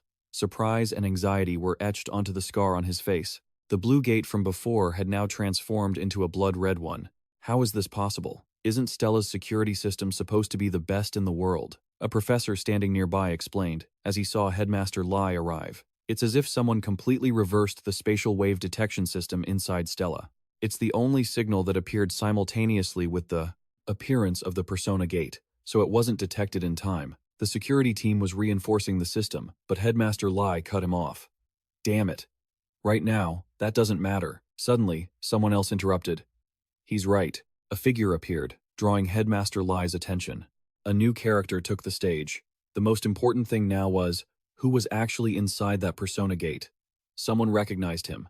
Commander Aron. Aron Breakwan, the supreme leader of Stella Knights, the strongest knight order in the world. The man said to have created a sea of blood from the corpses of dark mages. He rarely appeared on the Stella Academy campus. He approached with a cold demeanor. What's the situation? Can reinforcements enter? The previous professor replied, no, that's impossible. It seems the students inside are performing a rather difficult trial. Aron asked further, what's the estimated danger level of this persona gate? The answer came immediately. Currently, it's estimated to be between a level 4 and a level 5 danger rating. Aron frowned. Estimated? Give me an exact number. The professor held his stack of documents. Well, it was originally level 4, but as soon as the student stepped inside, it suddenly increased by 1 level. Aaron took note. That's abnormal, though not unheard of. The persona gate is emitting fake waveforms. Give me the list of registered students. The professor handed over the documents. Here you go, sir. Aaron opened them and carefully scanned every name on the list. Several names from the S-Class first-year group appeared. Beck, Yunsung, Hongbaeon, Flame, Ison, and Leaky. After reading the names, Aaron's eyes narrowed. A level 5 danger-rated persona gate. That means even veteran mages would need to be fully prepared to overcome it. And these are just first-year students, only at the level of second or third grade mages. They have absolutely no chance of dealing with this. Aaron's voice grew cold. Prepare 16 body bags to collect the students' remains. Hearing this, Headmaster Lai shouted, Commander Aaron! But the commander had already turned and walked away. This is just a guideline for future efficiency. He turned back with a dangerous look in his eyes. Don't tell me you actually believe those first-year rookies can conquer a genuine level 5 danger-rated persona gate. Li Honggu. That's like saying an ant could kill a tiger. Once he finished speaking, Commander Aaron vanished, leaving Headmaster Li even more worried about his students. I know this gamble is completely irrational, but I still hope the kids can make it out safely. The red gate remained unchanged, shifting focus to the inside. Ison and Flame both noticed the same direction at once, where someone had called out, Hey everyone! Jackie returned, covered in a bit of dust, and continued, So, is this where you all are? He stood to the side, arms crossed, deep in thought, while everyone else felt a bit relieved. I'm so glad you're safe. Why did you suddenly disappear like that? You had me worried sick. After seeing her, he turned in another direction. A deep contemplation showed on his face. Now that everyone is here, the only thing left to do is fight the final boss. While he was lost in thought moments ago, something suddenly appeared and caught his attention. Red status windows popped up continuously. You have arrived at the Dancing Clock Tower. If you go down the stairs here, you will reach the ballroom. The party seems to have just begun, so hurry up. The group headed toward a staircase leading downward. I guess we have to go down these stairs. While everyone else was focused on the path below, Flame nervously looked up, as if she had realized something terrible. A monster spider began to take shape in her mind. At the top of this clock tower lived a great sword-tail spider, a leader-type monster. A level 4 danger-rated beast. Its 8 legs could turn into 8 razor-sharp blades. Flame swallowed hard and took a deep breath. This is extremely dangerous. I can't just keep relying on Beck Yunsung forever. Besides, he lost his memory, so he has no information about the great sword-tail spider, but I've done some research on it, so I'll try to stop it myself, one way or another. Then, Flame looked at Ison nearby. If it comes down to Ison and Beck Yunsung facing the final boss, we might be able to get through this without too much damage. All right, Flame said with newfound determination. Wait, guys. Just then, someone's voice cut in, startling her. Wait a second. It was Beck Yunsung, who was looking up at a high corner. There's something up above us. Flame froze for a few seconds. He then broke the silence that had just formed. You guys go down first. I'm going to look around here for a bit, and we'll follow shortly. Following his lead, no one raised any objections. Everyone continued heading downward, with Princess Hong trailing slowly at the very back. Flame still couldn't shake her anxiety. Beck Yunsung probably didn't even know that the great sword spider existed. She recalled the figure she had just seen, but he was able to sense its presence right there. It was impossible. Don't tell me. Shifting through alternatives, I never realized his senses were that sharp. Well, he did manage to deflect that magic after all. While she was hesitating, everyone had already moved deeper inside. Just then, a male student stopped as if he'd realized something. What is this sound? The other students wore the same expression. Suddenly, Princess Hong pinpointed the source of the strange noise and let out a loud warning to everyone. The sound was coming from above, so everyone looked up, only to be horrified as the great sword spider lunged toward their position. It's a sword spider, one student yelled. No, it's the great sword spider leader, a level 4 threat, another countered. Seeing it appear here made Flame's heart sink with worry. What was going on? And what about Beck Yunsung? As she thought of him, Princess Hong noticed the commoner's expression, and their gazes met. Don't tell me. Suddenly, someone's foot appeared on the spider's body. Beck Yunsung leaped from high above, driving his foot into the spider, causing it to sink deeper as a flash of golden light erupted. He already had his Hento sword drawn in his hand. Someone below called out his name, but Beck Yunsung hesitated for a moment. He suddenly shouted, I'll stay back and take care of this thing. Everyone, get down there quickly. Still in disbelief, she began to doubt him. Could he really stop that thing all by himself? She gritted her teeth, reaching a decision. Maybe she should head back and support him. Just then, someone called out to her. I don't know what you're thinking, but right now, we need to reach the ballroom immediately. As fast as possible. Princess Hong suddenly approached Flame. Before moving forward again, Princess Hong turned back to look at her, adding, doing that is the most useful thing you can do to help that commoner. Still stunned by his earlier actions, Flame was now caught off guard by Princess Hong's behavior and demeanor. Curiosity piqued as she watched Princess Hong walk away. Was Hong Baeon like this in the original work? Flame wondered if that made sense. Normally, Princess Hong would be jealous of Aisen's combat prowess and plotting something, but instead, she was helping Aisen. Everyone else moved on, not wanting to disturb him. The door to the room below was thrown open, and they all proceeded toward the dance hall. Sounds of instruments and music filled the room. As soon as they entered, someone gasped in amazement. Well, that was completely understandable. It was far more magnificent than anything they had expected from this special masquerade ball. Crystal chandeliers radiated brilliant light in the air. Masked nobles held hands, dancing amidst the vibrant atmosphere. A red carpet stretched across all the stairs. It was truly enchanting. But as the mood turned joyous, the lights suddenly flickered and died. The music stopped along with them. Everything went silent. The nobles stood still, as if waiting for the protagonist to appear. Then, in the darkness, a slow, deliberate footstep emerged. Once again, everyone was bewildered. Princess Hong spoke up, shifting their attention. Someone is walking down the stairs. Flame began to form a quick hypothesis. Maybe it's the final boss, Duchess Iharan. Everyone, stay alert. But then, something shattered her line of sight, leaving Flame frozen in shock. Huh? At the center of the spotlight, someone was standing under the light. Hello. It's a pleasure to meet you all. I am Jackie Eisen. It was none other than Jackie, who had been separated and gone missing from the group earlier. Her current smile felt off. Contrary to the students' expressions, the nobles here were thrilled by her appearance. Duchess, you look beautiful today. Please, give me a bright smile. I will give you my heart. Even though she had read the original novel, Flame had no way of knowing this plot twist. How could this happen? This development didn't exist in the original romance novel. In fact, the character Jackie didn't even exist to begin with. Looking at Princess Hong's worried expression, it was impossible for a normal person to become an NPC in the Persona Gate. And not just any NPC could become a final boss. Looking at Aisen's expression, there was only one way someone could become an NPC in the Persona Gate. It meant Jackie had become a dark mage. Flame bit her lip at that realization. She finally understood why Beck Yunsung had said those strange things. So, this was how he had warned her about Jackie. But she couldn't just give up like this. Her determination burned through her anxiety. I will bring her back no matter what.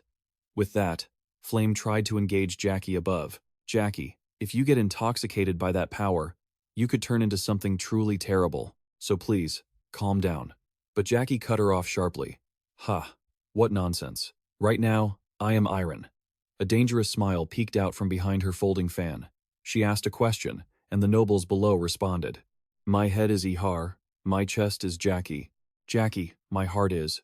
Jackie's face flushed an unnatural shade of red. It felt so thrilling, as if everything was melting away. Seeing this scene, Princess Hong understood everything. It was too late. Her mind had been corrupted by dark magical power. Eason spoke up from the side. At this point, the only way is to conquer this gate and bring her back to normal. Flame raised her staff. Flame understood. Yeah, I know. Golden magical energy surged from her staff. Her focus locked onto Jackie. Wait for me, Jackie. I will definitely save you to make up for this. A red lightning bolt appeared near Jackie. Enough small talk for now.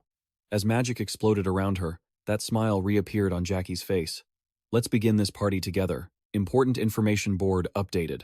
Boss battle. The tempting masquerade festival has begun. Meanwhile, elsewhere, a green bloodstain appeared on the screen. The Great Blade Spider leader had a long gash carved right across its upper abdomen. That's where the blood was coming from. It was the result of Beck Yunsung's efforts, combined with his blink ability.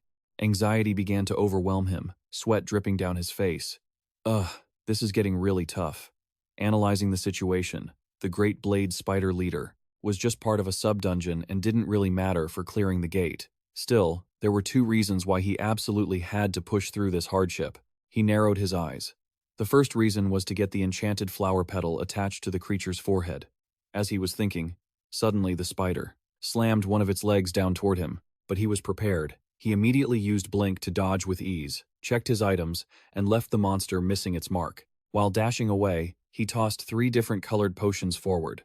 Orange for the spark potion, green for the slip potion, and purple for the oil potion. The results were instant. The spider was shocked to its core. Bolt after bolt of lightning struck its body, casting a bright white light all around.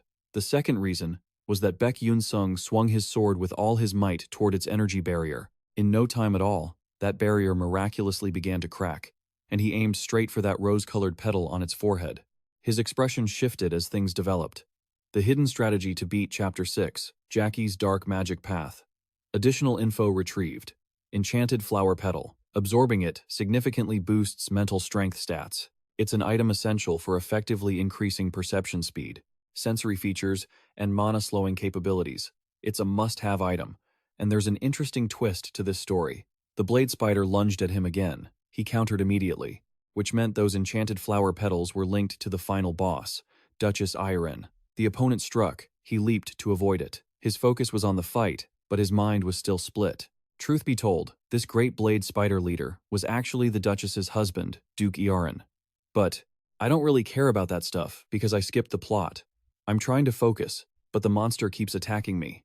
A frustrated look appeared on his face. He kept spamming blink to move around and decided to aim for the head. Anyway, because of that, whenever I attacked the barrier over the petal, the Duchess would show similar symptoms. That way, the protagonists could execute their strategies much more easily. Because of this, he felt a different kind of worry. He wasn't sure if his attacks would be useful at the right moment. But then, a faint smile played on his lips. He would attack as much as he could to take it down for good.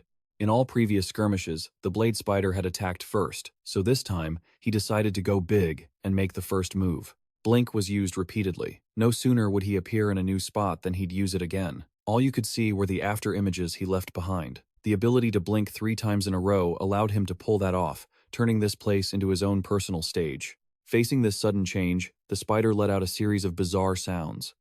As for him, after that performance, he finally stopped. Alright, if I keep this up. But before he could even think further, he was caught off guard, and his expression turned to surprise. Huh? The spider below was moving erratically, with some green substance trailing behind it, and he knew exactly what the problem was. Did he throw too many slip potions? There was no other way. He had to lunge at it again. When Beck Yunsung saw the spider below moving strangely with no grip, he felt uneasy. Damn it, the ballroom is down there. His speed was increasing from the momentum as he dove, so he decided to react immediately. Okay, let's think about this. I need to check which direction that spider is heading. Moving at top speed, he finally caught up to its position. Their eyes met. Beads of sweat rolled down his face as he gritted his teeth in anger, adjusting his approach. The pupils of his eyes flashed with a unique color. Blink. Cut to a few minutes earlier, just as the massive notification board appeared. The boss battle, the Temptation Masquerade, had begun. Following the announcement, Princess Hong's group gathered into a combat formation. Meanwhile, Jackie's hand gripped a piece of her black dress. Blood-red music filled the air, and Jackie's dance began immediately. Every eye was glued to her movements. With every step, streaks of red lightning appeared, and beneath her feet, a strange magic circle began to form. Once more, Jackie changed her steps to the dance. The red lightning began to shift the surrounding situation, forcing everyone to dodge. But the notification seemed too slow, and all the previous lightning converged on one spot to strike. The nobles standing nearby were blown away. Back to the group, Princess Hong, seeing that powerful attack land, turned back to look at everyone. Is everyone okay? A male student behind her replied, yes. Regaining her composure, she analyzed the issue, her concern growing. I don't have time to hesitate. Now is the time to fight. She pulled out her mystic staff. The top of the staff began to glow. Because the opponent this time was a dark mage, while Jackie continued her dance moves above, fire attribute magic attacks began to lock onto her. Noticing this, Jackie glanced back with a look of contempt. And, of course, she had reason to. It wouldn't be that easy. After those words, a strange black magic circle appeared right in front of Jackie. The fire attack was blocked with ease. But that wasn't all. The enemy formed 3 smaller ice magic circles, and huge ice pillars shot out from them. The other students weren't fools, either. They all simultaneously unleashed magic attacks at the target. But unfortunately, all the attacks, they were blocked by the same magic circles as before. The students were completely stunned. All the magic we're casting Totally useless. While everyone launched their attacks, Jackie pulled off a new move. Red lightning crackled in the sky, and even a few startled gasps could be heard. "Watch out, she's attacking again." Right then, 2 exclamation marks appeared.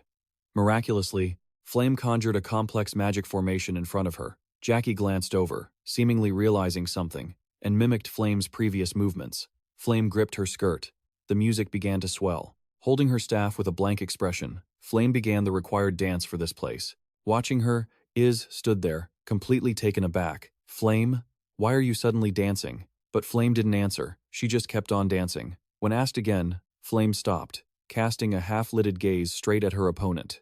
Following the magic circle that had formed before, Flame unleashed an attack. A flash of golden light grazed past Jackie, who stood there clutching her fan, her eyes wide with shock. Seeing it work, Flame quietly rejoiced. "Okay, it's just like what I read in the novel." She raised her voice. "Everyone, start dancing." Princess Hong and Iso looked on in disbelief as Flame explained. "We already got the clues from the previous stages. This stage isn't just about a magical duel. There's a dance component too. We can only use magic through our dance." Catching on quickly, Princess Hong grasped the situation. "So that's it, Duchess. Iharan's dance can't be broken by normal magic." Iso had a few ideas of her own. The dance can counter Serena's silent tango. It all boiled down to one key clue. As the music for Serena's farewell played, Princess Hong didn't hesitate. She opened the stage with her own dance. Everyone who caught the rhythm began to dance, and the other students followed suit. The musical notes blended with their movements, and in just a short moment, magical attacks were unleashed one after another, aimed straight at her. Startled, she covered her mouth with her fan, and a massive explosion formed right in front of everyone, with Jackie at the center. The music kept playing, though now it carried a note of anxiety. Did that attack actually work? But then, the music suddenly shifted, and so did she. Huh? Wait, as the blood-red music swelled, a dark shadow slowly emerged from the smoke of the explosion. The melody seemed to speed up. 2 other students noticed the same thing as Iso. "Look over there! What the hell is that?"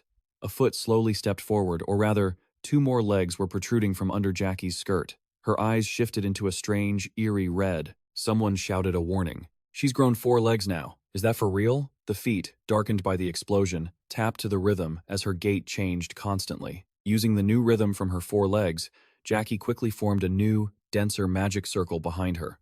"All right then, let's get started properly." Along with her words, her face became increasingly ominous and twisted. Seeing her like that, Flame couldn't help but scream at Jackie. "Stop it, Jackie. If you keep sinking into the role of Duchess Iharan, you won't be able to come back." Jackie retorted, "What exactly do you want me to stop? Just look around." As the dark magic spread, the voices of the other nobles echoed endlessly. "Jackie Ihar, Jackie Ihar." Everyone just stood there in silence, watching the scene unfold. It wasn't beautiful anymore. It was a horrifying sight. The nobles cheered along to the beat of the music. "As expected, my lady, you are truly beautiful. You are the best dancer. Punish those fools who dared to challenge you." Seeing Flame's bewilderment, Jackie added a few more barbs. "Flame, are you really that heartless?" Flame froze. "What?" Old memories surfaced, accompanied by the analysis in Jackie's heart. "Selfish and mean-spirited. This is such a sweet, wonderful feeling. You're the only one who gets to have it. You've been keeping it all to yourself." Flame always had a smile on her lips. Meanwhile, Jackie stood to the side, feeling nothing but sadness. And now, her pent-up anger bubbled over. "I will never let go of this heart or this feeling." More red lightning appeared. Princess Hong sensed a massive amount of mana about to be released and warned everyone. "It's coming. Everyone, protect yourselves." After that, Jackie took action.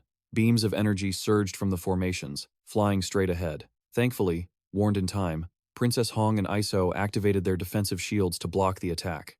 But there was an unexpected turn. Another student next to Iso was hit. Iso realized what happened, but had no way to help. But then, while she was distracted, a wave of overwhelming power surged toward her. She didn't have time to turn around. There was nothing she could do. Iso squeezed her eyes shut, but then opened them when nothing hit her. A light shone on Iso's face, followed by a confused expression. It was Hong Baeon. Using her own power, she had stood in the way and formed a massive wall of fire, saving Iso from the danger.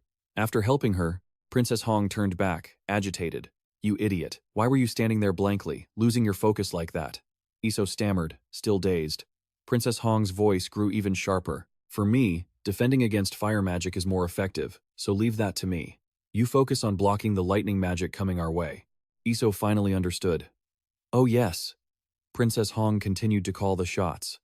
"And you, follow us and attack whenever you see an opening." Flame noticed this change in the princess and, more importantly, that she was actually talking to her. In that fleeting moment, Flame was even more bewildered. Wait, what is happening?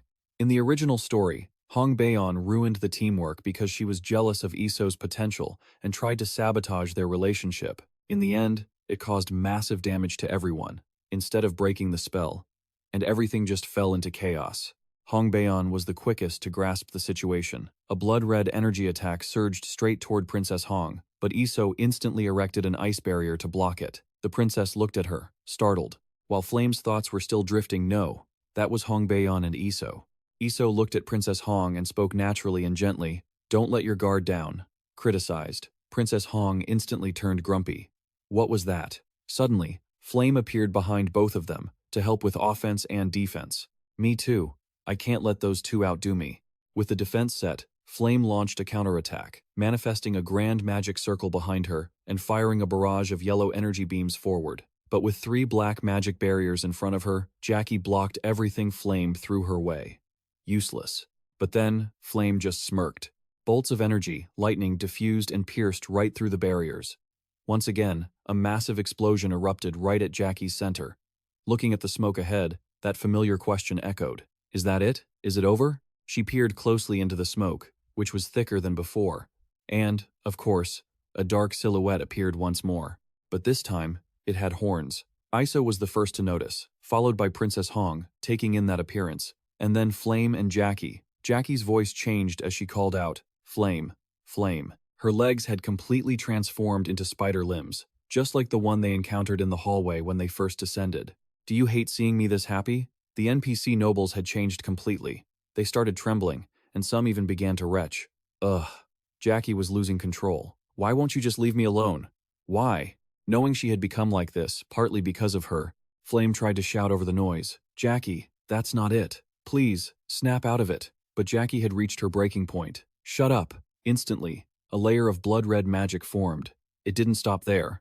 A second arcane formation appeared right beneath her. The sound of that blood-red melody rang out again, and a twisted smile locked onto Jackie's face. Princess Hong had stopped gasping. No way. Behind her, Flame shared the same expression. Looking at the danger ahead, she began to analyze. At the very least, this is a level 5 hazard. I can't even think straight anymore. What are we supposed to do? From her vantage point, Flame suddenly looked upward, as if sensing something. The noise grew louder and louder, and she blurted out a question. "What is that sound?" Someone who seemed to sense what it was chimed in while standing next to Beck Yunsung. Flame was startled by her words, but suddenly, a different turn of events occurred. Jackie shrieked, as if struck by something. Princess Hong asked again, "What's going on?"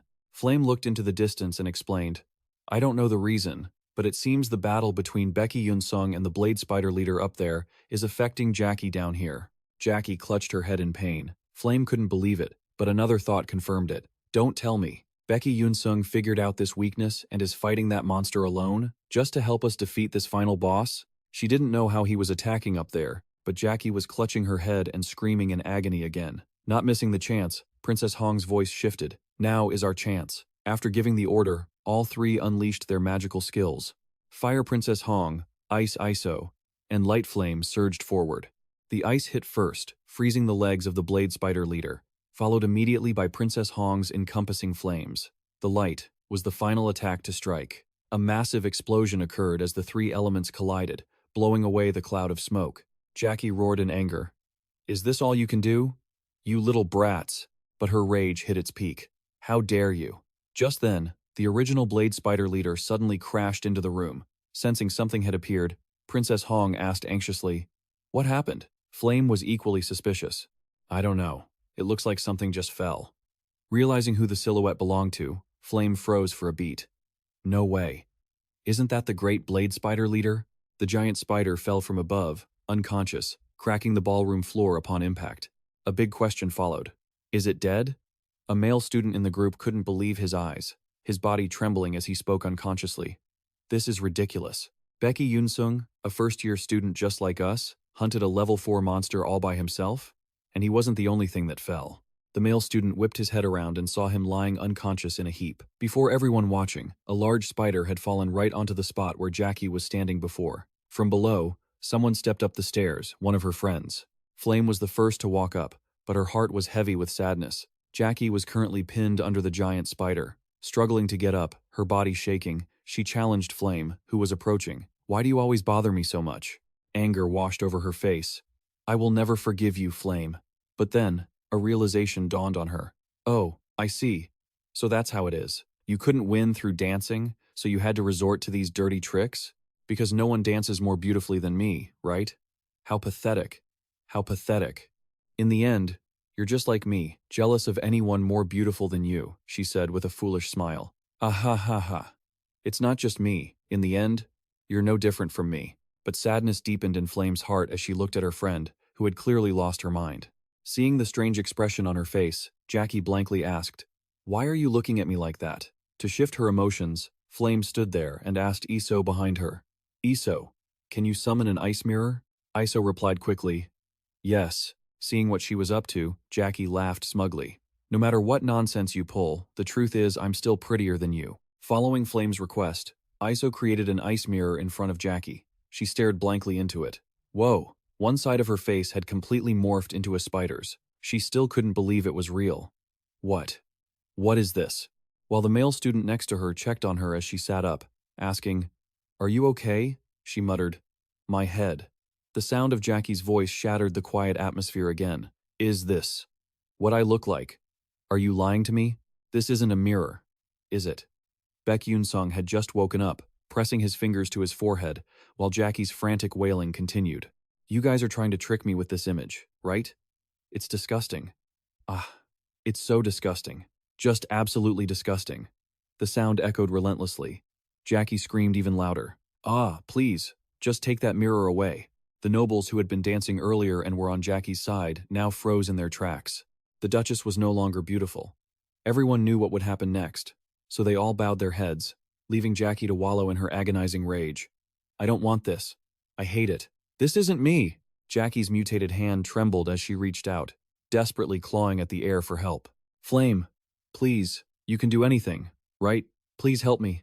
Save me." But her voice warped halfway through. She thought, "Do you really think I'd ask for that?" A massive, sword-like spider leg erupted from her body. Jackie, now fully transformed, lunged at Flame with her arm, screaming in a fit of rage. "This is all your fault. Because of you, I ended up like this. Die." Red and white flames intertwined, but it was Jackie who took the hit. Something pierced through Jackie's body from beneath Flame's feet. Her vacant eyes widened. In that fleeting moment, Jackie remembered the joy of standing beside Hei Ryung.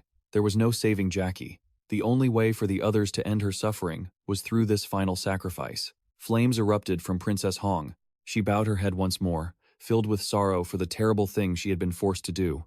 Princess Hong felt the exact same way. But perhaps the saddest of them all was Flame, because she knew that, in part, she was the reason for this death. After Jackie vanished, she stood there, whispering her final words to her friend. "I'm sorry, Jackie. I am truly, truly sorry." As Jackie fell, the system notification appeared. The story of Duchess Ian, who attained the greatest beauty and popularity in the world, has come to an end. You have conquered the dungeon of temptation. Congratulations. Outside, where everyone was pouring through the gates, the notification chime echoed there as well. Team A, 6, simulation practice complete. Students, please exit. The simulation training for Team B3 had also concluded. As the students stepped out, Instructor Lee immediately gave the order, "Evacuate them, now." One teacher replied, "Yes, sir, everyone is out." Instructor Lai turned his gaze to the final spot, a sense of dread forming. Is that C7 the only thing left?" Suddenly, the red gate right next to Instructor Lai began to warp and change. Red lightning crackled around it. Sensing something terrible was about to happen, Instructor Lai turned to an assistant nearby. "The frequency is unstable. Prepare for emergency measures." "Yes." But before he could say more, the gate underwent a total transformation. The space expanded, and the red hue slowly faded away. The instructor's eyes were locked intently on the shift, but then a faint smile appeared on his lips. "The ants have defeated the tiger." Following those words, all the students were now outside, except for one. The red gate then completely vanished. Seeing the students emerge from such a dangerous place, a wave of whispers rippled through the crowd. Did they actually conquer a level 5 persona gate while still just students? Even the most battle-hardened veterans knew how difficult that was. Questions kept popping up. Is that kid the leader? Arian's face flashed with surprise, realizing he had just contradicted his own words from earlier. He then chuckled at himself, shaking off the joke. Let's pull back. Yes, sir. It didn't end there. Once they were out, Beck Yunsung stood tall, holding his sword against his chest. Reporting, sir. The mission to conquer the Persona Gate is complete. 16 people entered in total, 1 casualty, and 15 have returned safely. Instructor Lai's expression turned bitter upon hearing that. Someone had still been lost. He composed himself and gave the order. You all did well. I'll have a healer assigned to you immediately, so everyone, go get some rest. Yes, sir. Just then, someone else cut into the conversation. Did something happen while I was away? Everyone turned to look at the source of the familiar voice, and a new figure appeared on the scene. Oh, it seems something did happen while I was gone, didn't it? The boy stood there for a moment, bewildered by this unexpected arrival. Principal Elmo Elwin of Stella Academy, a 9th Circle Grand Mage, smiled at him. About that, will you tell me everything? Switching to Stella Building, number 1, Beck Yunsung walked down the hall alongside Principal Elmo Elwin. As he walked, his face carried an unreadable look of deep thought. A private conversation with Elmo Elwin. You've got to be kidding me. Why am I so anxious? His eyes darted away, as if complaining about a certain decision. This is exactly why I didn't want to be the leader. Back before they left the Persona Gate, Princess Hong had gathered everyone, looking like she had a major issue to address. Wouldn't it be better if we designated one person as the leader to report the situation before we leave? With a deadpan expression, he pointed his thumb at ISO. Then, what about ISO? ISO, who had just woken up from fainting, looked confused at this sudden suggestion. Huh? However, Hongbaeon and Flame had no intention of letting him off the hook. Both of them crossed their arms, looking at him with cool, indifferent expressions. Commoner, I've got my eyes wide open now. Are you really trying to openly ignore your own contributions? Regardless of what you think, that's not right. A drop of sweat fell, and for some reason, as if there was a special task attached to it, ISO added, I think I'm a little capable, but not this time. He froze, his mind drifting vaguely as he thought, she thinks so too? His eyes shut instantly. So, in the end, he had been forced to become the leader. What on earth happened while I was unconscious? But as if to snap him out of his thoughts, the principal's voice rang out, bringing a new topic to the table. Is this our 3rd time meeting? Opening his eyes wide, he looked at the principal, who continued. You've grown taller since the last time, haven't you? Huh? You're still so young, you don't get what the dean is thinking? And you're frozen up again? What is he talking about? As you're trying to wrap your head around it, a flash of old memories suddenly comes rushing back. A small village being ravaged by a blizzard. Blink, blink, blink. In that place blanketed in snow, Beck Yunsung stands all alone. At that moment, even though his body couldn't use magic, he practiced one single skill diligently. Blink. Right at that instant, he glanced to the side when a sound erupted from that direction. You're truly incredible. A figure completely covered in a cloak added, catching him by surprise. You have an interesting talent. I'll write you a letter of recommendation, so come to my academy and take the entrance exam. There will be extra credit. The person who appeared was none other than the current headmaster of Stella Academy, Elmo Elwin. Bringing him back to reality, the headmaster spoke up once more. The reason I called you here is... He felt a bit startled, but Headmaster Elmo Elwin smiled warmly. I am here on behalf of the Academy to thank you for preventing that potential crisis. He sat there in deep thought. It had all started with him, but the headmaster's words continued. And I have no intention of leaking this to the outside world. Of course, if student casualties had become serious, things would have been different. Thank you. It's all thanks to you. And there is one thing I need to confirm. He instinctively focused on these words. In a flash, the headmaster's expression turned chilling. Was there a flaw inside that gate? In that split second, cold sweat began to stream down Beck Yunsung's body. Ah, what was that look? It's no wonder they call you a black witch killer. Even so, I'm not even a black witch. Between hiding the truth and speaking out, Beck Yunsung chose to tell the truth, though anxiety still lingered. Yes, a student died. Jackie showed signs of black magic corruption. With an expression devoid of any empathy, the headmaster responded to his answer. Is that so? That's unfortunate. Being influenced by corruption means that from the very beginning, there were dark emotions in one's heart, and no one could resist that. Beck Yunsung felt this clearly. There was no sign of regret at all. Before he could process the current situation, the headmaster brought up another matter. "Oh, look at my mind. Thinking about it, I haven't even offered you a drink yet." The headmaster returned to his signature radiant smile. He asked for his preference. Coffee or tea? Do young people these days like carbonated drinks?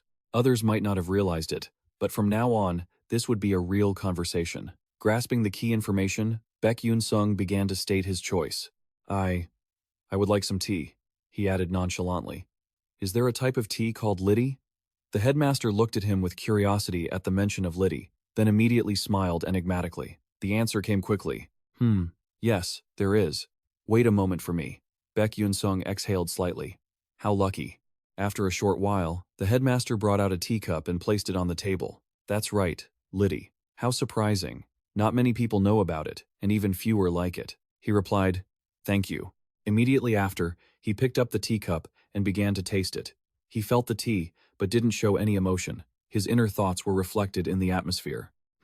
As expected, it's quite bland. If compared to food on Earth, it's like durian or fermented skate. The problem is the taste. Yet it's strangely addictive. So some people dislike it. It has a distinct smell that puts them off. They won't even put it in their mouths. But those who love it become obsessed.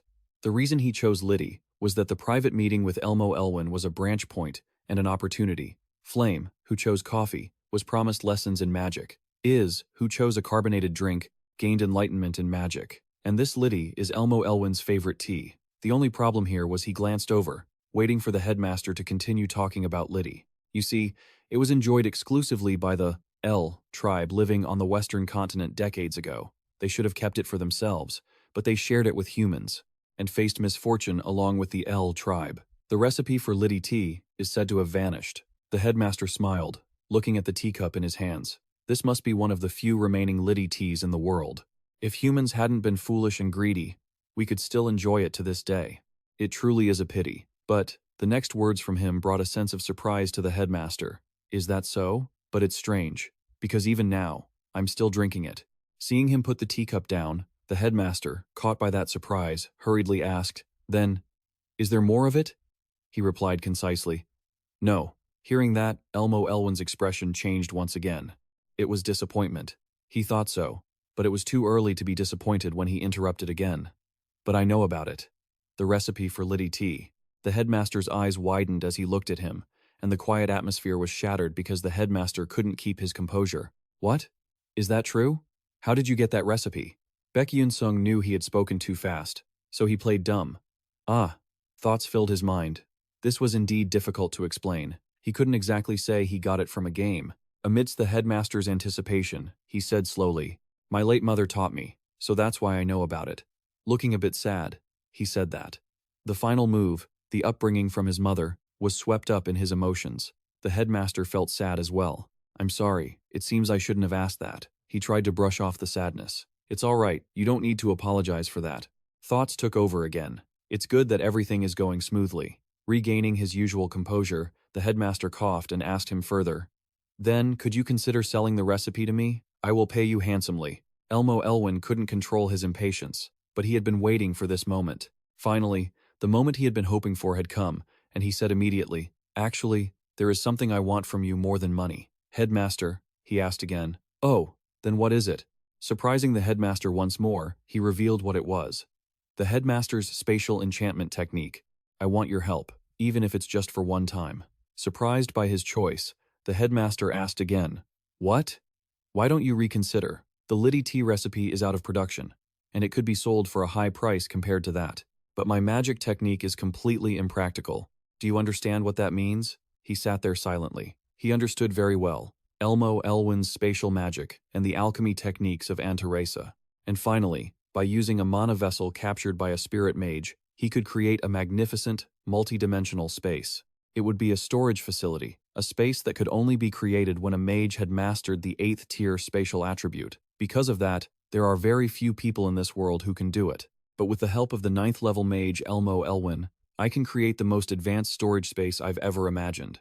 He then smiled and continued, "Beyond just a few coins, as an alchemist, someone who seeks the truth of matter and understands the essence and principles of magic, I consider this the most precious gift of my life. So please, I am asking for your favor, master. Hearing him speak so unexpectedly time and again, the master smiled, followed by a sigh. Seeing his student's anticipation, the master replied immediately, "All right. If that is truly what you desire, then let's make a deal." Beck Yunsung was visibly overjoyed. Meanwhile, at the same time, at the first tower, Vice Principal Achi Hen was sitting in his chair, facing someone. He gripped his hands tightly and began to speak to the other person. "I've heard a story. That persona gate you had so much trouble opening. It failed. Didn't it, Raiden?" As the vice principal said, the person he was speaking to was Professor Raiden from the Crescent Moon Magic Department. Professor Raiden kept his eyes closed and replied, "Yes, I am worried the Archmage will be furious if he learns the truth about this." The vice principal adjusted his tie and cut him off. "You're being too rigid. That's the problem causing all this trouble. I don't regret your failure one bit. But there are still other ways." Professor Raiden acted indifferent, as if he had already guessed something. Under the dangerous gaze of Vice Principal Achi Hen, Professor Raiden voiced his suspicion. "Are you planning to make Professor Men lose control?" An eerie silence filled the room, and the exchange ended with Professor Raiden's departure.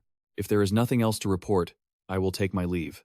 The hallway was long, and the professor walked silently through it. During this, the professor began to form some new judgments. The only practical reason he had opened the Persona Gate this time was to deal with a few students capable of attending the upcoming Aslan seminar, even though they had opened a level 5 risk gate that was far beyond their capabilities.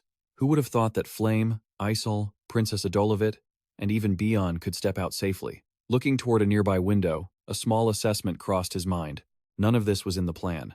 While busy with these thoughts, the professor suddenly looked in a different direction when someone spoke to him. "Professor, it's been a long time." Raiden slowly turned around. It was a polite smile from a student greeting Ma Beck Yunsung. He crossed his arms, and the previous conversation continued. "Back when I was a child, you were like a dangerous beast. But now, I almost didn't recognize you, acting so much like a human being." Before he could even react to this situation, Ma Beck Yunsung brought up another major issue. "Honestly, my friends were almost hurt recently. Could it be that the old man carrying a burden on his back, working so slowly, planned all this?" Hearing those words, Professor Raiden turned toward Ma Beck Yunsung with a cold expression. "Even if you are a young master, please refrain from disrespectful words and actions toward the Archmage and my friends." Ma Beck Yunsung's expression darkened. The other party ended with a question. "Are you perhaps too immersed in this student roleplay?" However, Professor Raiden was caught off guard when the tone of Ma Beck Yunsung's voice was no longer the same. "So, it wasn't just your appearance that changed, huh? You dare speak such arrogant and insolent words in front of me?" An invisible but substantial pressure began to weigh down on the professor's body. He had to grit his teeth to resist it, but his expression worsened as beads of sweat began to appear on his face. The gaze, the demeanor, and the aura of the Ma Beck Yunsung standing before him had completely changed. Raiden felt the kingly spirit emanating from him, along with a warning. "Wisdom comes from being careful." A smile followed after that. "You guys are truly annoying and an eyesore. See you next time." Ma Beck Yunsung walked away slowly. Step by step, the sound echoed, creating a bizarre sensation, and the professor grabbed his chest. Once Ma Beck Yunsung had completely left, Professor Raiden gasped for air. He took a deep breath to regain his composure. If it's for the benefit of the Moon Shadow Sect, this is nothing. The scene changed. Shifting to Princess Hong's group standing somewhere, two female students were constantly looking worriedly toward the princess. "Princess, we are glad you are safe. We heard the Academy made a mistake in setting up the Persona Gate. Is that true? Honestly, I don't know what they're thinking with the way they work." As expected, Princess Hong looked down in thought, not appearing very surprised. Just as expected, the other students knew nothing about it. Considering the politics within the Academy, this was understandable. Just then, someone appeared and called out to Princess Hong Bian, a voice that could not be ignored. The princess turned her head to identify who was calling her. "Senior." A male student approached with a smile. This student was Moon Adalek, a third-year student at the Academy, still wearing that same smile, but brighter. Moon continued to speak. "There's no need to call me so formally and stiffly. I also feel a bit awkward when using such formal language." Faced with this change, Princess Hong remained calm and replied, "The Academy maintains a strict hierarchy." Hearing her cold response, Moon immediately changed the subject. "Haha, I'm glad you're safe. I was truly worried you might run into some trouble." Still with that familiar expression, the princess's reply was brief. "I am fine. Senior doesn't need to worry." A thought suddenly formed and replaced her previous one. This cunning old fox. The thing he's worried about isn't me, but his own rice bowl. Two major forces of the Adelovit kingdom, the Duke's family supporting Princess Hongsiwa and the Duke Adelek family, are the only ones capable of matching and opposing each other. Among them, Moon is the sole heir to the Duke of Adelek. Perhaps his goal is to help me become queen and then marry me. With the princess's previous answers, Moon realized that approach to the conversation wasn't working, so he decided to change the subject. Oh, by the way, do you want to play chess? There's going to be a tournament for students soon.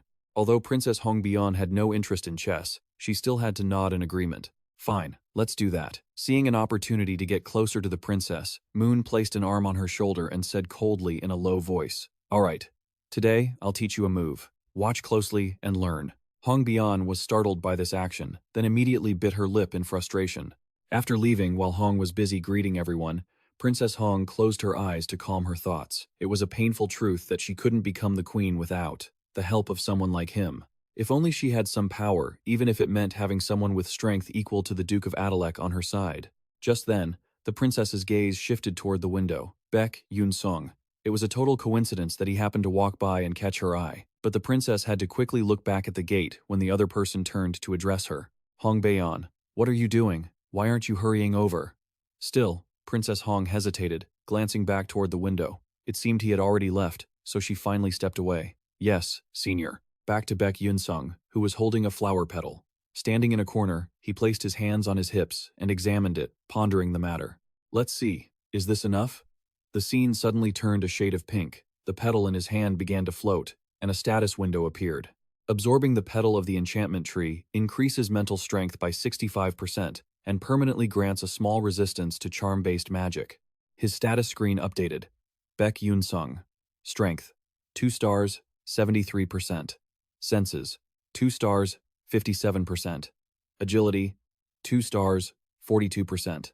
Stamina, 2 stars, 19%. Damage mitigation, 0 stars, 99%. Mental strength, 2 stars, 24%. Magic power, redacted. Looking at the changes, he smirked, thinking, this isn't too bad. Furthermore, the information continued. Congratulations, you have received a special reward. Seeing this, he touched his chin and began to calculate his next move. Thanks to clearing a new stage, I've received this special reward. Anyway, what should I pick this time? Should I use an item for additional growth? Suddenly, a realization hit him. Ah, is it possible to get Marakan's necklace? The system responded, affirmative. He was instantly satisfied. Then I'll take it. A new notification popped up. You have received the item. Marakan's necklace. The item information appeared. Marakan's necklace. Grade. Superior. Description. A necklace crafted by Marakan, a future alchemist engineer. He pushed a barrier to its absolute limit to protect his own life. Special function. Automatically activates a shield to defend against attacks of level 6 and below. It can only be used once. Without hesitation, he put it on. It was a pity it was a one-time use item, but ensuring his survival was definitely not a bad deal. The 8th episode was approaching, and he would have to fight the awakened Professor Meisentyran. Also, the information showed that the branch of hatred had accumulated 78% of its value. Beck Yunsung smiled. Good. The preparations to fight Meisentyran are coming along smoothly. I guess I'll leave the rest to Aunt Teresa. The scene shifted to a new location, the International Alchemy Organization. Beck Yunsung had arrived. He stood before a certain area when someone smiled and approached him. This is the 13th branch of the Cordon Alchemy School, in the annex near the Great Elm Tree in the Alchemy City. He replied, I'm here to see the alchemist, Aunt Teresa. However, the receptionist expressed her regrets. I'm very sorry, but you cannot see her right now. He seemed a bit oblivious, putting his hand into his pocket. I knew it. Immediately, he pulled out a letter. This is a direct invitation from Assistant Professor Aunt Teresa. The receptionist was flustered by this sudden turn of events. Oh my, I'm truly sorry. I'll guide you there immediately. This way, please. Thank you. Walking up to the door of Aunt Teresa's lab, the receptionist called out, Miss, Aunt Teresa, you have a visitor. However, there was no sound from within. The receptionist called out once more, We're coming in. Excuse us. Just then, Beck Yunsung looked startled, as if sensing something. This feeling, a massive explosion suddenly occurred, releasing immense pressure. The blast blew the door off its hinges, yet it remained intact. The room was filled with thick smoke, But fortunately, it didn't seem to be a major disaster, as Beck Yunsung's voice could still be heard. Surprisingly, when the door went flying, he had managed to pull the receptionist aside, though he still seemed a bit concerned himself. We almost got into real trouble there. Waving away the smoke, Beck Yunsung stepped into the room. Because it was so smoky, he called out loudly to check on them. "Assistant, are you all right?" Soon after, he unexpectedly received a response. "Hey, are you that student, Beck Yunsung?" Despite the chaos that just happened, Assistant Aunt Teresa was safe and smiling. "Welcome. I want to show you something." Standing next to her was a familiar figure, none other than the golden alchemist, Stone B. Beck Yunsung hadn't noticed him yet, but he was focused on Aunt Teresa's expression, thinking, the explosion didn't even faze her? Then, both of their attentions turned to the golden alchemist, who had discovered something from a bracelet on his wrist. "Student, do you see this? This is a shield bracelet." The silver bracelet had a button, and he placed his finger on it.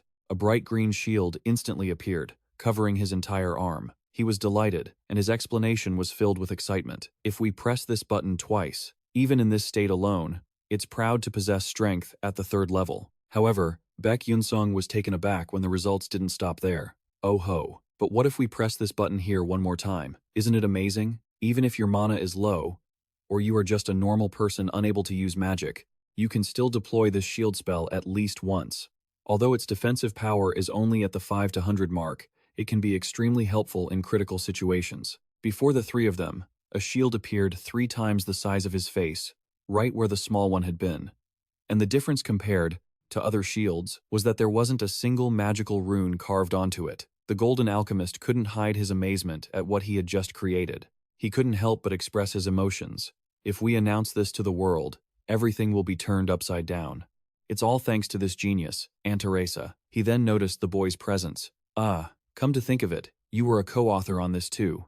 By the way, how about we enter the world of alchemy together as fellow alchemists?" Beck Yunsung wanted this too, but he had to leave them both stunned by his reply. "I can't survive as an alchemist because I have no mana." Witnessing someone with such immense genius for alchemy yet 0 mana, Bill Rockstonefoger blurted out, "What? What did you just say?" His secret, as far as the Academy knew, was still under wraps, though it wasn't exactly a total secret, so he went ahead and explained his previous statement to them both. "It's a congenital condition where my body can't absorb mana. It's a constitution that slows down mana leakage." The golden alchemist pulled his monocle up, still struggling to believe what he'd just heard. "That's not what you meant, is it?" However, Bill Rockstonefoger reacted a bit differently. He couldn't find the words, so Aunt Teresa spoke up for him. "Is that what people call a limited lifespan?" Beck Yunsung calmly accepted the comment, but his gaze drifted away as he thought to himself, "Yeah, that's quite the bombshell." But to bring them back to reality and snap them out of their daze, Beck Yunsung added, "My time is indeed limited, but I have no intention of dying. I'll take care of it, so please, don't worry about it." Hearing him say that, his assistant Aunt Teresa let out a sigh of relief. "Oh, right." To clear the tense air, Beck Yunsung changed the subject by holding out one of his hands. "And on top of that, could I take a look at that shield bracelet?" Bill Rockstonefoger blinked, coming back to his senses. "Huh? Oh, sure." After taking the silver bracelet, he pulled out his encyclopedia glasses to examine it. Data began to form over the bracelet. Because of that, he gained a new perspective on the item. It was definitely still in the early stages, so it had a lot of rough, useless excess on it. Pausing there, he looked at his assistant Aunt Teresa with a smile and asked, "Wait, could I borrow your magic soldering iron?" Aunt Teresa was surprised by his intent, but she didn't object. "Huh? Here." However, Bill Rockstonefoger's brow began to twitch, confused by what he was planning, and he asked, "Hey, what are you trying to do now?" But the silence was broken by someone his assistant, Aunt Teresa, standing right next to them. She knew what Beck Yunsung was trying to do, and didn't want anyone bothering him. Back to Beck Yunsung. After receiving the soldering iron from Aunt Teresa, he slowly and deliberately placed the pen on the silver bracelet.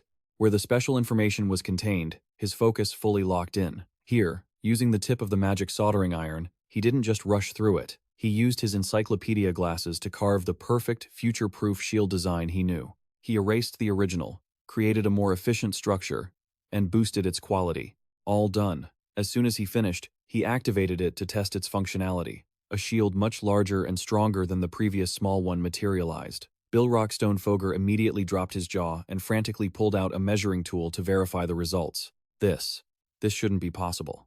Amidst their growing anticipation and joy, he announced the result he had measured.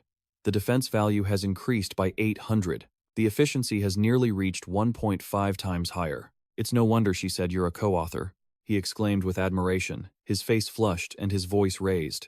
Have you ever thought about working under me? Oh, no, not under me as my equal. Don't worry about not being able to use magic yourself. I'll assign you some alchemists to act as your mana shuttles. Beck Yunsung was grateful for the offer, but it still didn't work for him. Haha, sorry.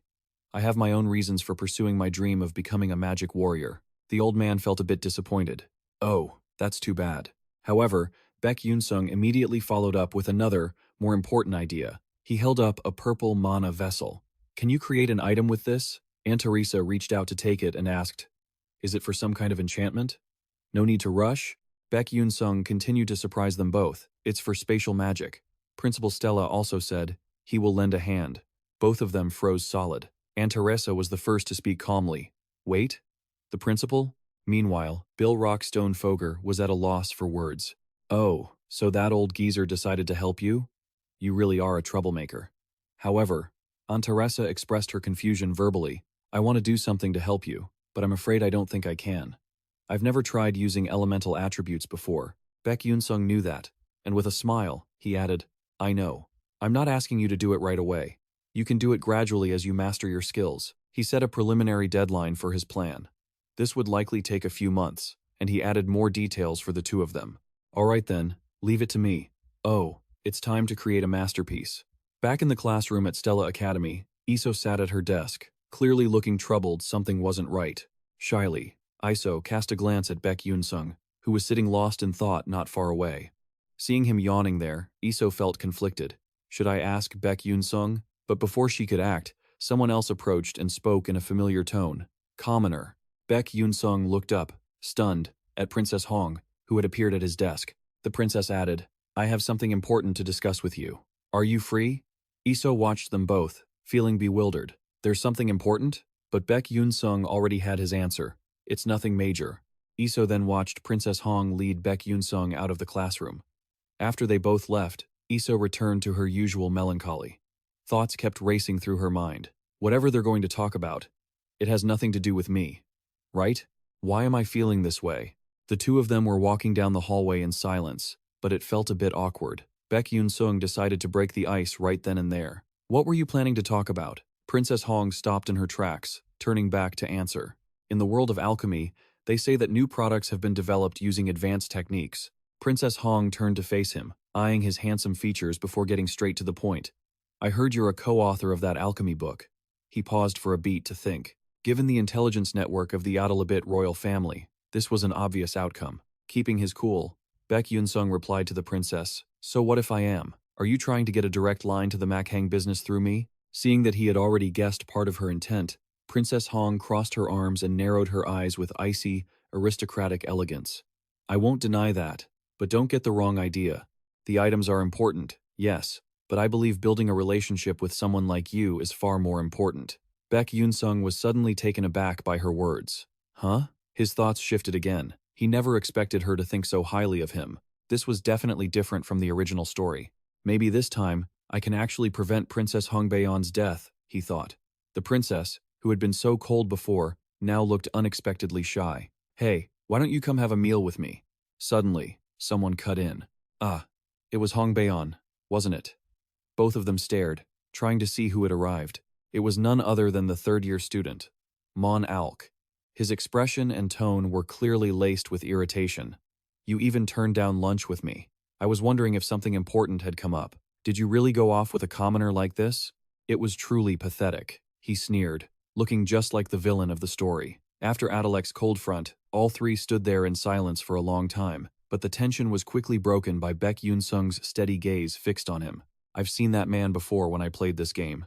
He was one of the death flags leading Princess Hongbaeon to her ruin. Judging by Monatalik's attitude just now, it seemed he didn't know yet that he was the co-author of the report on that random alchemy formula. Just then, Princess Hong spoke up, snapping him out of his thoughts. He isn't just an ordinary commoner. I was thinking of connecting with the alchemist Aunt Teresa through him. So, please, don't interfere right now. However, Monatalek wouldn't let that happen. A dangerous smile appeared on his face. Hey, Hong Baeon, do you really think that? What kind of power could a commoner like that possibly have to help you? Aren't I a much better choice? Beck Yunsung listened to the criticism directed at him, but his usual indifference took over his thoughts. It's actually funny, he thought, glancing at the princess beside him. I guess I'm used to being looked down upon as a commoner. Even though she knew the guy was one of her biggest backers, Princess Hong coldly rebuked Italic. What exactly are you trying to say, senior? Seeing the princess's sour expression, Beck Yunsung didn't want things to go too far, so he immediately cut into their conversation. Fine, let's just act like we never discussed trading those items. Princess Hong Baeon looked back at him, startled. What? Meanwhile, Edmund Monitalic was very pleased. That's right, the commoner knew his place. But before leaving, Beck Yunsung unexpectedly brought up something else. Oh, and by the way, regarding the item business, I'll be sure to tell them that Duke Atalic flatly refused to supply the kingdom of Adolovit. Mon's expression went cold and stern, but he still smiled dangerously. Hey, you seem a bit too full of yourself, don't you? Do you know what happens when a first year dares to challenge a third year? Beck Yunsung replied coldly. So what? That's none of my concern. Worried by his confrontational approach, Princess Hong found herself in an awkward position. Commoner, you must know that the hierarchy at Stella is very strict. Besides, Edmund is famous for having the most influence among all the third-year students. What are you thinking, saying things like that? Not paying attention to them, Beck Yunsung turned to leave. If you'll excuse me, I'll be going now.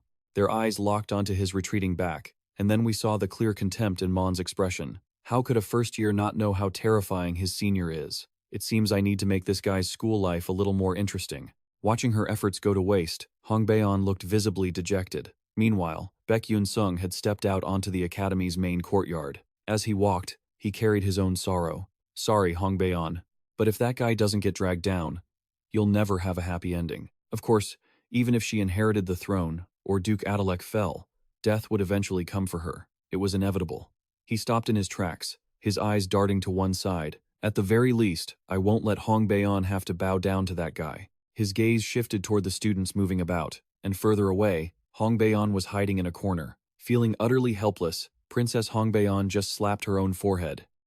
Should I just throw away all this stuff related to the princess's title? The reason Monitala keeps interfering with me is clear.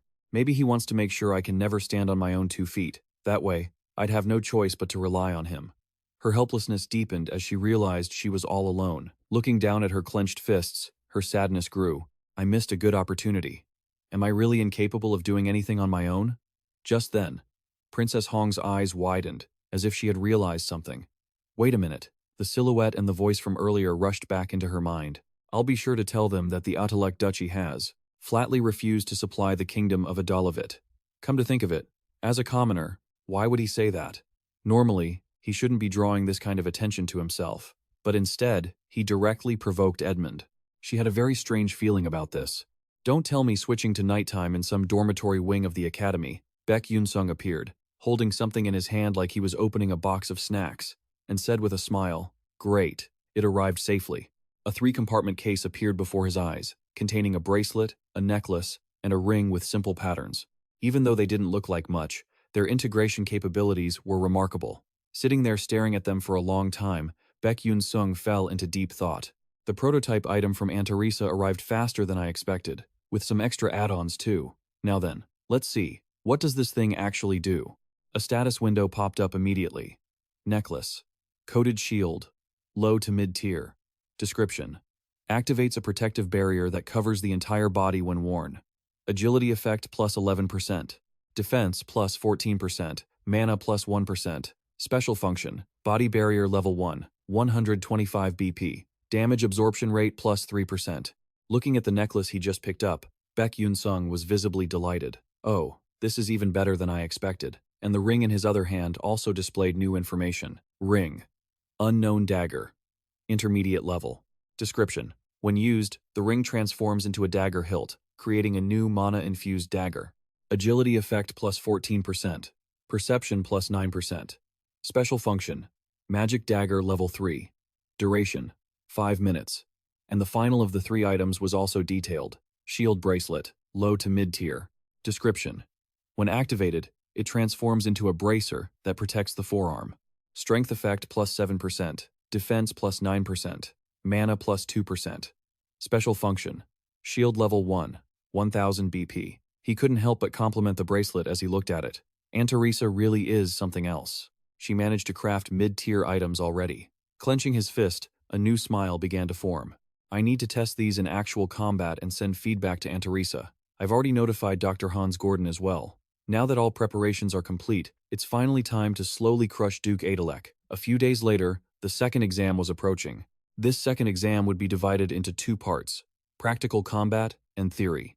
In the practical section, the combat magic test would be graded differently depending on the type of magic cast. For example, lightning magic is graded based on maximum voltage and the number of connection chains.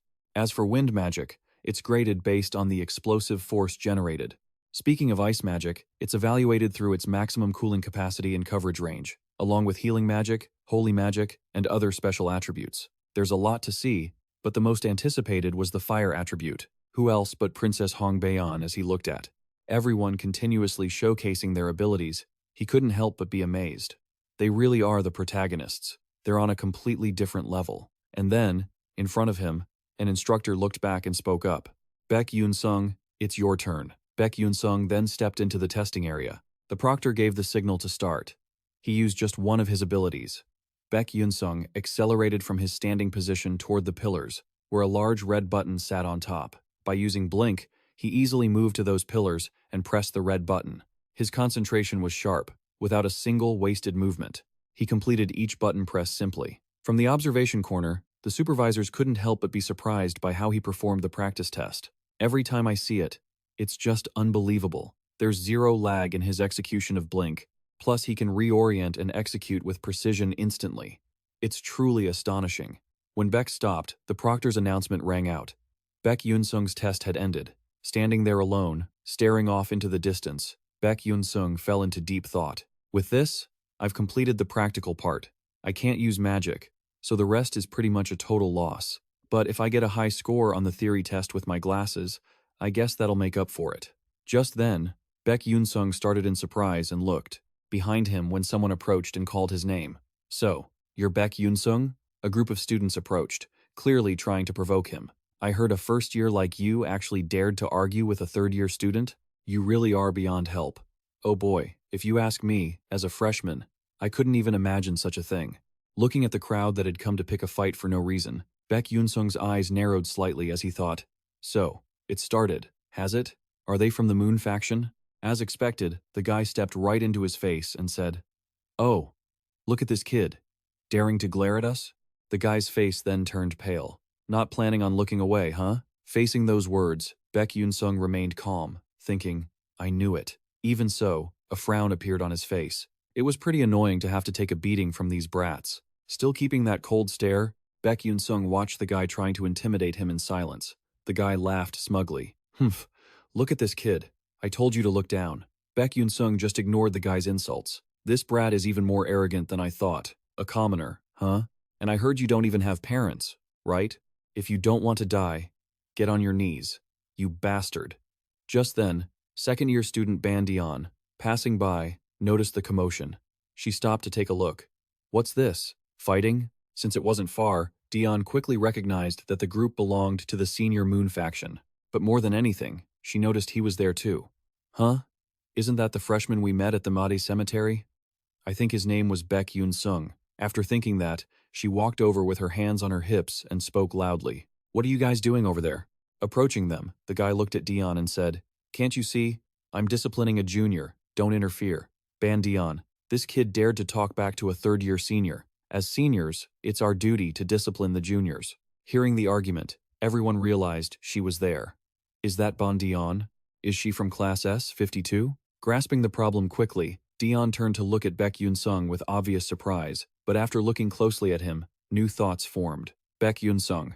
Is he planning to kneel? If he's strong enough to take down a 5th-level summoner, dealing with them should be easy. Why is he letting himself get worried?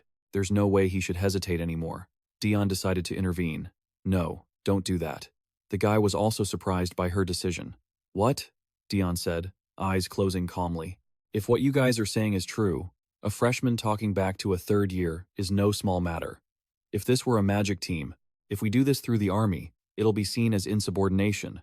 So, my suggestion is, Why don't we organize a special training session for the underclassmen? Hearing this, the two of them were completely stunned, staring at her in bewilderment, their questions mounting.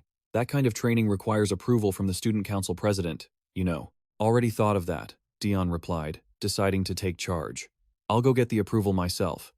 Then make sure you do it right. Finding a more logical path forward, she flashed a perfect, confident smile. Radiating a bit of killing intent, she looked straight at Beck Yunsung and added, "Fine, sounds fun. I've got nothing else to do anyway." The group left, abandoning them behind.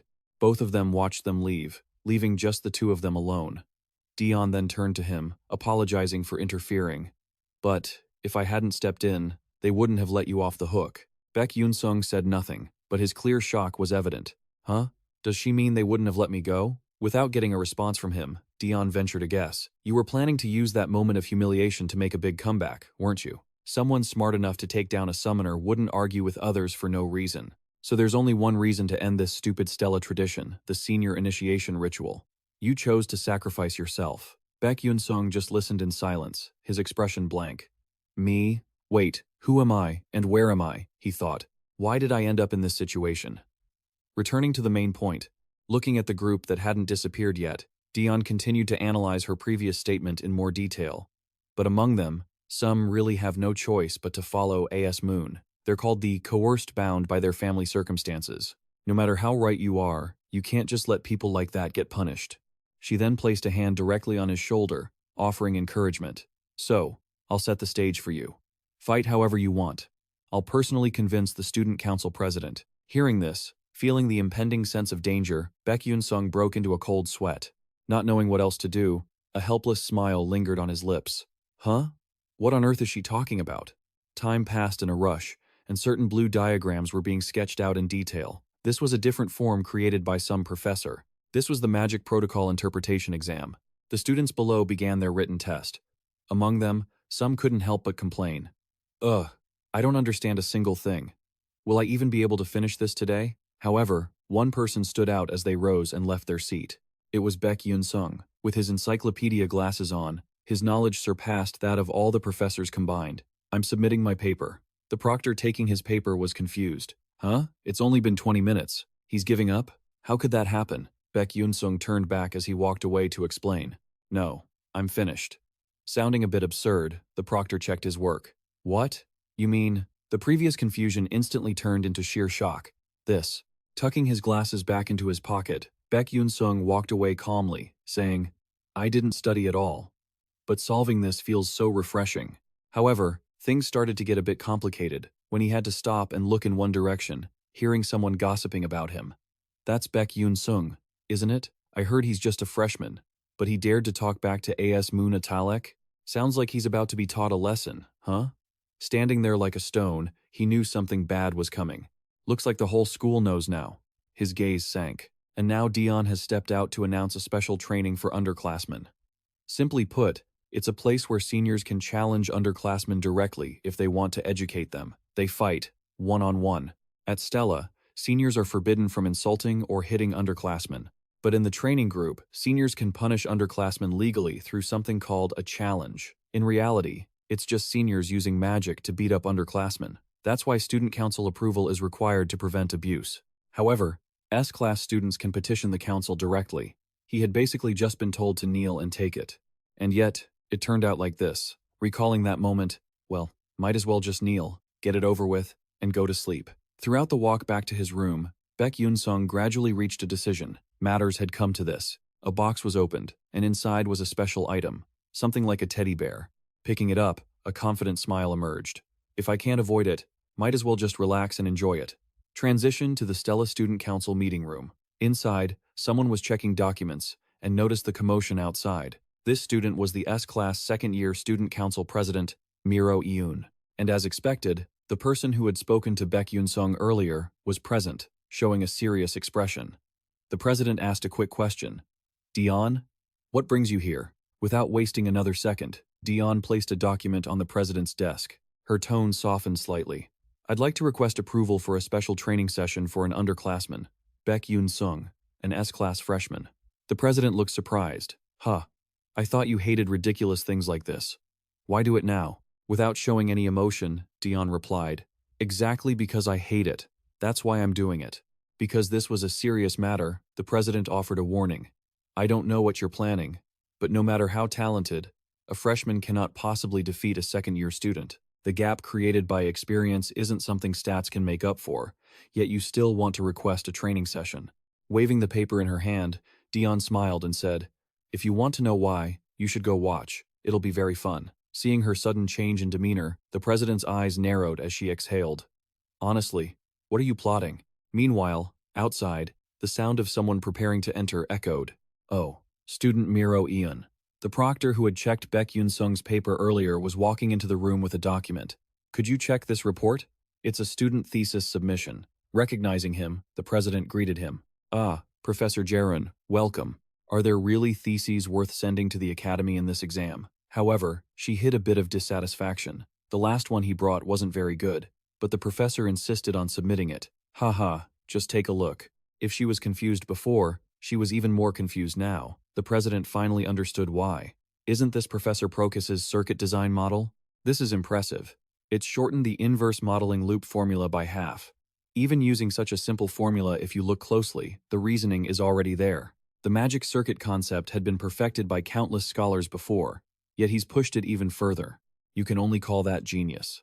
I can't wait any longer." The chairman asks the important question. "Who wrote this?" He raises a hand. The professor smiles and replies, "Student Beck Yunsung. With this level of skill, he might even be invited to the Aslan Symposium." "Ah, now isn't the time.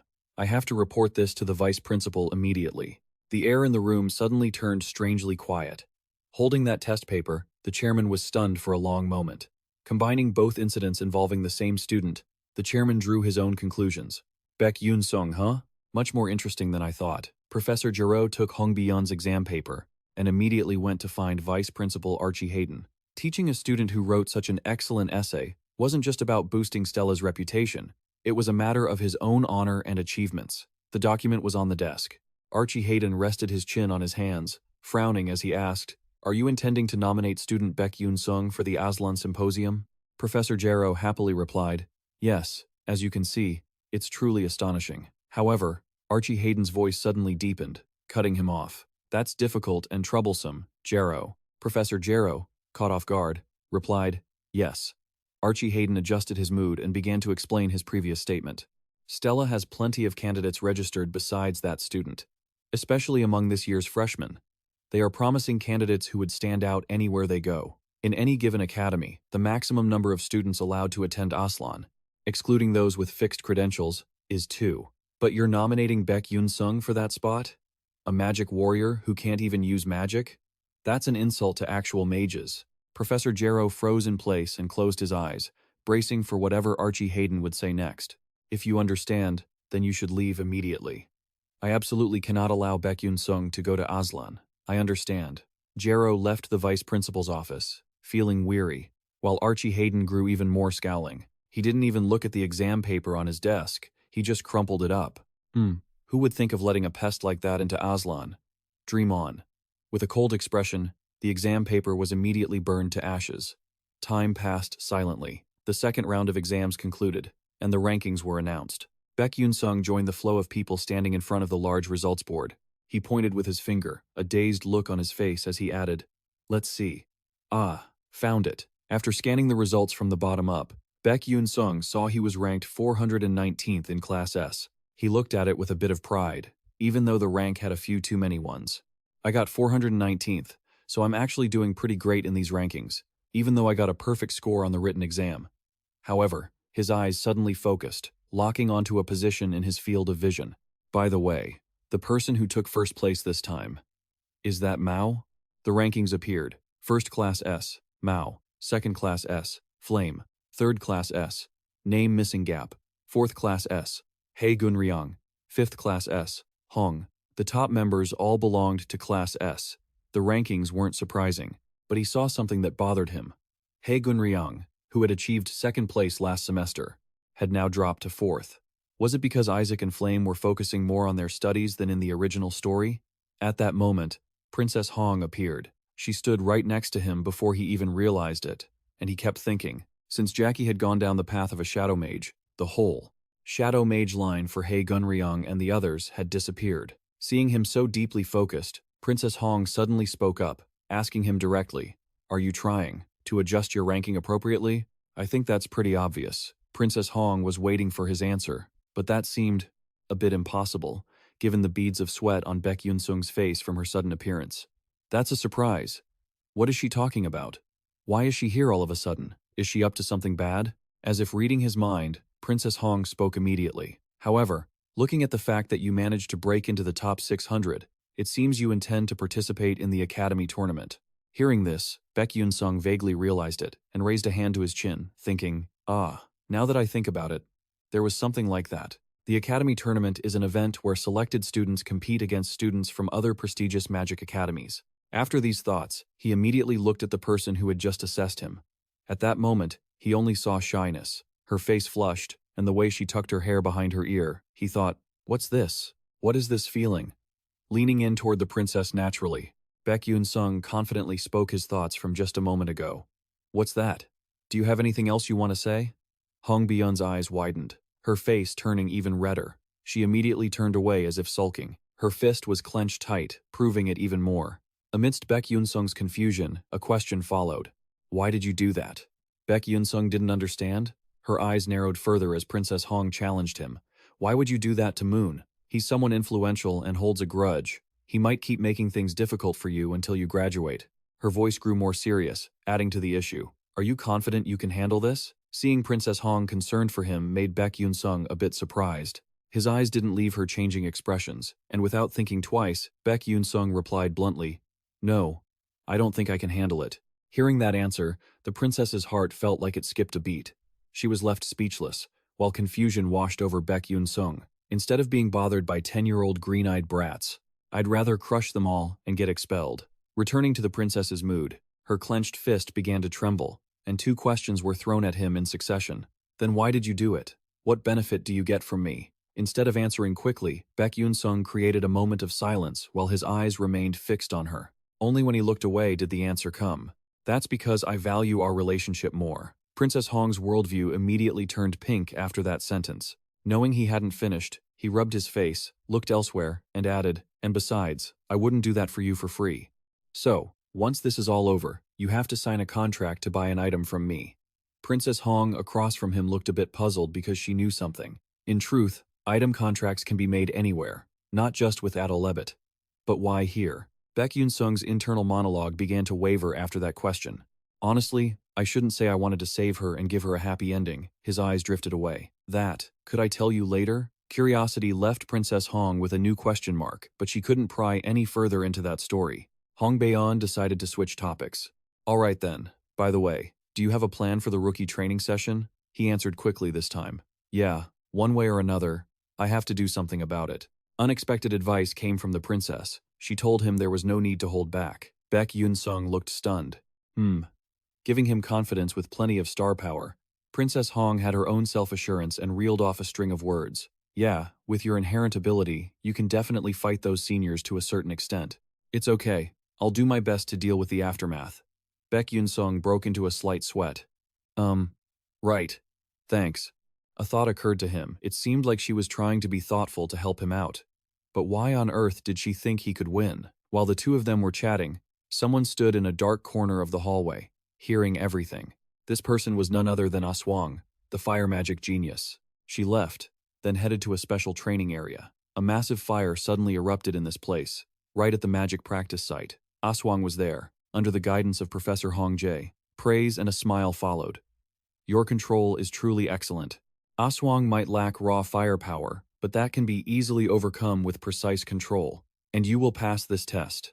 It will work well against sensitive enemies or when performing missions stealthily." Immediately after, her gaze drifted elsewhere as she compared them. Her magic was still not enough. Princess Hong looked down, feeling sad. Meanwhile, the grumbling from the other side didn't stop.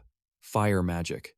How many times do I have to tell you that destruction isn't everything? Yet you're ranked first in fire attribute compatibility. It's absurd.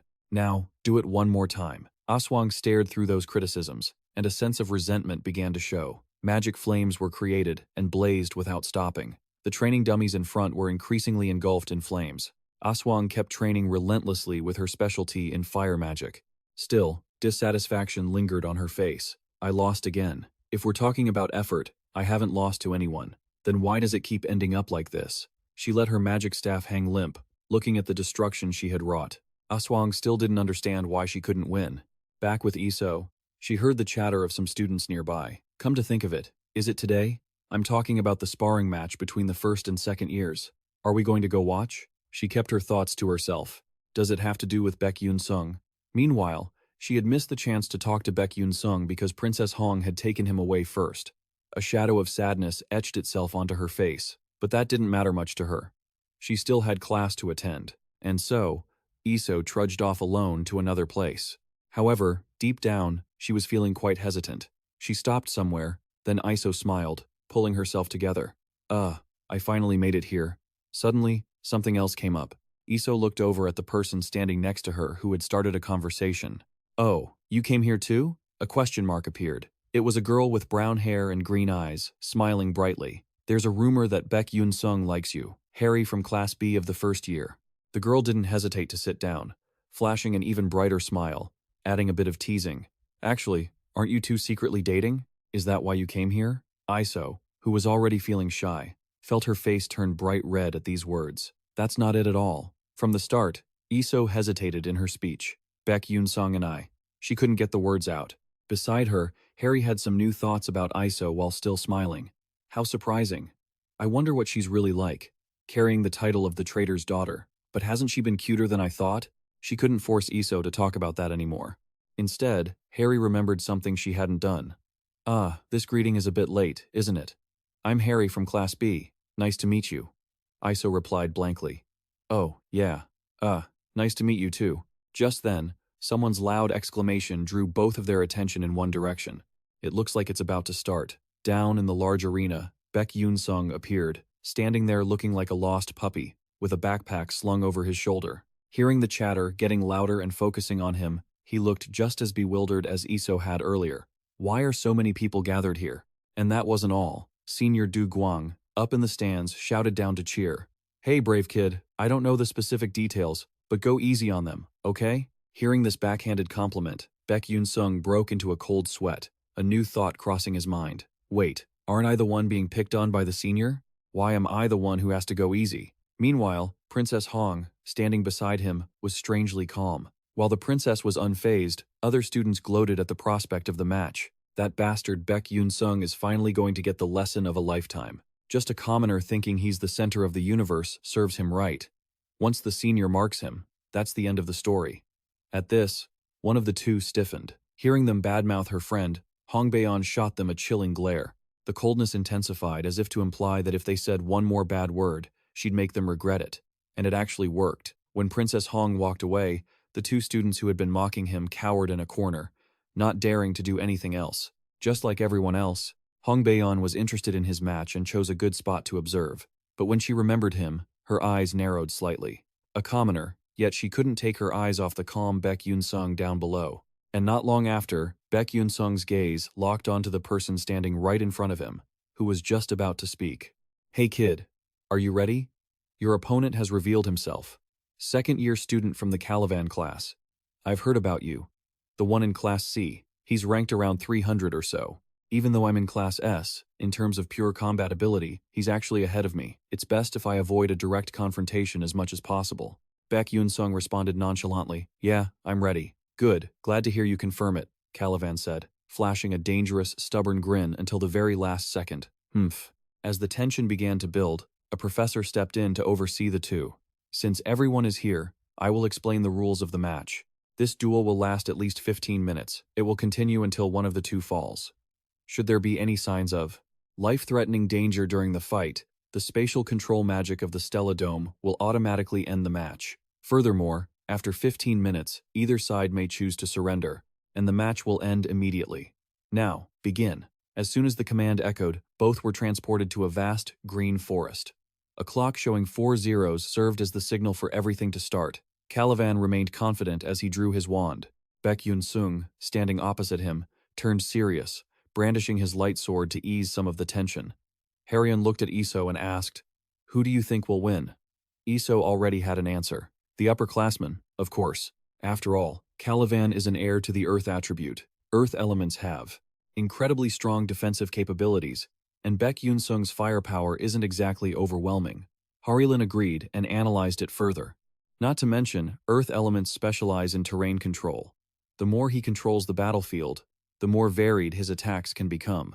Can Beck Yunsung's sword pierce the defense of a third-year Earth element mage? Even though he had stated his opinion earlier, Iso still felt a sense of melancholy. Harilin, you're right. There's no way Beck Yunsung can win this fight. At least, not according to common sense. But I still have a little bit of faith in him. Back in the fight, Calivan's face grew more dangerous. Today, I'm going to show you what true terror is. Earth territory. At that, a sense of shock rippled through the air. The ground cracked, but the words flash step appeared constantly in Beck Yunsung's mind. Beck Yunsung chose to start the fight by keeping his distance, and once he had secured a safe gap, he realized something. His opponent, Calivan, seemed to sense the same thing. Immediately, a new smile etched itself onto Beck Yunsung's face. After smiling, he bolted, running as far away as possible. Calivan stood there, unable to believe he could move that fast. What the? Sharing the same sentiment, Harry froze as he watched. Wow, he just ran from the start without even trying to save face. Iso and Chung observed.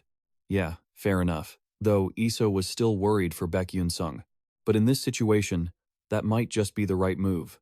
Back in the battle, Calivan chased after him, his face twisted in a scowl as he shouted, "Hey, you little punk, get back here." Following common sense, why would he ever turn back? Who would actually listen to that and stop? Once the frustration reached its limit, it had to be released. Calivan gritted his teeth, and right from where he stood, 3 simple green magic circles materialized. Crushing stone. Beck Yunsung was surprised that his opponent changed the situation so quickly. By the time he realized it, the attack had struck right in front of him, sending dust and debris flying everywhere. Iso, the princess, and the upperclassmen had to curb their emotions, waiting with bated breath. Stopping near a green bush, Calivan smirked, thinking, good, that hit for sure. When one's ego reaches its peak, the humiliation that follows is all the more delicious. Calivan froze. What is this? Appearing right before his eyes was a monkey hanging by its tail, swaying back and forth. Is that a monkey doll? Because when people are dazed, they lose their sharp judgment. What the hell? Why is it here? Before he could react, the 2 claws on the doll's hands began to close in on each other. A dangerous pressure hit the opponent's senses. Boom! An explosion of light erupted, and he was forced to shield his face. True to his nature as an earth mage, a green light enveloped Calivan's body. He wasn't scratched, but the feeling that something was wrong intensified. That was close. Lucky I increased my body weight to match the Earth's gravity. But that no longer mattered, as his senses picked up something strange. An earthen shield was erected right behind him, and just as Calivan expected, the sound of tearing wind echoed. Beck Yunsung had appeared at that exact spot, swinging his light sword. A cracking sound rang out, but unfortunately, the sword couldn't penetrate the shield. Calivan turned back with a smug grin, his wand held high. Die. The crushing stone, earthen shield he'd created vanished in a flash, replaced by the energy of a new explosion about to form. Calivan knew he couldn't possibly miss this time, but the look of shock on his face began to change as he stared at the center of the explosion. There was nothing there. Not even strange traces or signs of anything. Nothing? Calivan looked around, pouting as he added a provocation. Hey, you freshman brat, are you just going to run away like that? So much for your talk about chivalry. Was it all just empty words? The humiliation grew again when he stepped on something strange. Oh my god, my body is reacting in a weird way. One second it was heavy as lead, now I'm being lifted up? What's going on? Why is my body stiffening up like this? I'm losing my balance. He stumbled, swaying to one side, his eyes fixed ahead. Far away, hidden in the bushes, Beck Yunsung watched everything intently. A smile gave him a boost of confidence. But when it caught Calivan's eye, it felt like an insult. Yeah. Is that brat actually smiling? Summoning all his might, he prepared his magic. Calivan crouched down, gritting his teeth. Earth's gravity. His wand pointed straight at where the boy had been, but he had already vanished. Annoyed, frustrated, and losing his temper, Calivan had to frantically search for him again. Does this annoying little brat really want to play this hide-and-seek game? Get out here now. Maybe he picked a bad angle, or maybe it was just a strange projectile, but something like a tennis ball came flying in from a distance. He noticed the movement, Calivan dodged to the side and sliced it in two with his wand. Stop playing these cheap tricks. That was a total whiff.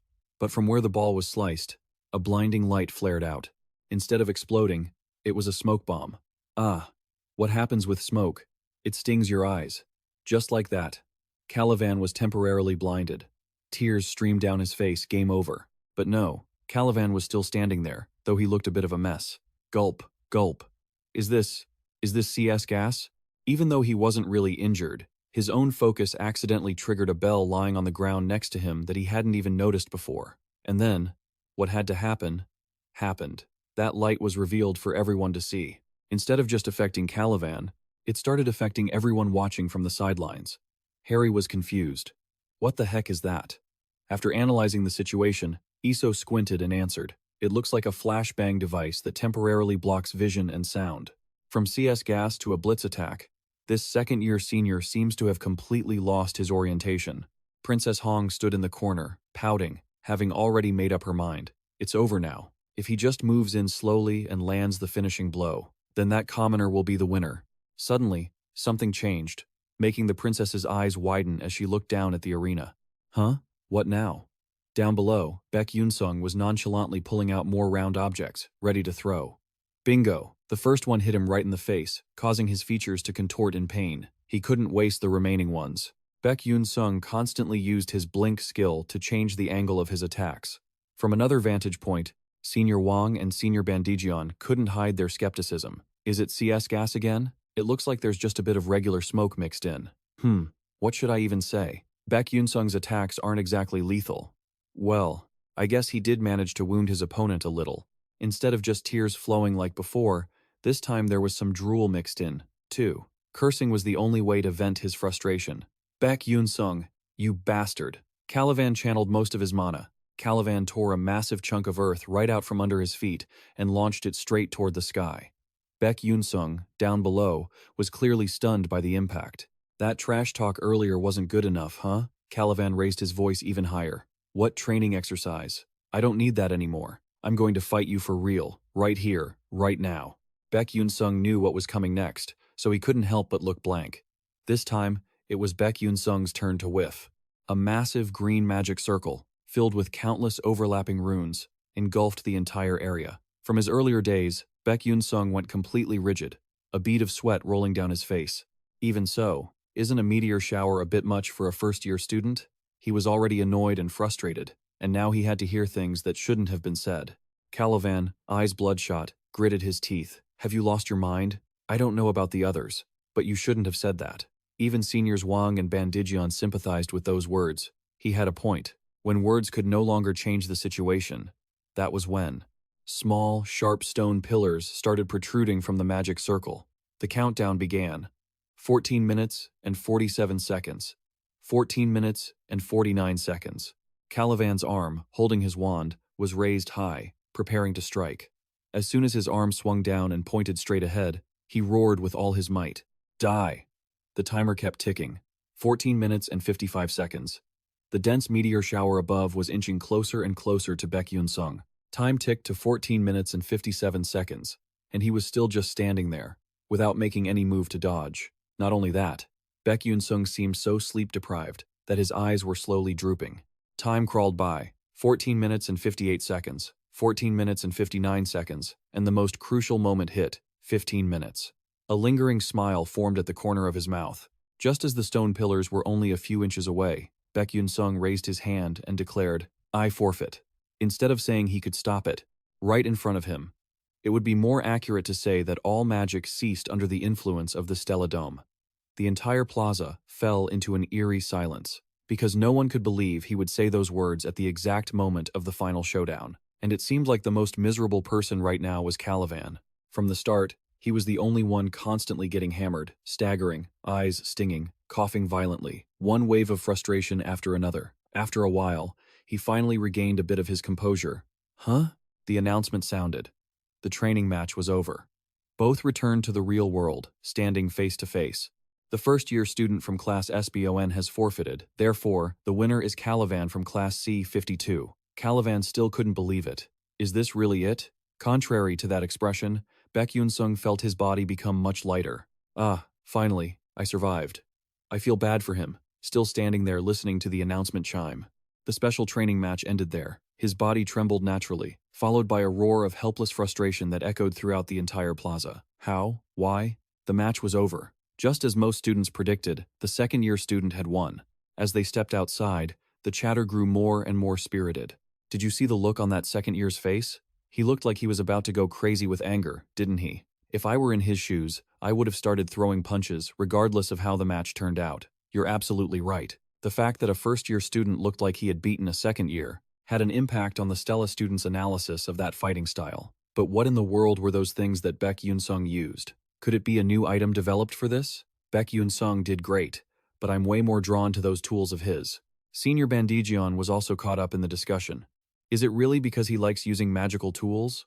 While regular alchemists fight by utilizing terrain features, Beck Yunsung had planned out the positioning of his magical tools from start to finish, thanks to his superior movement. He had created a tactical advantage by setting up items throughout his area. Just as I expected, that boy is truly something else. The senior executive standing next to Wang suddenly chimed in with a few of his own thoughts. Oh? So, Miro Yun said you requested this training personally? Did you get the results you were looking for? Beck Yunsung glanced around at everyone once more. The outcome I was hoping for. Well, now the second-year students won't find it so easy to mess with the first years anymore, right? And sometimes, even if they are second years, there's always a chance they could lose to a first year, not to mention the little bit of gossip from other students. I'm in a foul mood. I can't stand seeing the pathetic state of that arrogant first year. What a shame. Me too. The senior student concluded. At this point, I guess this is just the outcome I expected. This situation has certainly become quite interesting. Haha, everything is going according to plan. Moving to the Red Hawk clue room, someone slammed their hand onto the desk. It was Edmund Adalek, his knuckles white and his face twisted. Calavan, that stupid kid. Not far from there, Princess Hong was sitting and reading a newspaper containing information about the teaching assistant, Antarisa. Alchemist Antarisa develops new magical engineering technologies for the future. Amidst the rumors surrounding Beck Yunsung, Princess Hong was lost in her thoughts, flashing back to images of the battle. Is this the end result of surrendering to let the opponent win? During the 15-minute duel, Beck Yunsung didn't even use his sword properly and just humiliated the senior by using various magical tools. In other words, that means if he wanted to win, he could have won at any time. However, he decided not to, and the reason for the intentional forfeit is clear. It would be very strange if a first year defeated a second year. So, isn't he trying to point out that things aren't always resolved by raw power? As for Princess Hong, she thought Beck Yunsung would get angry and crush the senior, but she never thought he would humiliate his opponent before withdrawing. Seriously, he really is an unpredictable commoner. In a nearby corner, Edmund and his faction members were still discussing what to do about Beck Yunsung. So, what are the second years doing now? Didn't I tell them to go and teach Beck Yunsung a lesson personally? Actually, the second years hadn't even touched Beck Yunsung separately. What? The student scratched his face, looking confused and explaining cautiously. Contrary to the rumors, Beck Yunsung greeted his seniors politely and treated them very kindly. I intended to scold him, but he was so good at making conversation that I ended up buying him snacks instead. An absurd situation occurred. What the hell? Edmund was speechless and couldn't believe it. Just as they started to think about what to do next, a hurried voice suddenly called out, "Young master." Startled, they both looked in the same direction. It was one of the followers who had accompanied Edmund to the academy. Seeing her appear gave Edmund a bad feeling. "What's the matter?" She stammered but managed to get it out clearly. "The thing is, I just received a call from the Duke. I think you should try contacting him." A magical phone appeared at the required location. Edmund made the call as he had anticipated before the connection was established. "Oh man, this is getting serious. Is my father the one calling me first?" Once connected, he replied, "Yes, father, it's Edmund." His voice sounded tense. "Son, I just received a call from the City of Alchemy, the alchemist's stronghold." He held a newspaper in his hand and said, "I've received some extremely important news. The alchemists from the Antaresa Research Institute have stopped delivering items to the country because Duke Adalek refused. Do you know anything about this?" He replied, "Well, of course not. How could I say something like that to the Antaresa Alchemist School?" Even though Edmund denied it, the reality was reiterated by his father. But it is the truth. The co-author of the Delta Enhancement Technique said so himself. In an instant, he fell silent, and something strange took hold of his mind. At that moment, realizing who the co-author was, it didn't take long for him to become utterly panicked. Wait, hold on, father. I really don't know. I've never met anyone like that before. Then, another thought flashed through his head. His heart began to pound, and a familiar figure emerged. Could it be Beck Yunsung? In his current spot, a chill ran down his spine, along with beads of sweat gathering on his face, unable to say anything until a glimmer of hope sparked. He spoke directly to his father, even though it was absurd to dare reject the Adalebet kingdom. Father, do you know how much influence we have over the Alchemist Guild? Not letting his son finish, he interrupted with a cold tone. That is a scientific and technological revolution. This is a new technology that has never existed before. It is the ability to create objects equivalent to ancient artifacts. Even the Golden Alchemist is conducting joint research with Antarisa. Edmund gritted his teeth as he fell into a dangerous situation. The Golden Alchemist too? It's way bigger than I thought, isn't it? His father cut him off. As I said, the country will soon restore trade, but the Adalek name will not be included. His father turned serious about the previously mentioned issues. I will ask you again, are you involved in this incident? Edmund had no answer, and that was enough to provide a complete answer. Back to Princess Hong. The princess was surprised when someone called her name. Hong Baeon? Can you just approach me like that? Who else but Edmund Adalek? Confusion was evident on her face as Princess Hong replied. Yes, senior. There was no other choice. For now, Edmund had no choice but to rely on Princess Hong. Can you arrange a meeting with Beck Yunsung? Princess Hong couldn't believe that Edmund himself had uttered the name that she personally considered disgusting and hateful. Pondering for a moment, Princess Hong narrowed her eyes. Yes, I will do it. To the south of the continent, East Ice Hawan, Ha Nuyet, Plains. A breathtaking scene appeared before everyone's eyes. A girl with long red hair was gazing at the vast space ahead. That was Jeliel. With no expression, Jeliel said to herself, land prices are rising. Just then, another character came trembling and knelt before her. Miss Jeliel, please, I beg you, just this once. Please show mercy. Above his head appeared a strange number 3. Jeliel stared coldly in that direction. It wasn't him, but rather an information display containing the special number 3. A new update of knowledge, a value point for all things. This value point allows one to view every living creature, person, animal, or object as a number. The lowest value is 0 and the highest is 100. She sat down near him, but he only had a 3. That value was no more significant than a pebble on the street. She then began to speak to him. See? Why are you so bankrupt? I warned you not to expand into those useless business ventures. However, he just gritted his teeth, thinking differently, and lying through his teeth. This business was supposed to be a success. You're the one who ruined everything, he spat, though it seemed like nothing could be salvaged at this point. Get rid of him. Yes, sir. That voice echoed a clear sign of absolute despair. The bodyguards moved in and dragged him away amidst his desperate screams. Ah, please, have mercy on me. Coriel, Lady Jeliel. Jeliel cast one final look at him. Once the sounds faded away, she wore a uniquely satisfied smile. However, it vanished quickly, returning her to her usual expression. Ugh, how boring. Kids these days really have no backbone at all. Just as that thought crossed her mind, a familiar voice suddenly rang out. Jel, are you there? Her expression changed faster than a Doraemon gadget. Jel beamed, her cheeks flushing a bright red. That voice was different from the previous introduction. The arrival of this person was a complete mystery. The one who appeared was none other than the CEO of StarCloud Mall. My dear daughter, how have you been lately? Jel rushed over and hugged Melian tightly. Dad, was your trip fun? Her cheeks turned even redder. How did the trade go? Everything go well? Seeing her bright, smiling face, he answered her happily. It's still in progress. This time, the Antarisa Alchemy School developed a new item by combining special magical techniques. There's a video of a real-world battle using an item that the Alchemy Co-op put together. Do you want to see it? Her smile remained, and she thought, that sounds like fun. A thought also crept into her mind. To be honest, I wish I had more time to talk to Dad. But I can't say that to him. Then let's go to my room. Okay. As they entered the new room, a purple orb began to emit a bright light. A little intro before we watch the footage, he said. He's a first-year student at Stella Academy. He fought a second-year student using that item. Jel was slightly surprised by her father's introduction. Alchemy techniques? Co-author of the Alchemy Magic Manual. And he's just a first-year student? Jel began to feel a newfound interest in this person. What kind of guy is this kid?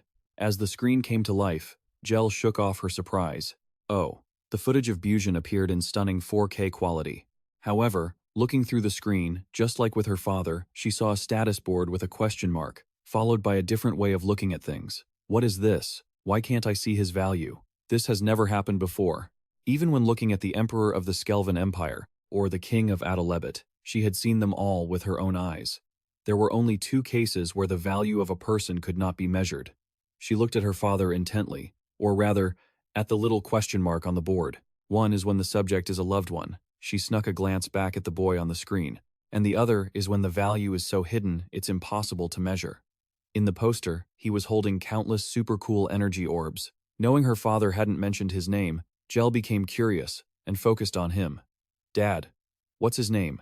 Her father smiled and answered his daughter. His name is Beck Yunsung.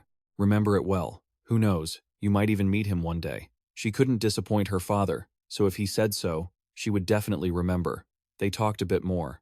By the way, Dad, before you go, do you want to play a game of sun chess with me, perhaps? Tapping his fingers on the table, Jel drifted away from thoughts of the boy.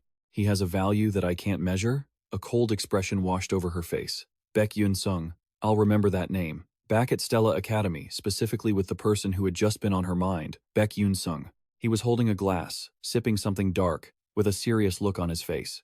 On the other side, Edmund Atelek looked clearly awkward and flustered, unable to let the silence drag on any longer. He spoke first as he set his glass down. I've finished my coffee. If you have nothing else to say, I'll be going. Edmund couldn't believe he was being so decisive and blunt. Ah, wait, hang on, he said, not daring to meet his eyes. I regret what happened earlier. It was my fault. I'm deeply sorry, and I've been reflecting on myself for looking down on you just because you're a commoner. So, please, forget what I said. And take back what you said, can you? Beck Yunsung remained indifferent, while the other spoke. Behind that blank expression, he was processing everything deeply. What's this? An apology? Whether he's sorry or not doesn't really matter, but to avoid Princess Hongbaeon's tragic end as much as possible, I need to strip Edmund of his political power. To do that, Edmund was caught off guard when Beck Yunsung's voice suddenly turned unusually cold. I don't want to do that for you. Now is the time to raise the stakes. He shifted his tone to something more playful. So, what should I do instead? Let's see. Beck Yunsung reached into his robe. How about this? He pulled out a piece of paper with writing on it, an off-the-cuff introduction. It wasn't ordinary paper. It was magic paper, a mysterious medium where anything could be magically created just by drawing it. Beck Yunsung continued. This is a magical vow written on magic paper. Make a bet with me. Edmund was confused. A bet? Explain it properly. But the situation didn't change. The game will be Son chess. If I lose, I'll retract what I said. I will only supply items to the kingdom of Adalebit through the Adalek family. Edmund wanted to confirm it one more time. Sun chess? Beck Yunsung added his own counter-condition. But if I win, please grant me a permanent pass to the Aslan seminar. Edmund felt a clear sense of danger lurking in those words. What? He listened calmly as the other continued. So, do you think that's reasonable? Huh? He narrowed his eyes. Of course not. The Aslan Seminar is a public forum where members of prestigious magical families gathered for their academic discussion group. Only families with true standing in the magical elite could participate, and there were 3 conditions to attend. One had to have attended last year and presented an excellent thesis to be granted entry for the following year. There is a paper that can be presented at Aslan. You could earn a transfer entry or become one of this year's 12 rising stars. It's the gathering place for genius mages from all over the world to prove who is superior. Joining Aslan and maintaining that status is the ultimate proof of your ability. The Adalek Duchy has attended the Aslan seminar for decades. It's a key factor in how they maintain their power. I'm thinking of aiming for that, I said, tucking the paper back into my coat. Beck Yunsung closed his eyes and added, If you don't like it, forget it. Just as he'd taken a few steps away, a hesitant voice stopped him cold. Wait.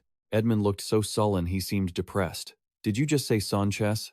Since you brought it up, a smile stretched across his lips, a dangerous one, accompanied by a sharp gaze. Fine. I'll sign it. We'll meet here at this time tomorrow.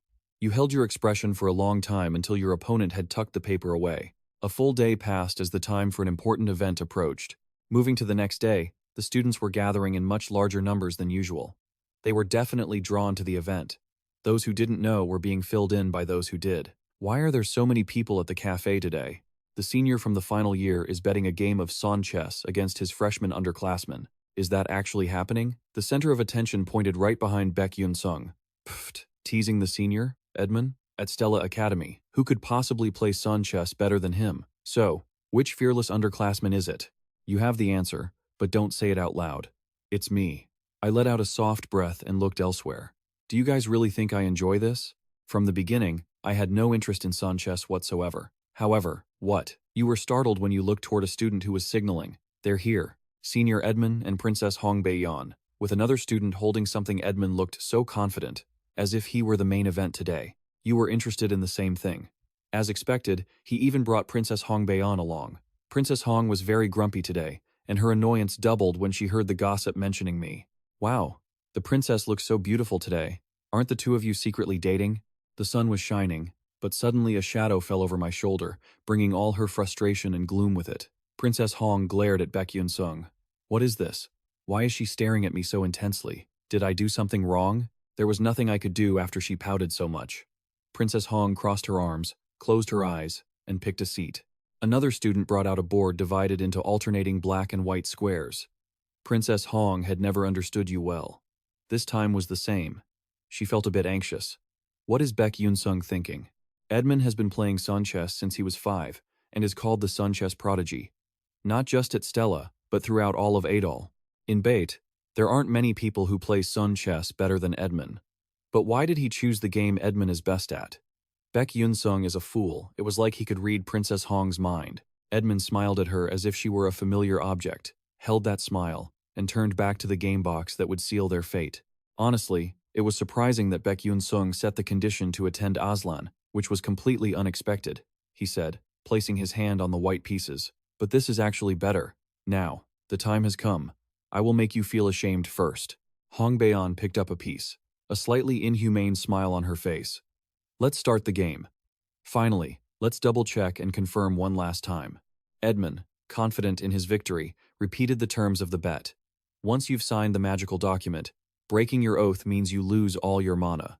You understand that, right? Beck Yunsung replied, without a change in expression. Of course, but in this, he really felt like he was playing a bit dirty and being a bit of a jerk. I don't have any mana, so breaking that agreement won't matter at all. The final piece was placed by Edmund in the center. He let go and gestured toward me. The pieces were in position. He invited me to move first. Beck Yunsung thought for a brief moment. Giving up the opening advantage in such an important bet? I put my hand inside my coat. It seems he has completely underestimated me. You used your encyclopedic knowledge down to the last breath. All right, things seem to be working out in my favor. At this point, let's briefly explain some rules of sun chess. Sun chess is played on an octagonal board. You need to choose 20 pieces from 200 types and place them on the board.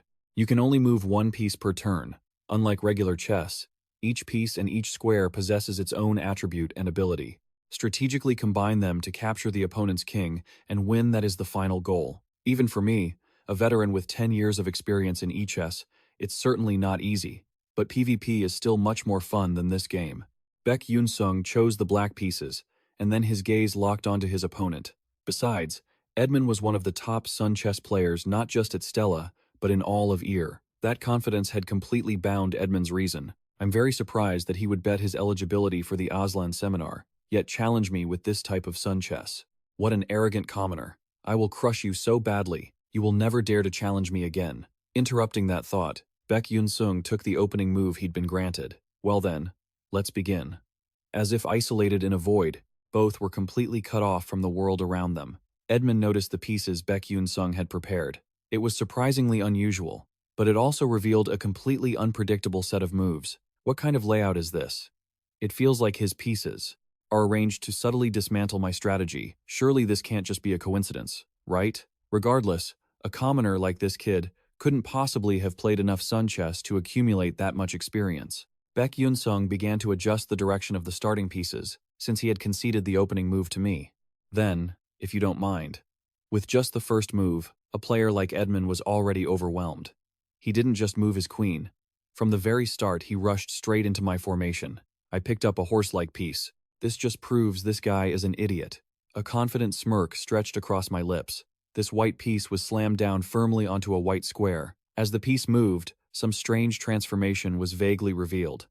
That last move, more accurately, that piece. It had quickly knocked one of Beck Yunsung's pieces backward. Leading the charge, Edmund felt confident that he held the advantage. How foolish that guy actually dared to sacrifice his queen right from the start. As the piece was revealed, it was a knight, known for its speed and ability to dash across the board with its unique movement. On one side, Beck Yunsung played with intense focus, while on the other, Edmund felt confident in every calculated step. His knight surged forward again, and wherever it moved, Beck Yunsung's pieces were blown away and vanished. Still the same knight, relentlessly charging forward. At this very moment, Edmund seemed unable to hide the inner feelings he had suppressed from the start, clutching his face and laughing with a tremor. As that trembling subsided, his true nature slowly came to light. Unbelievable.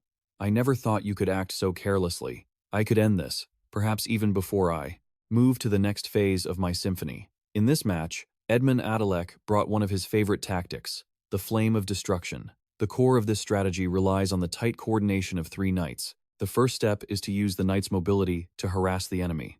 The second step is to use 5 fire pawns to safely seize control of the board, creating a burning terrain. Burning terrain is a special zone that reduces the defense of weak pieces against fire and boosts damage for fire-type units. If he reached this stage, Beck Yunsung would have no chance left. Although that was the plan, the moment Beck Yunsung moved his hand to make a new move, Edmund seemed to have pinpointed where the error lay. It should have been like that. On a white square in the black camp, a piece suddenly appeared without any warning. Did Edmund know where the error was? Was it an invisible pawn? It had its own unique information. The Iron Shackles trap creates a prison within a designated range. Any piece caught inside cannot move for 5 turns. The 3 white knights that were rampaging before were now trapped by red shackles because they were on the same row. Anxiety started to set in for that bastard, his knight. The invisibility effect was supposed to end after 3 turns, so why? And then the shock continued for him, because the next piece of information had been revealed. Invisible pawn. The pawn remains invisible during the match. The invisibility effect ends after 3 turns. However, if the queen dies before this effect ends, the effect is extended by 7 turns. A bead of sweat fell, but that dangerous smile appeared again. That bastard had intentionally sacrificed his queen early to trigger this effect, making his hands freeze up. It's fine. That effect only lasts for 5 more turns. Furthermore, this turn he would activate the burning land field. As the white piece was placed on the square, a fire erupted across the entire arena. The burning land field reduces the defense of all non-fire type units by 30%. Fire type units gain 200% damage. It is an environment that reduces the defense of opponents weak to fire and increases the owner's attack power.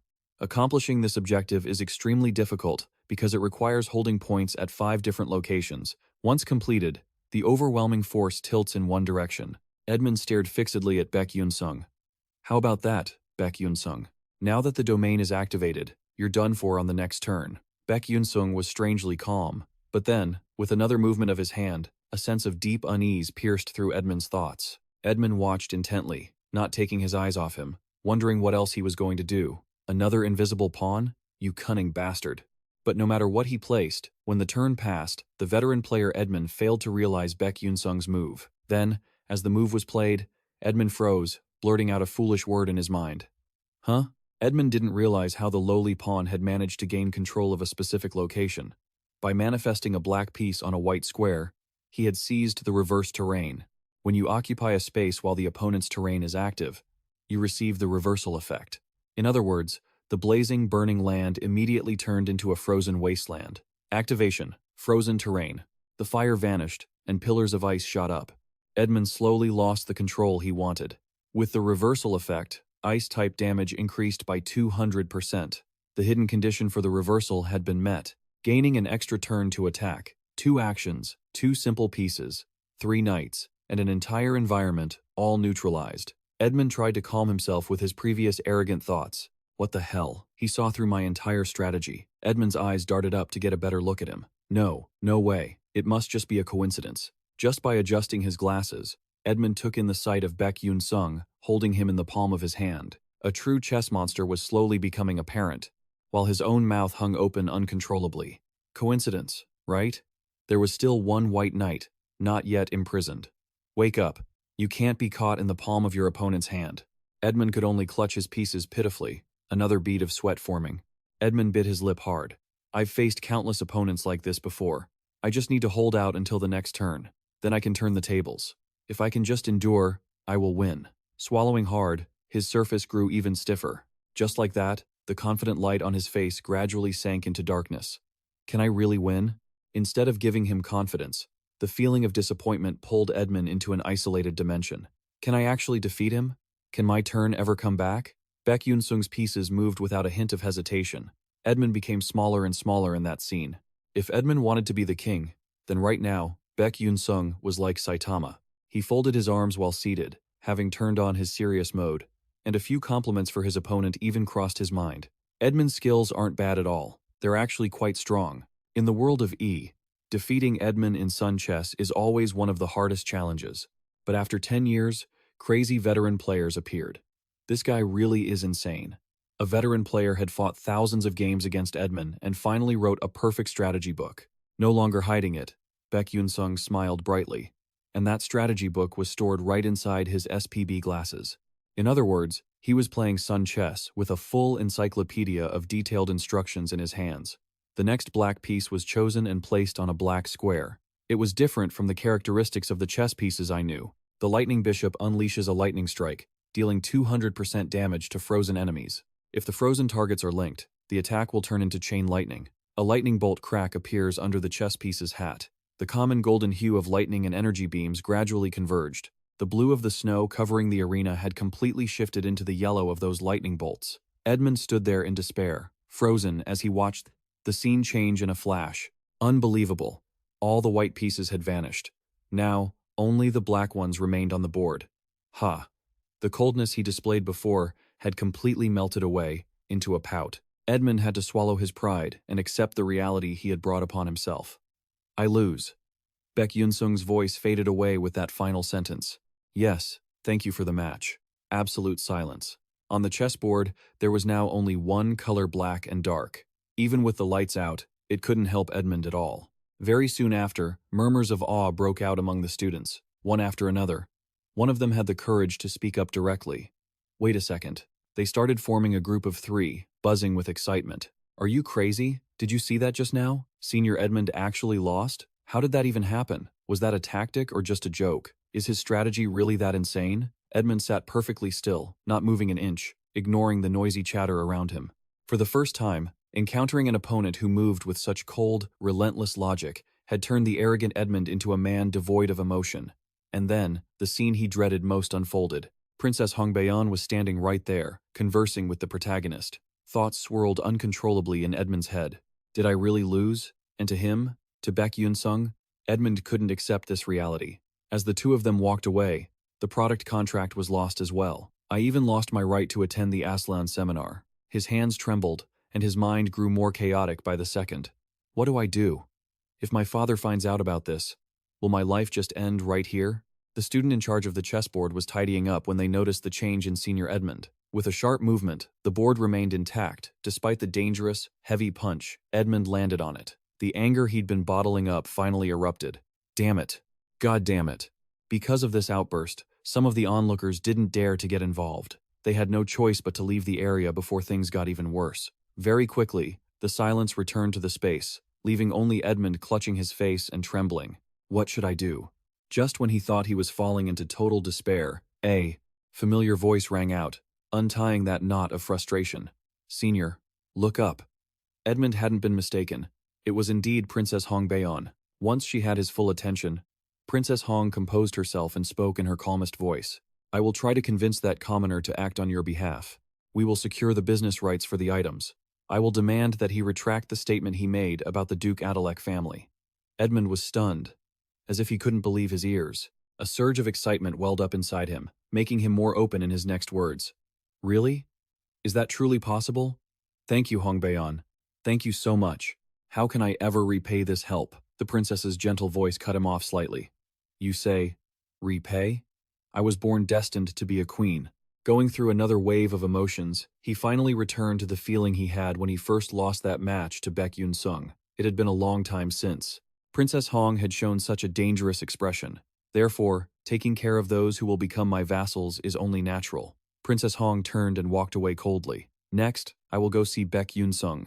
Edmund's voice suddenly dropped to an unusual whisper. Vassal? Princess Hong had only just walked a short distance. when Edmund's heartbreaking scream shattered what remained of the silence.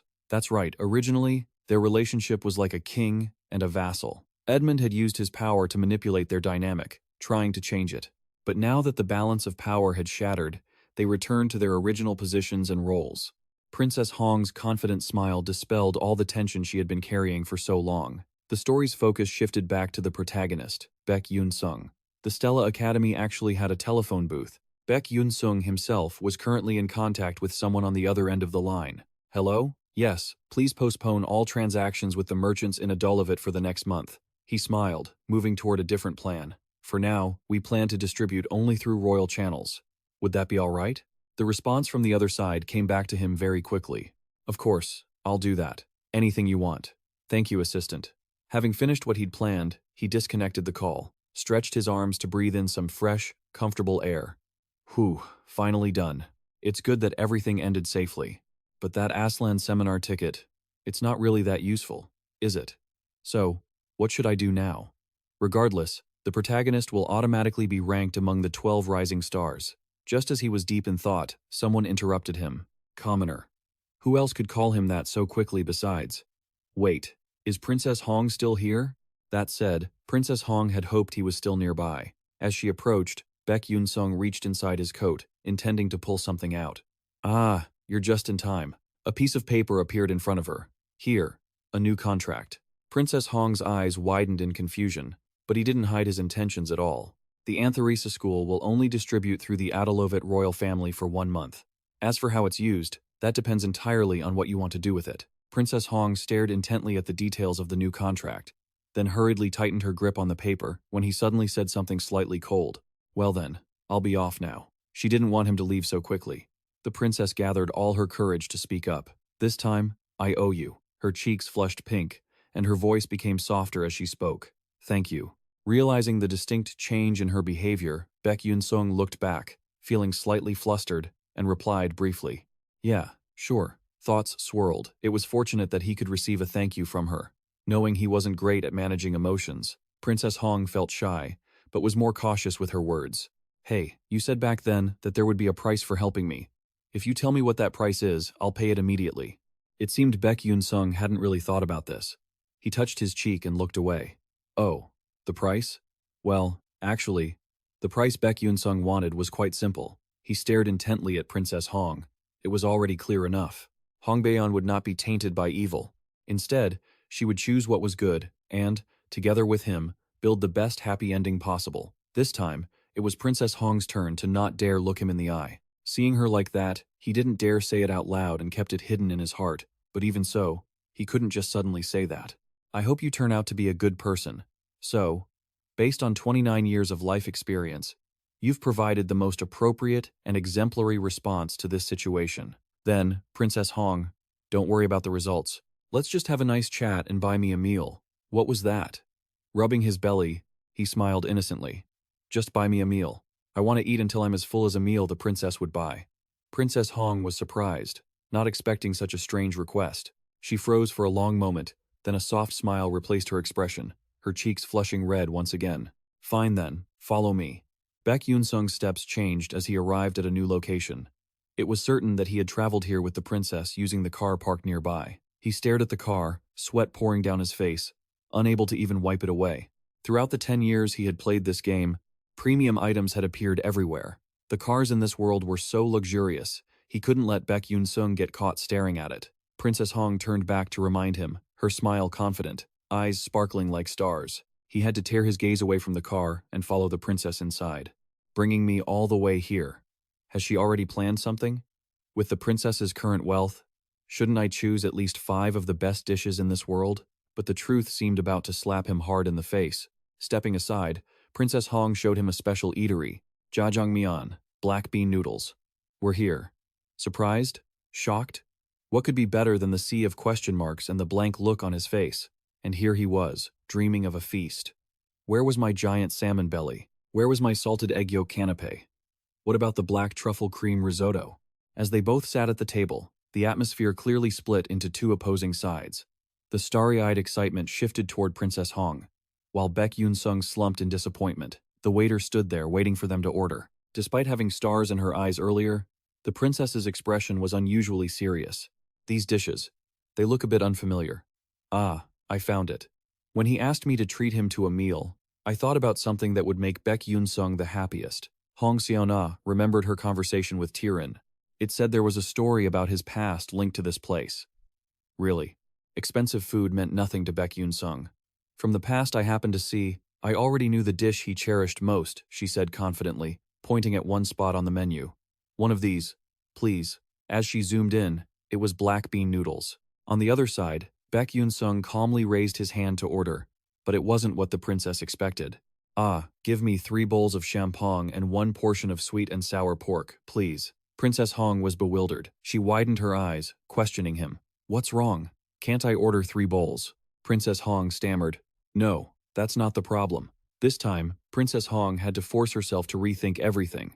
Why didn't he order the black bean noodles? Wasn't that his memory with his mother? And it seemed Hong Xiana had realized her mistake. No way. That's right. Why would a commoner write about his mother and black bean noodles in a school assignment? He hadn't overcome his past. He still regretted those things, because he couldn't repay his mother's kindness, which he didn't understand when he was young. The waiter brought the requested dishes. The food arrived. Thank you. Princess Hong lowered her head, feeling ashamed for bringing him here. To him, black bean noodles weren't a nostalgic memory. They were a symbol of regret. And I didn't even realize that. Though it was a bit late, the princess chose to speak to him right then. I'm sorry for treating you to a meal in a place like this. Beck Yunsung didn't realize what the princess was thinking and just opened his mouth wide. It's fine. He raised his hand, his eyes widening.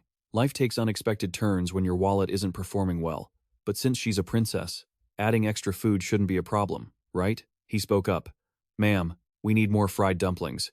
The waiter smiled and replied, Fried dumplings are free, sir. Excellent. Meanwhile, the chess match between the Adalek family member and Beck Yunsung had been widely spread by the students present. A massive rumor spread rapidly throughout the academy, growing until it was uncontrollable. What?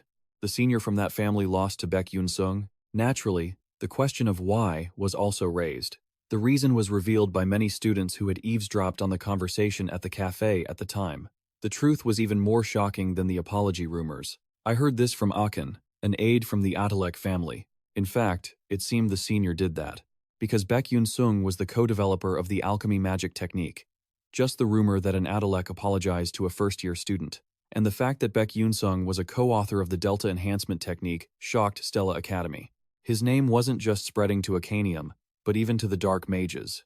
At the first tower, the office of Vice Principal Arkiden, he crossed his arms, his face cold and devoid of any emotion. That guy is really quite troublesome. He's just a commoner, and didn't he interfere with Tiran's plan? The mysterious figure hiding their identity across from him asked, Should we handle this quietly? Arkiden stiffened and dismissed the idea. Talk is cheap. If a Stella student goes missing for no reason, everything will be turned upside down. Giving him attendance rights to the Aslan seminar makes me feel very dissatisfied. However, taking it from a guy like him will be easier than taking it from the Adalek family. We need to pay attention to this Beck Yunsung from now on. Keep him under surveillance for now. A new exchange replaced the previous one.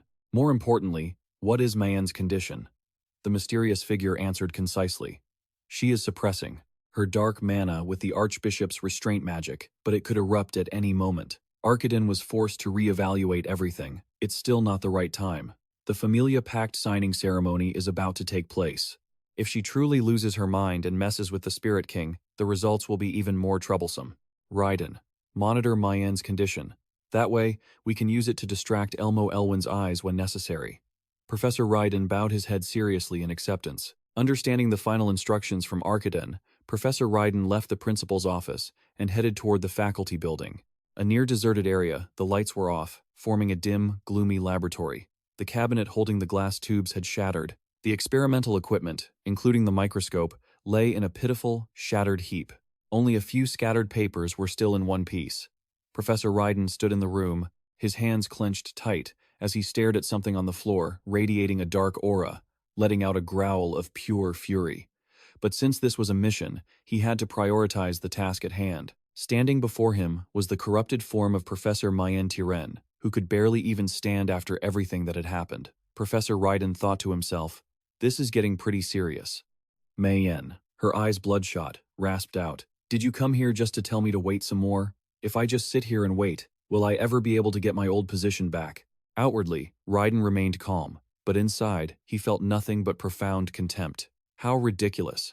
After spending a whole lifetime stealing what belonged to others, she actually dreamt of getting her original position back? Still, Raiden decided to show a shred of mercy. Her usefulness had run out. Once the plagiarism investigation started, she would be stripped of all titles and expelled from the academy. Mind-Tiran panicked, trying to regain her composure as she asked defiantly, "Then why did I-Hen leave me behind?" Raiden replied coldly and decisively. She was completely corrupted now. "You have a different purpose. You can certainly fulfill that role. That's why you were left here." Mind-Tiran trembled, slowly losing all control over herself. "Ha! Are you trying to drive me insane? You damn bastard!" As Mayan bared her fangs, ready to explode in a fit of rage, Raiden cut her off again.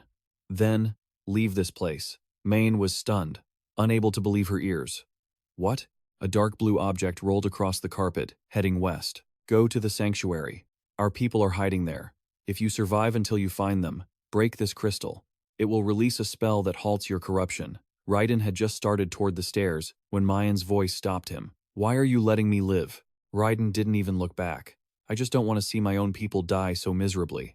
Once Raiden was completely gone, Professor Mayan managed to stand up and walk step by step toward the crystal. Without hesitation, Mayan picked up the sphere, continued walking in an uncertain direction, and stopped, beside a desk containing the annual plan, observing it for a long moment. More accurately, she was looking at her own personal notes, but as she focused on one item, uncontrolled dark magic spilled out, fueled by overwhelming resentment. Mayan unsheathed her dark claws, her arrogant nature starting to emerge once more. "How dare you? You really think I'd just leave after you turned me into this, without doing anything about it? I'm going to tear everything to shreds." What Mayan had just shredded was the Familia contract agreement. Time passed quickly. Today was the day the students of Stella Academy were heading to the cradle of the sacred tree for their first field trip to attend the Familia contract ceremony. Giant airships began their journey on a new path. In one of the rooms, ISO and a few other students were starting to enjoy a meal. Across from ISO, two students leaned in, whispering that they had just remembered something about Beck Yunsung. He used to be scolded and criticized by the upperclassmen for a long time, but now, no one dared to touch him anymore. "Oh, I heard about that too. Is it true that he's actually one of the co-developers of that alchemical magic technique?" After that rumor spread, even some seniors had personally come to apologize to him. The classmates looked at ISO and asked curiously, "ISO, do you know anything about that?" ISO took a bite of a pastry and replied casually, "No." The students continued, "Well, anyway, does it have something to do with Buzo?" He took a small bite of the pastry. ISO was deep in thought. Was it just his mood? For some reason, he felt like he was becoming more and more distant from Beck Yunsung. It made him feel lonely, but the other students didn't think so. With a smile, one said, "Honestly, I thought you and Beck Yunsung were dating." ISO, having just taken a bite and not even finished chewing, spat it all out. Seeing ISO's strange reaction, the students concernedly asked, "ISO, are you okay? Here's some water." "Thanks. He seems really close to Princess Hongbaeon lately, doesn't he? I mean, could a commoner really seduce a princess?"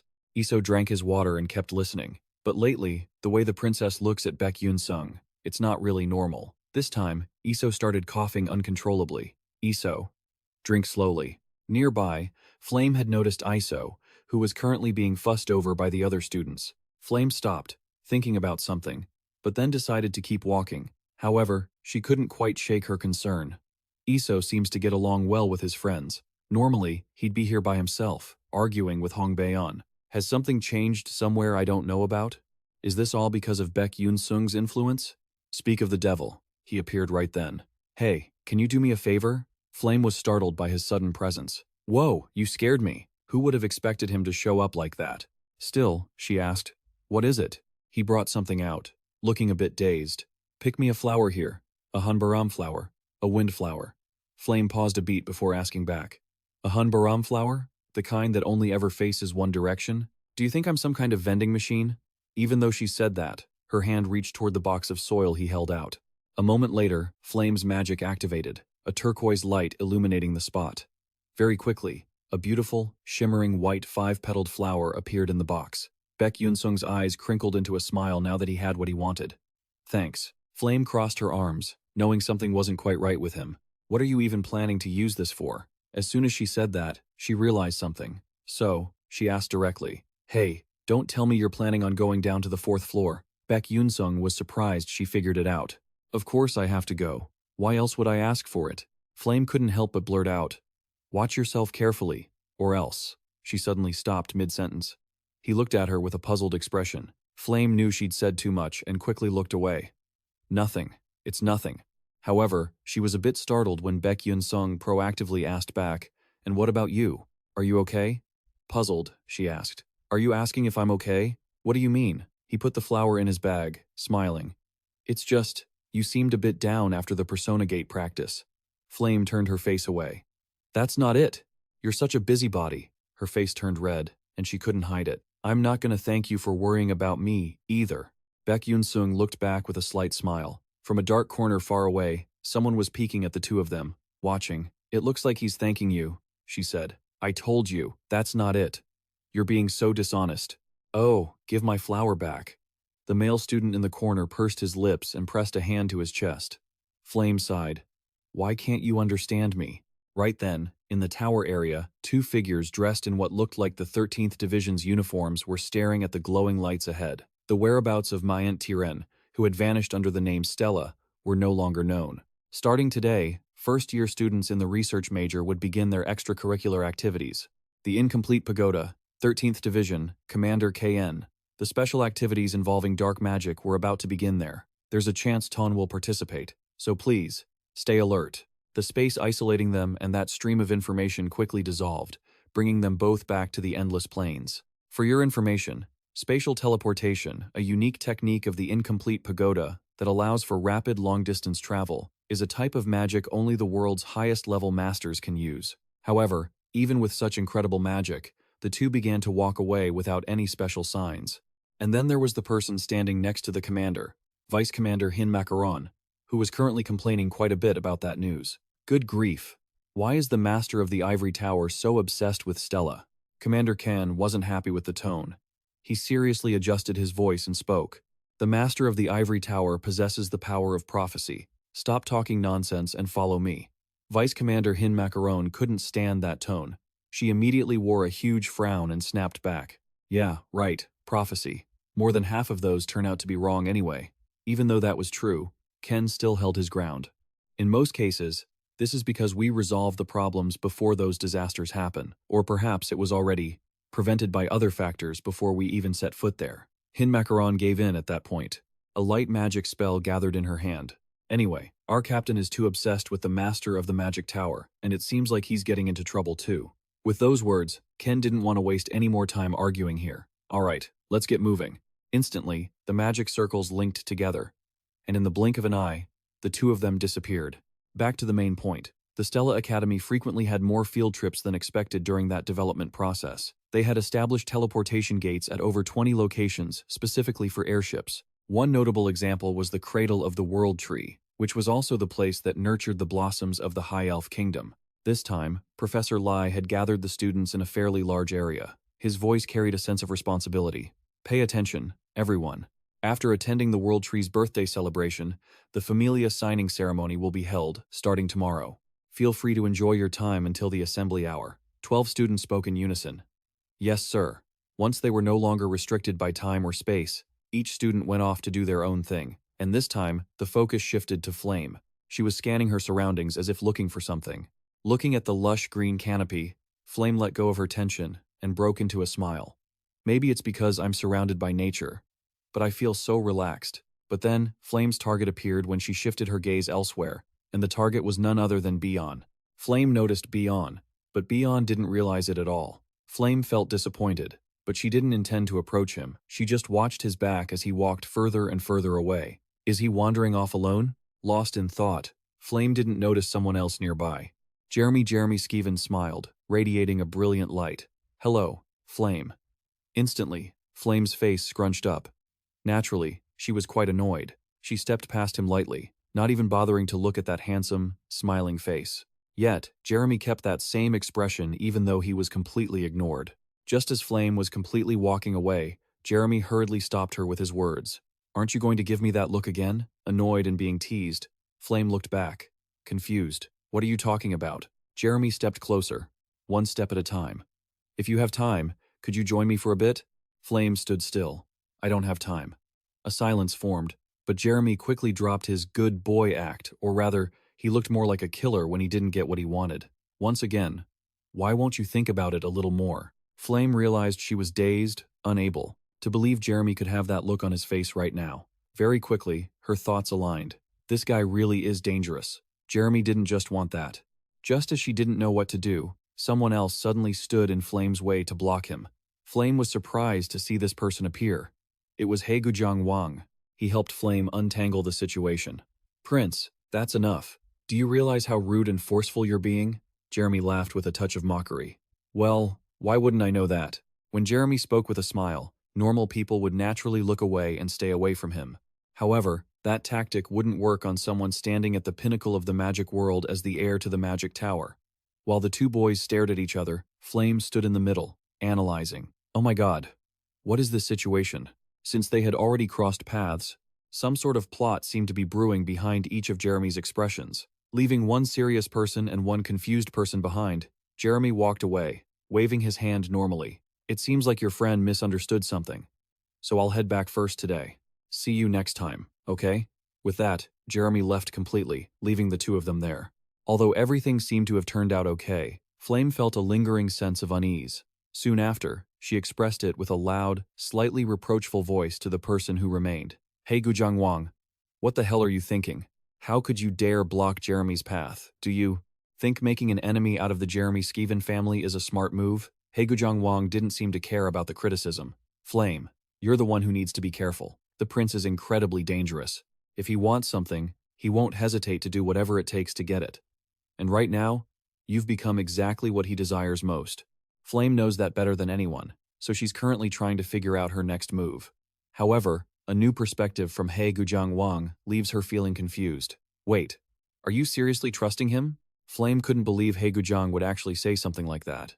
It caught Flame completely off guard. She was talking about Haegujang, who looked stunned. From where he stood, he turned his back and tried to hurry away. Sorry, I misspoke. Huh? Flame stared at him, full of doubt.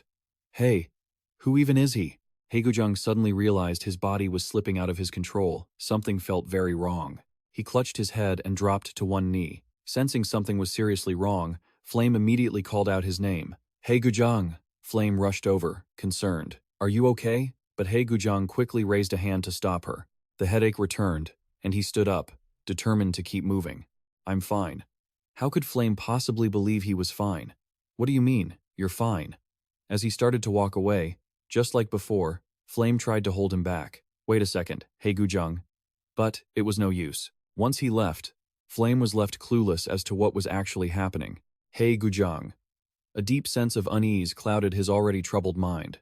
Something felt off, and he tried to get away. He slipped into a secluded alley, away from the prying eyes of passers-by, and leaned against the wall. He braced himself, trying to analyze what was happening in his own mind. He didn't know when this symptom of unknown origin had started, but it was getting worse, and his vision was blurring.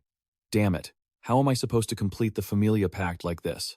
Just as he was trying to figure it out, Haegujang jumped at the sound of a familiar voice. Oh, who do we have here? Although he had only heard that voice a few times before, as he slowly turned his head, he recognized who it was. Professor Mayen. Half his face was hidden by a black cloak, his figure blending into the shadows. Professor Mayen stepped closer, looking amused. I was wondering where my seed had gotten off to. So, here is where one of my seeds is hiding? How convenient. I didn't expect the corruption to have progressed this far. Haegujang panicked at these words. Professor, what are you talking about? The professor raised his hand, pulsing with dark magic, and the danger level skyrocketed. Now, don't resist. From this moment on, you belong to me. Did Haegujang even understand the situation he was in? He tried to force himself to wake up, screaming, "Stay away." His consciousness began to fade into darkness, and flashes of memories of him standing and talking with Flame flooded his mind. But those memories began to wither and dissolve into the darkness, leaving only an image of Flame breaking down in despair. The scene shifted to the giant twin towers of the Spirit Kingdom. A long-eared spirit was standing in front of a gate. He was the aide to the king of the El Forenha tribe. He knocked on the door and said, Your Majesty, if you don't appear at this year's birthday ceremony, the Council of Elders will give you a hard time. Their intent was to seize control of the gate leading to the sacred tree garden. The Spirit King, Sioran, hesitantly cradled something wrapped in blue cloth in her arms. After a long moment of hesitation, she replied to Orenha, "I understand. I'll be out soon. You may go." Orenha sighed softly and replied, "Yes, Your Majesty." The sound of footsteps faded, leaving the Spirit King in a heavy, suffocating silence. A long time later, she turned around and pulled a cloak over her head. A thought crossed her mind. When was the last time she could truly enjoy her freedom? Even hiding her body like this only bought her an hour, and covering her face with another veil, none of it could hide the deep sorrow she carried. "Please, let everything go smoothly this time." Sioran walked away, followed by a few attendants. The Spirit King appeared amidst falling white snowflakes, her disguised identity creating a strange, ethereal beauty. The long-eared tribesman followed behind, bowing respectfully before the figure known as the Spirit King. The long cloak trailed behind her like a wedding dress, sweeping over the beautiful flowers. The next step was to cross the wooden bridge. She only stopped when a white spring, constantly flowing, came into view. Sioran stared at it intently. The ceremony was almost over, her prayers were done, and now she just needed to head back the way she came. However, it seemed things were no longer going to go smoothly, as a terrifying pressure began to weigh on her body. Then, she caught sight of a male figure, a student from the academy who locked eyes with her, piercing deep into her mind. The energy was strangely subtle, but it was definitely dark magic. She turned her gaze elsewhere. A powerful dark mage was infiltrating this sacred land. It was strange to think that only she, the Spirit Queen, could sense it. Everyone else was still going about their roles, as if nothing was wrong. Sioran's expression shifted, her anxiety grew, and she began to weigh her options. Seeing the knight's reactions, it seems I'm the only one who can sense this dark magic. During the World Tree's birthday ceremony, the Spirit King couldn't just pass on her will, but she couldn't allow a dark mage to invade the cradle of the sacred flower grove either. Her fists tightened. There's no other way. I have to step in myself. Sioran changed her angle of observation. Meanwhile, back in the Spirit Kingdom, Flame was rushing around, searching for something on the wide path. The sweat on her brow revealed the intensity of her thoughts. Seeing how strange Haegujang was acting, I followed him. Where did he go? Flame scanned the area, but she had lost track of him. Suddenly, from an alley, a deep voice called her name. Flame. She jumped, and the person who appeared was exactly who she was looking for. A heavy pressure began to radiate from him. Flame gasped. "Huh? Hey, Gujang?" Her heart pounded, and her pupils dilated unnaturally. She tried to steady her thoughts. Could this ominous energy be dark magic? From a certain angle, Haegujang's eyes had transformed. A deep, mysterious darkness had completely swallowed his white pupils. Damn it, I don't know what's happening. Thank goodness the corruption process isn't complete yet. I can still bring him back to normal right now. With that thought, Flame shouted at the person standing before her. "Hey, calm down. Haegujang." "Calm down?" "That's right. All these feelings and emotions you're experiencing, they aren't yours. You hate losing, don't you? Don't lose to this dark magic." Haegujang remained silent for a long time. Instead, he slumped over. Suddenly, a rhythmic thumping sound echoed endlessly, and then the dark, oppressive magic began to spread even further. Flame can't shake off the tension. If anything, it's only getting worse. Just as expected, Haegujang stares fixedly at Flame. He asks, "Why have you been avoiding me?" Flame instinctively blurts out a quick response. "Huh? What? What's that supposed to mean?" As the situation spirals, Flame's face turns pale. She takes a step back, trying to find an escape route. But just then, the darkness reveals something Haegujang had been hiding. "Do you hate me? Am I not trustworthy to you?" Flustered, her mouth slightly agape, Flame replies firmly, "No, please, don't think like that." A white light, tinged with purple, flashes from behind Flame. An indescribable feeling washes over her, and her heart starts pounding again. Suddenly, dark magic surges. A bolt of lightning strikes, causing a massive explosion just as one might have expected. That light signaled someone rushing in to shield Flame from the impact of the blast. Blinking, Flame tries to compose herself to see who protected her. To her surprise, the person who appeared is a familiar student, and she calls out his name, Ma Yusung, with his piercing red eyes. He turns to look at Flame and asks, "Are you okay?" Instead of answering his question, Flame poses one of her own. "That black lightning just now." Ma Yusung manages a weak smile and interrupts her, quickly saying, "Forget about it. Please." Haegujang's body sways as he stares at the ground. Ma Yusung adds seriously, "Hey, Why aren't you fighting? You almost died. Flame calmly replies, I was trying to resolve this by talking. Ma Yusong looks at Flame with a hint of skepticism. Talking? He's even more surprised than she is when Flame stands by her decision. Yeah, talking. She doesn't explain why, unable to look Ma Yusong in the eyes, lost in her own thoughts. According to the original story, the Saintess was known for purifying countless dark magic users simply through dialogue. So, I thought, maybe I could bring Heigujang back too. With all my power, am I really unable to save anyone? Ma Yusong realizes she doesn't intend to elaborate, so he shifts his gaze toward the person turning into a dark magic user right in front of them. I don't know what your plan is, but first, you have to fight. You can do it, right? Flame bites her lip, a bead of sweat forming on her face. She draws her magic staff as her weapon. Yeah, I can do this. A thought rises within her. This time, I absolutely won't let him die like Jackie. I will definitely save you. Flame isn't sure how she ended up in this situation, but at least things are looking up because she's fighting alongside Ma Yusong, who possesses the protagonist's power. On the other hand, Heigujang is being consumed by dark magic. One of his hands has transformed into a demonic claw, and his expression has darkened. To avoid being caught off guard, Ma Yusong releases a wave of light from his wand, or more accurately, even brighter lightning bolts. From his position, he dashes forward with incredible speed, right before Flame's eyes, taking the initiative. The magic power intensifies with every second. Instead of attacking head-on, Ma Yusong chooses to skirt along the wall, appearing right above Heigujang. With near-perfect energy, massive lightning bolts arc through the air, triggering his magic.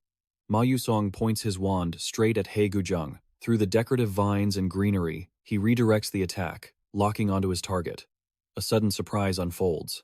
Heigujang, now fully corrupted, looks up right at the incoming attack. From that very spot, a shockwave kicks up dust and debris, moving faster than Ma Yusong. Heigujang manages to circle behind him.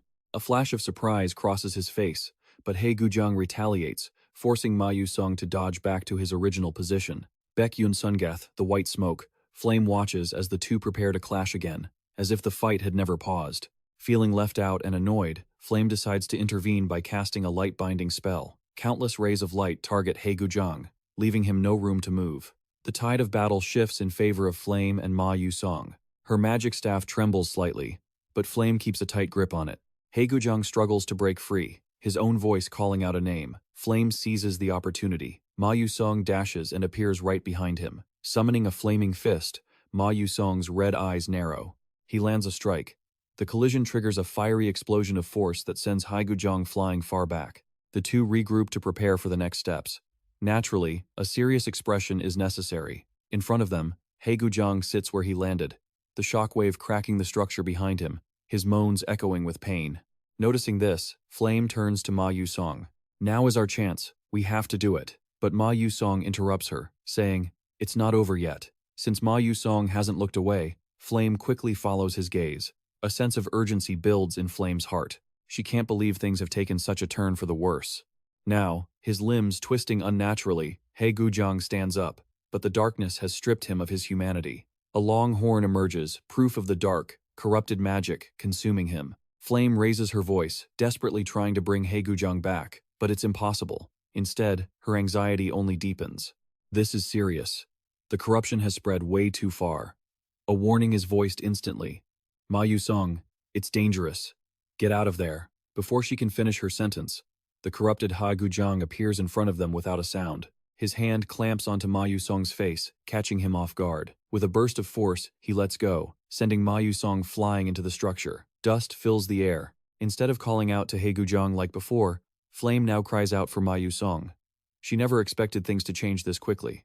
She pauses for a second, not to stay calm, but because her heart is racing at the sight of the shadow looming over her. Because there were two of them before, one has been knocked away, and she is the only one left, so those red eyes won't leave her. Feeling helpless against the catastrophe, panic is written all over Flame's face.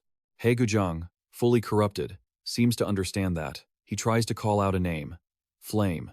As they both prepare for what comes next, Ma Yusong interrupts them with a blazing punch, rushing toward him. The magical energy and his mood remained unchanged. Heigujang didn't budge, standing still as he took the impact and the explosion head-on. Flame looked dazed, not expecting him to strike directly like that. Beck Yunsung locked his gaze onto him, but beads of anxious sweat gave him away. His fist was still pressed against He Guzhang's face, but it had no effect. And then, those red eyes opened once more. The gap between them was no longer a surprise. Moving with natural fluid motion, that corrupted hand gripped his throat. It was a speed impossible to track. With a rock-solid grip, He Guzhang slowly lifted Beck Yunsung into the air. Aside from casting that binding spell earlier, Flame was now just standing there, doing nothing but talking. Beck Yunsung bit his lip lightly. His anxiety doubled. If things kept going like this, He Guzhang would actually kill him. But with his current power, he had no way to stop him. What should I do now? He Guzhang was still fully consumed by his dark transformation, yet his blurred consciousness seemed to recognize the person he was holding. Beck Yunsung. His grip suddenly tightened. Beck Yunsung began to struggle for air, his emotions twisted, but his voice managed to return. I can win. I can beat Beck Yunsung. Finally, I've defeated Beck Yunsung. A smile tugged at the corner of his mouth, but suddenly, Beck Yunsung interrupted him with a strange remark. Something's not right, is it? At those words, He Guzhang stopped, looking genuinely surprised, his face darkening like a character from another story. What? Watching from the sidelines, Flame also noticed that moment of silence from He Guzhang. Was he psyching himself up to make a move? Having realized the change in Beck Yunsung, and now noticing Flame's shift, He Guzhang reached out a hand. Flame's movements were brought to a sudden, forced halt. Beck Yunsung's expression turned cold, his pupils contracting once more. I thought you were the only one living in a world like mine. In the end? Is that all you are? How disappointing. Killing intent radiated violently from He Guzhang. He wasn't afraid, that much was true, but his expression was more distorted than ever before. Beck Yunsung had to win. Time flowed back to the past, the first year of middle school, spring. He Guzhang was only 14 years old back then. A look of innocence graced his face. He stood there, looking bewildered. You're 14 too, Beck Yunsung? Annoyed by that remark, He Guzhang frowned, his voice turning icy. Fight me. Beck Yunsung froze, completely flustered. To shake off the confusion, he looked around to see if anyone else was nearby. Finding he was alone, he asked softly, Are you talking to me? Why the sudden urge to fight? He Guzhang replied without hesitation, I cannot accept that you are ranked above me, so let's make the rankings clear. Beck Yunsung looked genuinely surprised. Make the rankings clear? But that was exactly what he wanted too. A smile spread across his face. All right, let's see what you've got. Once the challenge was accepted, they both decided to use the school's training grounds for their match. Beck Yunsung looked at his black wand. A magic duel, huh? Let's see how this wand handles. Seeing he was ready, he flashed a bright smile. All right, you attack first. Facing the serious young noble He Guzhang, he wondered, what's with that stance? His eyes narrowed slightly. Is he a genius? From the moment he was born, he was the heir to the tower, learning to read and write. I studied magic, and I practiced every single day to become the best magic warrior. Yet, in the freshman rankings, Beck Yunsung was first, and I was second. I was ranked second. The existence of a genius like him was like a lightning bolt to my soul. His attention drifted to a classmate calling out to him, Beck Yunsung, let's go together. Sure, let's go. Beck Yunsung replied with a smile. Is that really Beck Yunsung? The more I observe him, the more disappointing his behavior seems. Reading weird books unrelated to our studies. Wasting time every day without any effort, I can't accept this. He's better than me, but I have to prove one thing, that my hard work isn't for nothing. However, the result was bleak. His wand clattered to the ground. He Guzhang was stunned. Disbelief and doubt hitting him all at once. I can't believe it. Did I really lose to him? Without a scratch, without a speck of dust. Contrary to his own distress, Beck Yunsung was completely focused. Once the result was clear, he happily walked over to He Guzhang. Oh, did I win? By the way, that magic duel was really fun. He put a hand on his shoulder and smiled, squinting. I'm glad you were here. This trip was really enjoyable. Let's do it again next time. He walked away just like that. Before He Guzhang could say a word, his fist tightened. Why did I lose? Why did I lose to someone who doesn't even try or study? Is this what a genius is? He bent down to pick up his wand. This time, the issue was simply training. If I work harder, I can win. From that day on, he trained himself until he had no energy left. He trained and trained and trained, but the results never changed. He Guzhang lost his spirit. It was ridiculous. That was a duel he had requested after analyzing every bit of Beck Yunsung's magic. I can't believe it. The reality is that there's such a gap between us.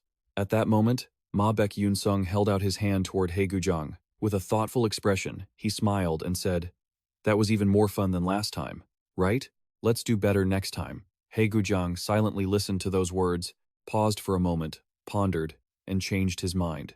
They shook hands, a small exchange. "Next time, I will definitely win. Haha, I'm looking forward to it." I was forced to admit that Beck Yunsung is a genius. Even so, I refuse to give up. So I can prove that the time I spent working so hard wasn't meaningless. Someday, I will defeat Beck Yunsung. And now, Beck Yunsung was in his grasp. Those memories brought the corrupted He Guzhang back to reality. This time, I can win. I thought as much. Is that right? Beck Yunsung wore a very bright smile, and he could clearly see that expression. Are you already so consumed by the power of the dark arts that you've lost yourself? How disappointing. He Guzhang, I've been training hard to fight you, too. He Guzhang, still corrupted, looked dazed. Training? For me? He sifted through old memories. Do you remember? When we were practicing inside the dungeon, we fought on even ground. I was shocked back then too. Turns out, I'm quite competitive myself. After that, I started my own training process, and I've been waiting to have a rematch with you. He Guzhang began to grow deeply confused. I've never beaten him once. This is my chance. But then, things were about to go further when a cold, sharp voice rang out from Beck Yunsung. Then kill me. Use that power to pierce my heart and enjoy the victory you've been craving. And then, live with the regret that this was the final battle between us. Amidst the constant provocations and the inevitable outcome, the light finally returned to He Guzhang's eyes. Flame Lei stood outside the fray, waiting for the critical moment. Nearby, Beck Yunsung narrowed his eyes, waiting for the mark on his neck to fully reveal itself. It was clear that He Guzhang's corruption had subsided. Recovering his senses, he spoke in a dejected tone. I won't kill you just to win in this state. That would be no different from denying my own efforts. Outside, Flame felt a wave of relief at those words. Thank God. His emotions have returned to a human state. Now we might actually be able to save him. But suddenly, everything changed. A wave of magical pressure descended upon the spot where the three stood. The corrupted He Guzhang winced in discomfort. Beck Yunsung was in no better shape. Flame narrowed her eyes, realizing something. This power. She turned her gaze as someone began to speak. Oh my. A girl stepped forward, dressed in black, wearing gold hoop earrings with reddish-brown hair. The vice captain calmly spoke, wand in hand. It's not Mayanti, is it? Heejin Macaron held her wand gently. But her mere presence created an overwhelming pressure that paralyzed Flame completely. Her whole body felt crushed by gravity, forcing her to sink to her knees. Struggling in pain, Flame squinted, vaguely recognizing the intruder's identity. She had seen this person in the original story, vice captain of the 13th Black Star Unit, Hein Macaron. That realization meant only one thing. At that same moment, the sound of someone else's footsteps approached. Hein turned her head with a familiar, vacant look and muttered a complaint. Looks like the prophecy was wrong after all. The captain walked forward with a cold, unchanging expression, his fists clenched tightly as his voice dropped to a low, icy tone. Stop talking nonsense. Hein etched that face into her memory while confirming her suspicions. The man had truly arrived. It was Ken, captain of the 13th Black Star Unit. The two stood side by side, staring at their targets, the corrupted He Guzhang and his opponent, Beck Yunsung. Without a word, Ken silently activated a spell to detect specialized dark energy fluctuations. Hajin's gravity magic was truly flawless. That simple suppression had completely locked down their ability to move. Ken commented quietly, the fluctuations are impossibly faint, yet they can erupt with such terrifying power. Heejin nodded in agreement. Indeed. How do you intend to handle this? Ken nodded slightly, opening a spatial rift to draw his wand, his voice cold as he confirmed the order to dispose of the targets on the spot. The targets Ken had marked, the corrupted ones who had just regained a flicker of consciousness, left He Guzhang, Beck Yunsung, and Flame in a desperate situation. Or rather, they were stunned by his ruthless decisiveness. However, Hein still felt uneasy and spoke up. Kill them now. It's only the initial stage. Shouldn't we observe them a little longer? But her words were cut short by Ken, who firmly held his ground. If they can unleash this much power at their current stage, then once they completely lose control, the consequences will surely be catastrophic. Killing them now is the only right choice. Ken's decision wasn't necessarily wrong. Those who have been infected and corrupted by dark magic once are extremely prone to falling into it again, perhaps even a third time. Even if temporarily purified, the seeds of corruption remain. and they will eventually be consumed by dark magic again, leading to a massacre. Once a decision is made, there is no room for hesitation. It must be carried out immediately. But ironically, there was one person who refused to accept that outcome. Stop. Hain immediately noticed the voice. Oh my, even while they were talking, Beck Yunsung had gathered his last bit of strength to try and stand, causing the vice captain to hold him down. A first-year student able to endure this much? So you're Beck Yunsung from Stella. The top-ranked freshman certainly isn't just for show. But Hain's expression darkened, her eyes turning as sharp and cold as blades. Beck Yunsung immediately felt an even more terrifying pressure crushing his body. Just as he tried to lift himself up, Hain flicked her finger, and he was pinned back down again, brutal and without a shred of pity. Stay down for a while, will you? It's not nice to get in the way of my work. Ugh, the power gap was absolute. Beck Yunsung was now practically pinned to the ground. Even though the gravity was no longer crushing him, Flame couldn't find peace. She gritted her teeth, realizing a far more terrifying truth. This can't be, considering the state Beck Yunsung is in, and even though recent events have veered far from the novel I know, that magic just now was definitely dark mana. If this continues, if Beck Yunsung is forced to use up all his blue mana to resist, the dark mana will be exposed right in front of them. And once that happens, the outcome will be the same immediate execution like He Guzhang.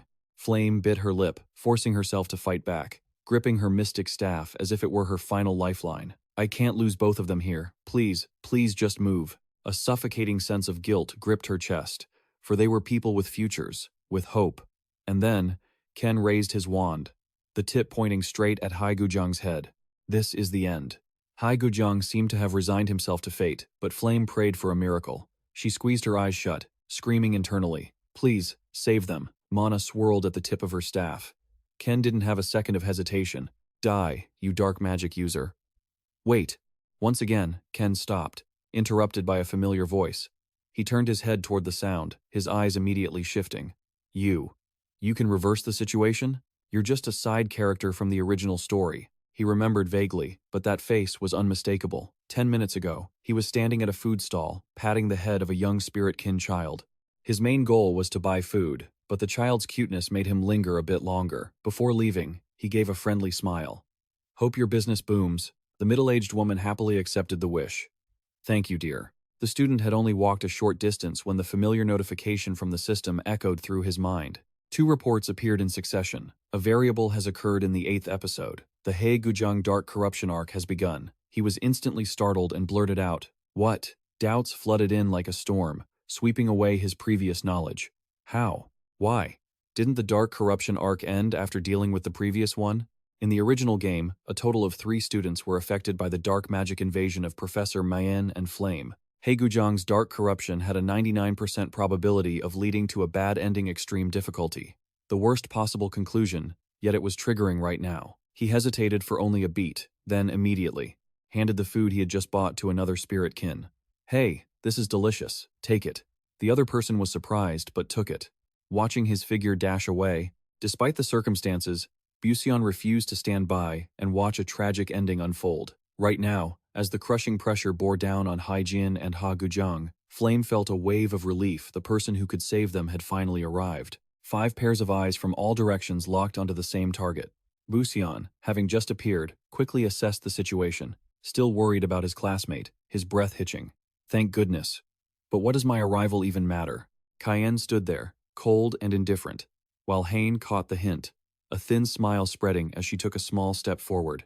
Got it. Leave that kid to me. Her staff looked like a miniature scythe. Her light, rhythmic footsteps came to a halt exactly where she wanted to be. Flame's voice turned chillingly playful. I'll show you a beautiful illusion, sweetie. Hain activated her ability. The special illusion she cast was an incredibly powerful form of magic, hiding the danger of directly harming the target. An invisible impact immediately slammed into Busion. Yet, absolutely nothing happened. A special effect applied to a special target, only to become completely trivial. It was like a black cat running by.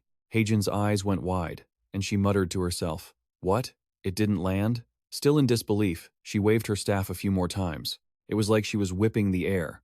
This time, it had a minor effect, but it was just a bizarre one that made Busion look at the world with a side eye, a look that defied explanation. Heijin immediately turned to the one standing a bit taller than her. "Captain, that kid, he doesn't seem to be affected by the illusion." But Kayan didn't buy it. His voice was clipped, laced with sarcasm. Stop playing around. Do it properly. Heijin frowned, trying to keep her cool. I am being serious. She looked closer. Busion was still standing there like a statue, showing almost no signs of mental disturbance. Heijin immediately reanalyzed the situation. Basic illusion magic worked by scrambling the opponent's mana, stirring it up to induce hallucinations like the feeling of immense gravity crushing the body. But why couldn't she sense even a single drop of mana inside that kid's body? It felt like trying to use a joint lock on a slime. Heijin's frown deepened. Her magic was at least S rank. So, what on earth was this kid's ability? In the end, she had to choose to back off. Just then, Cayenne took a step forward, his voice cold. Step aside. The vice captain immediately retreated, though her staff remained at the ready. Cayenne turned to question his identity. Busan replied immediately. First-year student, Class S at Stella Academy, Magic Combat Department. But Cayenne wasn't satisfied, his gaze razor-sharp. No, I mean your real identity.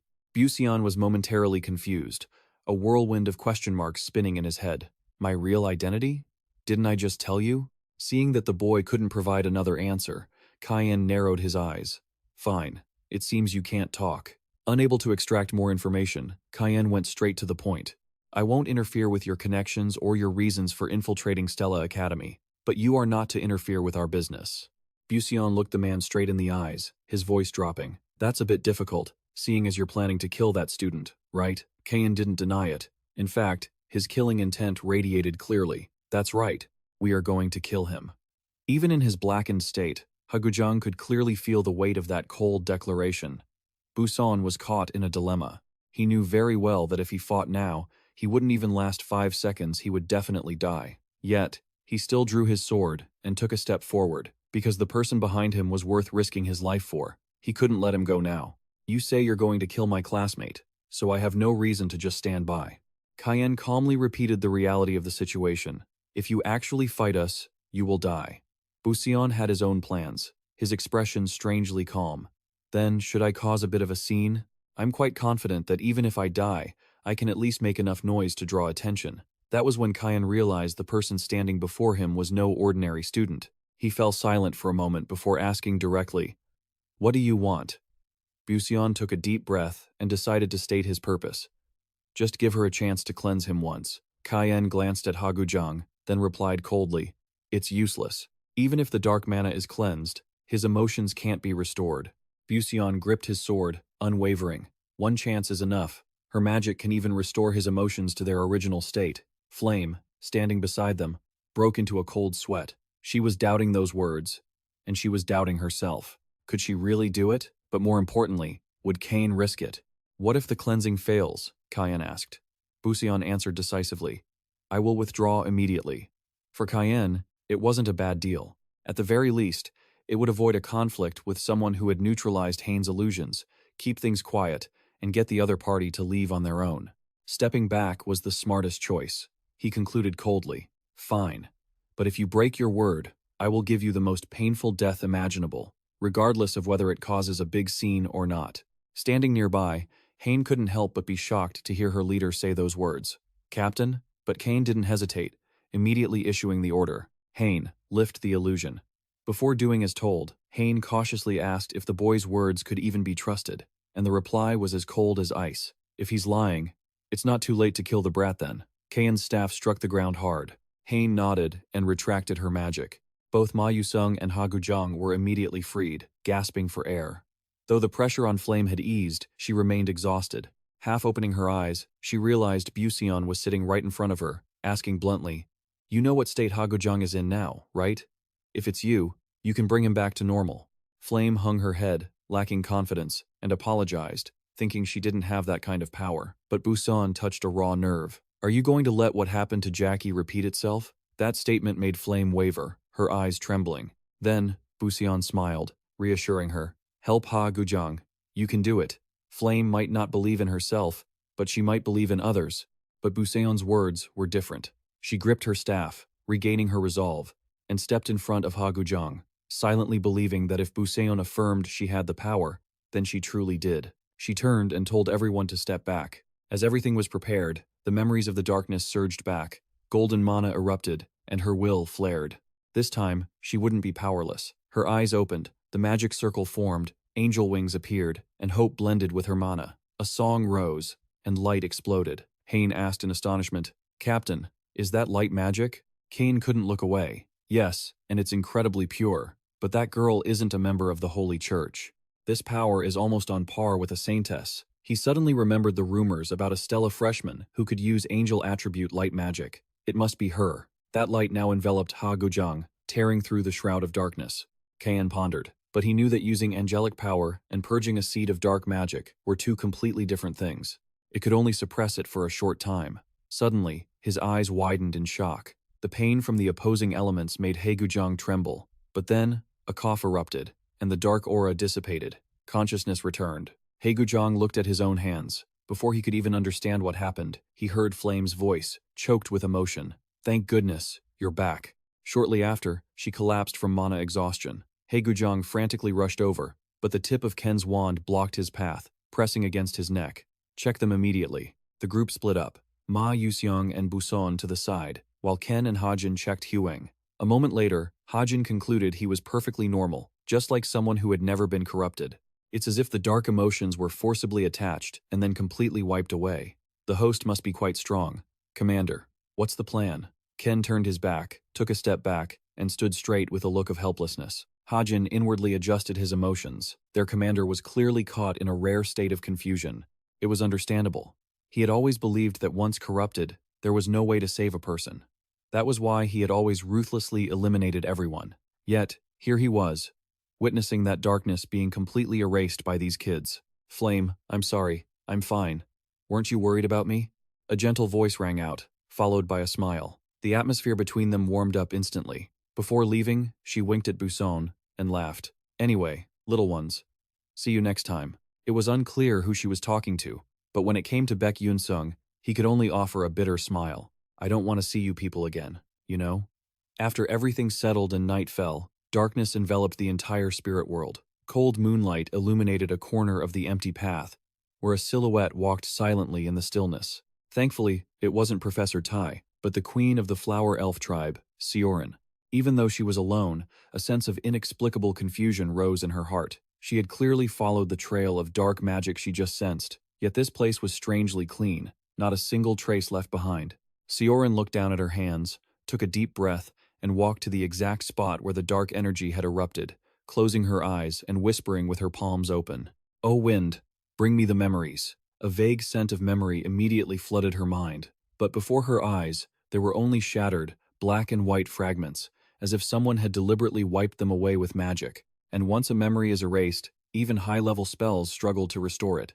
But Sioran was a great master. She wouldn't accept being stopped by such mediocre magic. Tiny specks of light danced in the night, and she pleaded once more as the Elf King, asking the wind, the earth, the flowers, and the stones to whisper what had happened. Even though the memories had been hidden extremely carefully, she still caught a few faint fragments. The most prominent one was the figure of a person wearing a Stella uniform. Their face remained unclear. Just then, a familiar scent suddenly invaded her senses. A scent that, even if she forgot the world, she could never forget it was Lei Heno's.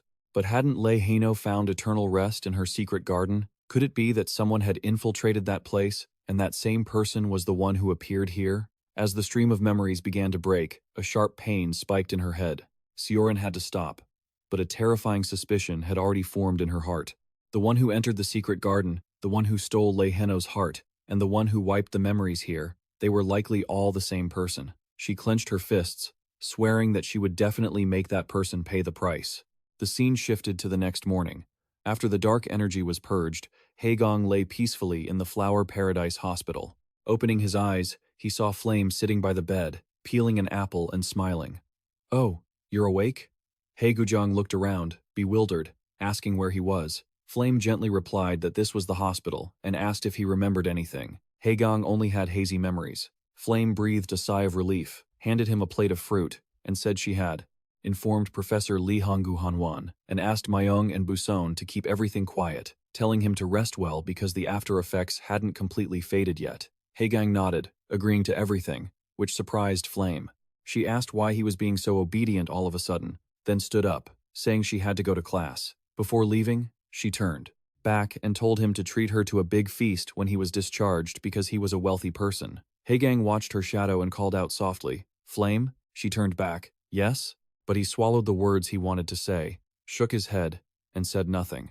Flame laughed and teased. What is it? You left me hanging. Before leaving the room, when you're discharged tomorrow morning, you're treating me to a meal, okay? I'm going to eat until I'm stuffed, so prepare yourself. Got it? Leaving Hagang there, his heart fluttered. Yeah, keep looking forward to it. Meanwhile, Flame's face still held that bright smile, as if all the sadness had truly been left behind. A gentle, faint smile appeared on his face as he was left alone in the quiet room. But that very silence made him subconsciously look at the fruit plate Flame had prepared. The slices were neat and tidy. Since they were already cut, it would be a shame not to eat them. He took a piece to his mouth. The sweetness spread. It was delicious.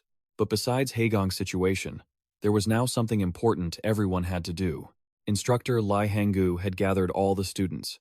Her face was cold, and her voice sounded stern. From now on, all of you will enter the roots of the World Tree to establish a divine covenant. It is a subspace, an environment completely different from reality. You have 1 week. The scope of activity is only up to the 3rd floor. The 4th floor has been blocked off, so don't even think about approaching it. Good luck. After that command, which felt as heavy as an order, the students lined up and walked through the gate one by one. Part 7. The familiar ritual of signing the contract began. As he stepped into the space inside the World Tree, Busan looked dazed for a moment. Then his expression shifted, his cheeks flushed red. Before him was an endless landscape of lush green, but it wasn't your ordinary shade of green. To put it simply, it was an entire world overflowing with fluorescent light. Every plant emitted its own glow. Creatures resembling fireflies hovered in the air, creating a picture that was both mystical and vivid. Walking a bit further, a question mark appeared in his mind. Near his feet, a sparkling green liquid appeared. He sat down and touched it lightly with his finger. It didn't feel scary at all. Perhaps it was a level 7 spirit beast. Spirit beasts were ranked by stars? The lowest was 7. The highest was 1. The closer to a divine beast, the more their power skyrocketed. But signing a contract with them became exponentially more difficult. What a drag. Even Stella students could only reduce the difficulty by about 5% each year. But that wasn't his concern anyway. The road ahead was long, so he just took it slow. And whenever Beck Yunsung smiled, it usually signaled that something unconventional was about to happen. The scene shifted to the outside, right at the entrance where the students were establishing their covenants. 2 guards were standing watch. When no one was passing by, they exchanged a few words. It seems all the students have gone inside, so should we close the barrier now? The other one was about to nod, but suddenly raised a hand to stop him. Wait, click, click, click, footsteps echoed. A silhouette was slowly approaching them. It seemed like one more person hadn't entered yet. The figure was concealing their identity, but their gait was strangely familiar. Or rather, a new danger had just arrived silently. As expected, that mysterious person was none other than Mayen Tiren. Taking advantage of the 2 elven guards' momentary lapse, she struck with chilling efficiency. One was taken out in the blink of an eye, and the other didn't even realize what was happening. Dark magic spilled from her palms like poisonous mist. After a moment of cruel torture, the last guard collapsed, hitting the ground dead with his eyes wide open. Mayen Tiren smirked, a gleeful glint in her eyes. How exciting. Cutting to the first level of the World Tree roots, a space overflowing with vibrant green appeared before Hongbaeon's group, like stepping into a living fairy tale. The other members couldn't help but be mesmerized by the mystical sight, but Hongbaeon herself was completely indifferent, as there were no spirit beasts here worthy of her attention. She turned to her teammates and said firmly, "Let's head to the 2nd level." The blonde girl immediately replied, "Understood," while the whole group marched forward with high spirits. Searching for the path to the 2nd level under the guidance of Princess Hongbaeon, Aswang trailed quietly behind, looking incredibly exhausted. Her breathing was heavy, and her eyes were fluttering as if she were about to collapse. Aswang silently wondered, "Why is my body like this? My stomach is churning, I feel nauseous, and my vision is blurring." She couldn't take it anymore and collapsed on the spot. Her classmates rushed over in a panic. Hongbaeon stopped upon hearing the shouting and turned around to ask, "Is there a problem? Princess? Her condition doesn't look good, but just a moment ago, she was perfectly fine." It is said that those with weak spirit-beast affinity can be completely exhausted just by the pressure of the surrounding aura. Could Aswang be one of them? Hongbaeon narrowed her eyes and immediately made a decision. "We'll camp here, save our rations, regain our strength, drink some water, eat some chocolate, and then continue." After saying that, she turned and walked away. Aswang was startled and spoke up. "Huh? I'm still fine. We can keep going right now. But before she could finish, Hong Baeon coldly cut her off. That's enough. Just do as I say. It's better than rushing and collapsing at the decisive moment. Another girl chimed in. That's right, Aswang. Even the princess has already said so. Aswang bowed her head, her eyes filled with shame and self-reproach. Understood. Everyone started taking out their gear to cook. Aswang sat alone, silently leaning against the base of a giant tree. She clenched her fists, unable to understand why her body had fallen into such a state. The Spirit Beast Contract ceremony was a day she had been looking forward to for a long time. She had trained tirelessly until she set foot into the World Tree roots. Yet now, her breath felt like it was being choked off, her head was spinning, and her emotions were in complete turmoil. Memories suddenly flooded back. The whispers of 3 mages echoed before her. Such a rare talent. She has the potential to become a great mage. Her magical skills are truly astonishing. Aswang will surely become famous even at the Stella Academy. Huh? Is this my childhood? Or just a dream? A woman in a black cloak stepped forward, wearing a radiant smile. Aswang, you are a fire-type genius born once in a century. With this innate gift, you can control flames like they are part of your own body. If it's you, you will surely become the most unique mage at Stella Academy. A young Aswang excitedly asked. Is that true? The woman's voice suddenly deepened. Of course, if you don't count me. The memory ended. Aswang jolted awake. What was that? What was that dream? Just then, Hong Baeon's voice rang out. We've rested enough. Let's keep moving. Yes, princess. Everyone quickly packed up their belongings to hit the road. Aswang also tried to force her tired body to stand up. A girl with black hair asked Aswang with concern. Are you feeling better? Can you walk? Yeah, I think so. She slowly followed behind. But no one knew that the spot where Aswang had been sitting was silently becoming polluted, as if signaling that a danger was gradually approaching. Switching to the second level of the World Tree roots, due to the limited food supply, Hong Baeon's group decided to split up to hunt wild animals. Behind them, Aswang took down a stray beast. Its pained roar echoed through the forest. She stared at her prey, thinking that her body had recovered quite a bit and her concentration when casting magic was sharper. In this state, she might even have enough strength to sign a contract with a 5-star spirit beast. Everyone, look, that's a red deer. I read about it in a book. If you sign a contract with it, your comprehension of fire attributes will increase significantly. I think it's a 6-star beast? Oh, it's heading toward us.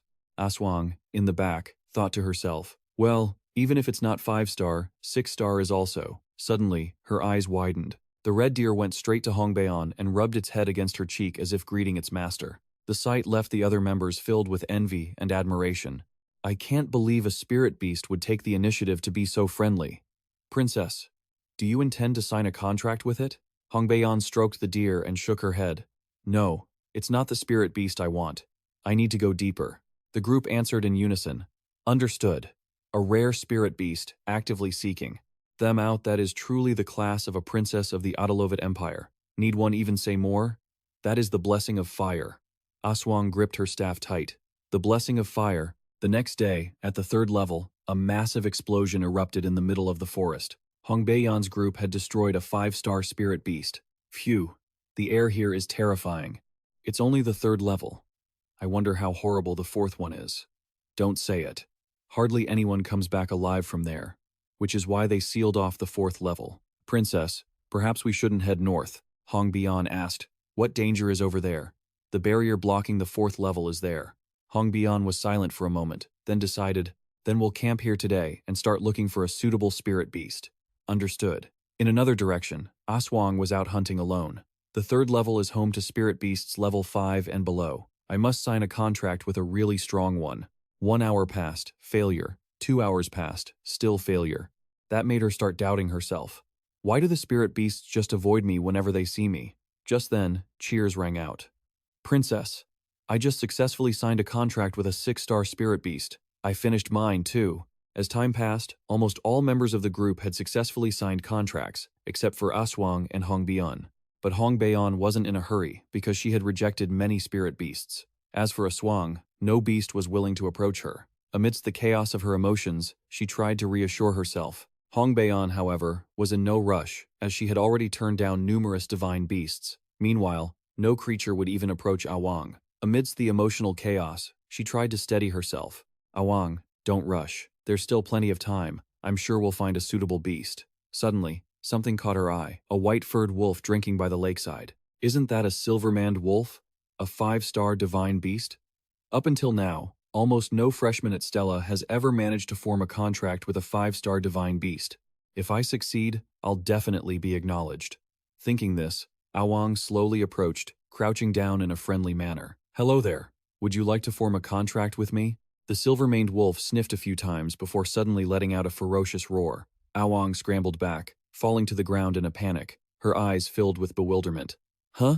Deep inside, that familiar, painful question echoed louder than ever. Why does this divine beast reject me so much? Just as she was in dire straits, a fireball suddenly streaked toward them with blinding speed, blocking the silver-maned wolf's attack aimed at Awang. That exact moment helped her regain her senses. Awang's eyes immediately darted toward where the fireball had been shot, only to see Princess Hongbaeon standing in front of her. The attack had come from none other than her.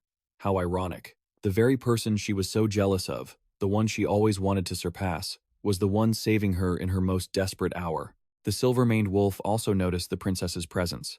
It let out a howl and slowly stepped toward Hongbaeon. Knowing how dangerous it was, Awang, disregarding the fact that she might become a target again, hurriedly warned, "Princess, please be careful." But immediately after, the white wolf unexpectedly bowed and knelt at Hongbaeon's feet, just like a loyal puppy.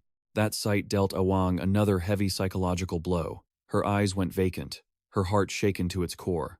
No way, even a 5-star spirit beast bows to the princess? The person she always considered a rival. The feeling of resentment slowly built up within her. By now, it seemed she could no longer hide it. Before she even realized the change within herself, Awang looked at Hongbaeon and asked, "Princess, are you going to form a contract this time?" Stroking the wolf's head, Hongbaeon calmly replied, "No, I refuse. I will find the divine beast I truly desire on my own." Those words echoed in Awang's mind, and jealousy flared up like a violent tide, nearly swallowing her whole. Hongbaeon was completely unaware of this. She apologized to the white wolf, telling it to go find its true master. Just then, Awang's voice rang out, sounding very strange. "Haha, how ridiculous." Hongbaeon turned her head in confusion, only to see Awang engulfed in black flames. Just like Jackie inside the Persona Gate, the cheerful tone of her daily voice had vanished, replaced by insecurity and anger pent up to the extreme. "I can't even get close to a divine beast. Yet, you have the right to pick and choose which one to bond with? Just because you have everything, you want to show off your power?" Hongbaeon immediately recognized that black aura as a sign of dark corruption. With each passing second, the dark mana and the flames on Awang burned more intensely. The emotions she had always tried to hide were now amplified to the limit. "It's not fair, it's not fair, it's not fair at all. Why is heaven so unfair to me?" Awang's pupils constricted as dark magic took control of her reason. "I've poured in so much sweat and effort, yet I haven't achieved what I wanted. It's laughable." Finally, all her emotions were swallowed by inferiority, jealousy, and spite. Awang screamed in fury, "Don't you dare mock me!" Boom! The black flames erupted like a volcanic explosion, sweeping away everything in sight. Hongbaeon immediately erected a barrier around herself. However, the power of dark corruption was truly terrifying, forcing her to constantly increase her mana to hold the shield steady. Crash! A massive explosion consumed everything nearby, a pillar of fire shooting straight into the sky. When the shockwave subsided, the forest within a 20-meter radius had been scorched to ash, the ground covered in black burn marks. A small spark suddenly caught the edge of Hongbaeon's robe. For her, a mere flick of the hand would extinguish the flame, leaving only a small black spot. But Hongbaeon knew all too well that this was nothing compared to the danger she was about to face. Calm and cold, she quickly observed the situation and concluded that the dark corruption process was underway. There was still a way to stop it, which was to knock the opponent unconscious. But this place was too close to the 4th-floor barrier. If they truly fought, they might trigger the barrier behind them. In such a situation, if that commoner were here, what would he do? Thinking for a moment, she finally remembered Ian. A smile flashed on her lips. It wasn't clear if she was mocking herself or someone else. After that, Hongbaeon decided to try the persuasive method that Flame had used before. "Awang, don't do something you'll regret later. If you let this corruption continue, you won't be able to return to being human." Hearing this, Awang burst into a loud laugh. "Haha, in this situation, you still think you have the right to look down on me? Of course, because you're the princess of the Adalovis Empire, the one favored by the gods. The heartbreak of someone with mediocre talent like me. So, even if I died and came back to life, you would never understand. Hong Baeon listened in silence. She understood that empathy is the fastest way to approach someone being consumed by darkness. After Ah Wang finished speaking, the princess's eyes narrowed slightly, a deep sadness surfacing in her gaze. Ah Wang, will you listen to my story for a moment? Brushing her hair back, Ah Wang didn't even bother to look at her, indifferently retorting, "Are you going to lecture me again?" Regardless of whether she wanted to listen, Hong Baeon spoke slowly. "You know, the princess of the Adalovis Empire. If she doesn't become the ruler, there is only one path: death. That means to preserve my own life. I was forced to strike down all my own siblings. I realized the cruel truth of the throne when I was only 7. I heard you had a childhood surrounded by love. When I learned that, I was extremely jealous. Because not only was I not loved, I wasn't even expected to achieve anything, not even by the mother who bore me. To lay a hand on the throne. Do you know what I had to trade?" Feeling the pain in each of the princess's words, Ah Wang felt a bit guilty, but due to the dark corruption, her jealousy flared up once more. Being born into royalty was already a privilege for you. But before she could finish, Hong Baeon coldly cut her off. "I drank fire instead of water, swallowed flames instead of food. Even my bathing took place in raging fire. My skin was full of sores and itched so much I nearly went insane. But even drinking cold water afterward, the burns inside my body only caused me more pain. I can't even taste anything anymore, because my tongue was paralyzed long ago. That flame is both my most powerful weapon and my most terrifying nightmare. When facing someone corrupted by dark magic, laying bare your own pain is the best way to pull them out of that dark abyss." Ah Wang no longer held her initial arrogance, replaced instead by awkwardness and confusion upon hearing the painful life story of the person she had simultaneously envied, resented, and secretly admired. Suddenly, she screamed in panic. Lies, it's all lies. She wondered who would believe such things. How could any human endure such horrific torture? Don't you dare try to use those fabrications to make me pity you. It's useless. But immediately after, she was forced to swallow her words. Because Hong Baeon didn't argue with words, she proved it with actions. Zap! Hong Baeon ignited a small flame on her fingertip and leaned forward. She parted her lips, brought the flame closer, and then stuck out her tongue, prepared to lick the fire burning on her finger. Witnessing that, Wang shrieked in horror. "What are you doing?" Sizzle. Once again, Wang's perception was completely shattered. The flame on the fingertip vanished. Yet Hong Baeon's tongue didn't have a single burn, looking as if nothing had ever happened. As a mage, Wang, like everyone else, knew very well that even the best fire mages could still be harmed by their own magic. A water mage can drown, so naturally, a fire mage can be scorched by their own flames. That action by Hong Baeon was like a bucket of ice-cold water dumped on her head, making her much more clear-headed. Seeing that her actions had worked, Hong Baeon continued according to her prepared plan. "Oh Wang, do you still think this is a blessing? Since I was little, I've had to train through such agony under the guise of increasing elemental compatibility. While training, I'd wish that death would be a relief. So, I hope you never mention words like blessing or talent ever again. Because I am so jealous of you. Someone who never had to go through a painful childhood like mine. Thinking about it now, I just want to burst into tears." The princess's jealousy had been hidden deep behind a smile as radiant as the sun. And now, Ah Wang, on the other side, finally saw it. For the first time, she had to face the very emotions buried deepest in her own heart. She never expected that all this time, she had assumed everything Hong Baeon possessed was just a given. A person exceptionally skilled in fire magic, someone sought after by important figures, someone beloved by fire spirit beasts. She had never once thought about the price paid behind all of that. Her wand fell to the ground. 2 streams of tears rolled down Ah Wang's face. Her voice choked, sobbing with shame. "I'm sorry. I am truly sorry, Your Highness." Seeing that she had finally regained her composure and returned to her former self, Princess Hong Baeon flashed a satisfied smile. The rest of the team came running over in a panic. The explosion and the confrontation earlier had everyone's hearts racing. There was clearly an explosion around here. "Princess, where are you?" Seeing everyone frantically searching for her, Hong Baeon loudly replied, "I'm over here." The blonde girl, hearing her idol's voice, was overjoyed. "Thank goodness, we finally found you. Princess, what happened here?" Looking at Ah Wang, who was closing her eyes as if accepting her fate, Hong Baeon felt a moment of pity, finding it hard to speak. After all, the dark magic in her body had completely dissipated. Hong Baeon suddenly recalled the battle with Jackie inside the Posona Gate. If it were her former self, she probably would have immediately subdued A Yuang. Could this change be caused by the influence of that commoner? Hiding her usual tsundere demeanor, Hong Baeon told everyone to take good care of A Wang because she still didn't seem fully recovered. A Wang, dazed, woke up and stammered, asking about her punishment. The others were even more baffled. What kind of secret did these two share? Ignoring the complex looks from those around her, Hong Baeon, cold yet surprisingly forgiving, reminded A Wang, "No matter what others say, you are still a person of natural talent. I don't intend to punish you for such a minor incident, but that doesn't mean I'll let it slide easily. So, be loyal to me to make up for your mistakes." A Wang looked up, her eyes red and brimming with tears. Hearing that the princess didn't intend to report this to the professor, and had even accepted her, at that very moment, the seed of absolute loyalty silently sprouted.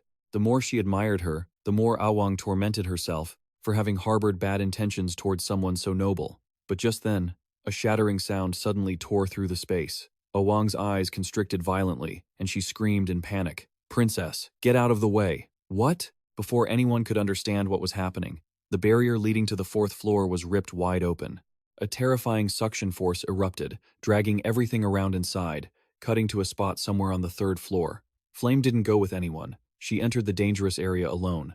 But luckily, she found the light spirit beast, the beast with the attribute most compatible with someone who possesses light attribute magic. Half an hour later, thanks to the protagonist's aura, Flame successfully signed a contract. Right now, she was wandering around, whistling happily, incredibly thrilled because she had just contracted a spirit beast nearing level 4. How lucky. It didn't take much time at all. A thought crossed her mind. In reality, signing a contract doesn't mean you can summon spirits at will. Therefore, signing with the light spirit beast would help her increase her spellcasting speed, while also strengthening light-based magic. Since the mission was complete, she might as well take the time to enjoy herself. But just 10 minutes after making that decision, Flame unexpectedly ran into Iso and Beck Yunsung sitting and chatting. Both of them froze at Flame's appearance. The atmosphere suddenly became awkward, as if someone had cut to the wrong scene in a cringeworthy movie. Flame immediately adjusted her mindset, her voice a mix of cheer and slight confusion. "Hey, Beck Yunsung, sorry to run into you guys like this." Beck Yunsung smirked and replied, "It's nothing. Just a real coincidence meeting each other in a place like this." Hearing that, the gossip-hungry side of Flame immediately stirred, her eyes briefly turning into those of a real tabloid reporter. "Ahem, but why are you two here?"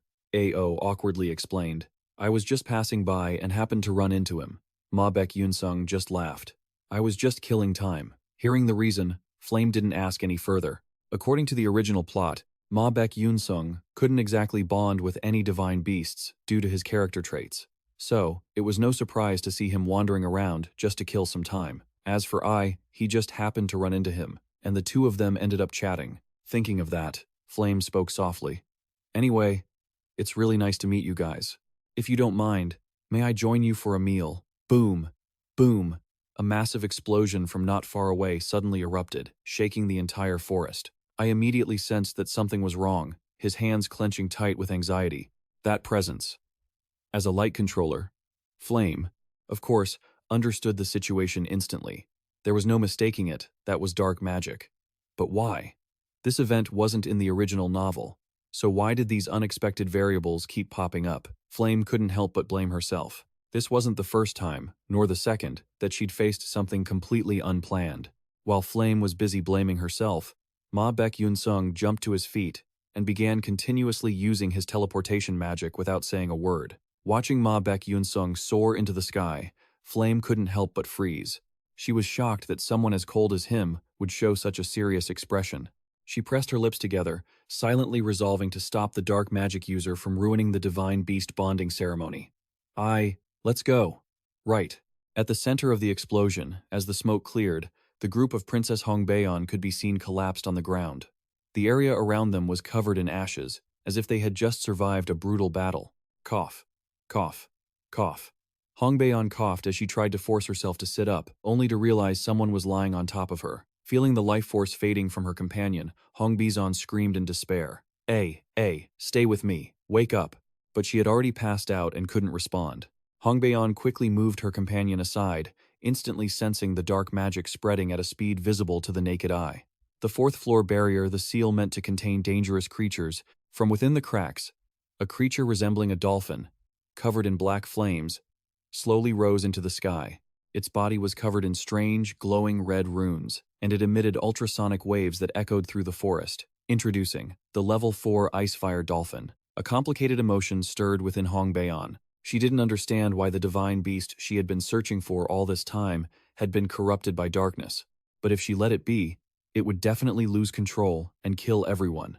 Just as Hong Baeon raised her staff to cast fire magic, an unexpected variable occurred.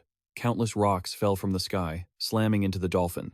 Immediately after, chains of light appeared out of nowhere, locking the Icefire Dolphin in place.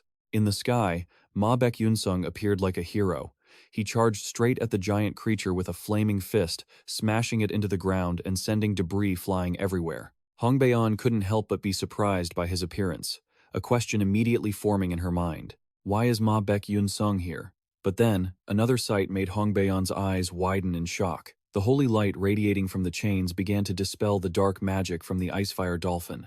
As if it had never felt so comfortable, the beast's eyes gradually closed, and it drifted into a peaceful sleep.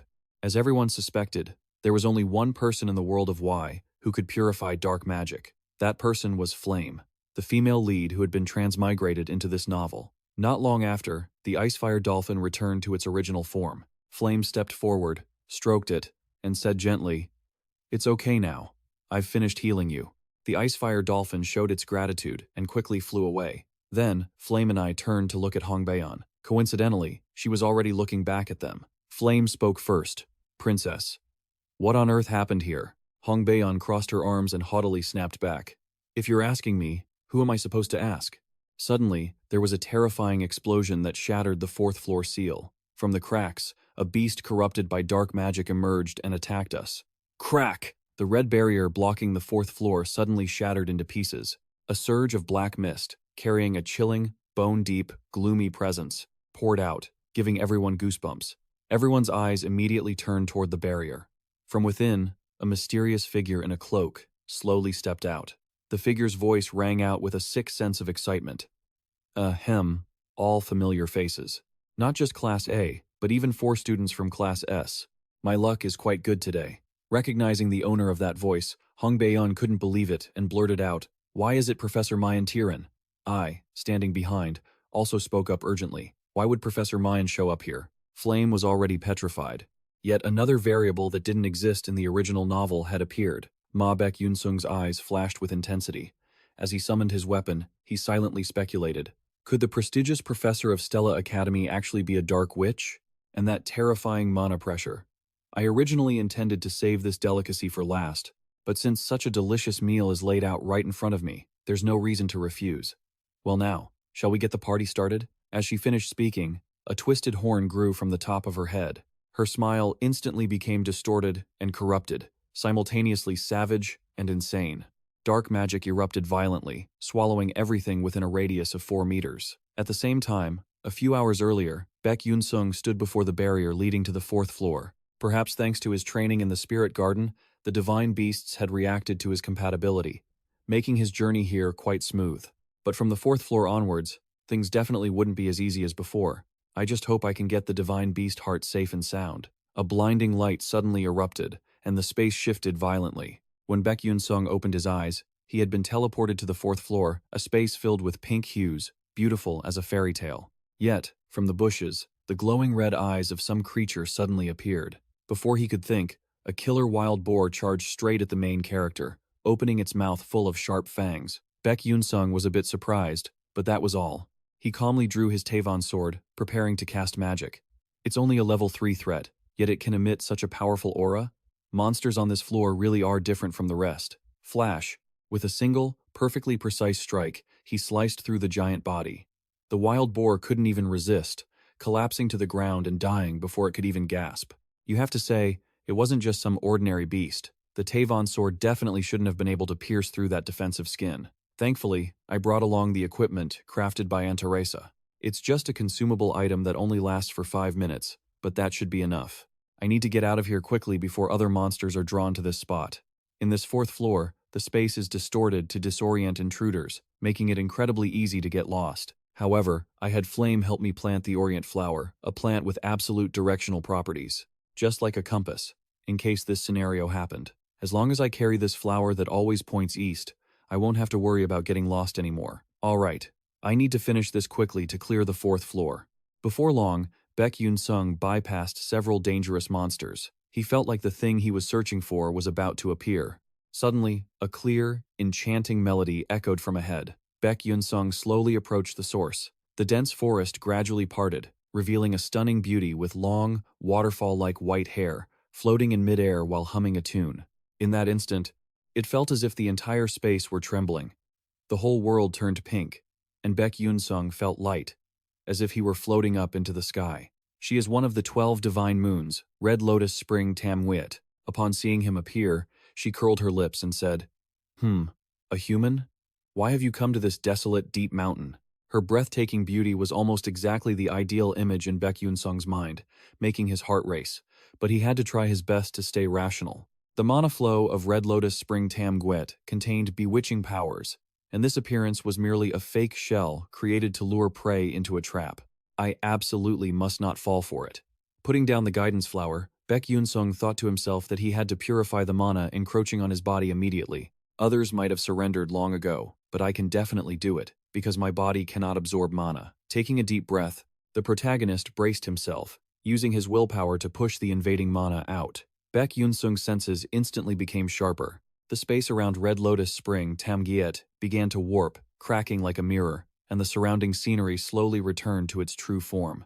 Beck Yunsung thought gravely, it seems my mental strength isn't enough to force her to reveal her true form, but at least at this level, I can avoid having my mind manipulated. On the other side, Red Lotus Spring Tam-Nguyet landed on the ground, her voice carrying a hint of surprise. Oh my, a human who can resist my charms? If it were those ordinary men, they would have already lunged at me like starving wolves. It seems you realized my true identity. So, what is your purpose in coming all this way to find me? The protagonist didn't beat around the bush and answered directly. I came here to find the heart of the divine beast. So, you intend to kill the divine beast and take its heart? It's not like that. I don't have the intention, nor the strength, to kill a divine beast. I just want to find a heart that has been lost by its owner, from the divine beast's grave, located deep within this space. Hearing the protagonist mention the divine beast's grave, her expression suddenly darkened. There is no heart there, but I must find it. Why? Beck Yunsung reached into his pocket, thinking there was no need to explain the details about Thien Lin's condition, nor explain why he was practicing the breathing technique. In this situation, just pulling out the token and using a perfect moral reason to appeal to her compassion was enough. He held up the token. To save my close friend. As expected, that innocent look and sincere emotion fooled one of the 12 divines. She momentarily showed a look of sympathy and said, just a tiny mortal creature, yet you harbor the ambition to possess that treasure? Hearing this, Beck Yunsung was laughing internally. As expected, she fell for the trap. Among the 12 moon divines, Red Lotus Spring Tam-Nguyet is the one who feels the most affection for divine beasts, evidenced by the fact that she poured her heart and soul into creating this 4th floor just to protect them. Beck Yunsung's eyes sparkled. If he mentioned it was to save a divine beast, there was a high chance she would agree to grant a heart. So that's how it is. No wonder I sensed the scent of a divine beast on you that felt strange. I never expected a human to have such a deep connection with a deity of that rank. Heh. She covered her mouth and let out an annoying laugh, as if imagining some dark scenario. That made the protagonist so angry he almost vomited blood. I was just diligently breathing and meditating next to Thien Lin Li Peel. Her imagination is running wild. Though annoyed, Beck Yunsung still pretended to plead. So, can I take that heart now? But contrary to his expectations, she let down her guard, sighed, and shook her head in exhaustion. I can't put my faith in humans ever again. We were once close with many humans, only to receive bitter betrayal in the end. Beck Yunsung, hearing this, felt frustrated and blurted out, I. But before he could finish his sentence, Red Lotus Spring Tam-Nguyet coldly interrupted him. You were going to say you aren't like them, right? I've heard those words until I'm sick of them. My ears are practically calloused. Even though he had anticipated this would be difficult, Beck Yunsung still didn't expect it to be this hard. According to the original plot, when conquering one of the 12 moon divines, that person would inherit their power, but the prerequisites for each deity are completely different. In her case, Red Lotus Spring Tam-Nguyet's requirement is that the person must meet the necessary stats, have extremely high compatibility with divine beasts, and possess a mental will that satisfies her. To put it bluntly, With his current stats, he's nowhere near meeting the requirements. His initial goal wasn't to subdue her, but if he couldn't even get the divine beast's heart, that would be truly pathetic. Thinking of this, Beck Yunsung placed his hand over his chest, his voice full of sincerity. My friend is nearing death. Please, save her. Red Lotus Tam Guet squinted at him, as if determining if those words were a lie. After realizing Beck Yunsung truly wasn't lying, she softened slightly, and slowly said, well, unless you can prove that you are worthy of being a friend to a divine beast. The protagonist, seeing an opportunity, asked immediately, how do I need to prove myself? Red Lotus Spring, Tam Guet, gave a mysterious smile. It's very simple. Show me that you are willing to sacrifice your very life for the divine beast. That condition immediately made Beck Yunsung's face turn dark. Suddenly, he felt that something about this wasn't right. This condition was a bit too much. Originally, I was doing this to save someone, but my own life should be the top priority. The more he thought about it, the more sweat dripped down his forehead. After all, his own life was very precious.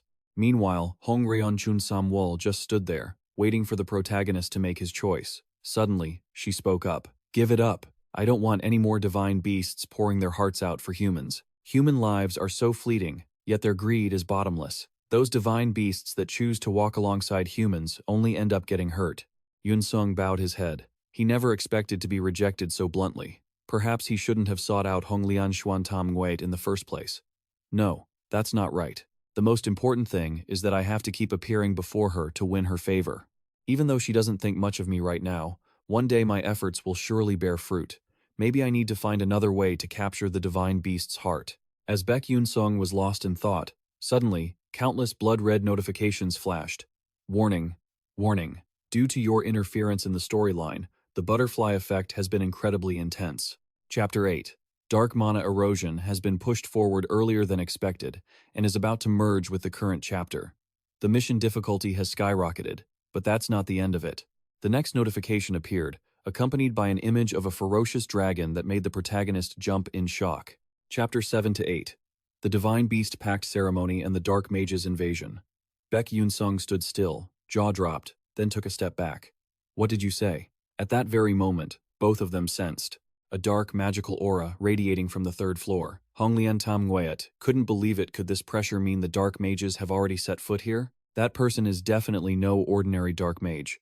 Their power must be at least level 6 or higher. Her hands clenched in anger. Dark mages present on the third floor. I'm so frustrated, but with my current abilities, I can't stop him. To protect the spirits, Hong Lian Xuan Tam Nguyen had drained her energy to create the fourth floor space. But the price was her freedom. She could no longer leave this prison. Ah, I can hear it, the cries of the divine beasts being gnawed away by dark mana. At this rate, my children will be corrupted. Just then, Yunsung's voice made her pause. Where are they? Huh? What? Please guide me. I don't have the ability to pinpoint their exact location like you do. It's useless. With your current level, how could you possibly stop them? The protagonist shouted, There's no time left to hesitate. Give me the location now. Hong Lian Xuan Tam Nguyen froze at his firm attitude. After a moment of internal struggle, she finally pointed the way for him. That way is the direction where the dark mana is corrupting my children. Thank you. Clutching the grudge branch artifact tightly in his right hand, the protagonist dashed off without hesitation in the direction she pointed, silently praying, Damn it, please let me not be too late. Scene shifts to the third floor. The forest was devastated, the ground scorched, and Princess Hong Hong Baeon's group had already passed out. Not only that, but even the strongest S-Class team, including Ma Yu-sung, Hong Bizon, and Isuk, had fallen. Nearby, Flame coughed up a large mouthful of blood. She knelt in exhaustion, gasping for air, her eyes filled with despair as she looked at Mayan Tiren. She laughed coldly. You brats, you really surprised me. Just teenagers, yet you possess such formidable strength. I'm craving that power so much I'm going crazy. Finishing her sentence, she raised her hand. Dark mana immediately converged, and a black hole radiating destructive energy filled the space. Mayan Tiren tilted her head back and laughed loudly. Come now. You talented seedlings of Stella Academy. Be good and merge with my body. As soon as she spoke, dark magic slowly drowned the space in a blood-red hue. Perhaps soon, all the divine beasts here would be defiled by her magic. Witnessing that scene, Flame's mood plummeted to the depths of despair. So this is truly the end. My body doesn't have the strength to move anymore. I have no combat ability left, and my escape route is cut off. Am I going to lose my life here? Suddenly, a notification board appeared. Special effect from the American necklace item has been activated, providing absolute protection one time only against magic of level 6 and below. Instantly, divine light radiated from the item, blocking the dark erosion. Flame's eyes gradually faded. Her body softened with the wind, but her voice carried a hint of joy. You really are something. Boom. The light dispelled Mayantiran's destructive magic, restoring peace to this land. The hero always appears at the last minute. And the one who just used the artifact was none other than Yusun.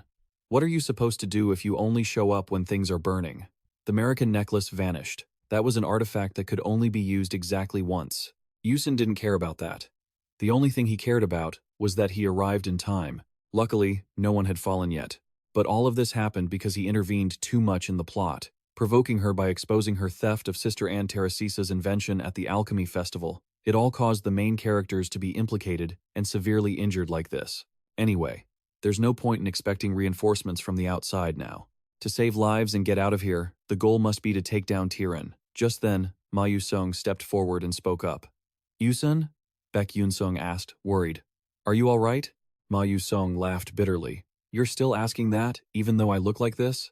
But for now, only you and I are strong enough to keep going, so we have to take a gamble. The difficult problem is, how do we do it? Yusun looked ahead. The mist quickly cleared, revealing Tiran stepping toward them. If we just use pure strength for a direct confrontation, we will definitely suffer a crushing defeat.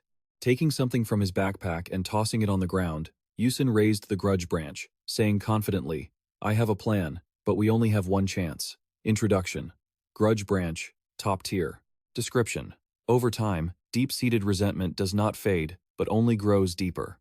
Special feature. Grudge. 1. The first strike inflicts a resentment status on the opponent. 2. The second strike triggers a resentment explosion, dealing critical damage to dark attribute creatures. 3. The power of resentment accumulates daily and peaks after 3 months. 4. If the target's danger level is 6 or above, damage is halved. It can be used only once. Yusun smiled. I understand what you mean. I'll take charge of grabbing her attention to create an opening. Hearing that, Beck Yunsung started slightly. He almost guessed what crazy thing Ma Yusung was about to do. From within the mist, Mein Tiran's voice rang out. I was wondering who had enough strength to withstand my magic. It turns out it's you, Yunsung.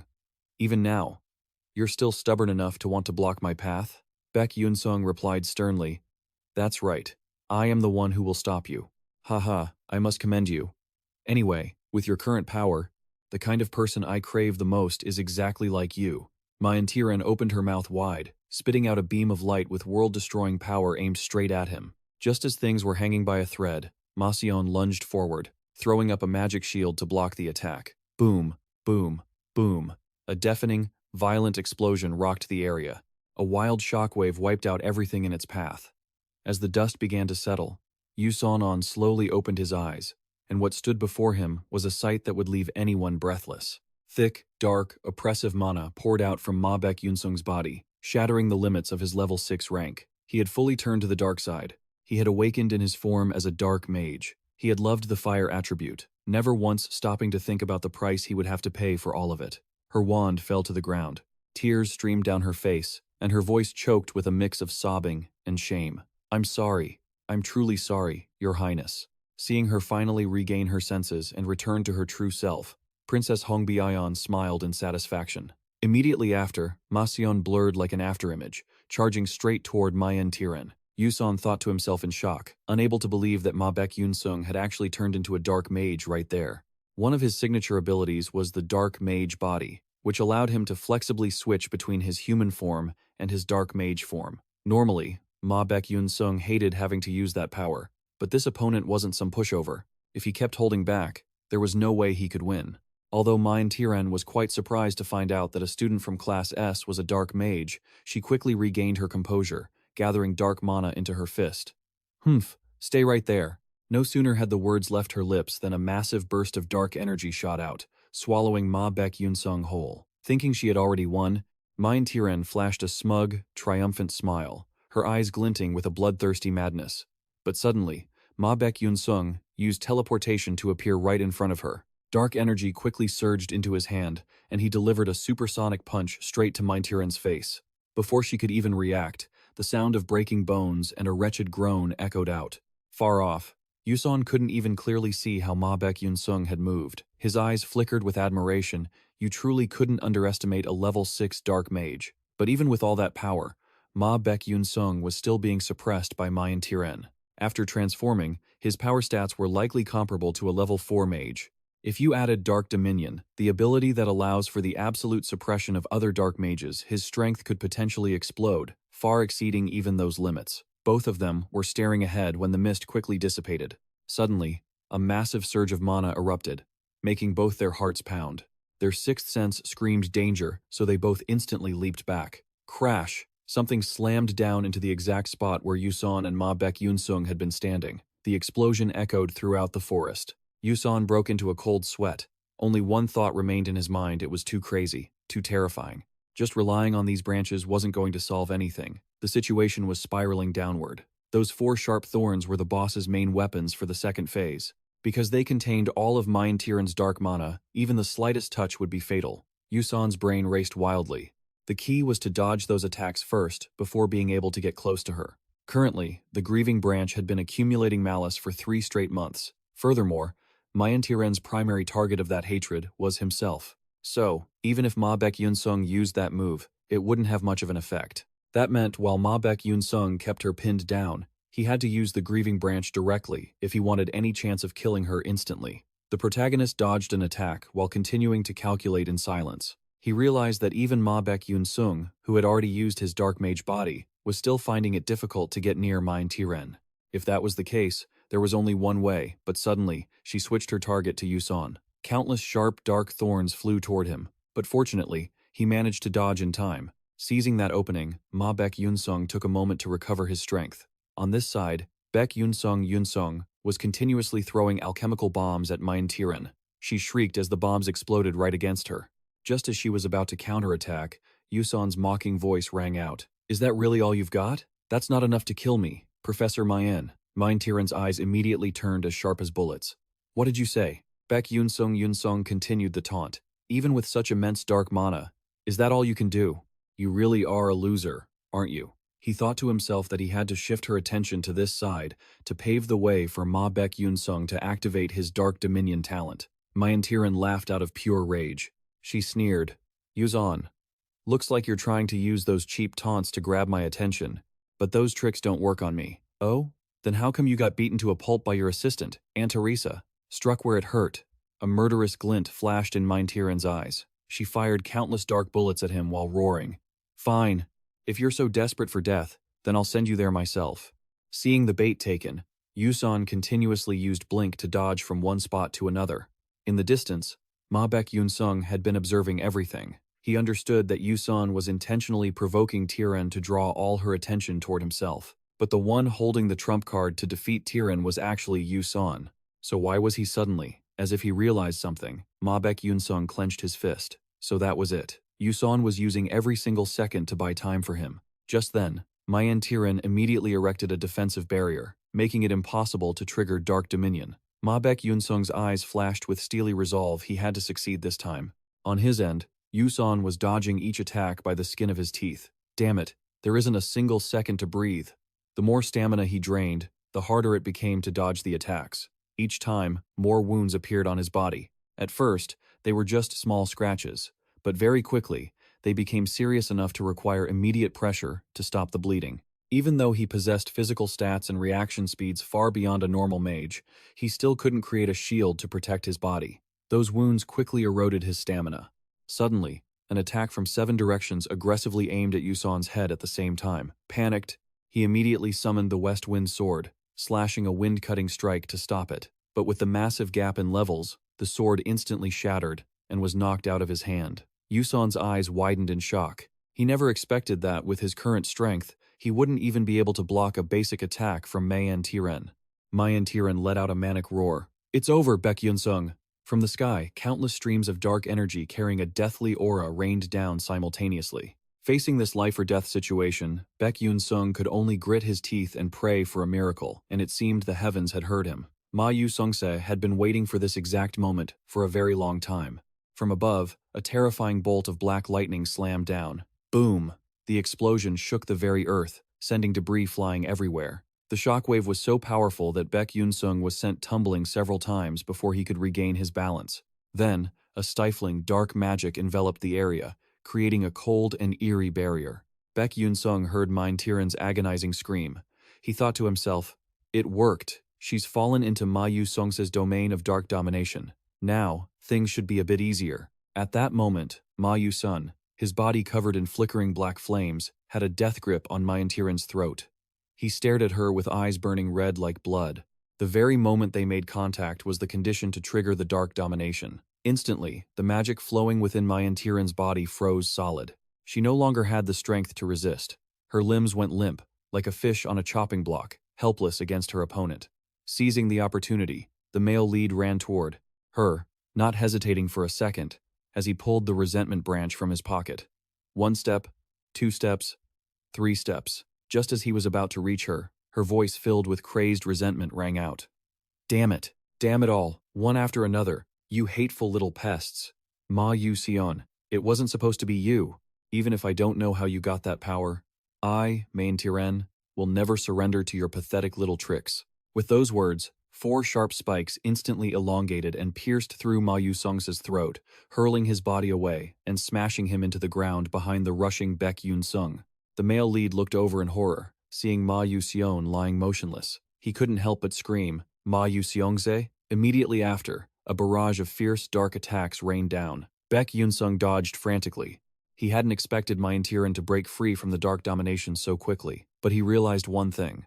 The speed of those black spikes was no longer as fast as before. This was his only chance. While the residual effects of the dark domination still held, Beck Yunsung lunged straight at her. "I have to get close to her." Suddenly, she giggled like a madwoman. The dark mana in her body erupted all at once. 3 pitch-black spikes shot forward at supersonic speed. 4 more erupted from the ground, aiming straight for Beck Yunsung's head. Mein Tiren laughed gleefully. "You fell for it, Beck Yunsung. Now, pay with your life." In that split second of life and death, an idea flashed through Beck Yunsung's mind. He hadn't wanted to use this skill, but given the circumstances, he had no other choice. Soul breathing, 3rd form. 147% sensory amplification, divine beast corruption rate, initiate expansion.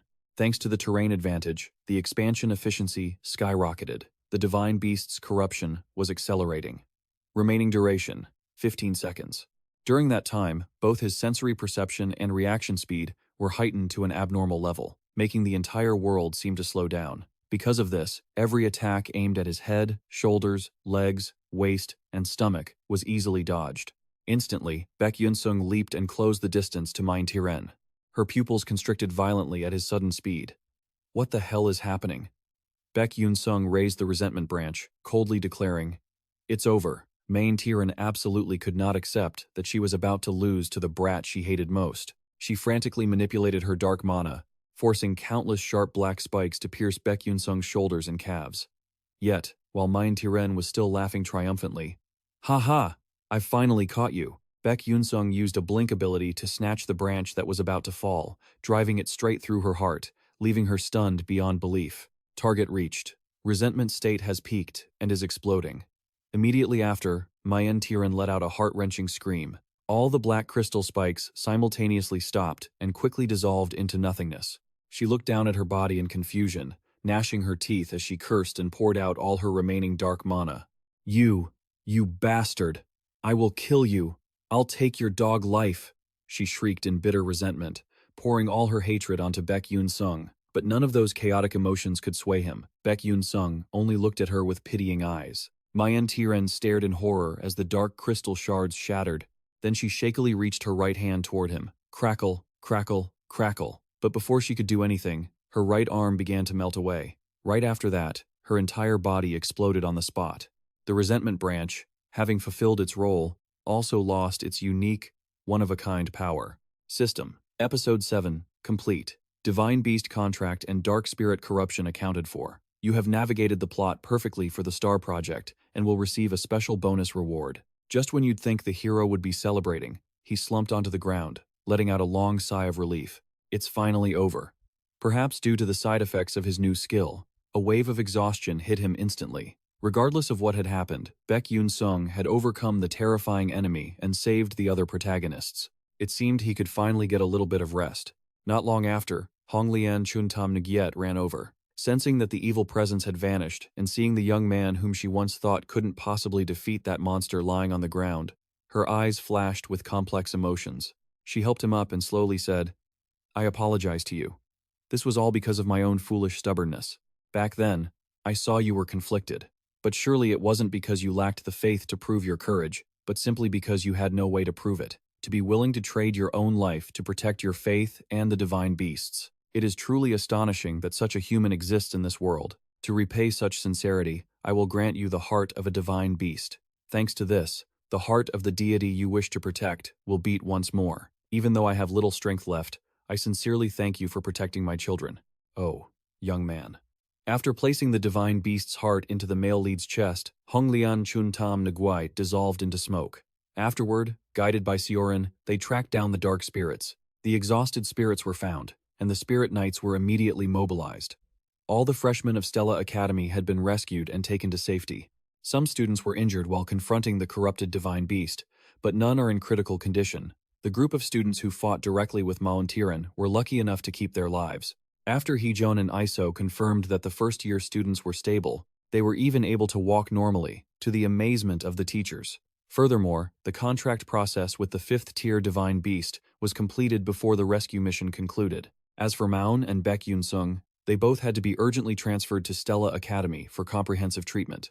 Dr. REBORN, the physician in charge of Ison's case, received a shocking piece of news from the nurse during his examination. "Is what she said true?" Nurse Choi nodded, confirming it once more. "That student, Ison, seems to have a mana-leaking constitution." Looking at the test results, REBORN could hardly believe his eyes. "Oh, I never expected to see a condition in this lifetime that only existed in legends." Nurse Choi couldn't help but wonder, how could he even enter Stella with a body like that? In the academic world, everyone understands that for someone who cannot retain mana, practicing magic is nearly impossible. However, that doesn't mean it's completely hopeless. It's just that every effort is usually seen as carrying water in a sieve. REBORN sighed, rubbing his temples gently. It seemed this kid had turned those seemingly futile efforts into something valuable. Beck Yunsung, an S-class student at Stella Academy, the lifespan of those with such a condition rarely exceeds 20 years. The poor kid has only a short 2 years left. Yet, he still chooses to spend those precious days diligently at his lectures? That is enough to prove just how passionate Ison is about his academic path. Even though, as a doctor, I cannot extend his life, as a predecessor, I must support that resilient will. With that thought, REBORN sternly instructed Nurse Choi, "Let's keep this just between the two of us." Nurse Choi nodded immediately. "Understood, doctor." Scene shift to that night. On her way home, Nurse Choi noticed someone standing and waiting for her. "Are you Nurse Choi?" Startled, she took 2 steps back and asked guardedly, "Who are you?" Stepping out from the shadows, Hong Si-hoa, the sister of Hong Baeon, appeared with her bodyguards, wanting a private conversation. Early the next morning, at the hospital room of Maon and Bozo, Iso sat quietly in a corner, peeling an apple while seeking some solace while her 2 friends remained in a coma. Her gaze dropped, her mind filled only with thoughts to kill time. 3 days had passed. Suddenly, she remembered what Flame had said. Just sit by the bedside and peel an apple. He will wake up. Flame is such a liar. Today was supposed to be their gourmet club meeting. The whole club only had 3 members, and now 2 were lying flat on their beds. How were they supposed to have a meeting like that? Just then, the hospital room door opened. The sound of heavy heels echoed, getting closer and closer, and Iso's heart sank. A chill ran down her spine. She started and turned around. The moment she saw who had arrived, her pupils contracted violently, her lips trembled, and her palms were slick with sweat. The person who entered was none other than Hong Baeon's sister, Hong Si-hoa Adolovit. She was the very same woman who had branded her father as a traitor to humanity and the one who had taken his life. An intense urge to kill that woman right there surged in Iso's chest. She wanted to tear her heart out, just like her father had suffered. But she couldn't. The weight pressing on Iso's shoulders felt like a giant rock, making the veins in the corners of her eyes bulge, as she could do nothing but glare at her. Hong Si-hoa noticed Iso too. She leaned in, her voice sounding deceptively friendly but chillingly distant. "Well, I was just wondering who it was, and here I am meeting an acquaintance. Heh, the teacher's daughter has grown up to be quite a beauty. Would you like to marry into our family someday?"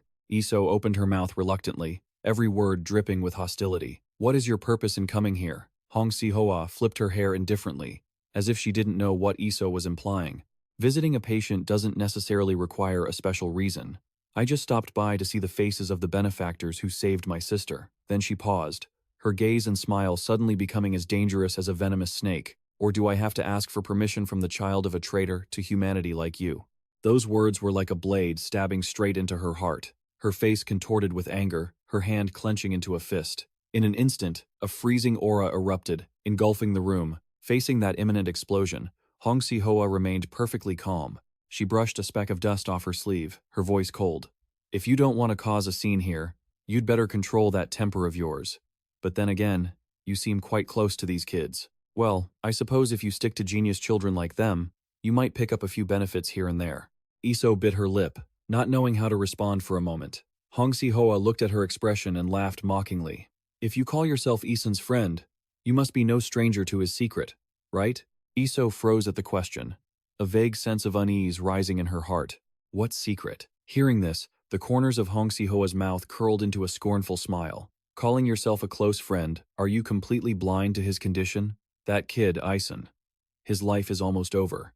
That statement was like a bolt of lightning from the blue. Her face went stiff, and the light in her eyes completely vanished. Hong Si-hoa continued, her voice flat as if recounting something unrelated to her. "I'm sure you've heard the rumors about a congenital condition where the body cannot store mana and the person dies as soon as they turn 20. He is the unlucky one carrying that cursed constitution." "No. That can't be." Iso couldn't believe this was the truth, because Isen was a genius among geniuses. Someone who could use blink, the hardest type of magic to control in history. But someone like that suffered from an inability to store mana in his body? Hong Si-hoa tossed a medical file onto the bed, as if to extinguish any last shred of hope that this was just a cruel joke by the person who had pushed her family into the abyss. It sounds funny, but it's an undeniable fact. Looking at Iso, Hong Si-hoa slowly walked closer, a smile still on her lips. "That was just your own delusion." He had never breathed a word to her about any of his secrets, from his physical condition to anything else. Truly, she hadn't lied about a single thing. It turned out she had received so much protection and guidance from Isen, yet in reality, she knew nothing about him. She didn't even know where his hometown was. He has never breathed a word to her about any of his secrets, from his physical condition to everything else. Honestly, she wasn't wrong at all. Turns out, she had received so much protection and guidance from Beck Yunsung, yet, in reality, she knows nothing about him. She doesn't know where his hometown is, doesn't know who his parents are, doesn't know how he has lived his life up until now. Hong Si-ha continues to step closer, as if to deliver the final blow. "So, stop standing there acting all close. Since you've been pushed to the sidelines, just stay in your place and mind your own business. For a failure like, you're dancing around everywhere, and it's getting on my nerves. That's enough. Stop it right there." Both Hong Si-hwa and Isa were startled when they heard that familiar voice.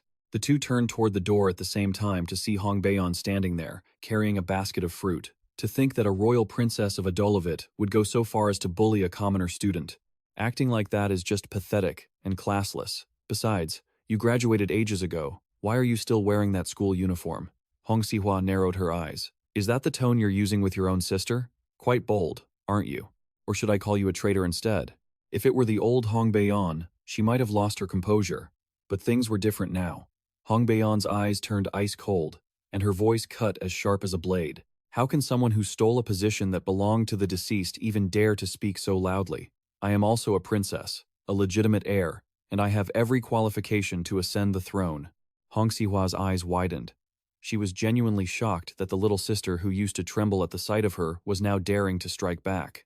Suddenly, Isa, who had been silent all this time, spoke up. "Sister, you're the shameless one here. Even though I don't know much about Yuseon yet, I wouldn't act like you, digging up information by snooping around just to brag about it triumphantly. If we're friends, I'll patiently wait until Yuseon chooses to share their personal business on their own." As the words left her lips, Hong Si-hwa looked at her with a bizarre expression. Hong Baeon felt a faint pang in her heart, because even she hadn't heard Yuseon's inner thoughts. Suddenly, Hong Si-hwa smiled. She turned around to leave, saying casually, "Well, let's just say that.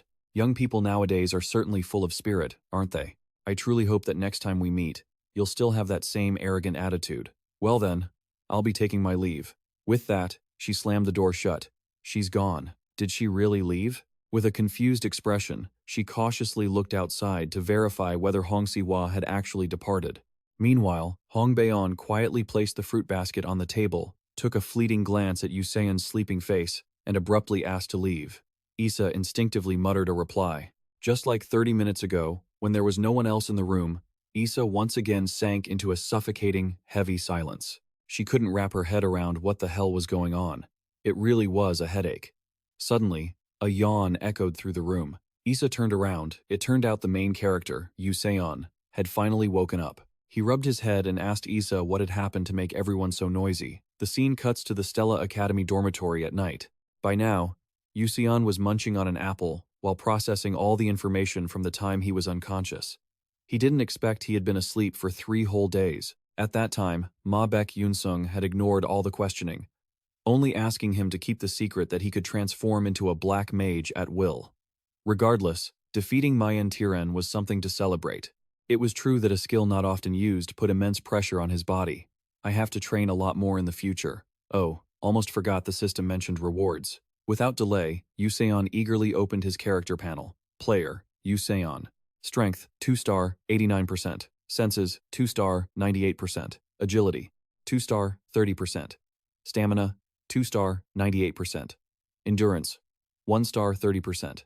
Blink reached level 1. Divine Breath, level 3. Monolith level 3. Blessing of the Spring Goddess, level 1. His eyes went wide. He could hardly believe it.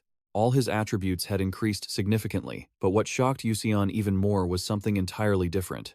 It was that the Monolith Constitution had reached level 3, along with the blessing from one of the 12 moon gods. Information appeared. Monolith level 3. Increases mental power by 90%. Object resonance. Consumes mental power to read a portion of an object's memories. Telepathy. Consumes mental power to transmit or receive thoughts from another person's will. Empathy. Consumes mental power to grasp the gestures of the opponent. Mental shield. Consumes mental power to resist mental attacks. This is insane. How could the blessing of the Spring Goddess increase so many stats? It seems the reason I had to be hospitalized for 3 days was because of this. While I was unconscious, the Spring Goddess granted me her blessing. For a human body, getting the acknowledgement of the Spring Goddess is almost impossible. In other words, that goddess's blessing is the clearest proof that my actions truly touched her heart. So, perhaps I've received it after all. He hurriedly opened the box containing the clothes he had worn before. A spherical orb emitting pink energy appeared before his eyes. Seeing that orb, Yuseon couldn't contain his excitement. The heart of the divine beast, all my hard work these past few days has finally been rewarded. Ha ha. So the dream has come true. Thanks to this, the problem with the spirit phenol will be solved immediately, and I'll even get an additional reward. Ding! For the person who guided the story in the most ideal direction, the Star Project promises to add a reward for you. Yuseon's heart, which was melting with joy, suddenly turned cold because he didn't know which one to choose. Until now, Yuseon always used defensive equipment, so his offensive ability was quite weak. He used to think that was fine since no one is perfect anyway. But after the battle with Mayan Tiren, Yuseon realized a more effective way to cope, and attack power was exactly what he desperately needed at this moment. Surely the system will reject the equipment he used to wear. If that's the case, add a mana concentration skill to compensate for the mana leak property. The system was silent for a moment. Ding!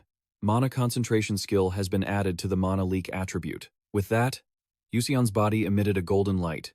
He could clearly feel that his mana leak constitution could now retain a certain amount of mana in specific parts of his body. The nature of mana leak meant his body couldn't store it, and the mana would dissipate into the world. But with the mana concentration skill, Yuseon could now channel that mana into specific locations, no longer fearing it would spill out. A question flashed through his mind. If that's the case, what would happen? The answer was obvious. If I adjust it so that all the mana escaping my body is focused into my fist, all that mana will erupt into an extremely massive force. Yuseon was so excited his heart was pounding. Now, as long as I return the heart to the spirit and learn how to control the mana leak constitution from her, I will possess an unprecedented attack power. Just thinking about it was enough to make Yuseon unable to contain his excitement. It's this weekend, right? Haha. At the same time, on a vast green mountain where the wind whistles, the leader of the 13th Division has returned to the Azure Moon Tower after a long wait for the Tower Master.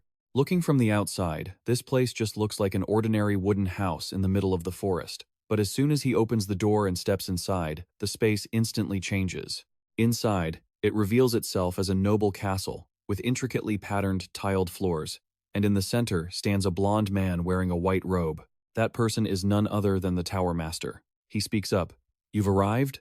Kane stands opposite him, and respectfully replies, "You are still keeping that appearance? There's no other way. I've forgotten my true age." Kane immediately shifts the topic. "Just as you predicted, a dark magic user has appeared in the Heavenly Flower Fairyland, but it was a Stella student, and that student was purified by another student." Halo slowly turns around, his voice dropping. "I see. And instead of destroying the dark magic user, you let the other student save their friend." Kane admits, "That's right. Are you blaming me? Must the dark magic user be destroyed? You are the one who taught me that, after all." The Tower Master remains calm, looking up at the starry sky as he says, "The times have changed, and so must our methods. My words cannot be true forever. After you left the Heavenly Flower Fairyland, Mayen Tiran appeared in a corrupted, dark, magic state." Kayan is shocked by the news, his pupils constricting violently as his hands clench into fists. The Tower Master Halo's voice echoes again. "You don't need to worry. Everything has been resolved, and there is no need to blame yourself. It was my fault for not informing you. Honestly speaking, I can no longer predict what the future will hold. It is being covered by a fog that makes it impossible for me to see clearly." Kane asks anxiously, "Isn't that a serious problem?" Halo shakes his head and chuckles. "If you rely too much on what you foresee, you will no longer be fast or flexible enough to think for yourself. In fact, not being able to see the future makes everything more interesting." Hearing the Tower Master's explanation, for some reason, an ominous feeling rises in Kane's heart. He is about to open his mouth when Halo's next words freeze him solid. "Beck Yunsung, the boy you met, he is the one who defeated Mayen."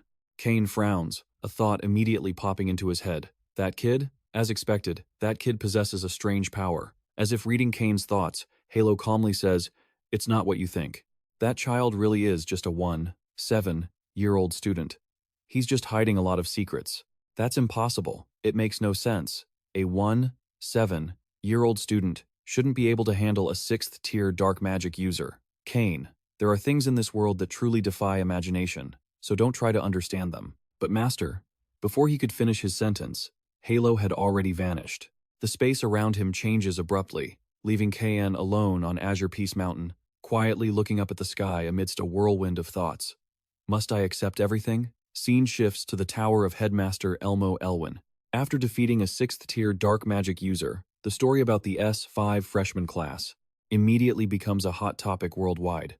It is truly astonishing that the Stella freshmen successfully defeated a dark magic user, not once, but twice, attracting massive global attention.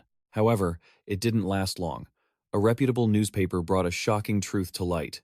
The true identity of the dark magic user was none other than the Stella professor, the alchemist Mayen Tiran, who had been corrupted. Faced with an event that shocked the entire academic world, the headmaster of Stella quietly puts the newspaper down.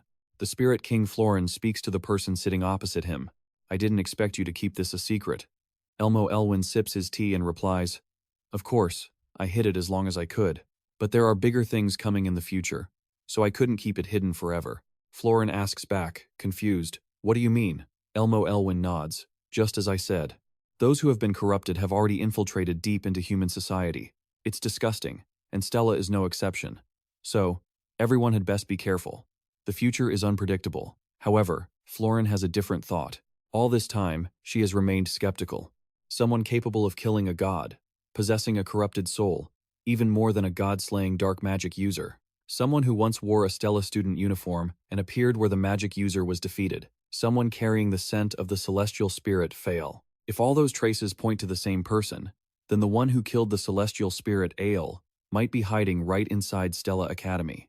And if that is truly the case, Archmage Elmo Elwyn should have been able to sense the presence of that evil soul. Unless Stella's magical techniques are famous for a reason. If that person hides their mana so subtly that even Elmo Elwyn cannot detect it, then one cannot rule out the possibility that the killer of the celestial spirit Anel possesses power equal to the Archmage Elmo Elwyn himself. Who knows if there are still traces left by the celestial spirit? Florin silently vows to herself that she must find him. Scene shifts to the weekend. Beck Yunsung finds his way to Anel's garden. Seeing her sitting alone, looking sad, he approaches cheerfully and says, "Hey, long time no see. How have you been lately?" But before he can finish his sentence, she replies in an angry voice, "Finally decided to show up. Huh? Where have you been? Disappearing for so long. Have you forgotten about me all this time? Speak, how have you been? Answer quickly. I'm waiting." The barrage of questions leaves Beck Yunsung speechless. He winces slightly. "Oh man, my ears are ringing." Even so, he smiles at her. "Waiting long, aren't you? I finally brought the heart of the divine beast back." He pulls out the divine beast's heart. As soon as it appears, it flies into midair and then plunges straight into the statue. The moment the heart is swallowed, the stone statue of Anel suddenly radiates a blinding light, forcing Beck Yunsung to squint. Moments later, a complete body slowly materialized. She stared at her new form, trembling with excitement. How long had it been? I can move. I can actually move. Oh, I'm so happy, so happy. But her joy was short-lived. She quickly refocused, lunging forward to embrace him tightly. "Thank you for saving me." B. Onan smiled in response. There. It's okay now." Suddenly, he noticed her arm beginning to fade.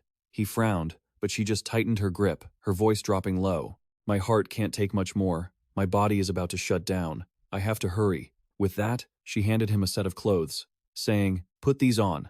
Then wear the necklace I gave you earlier." Without a moment's hesitation, Busan quickly changed and put on the necklace.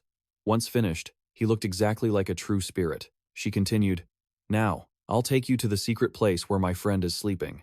He nodded. "All right, I understand." Just then, a shadow appeared behind them. B startled and turned around. A human aura? Impossible. Apart from me, how could anyone else get in here? Immediately, the system sent a notification.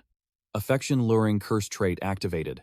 A figure appeared in his line of sight. The system continued. Protection trait of the Red Lotus Spring Triple Moon activated, completely immune to the curse. B breathed a sigh of relief. If not for this protection, he would have been in serious trouble. That affection-luring constitution is truly terrifying. The person who just appeared was Sioran.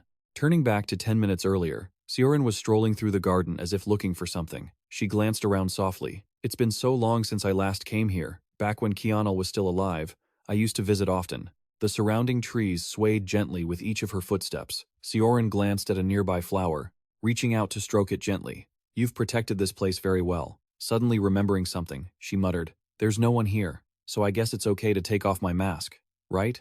Saying that, she removed her mask, revealing her beautiful elven face. She let out a sigh of relief. "How long has it been since I last showed my face?" She continued walking through the familiar, mystical space, everything just as it was, unchanged. Suddenly, she stopped, closing her eyes to feel a familiar aura emerging. Her eyes lit up. "She's still alive!" Without hesitation, she ran toward that direction. But then she suddenly froze. "There's someone else there." A flash of anxiety crossed her face. What is that boy planning to do? Back to the present, Hongbaeon also sensed something unusual. The space beneath his feet began to ripple. The girl immediately reached out, and a burst of light enveloped him. In the blink of an eye, Busan's body vanished completely. The sudden disappearance left Anel stunned. She turned to call out Sioran's name. When she saw her friend in the flesh appearing before her, Sioran was moved to tears and immediately rushed to hug her. "Aiel, how on earth did you manage to wake up?"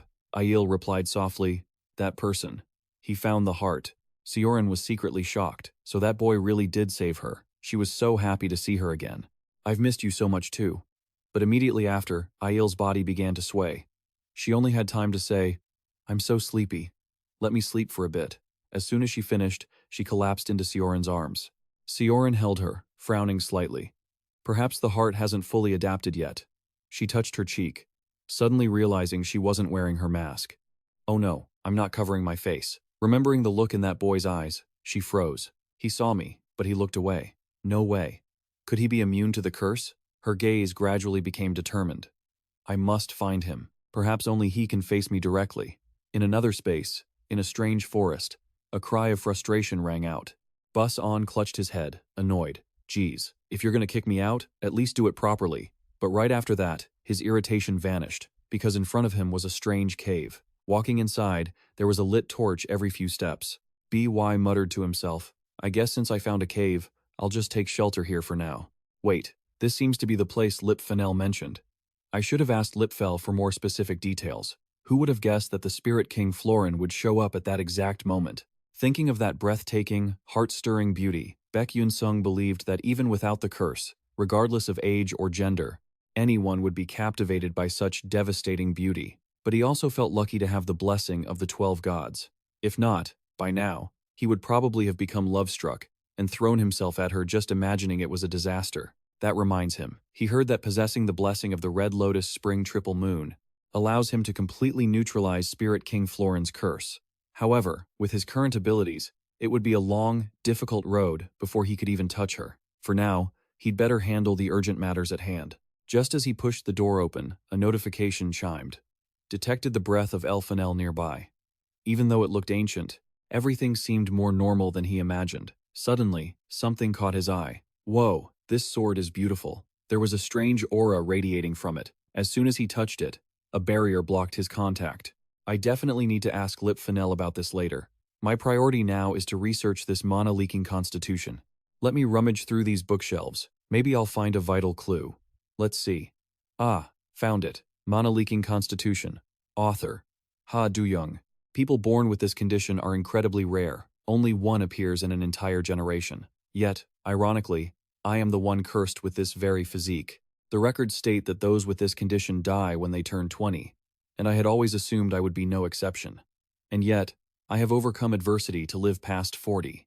Although the Grim Reaper is knocking at my door now, if only I had understood this sooner, perhaps my lifespan could have been extended even further.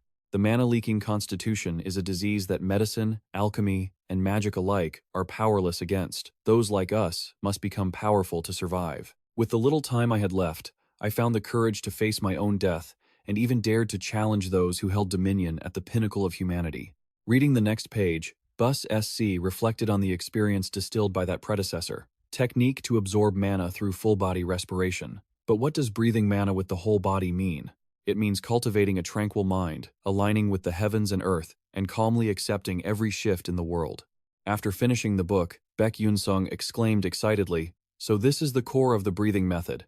It's actually a mental technique. Basically, it's just accelerating the circulation of mana in my blood vessels to keep myself alive." No wonder, no matter how hard I trained my physical strength, nothing changed. The scene shifted to a graveyard, the final resting place reserved for the Adelovit royal family. Countless tombstones lay scattered, but only one had any direct connection to Hong Beion. Placing a bouquet of orchids on it, Hong Beion said coldly, "There's no more time to hesitate. Let's get started." Distant memories flooded back to the royal palace of the Adelovit Empire. A servant's urgent voice echoed, "Princess, Princess Hong Beion."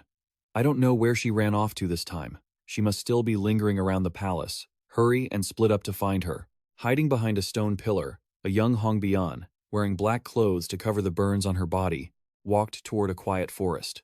Hong Beion stared blankly at the reflection of her miserable appearance on the surface of the lake, her anger growing the more she looked at it. She dropped the stone, her body instinctively curling up like a wounded fawn in the dead of winter. Suddenly, the sound of footsteps echoed from the bushes.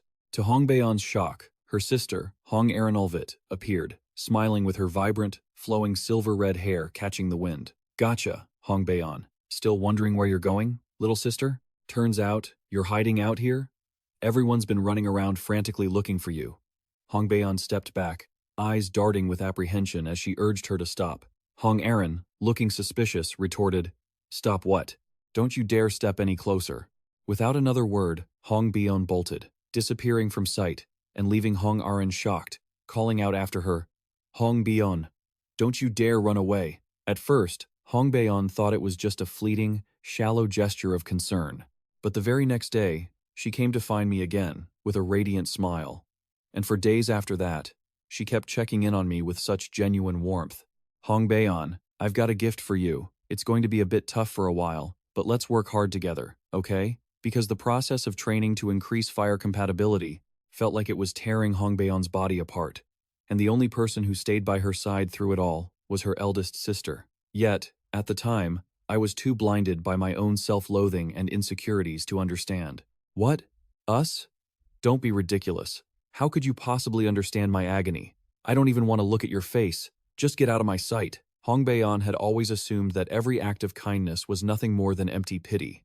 It wasn't until one day, when the doctors feared the eldest princess wouldn't make it through the year and told her to prepare for the worst, that I was struck by the horrifying realization that my eldest sister was suffering from an incurable illness, a sickness that slowly burned the body from the inside out, the cruelest curse to ever haunt the Adelovit bloodline. In that moment, Hongbian's love for her sister grew exponentially. She realized her sister was enduring the same burning pain as she was. No, perhaps something even more terrifying. Hong Erin lay on her bed, pale and frail, unable to even go outside as the flames flared sporadically within her. Hearing familiar footsteps, she turned and whispered, "Is that you, Hongbeon?" Hongbeon replied, "Yes, it's me. I brought a gift for you." Hong Erin took the flower, her face lighting up once more. "Thank you so much, my dear Hongbeon." Because I loved that smile so much. For the first time in my life, I truly pushed myself for someone else. I took risks just to see, hear, and experience as much as I could, so I could come back and tell her everything. Every single second, the precious memories of being by her side made me feel like I was truly alive. But that happiness was tragically short-lived. In the end, my eldest sister couldn't overcome the cruel curse and crumbled into ashes. I realized that the pain of losing the one I loved most was 1,000 times worse than having to swallow the flames myself. Hong Erin Adolovit, who drifted away like petals scattered by the wind. I vowed that I would never, ever have to taste that pain again. The Adolovic royal family possessed a relic passed down through generations, a legendary item known as the spirit flower. Legend has it that the moment you catch its scent, the fire god possesses your body. The price to pay is the complete stripping of one's own magic.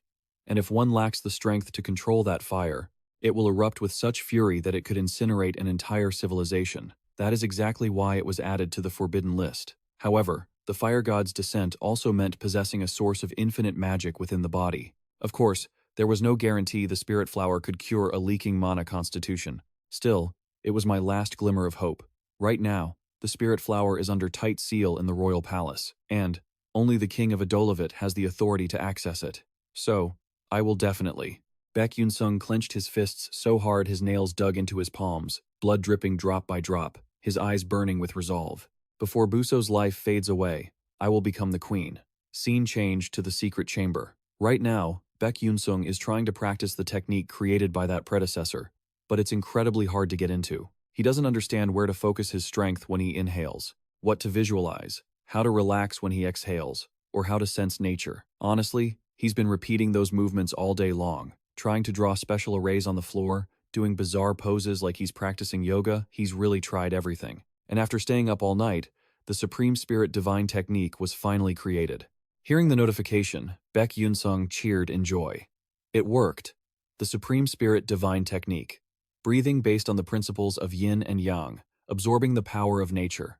When used, the mana circulation rate in the blood increases. This stat depends on the user's proficiency. Depending on the environment, it can imbue mana with elemental properties. The Supreme Spirit Divine Technique also incorporates other breathing styles based on the mystery of yin, yang, and the 5 elements. Spirit's Breath, Level 1. But skills registered by the host can be studied at any time to amplify or diminish their power. The Spirit's Breath skill has also been classified as a subskill belonging to the Supreme Spirit Divine Technique. Ding! Supreme Spirit Divine Technique has been enhanced. So, Spirit's Breath has been registered as a sub-skill of the Supreme Spirit Divine Technique, even though I can't use it often because of the Beast Spirit's invasion. If my mana circulation rate in my blood increases, then my cultivation efficiency will definitely be better than before. Memories of those brutal battles flooded back, and Buso felt more confident that he wouldn't be helpless anymore, like in the battle against the corrupted Ma Tirin. Suddenly, he remembered something. While he was at it, he had a few things to test with. His new skills, might as well do it now. Thinking is doing. Beck Yunsung sat perfectly still, inhaling, as natural energy began to swirl around him. Immediately, he opened his status window to check his mana leakage constitution. Mana leakage constitution. Level 3. Strength increased by 8%, plus 17%. Agility increased by 12%, plus 29%. Senses increased by 20%, plus 25%. Sixth sense, activated by consuming the user's mental energy, can relatively sense mana phenomena within a 24-meter radius. Cognitive acceleration activated, triggers automatically when the user is in danger. Mana focus. Concentrates the inhaled mana to a single point and releases it. Mana circulation rate in blood. 3% plus 6%. Holy crap. I'm only at the beginner level, and my stats have already increased this crazily? I can't stop here. Even though my lungs feel like they're about to rip apart, tears are streaming down my face, and cold sweat is soaking my entire body. Beck Yunsung doesn't stop. He stands up and activates the Tavon sword. In the game EU, Tavon is a magic sword that manifests a portion of the mana leaking from my body into sword energy. Because my strength is still weak, I've always had to use it in combination with the alchemical items Lady Anteresa made for me. But at the end of the day, those items still can't deal with high-level corrupted warriors. Relying on them so much meant I couldn't use the Tavon sword properly, which only made me weaker. But what if I could channel the power, amplified by the Supreme Spirit Divine Technique, into Tavon? The main goal is to channel it through my right hand, past my fingertips, and directly into the sword itself. So, I need to focus my mana into this magic sword. I can do this. That character, Beck Yunsung from World, managed to pull it off. And as an S-Master swordsman, even without a magic sword, he was a genius who could manifest sword energy with his bare hands. Sizzle, sizzle, sizzle. At the tip of the sword, a fierce golden aura intense as a sun burning its last before fading flickered briefly, then suddenly vanished. A final, dying glimmer. Cough, cough, cough. A wave of agonizing pain shattered Buco's concentration for a split second, as if someone had stabbed him deep in the chest. Finally, he dropped. The sword, Jivon, clattering to the floor. He collapsed onto one knee, gasping for air. Cough, cough, cough. Trying to focus on both the Tiling divine art and mana control at the same time was still too much for him right now. But it wasn't impossible. Even if only for a brief moment, the form of the sword had manifested. Although it required extreme concentration to use the Tiling divine art and focus mana simultaneously, if he kept practicing, he would surely master it one day. There were no shortcuts on his path. He had no choice but to follow the route left behind by the Honorable Senior Haterian, pressing forward through the solitude. Scene transition to the fairy realm of heaven, the home of the Elf King. The White Castle had been left vacant for a long time because Florin had been hiding in the ancient mountains. Even though she could handle most of her duties from that old castle deep under the ancient mountains, including the king's role of connecting the world tree and the fairy race, there were still many things she couldn't do. That meant someone needed to act as the king's representative at the White Castle. The king's aide, El Forenha, was there, discussing decisions about Stella with her. Regarding the recent infiltration by the Black Mages, I've decided to reward the Stella students as well. But because of the curse that follows me, I've decided not to appear before them. So, please attend the award ceremony in my stead. Orenha bowed respectfully. As you wish, Your Majesty. It's good to have you here. Orenha waved it off. As your humble servant, Your Majesty. It's only natural, Florin spoke up. No, it's not. It's because of you, Orenha, that I can get so much done. Orenha's eyes softened, his calm voice rarely tinged with such emotion. Thank you, Your Majesty. Suddenly remembering the Elfell spirit was about to wake, Florin stood up and smiled. I must be going now. Seeing her rush, Orenha asked, Is there an urgent matter you need to handle? Oh, don't worry, it's just a personal matter. I understand. Please, go safely, Your Majesty. The door clicked shut, leaving Orenha alone in the vast room. Suddenly, he leaned back in his chair, his face flushed like someone deeply in love. Sigh. After months of waiting, their private meeting was already over. Your Majesty, he was the only one capable of resisting her curse better than anyone else. No matter how many times she spoke directly to him, his heart never missed a beat. Even so, it was better that she didn't reveal her face.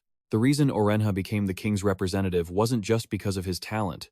It was because he was the only one who could breathe the same air and talk to her like a normal person. To her, he acted like a sedative. For a Florin who couldn't meet or communicate with anyone else, these small moments of conversation were her only true happiness. But did she even know that Orenha had fallen under Florin's curse a long time ago? It was a tiny accident, born from nothing more than Orenha's pure curiosity. Florin usually handled all her daily needs, including bathing, quietly inside the ancient castle. But as luck would have it, the castle's plumbing had broken down completely that day. On a night when the moon was bright and clear, she had no choice but to sneak out to the lake to wash, avoiding the eyes of the world. That day, on the shore of the lake, the first thing Florin did was take off her mask, enjoying the cool breeze caressing her skin for a long moment. Startled, she suddenly felt as if someone's gaze was following her. She stood up quickly, alert, but fortunately, it was just a wild animal passing by. Back then, and even now, Florin never knew that the owner of that gaze, the one who had heard the news of her going out through the whispers of the wind and came just to catch a glimpse of her, was Orenha, in his youth, gazing from across the way.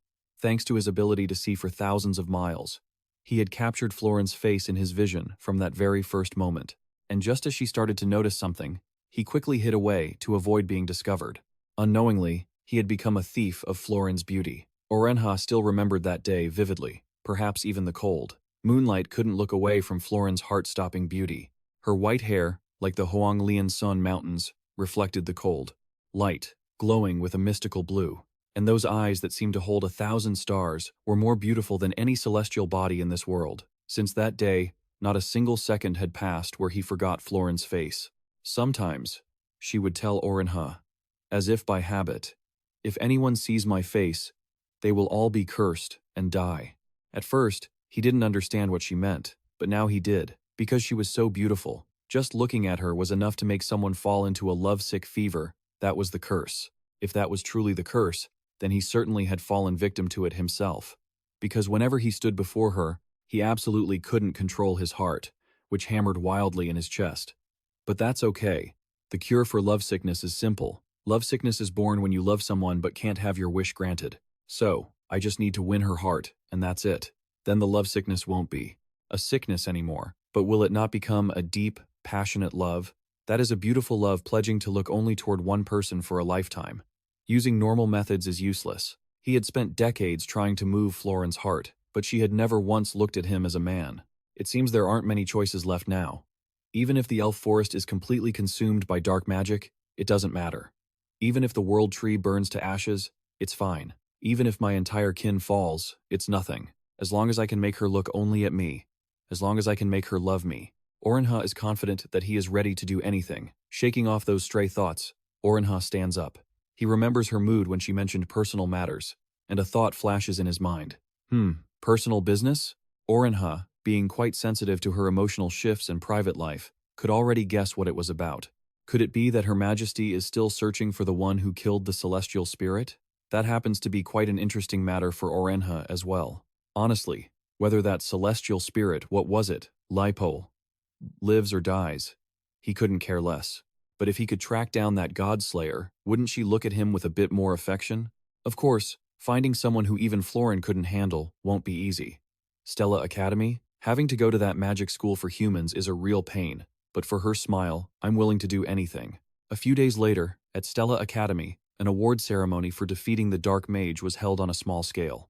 It was kept small to avoid the tedious, overly formal rituals of a full student assembly. High-ranking officials from the Stella Magic Knight Order, the Board of Directors, the heads of the Magic Towers, and the Magic Research Society were all in attendance. Not only that, reporters from the Magic Daily and representatives from other Magic Towers were present, making this a huge honor for the first-year students. The students receiving awards included Ma Yusung and Beck Yunsung leading the way, followed by Flame, Iso, Hong Baeon, and the rest of her faction. Although Ma Yusung and Beck Yunsung were the ones who personally took down the Dark Mage, the bravery of the others in risking their lives to hold the enemy back before the battle truly began was also recognized, so they received prestigious medals as well. A female mage from the Magic Council spoke up. The Celestial Tree has decided to bestow medals upon the involved students. And now, Assistant Orenha will present the medals on behalf of King El. Let the award ceremony begin. First-year S-class student, Ma Yusung. You are receiving this award in the hope that you will become a role model for the other students. As soon as she finished, camera flashes went off everywhere. As Orenha handed over the medal bearing the mark of the Celestial Tree, he thought, this is the only thing that really matters. He had to show the Dark Mages that the relationship between humanity and the elves was still perfectly intact. Congratulations. Orenha said it dryly as he pinned on the medal. Yusung just nodded with a cold, indifferent smile. Thank you, sir. In that brief moment, Orenha felt a chill run down his spine, but when he sensed again, it just felt like a normal student, albeit one with power far beyond his peers. This is annoying. Orenha felt irritated that his senses were being so touchy about some small fry student, but he forced himself to keep a neutral expression. If he let his annoyed face show on camera and got called out by the World Tree Elder Council, she might actually start to hate him. Next was first-year S-class student, Beck Yunsung. It was the same routine. He calmly congratulated him, but the moment he reached out to pin the medal, An aura radiating from the protagonist made Orenha's skin crawl. What the hell? There's no mistaking it. That was definitely the aura of the celestial spirit Fel, an old, longtime friend of Florence. He hurriedly looked around, but it seemed he was the only pure-blooded spirit who noticed it. Well, it figures. How could those lowly humans possibly distinguish the aura of a divine beast? Assistant, is something wrong? A female mage from the board asked. No, nothing at all. Orenha quickly regained his composure and pinned the medal on Beck Yunsung. And then, his brain began racing at supersonic speeds. Why could I feel Elfel's aura on that student? Could this student be the one who killed Elfel? That's it. From the start, it seemed nearly impossible for two students to defeat a level 6 dark mage. But if someone had enough power to hide even a fallen soul, then dealing with a level 6 and infiltrating Stella would be a walk in the park. Looking at the situation, the witnesses everything fit perfectly down to the smallest detail. Beck Yunsung, that guy is the culprit. The one who killed the celestial spirit, Elfel. The person Florin is nursing a grudge against and hunting for. If I tear off his fake mask and present him to Her Majesty, she will surely be happy. Who knows? I might even win her favor. But I can't be hasty. For now, there's no concrete evidence. Furthermore, rather than handing him over immediately, it would be far more effective to secretly plan everything and let it all explode at once. When Florin's resentment deepens a bit more, when her anxiety becomes so severe that she can no longer suppress her own emotions, that will be the golden opportunity. She's going to retreat into hiding in that ancient castle deep in the primeval mountains anyway. Information about the outside world will be limited, and with my influence over the White Castle, Orenha had to summon superhuman willpower to keep the corner of his mouth from twitching with the excitement he wanted to scream out. That's right. Just wait for that moment. I will expose your true identity. Ma Yusung, on the other hand, had no idea about his elaborate plan. He was just talking about what to eat with Ma Yusung and Iso. Time flew by, and it had been 2 months since they started at Stella. Around this time, first-year students begin taking new subjects. Professor Petal Rose, who was in charge of the Divine Beast class, had a rather stout figure and looked like an ordinary middle-aged neighbor, but her characteristic warm smile made a great impression on the students. Now, today, let's get friendly with our adorable divine beasts. Yes, ma'am. And not long after, they faced a harsh reality and were dumbfounded. Ah, what the hell do you want? Seriously? Ugh, so frustrating. I told you to play like this, so why are you acting up? First one thing, then another. How am I supposed to live like this? Angry screams from students rang out from all sides. Since only the person themselves can see their own divine beast, it created a ridiculous scene with everyone shouting at thin air. Just then, a helpless voice echoed. Come on, please just listen to me. It turned out to be Iso. It seemed she wasn't doing much better. Chirp, chirp, chirp. A blue sparrow tilted its head, looking annoyed and refusing to cooperate. Purium, are you really going to keep doing this? As she was feeling helpless, Professor Petal Rose came over and smiled. Oh my, it seems Iso. Professor Petal Rose, Iso's divine beast is an ice thunder sparrow, right? Ice thunder sparrows are famous for being very sensitive and picky. That's why forming a contract with them is extremely difficult. There must be a special reason why the Ice Thunder Sparrow chose to sign a contract with you. So, if you open your heart and try to understand it, I'm sure you two will become close. Iso rubbed her chin, looking confused. Will it really be like that? Professor Petal Rose laughed heartily, her voice firm. Of course, trust me. And then came the moment when the bond between student and divine beast reached its peak. With that said, she summons a white-maned wolf. The divine beast is overjoyed and rubs against her, acting clingy. Professor Petal Rose continues. You can even summon divine beasts directly and fight alongside them like this. When that moment comes, the divine beast will become the most reliable ally by your side. So, just open your heart and keep on trying. Hearing those words of encouragement, Ai's face lit up. She excitedly replied, Yes, Professor. Even so, the two of them still hadn't managed to get any closer. Ai thought sadly, will I ever be able to summon a spirit beast and fight alongside it one day? As she was walking down the hall, a conversation suddenly caught her attention. Wow, look at that. They're all over the news again. That's Manuel and Beck Yunsung, right? I really thought we were going to die back then. Come to think of it, if it wasn't for those two, we would have perished at Heavenly Spirit Flower. I quickly realized what they were talking about. It was definitely another article singing their praises. After the Spirit Beast contract ritual concluded, the story of the two students, Stella defeating the Dark Mage, had spread far and wide. Of course, Beck Yunsung was the same as always. He basically didn't care about how things had changed, or he pushed all the credit onto others, just like a silent hero. She clenched her fists. She wondered, if Beck Yunsung were in this situation, he would probably just listen calmly to her and say that he believed in her, just like that time. No, she couldn't keep relying on him forever. She couldn't just keep receiving help from Beck Yunsung. I lowered her head. She was determined in her heart that she had to do it herself. Cutting to the afternoon, Professor Li Han announced that, starting today, practical magic combat would be added as a mandatory course for all students. This wasn't just because of the incident during the Spirit Beast contract ritual. If you want to live as a magic warrior, there will be times when you can't avoid fighting other magic warriors, especially dark mages. He emphasized that in a duel between mages, the most important thing isn't just using powerful magic, but using the right type of magic most effectively, depending on the timing and situation. For example, magic cast from one's own body has long range and great destructive power, but the opponent can react while you're chanting. Meanwhile, target-based magic that creates spells at specific coordinates has shorter range and less power, but it's very difficult to react to with normal physical abilities. Especially since the effective range of target magic varies by attribute, you must adjust your distance from the opponent and guide the flow of the battle to your advantage. In other words, considering that each attribute has a different operating range once outside the opponent's reach, the foundation of magic combat is getting the enemy into your own attack range. He paused for a moment, and a puppet was suddenly summoned. Li Han emphasized, "The wooden puppet you see now only uses level 2 target magic and always faces forward. With only 2 shields, you must move into the puppet's blind spot and stay safe for 30 seconds, or survive within its attack range for over 10 seconds. All the top students were shocked, their faces showing visible tension. What? Surviving in its range for 10 seconds with just 2 shields is almost impossible. So, with the first shield, you have to identify the puppet's attribute and attack pattern. With the second shield, you have to pinpoint the exact range of its target magic and move into its blind spot. In short, it sounds easier than it actually is. And so, under the guidance of Professor Li Han, the practical session officially began. Million failed. Aiden failed. Next was Onryang. As soon as the signal was given, a series of sharp ice spikes erupted from the ground. In a moment of distraction, an ice shard fast as the wind pierced through his shield. Li Han's voice rang out. Hong failed. Just like that, the majority of the S-class students participating failed. A glimmer of hope appeared. Peng Harang, success.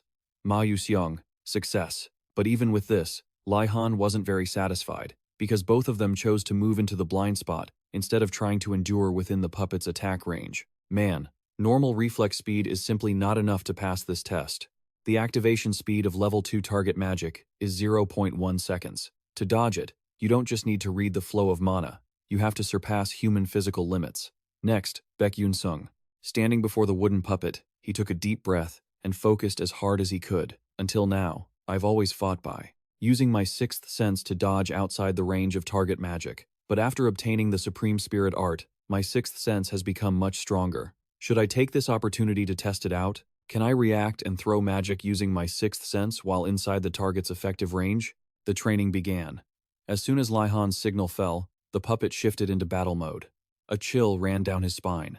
Beck Yunsung immediately pivoted sideways by a step to dodge. Boom! A distorted purple orb appeared in midair and then vanished. Are you kidding me? It's not an elemental attribute, it's spatial magic? That kind of magic is even rarer than light attribute. It's just a wooden puppet. Is it really necessary to be this terrifying? But there was no time for useless thoughts. Beck Yunsung immediately focused intensely, channeling the Supreme Spirit Art, while trying to read the movement of mana flowing through the space. Whoosh boom, whoosh boom, whoosh boom. His shoulders, head, right arm, neck, and waist. The destructive orbs grazed past those critical spots one after another. Beck Yunsung simply moved his feet left and right to dodge every attack. It wasn't that he was trying to look cool. It's that the Supreme Spirit Art wasn't mastered enough to maintain while running. But that was more than enough. When he was just 30 centimeters from the wooden puppet, his whole body suddenly emitted a golden aura, all his mana converging into his sword. But right at the climax, Li Han's voice cut it off. Beck Yunsung, success. He swung at empty air, missing the wooden puppet, his eyes full of confusion directed toward the professor. Huh? When did it end? Opposite him, Li Han looked at him with an expression of disbelief. I've lived this long, and this is the first time I've seen a brat with such bizarre talent like you. Everyone hearing this nodded in agreement. It was no exaggeration to say that Beck Yunsung was the one. with the strongest physique and fastest reaction time in Class S. But having the technique test end like that was a bit of a pity. Beck Yunsung turned pleading eyes toward Professor Lee, meaning to say, "I want to practice a few more times. Can't you let me train a little longer?" Professor Lai Han flatly refused. No means no, go back. My goodness, the professor is so stingy. A few days later, in the mental realm, a blonde woman resembling an angel continuously called out the name Flame. She emphasized, "Remember this, Flame. No matter what happens, we will protect you." Because of that, she opened her eyes and rubbed her throbbing, painful head. Is it that strange dream again? I don't know the reason, but ever since I used the angel's power to stop Hari from turning dark, sometimes I dream of angels appearing and whispering in my ear. But what exactly did they say in the dream? It felt like they were asking me to come with them. Suddenly, a voice cut through my train of thought. "Flame, what are you doing? Is it time for the next class already?" "Yeah, I'm going. It was just a dream. Anyway." Cutting to the training grounds, Professor Lai Hanggu stood before the students and made an announcement. "Today, we'll be holding a sparring match between Class S and Class A." Beck Yunsung and Yuake stepped onto the platform. As the announcement finished, every eye locked onto the two of them. Everyone was excited to see this interesting match. Li Hanggu's voice boomed, and both sides raised their staffs to begin the duel. As he finished speaking, Yuake raised his wand to chant a spell. "Oh, blue waves, rise up!" In an instant, a roaring tidal wave appeared. Everyone below gasped. "Whoa, isn't that a Tier 3 spell? That Class A guy played his ace right from the start. Talk about being ruthless." But why was Beck Yunsung just standing there, motionless?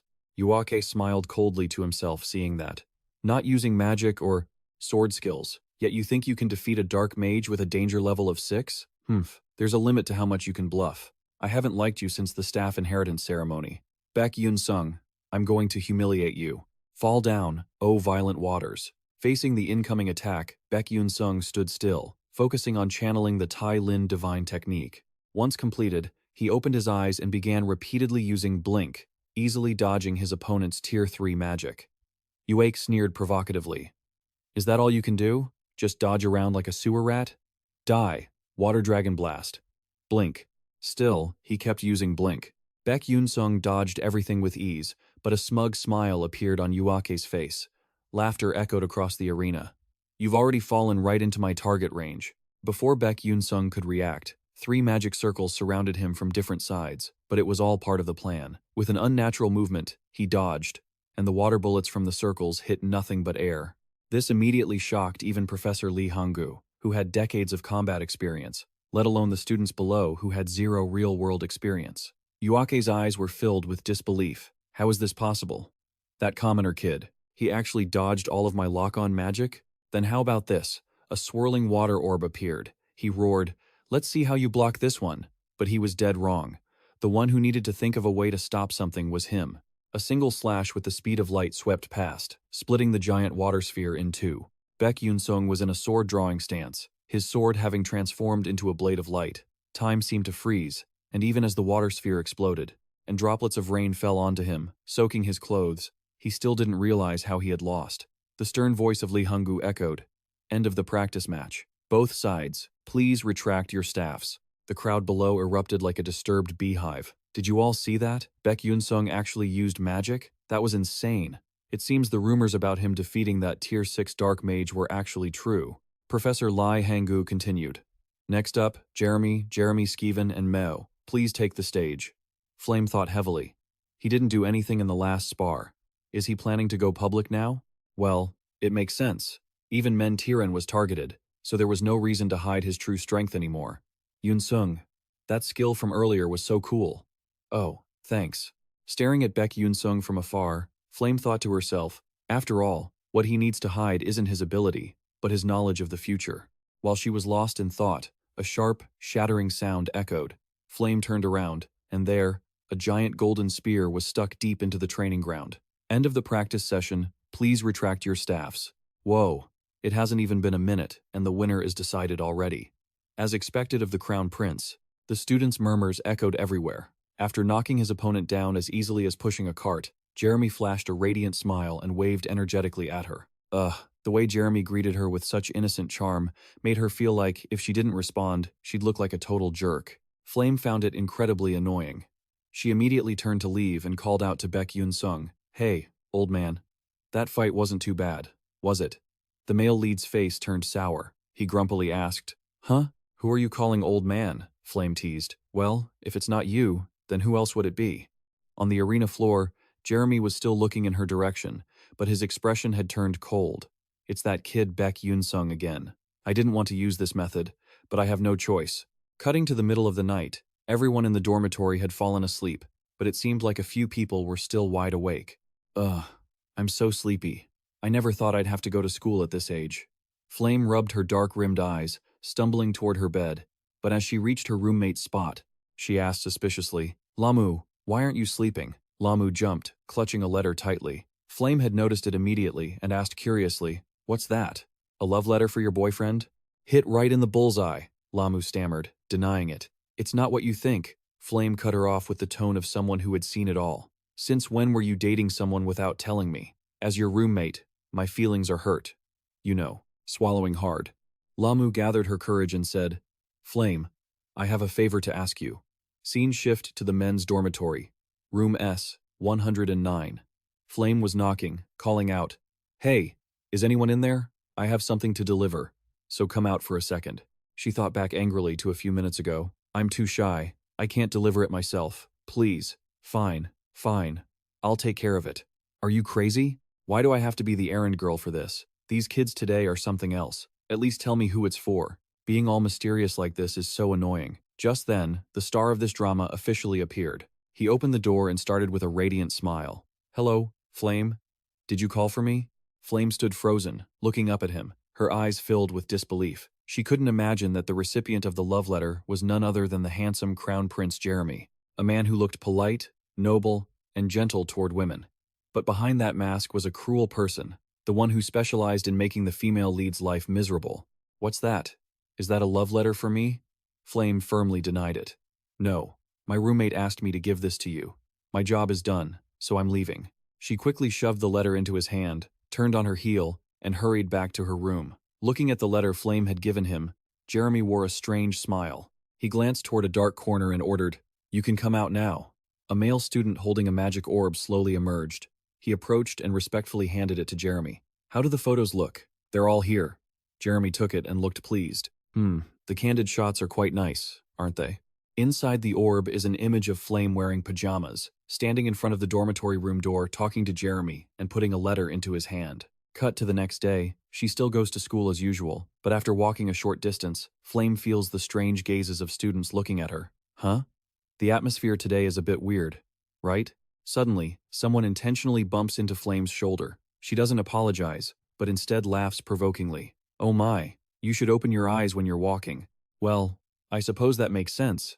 Since you're always staring at the ground, how could you see what's in front of you, right?" Flame gets so mad her blood boils. She grabs the girl by the collar and suddenly delivers a merciless headbutt.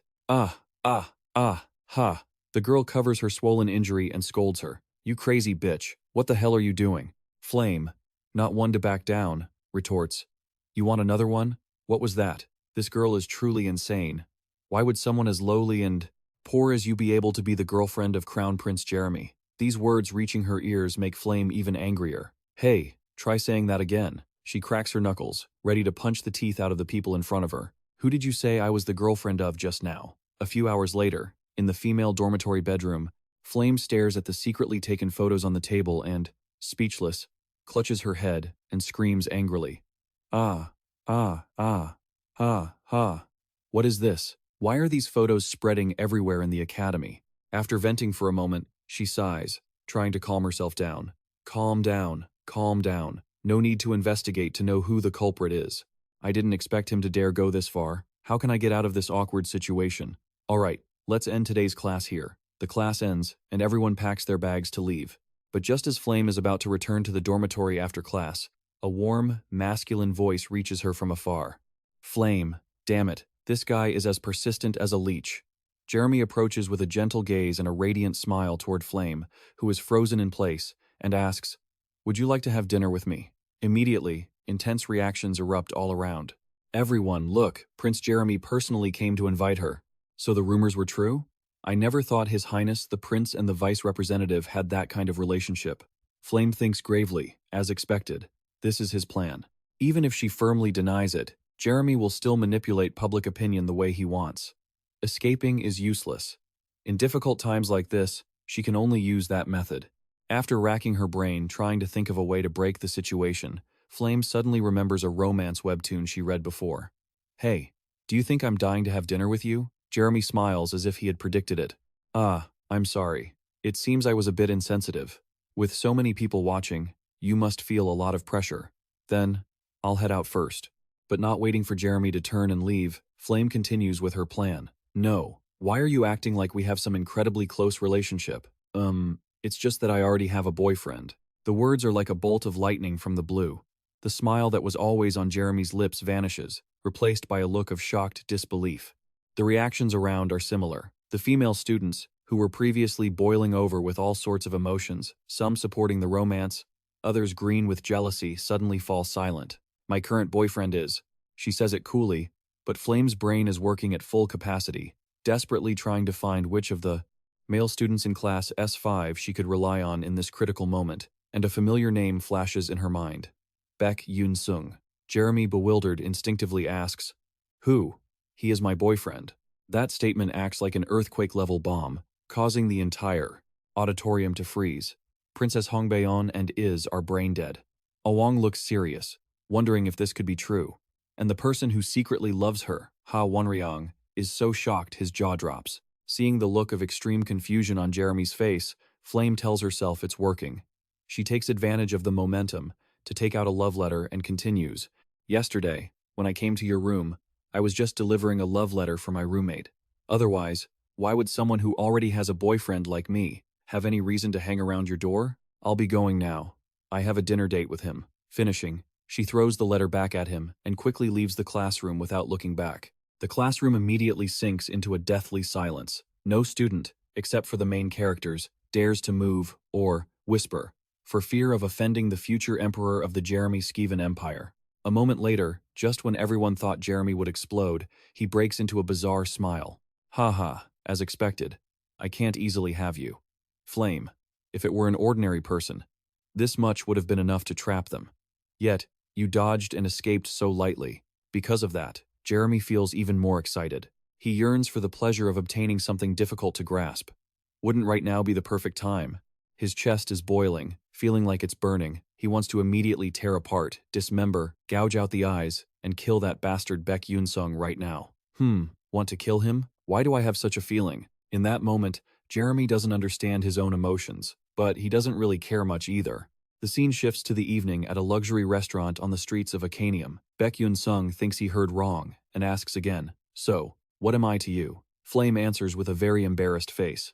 My boyfriend." Beck Yunsung is so stunned he forgets to even bring his spoon to his mouth and asks again, "Huh? How did it end up like that?" Well, generally speaking, this is just a desperate situation. Beck Yunsung slowly puts the piece of steak into his mouth and thinks to himself, maybe it's because of the rumors spreading in school yesterday. Well, if that helps her avoid the plotline with Jeremy, which has a 99% chance of a bad ending, then that price is worth it. All right, I will help you to the end. Thank you so much. To repay you, from now on, I will invite you to eat often. But why me? Huh? That. Flame's gaze drops. She stares at Beck Yunsung and wonders to herself, if I said you were the first person I thought of at that moment, would it be too weird?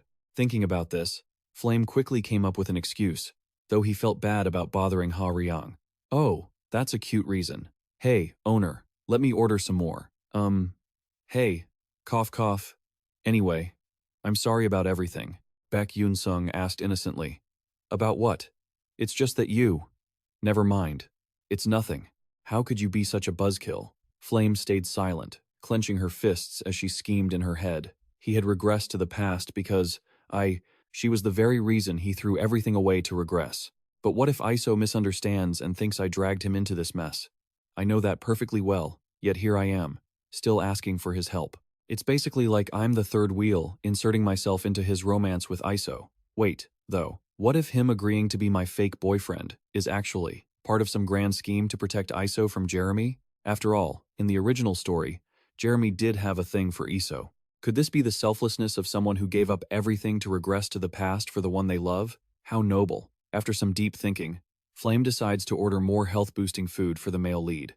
Eat up to build your strength. Don't be shy, old man. Beck Yunsung chokes.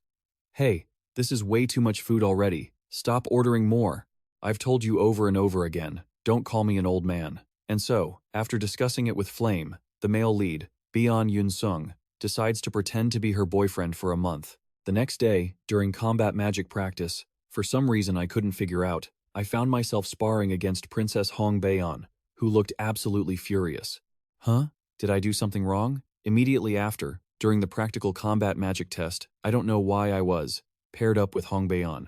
She was radiating pure killing intent, her body engulfed in intense flames, and there was this suffocating, heavy pressure. Beon thought to himself, confused, what on earth is going on? She looked terrible today. Or am I just being too sensitive? Hong Baeon let out a soft sigh, a look of pure annoyance on her face, though I had no idea why. Honestly, today I just want to blast magic right in that guy's face. Beon asked, Hey, is everything okay? Before he could even finish his sentence, the second princess cut in. Things won't be as easy as the last match. Talk about showboating. His eyes widened in confusion as he saw massive fireballs slowly emerging. What the? And in the blink of an eye, countless fireballs, big and small, filled the sky, sending the arena temperature soaring until it was hard to breathe. Hong Baeon's eyes were locked on him, determined to give the guy in front of her a real beating. Without any warning, she fired them straight at the still stunned Beon. A massive explosion engulfed the entire arena in red flames. The audience below broke out in a cold sweat. Genuinely terrified, it was a scary sight. Hong Baeon narrowed her eyes, focusing intently. Just as the explosion hit, Beon used a blink spell to teleport out of the blast radius at the very last second. He breathed a sigh of relief. Ah, that was almost the end of me. But the joy didn't last long because the next attack was already coming. Hong Baeon created a giant fireball mid-air, aiming right where he was about to land. It wasn't over yet. Continuous explosions echoed everywhere, followed by Beon's panicked shouts as he scrambled to dodge. Ah! Flame watched the battle intently, thinking, wow, the flames are really intense today.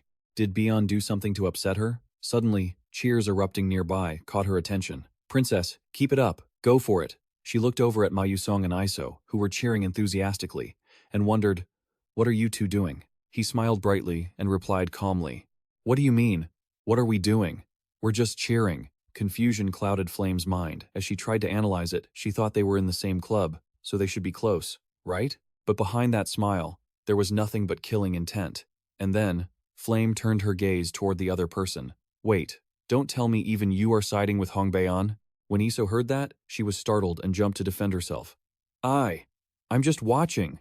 Is it that intense? Ma Yusong took the chance to yell excitedly. Haha, take him down, princess. Meanwhile, on the arena floor, Beon was panting from exhaustion. Her attack speed was too fast, and the sheer number of spells was overwhelming. If I had 10 seconds, no, even 5 seconds would be enough for me to gather my magic and blow all this away. Red fire raged all around him. Pillars of fire erupted from the ground.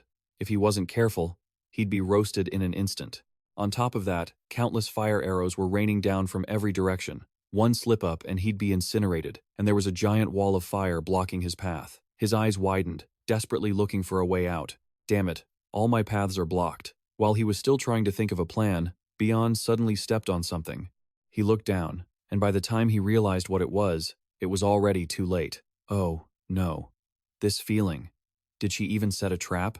The moment the words left his lips, an explosion consumed the arena. Beon's desperate cry rang out. I surrender. I give up. The thick smoke and dust slowly cleared, leaving behind an arena shattered by Hong Baeon's onslaught. Hong Baeon lay sprawled on the ground. He was lucky he hadn't been burned to a crisp. The practice session ended, and the win went to Hong Baeon. The princess's face was stunned and confused. What? I won? Did I really win? Beon smiled, thinking to himself, phew, that was almost a death sentence. If this wasn't a class drill, I'd be a goner by now. He glanced at her, calculating. Hong Baeon didn't seem to realize it yet, but the ability she just displayed was at the level 4 threshold. It seems the creative thinking training method really paid off. The professor walked over to him and asked, Are you okay? Does it look like I'm okay, Professor? I feel like I just came back from the dead. If you've still got the energy to talk back, I guess you don't need to go to the infirmary. If I die, I'll haunt you as a ghost for the rest of your life, you know. Enough, get to the infirmary now. Yes, sir. Hong Baeon slowly stepped off the stage. A bunch of girls crowded around her to congratulate her. Princess, you were amazing. We knew you'd easily overwhelm that guy, Beck Yunsung couldn't even fight back, right? Iso noticed something odd and asked, Princess, you won? But why don't you look happy at all? Hong Baeon sighed wearily and replied, You really don't see it? He was going easy on me the whole time. That commoner has used sword skills to completely negate level 3 magic before, hasn't he? Yet this time, he didn't even bother to draw his sword, just ran around and rushed to surrender. Now that I think about it, it was the same during the dungeon drill. He didn't use his full strength. Just a tiny bit to handle me. Her hand tightened in frustration. Whether it was back then or now, am I always the one he has to hold back for? Then, Iso spoke up to explain. Oh, Princess, could it be for this reason? Didn't Beon previously declare that he walks the path of a knight? I once read in an ancient book that knights of old always showed absolute favor and devotion to their ladies. Hearing that, Hong Baeonjon asked right back, but he still beat the other girls to a pulp, didn't he? Exactly. Which just proves he only holds back for those he truly acknowledges as ladies, right? H. Joan quickly turned away, muttering about how it was all just nonsense. Let's break it up. But when she caught that look, the princess's face flushed red with embarrassment and shyness. Ison saw that expression and couldn't help but laugh with amusement. But no matter how you look at it, our princess is still the most beautiful one of all. Let's head back, princess. The scene shifted to the weekend, where Busan had already asked Ma Yusong and Ison for permission to go out alone with Flame. I'm so sorry. I have a date this weekend, so I'll have to miss the club meeting. Is that so? Well, I guess it can't be helped. But still, what do high schoolers usually do on a date? Isn't it just enough to grab a meal together? After fulfilling his duties as a mature man, he headed to Ano's garden. A girl with tiny blue hair appeared before him, beaming. Hey, why has your body shrunk down to that size? She laughed playfully and replied, It's nothing. I'll recover in no time. How long is that going to take? Maybe just a millennium or so. Haha, that's real quick. I actually have a way to speed up the recovery even more. What kind of method? A cunning smile played on her lips as she answered. You and I should form a divine beast pact. Guys, give me a minute to introduce the channel. Welcome to Conlin Review 2, the place for all the most exciting manhwa, and comics. This channel specializes in full-length videos and complete series reviews from start to finish, helping you follow the entire storyline without wasting too much time searching for chapters. From action, fantasy, cultivation, system, and isekai genres to all the hottest trending hits, we strive to bring you the highest quality and most accessible content. If you find this content helpful, don't forget to leave us a like, subscribe, and share the channel to give us more motivation to put out new videos. Thanks for stopping by Conlin Review.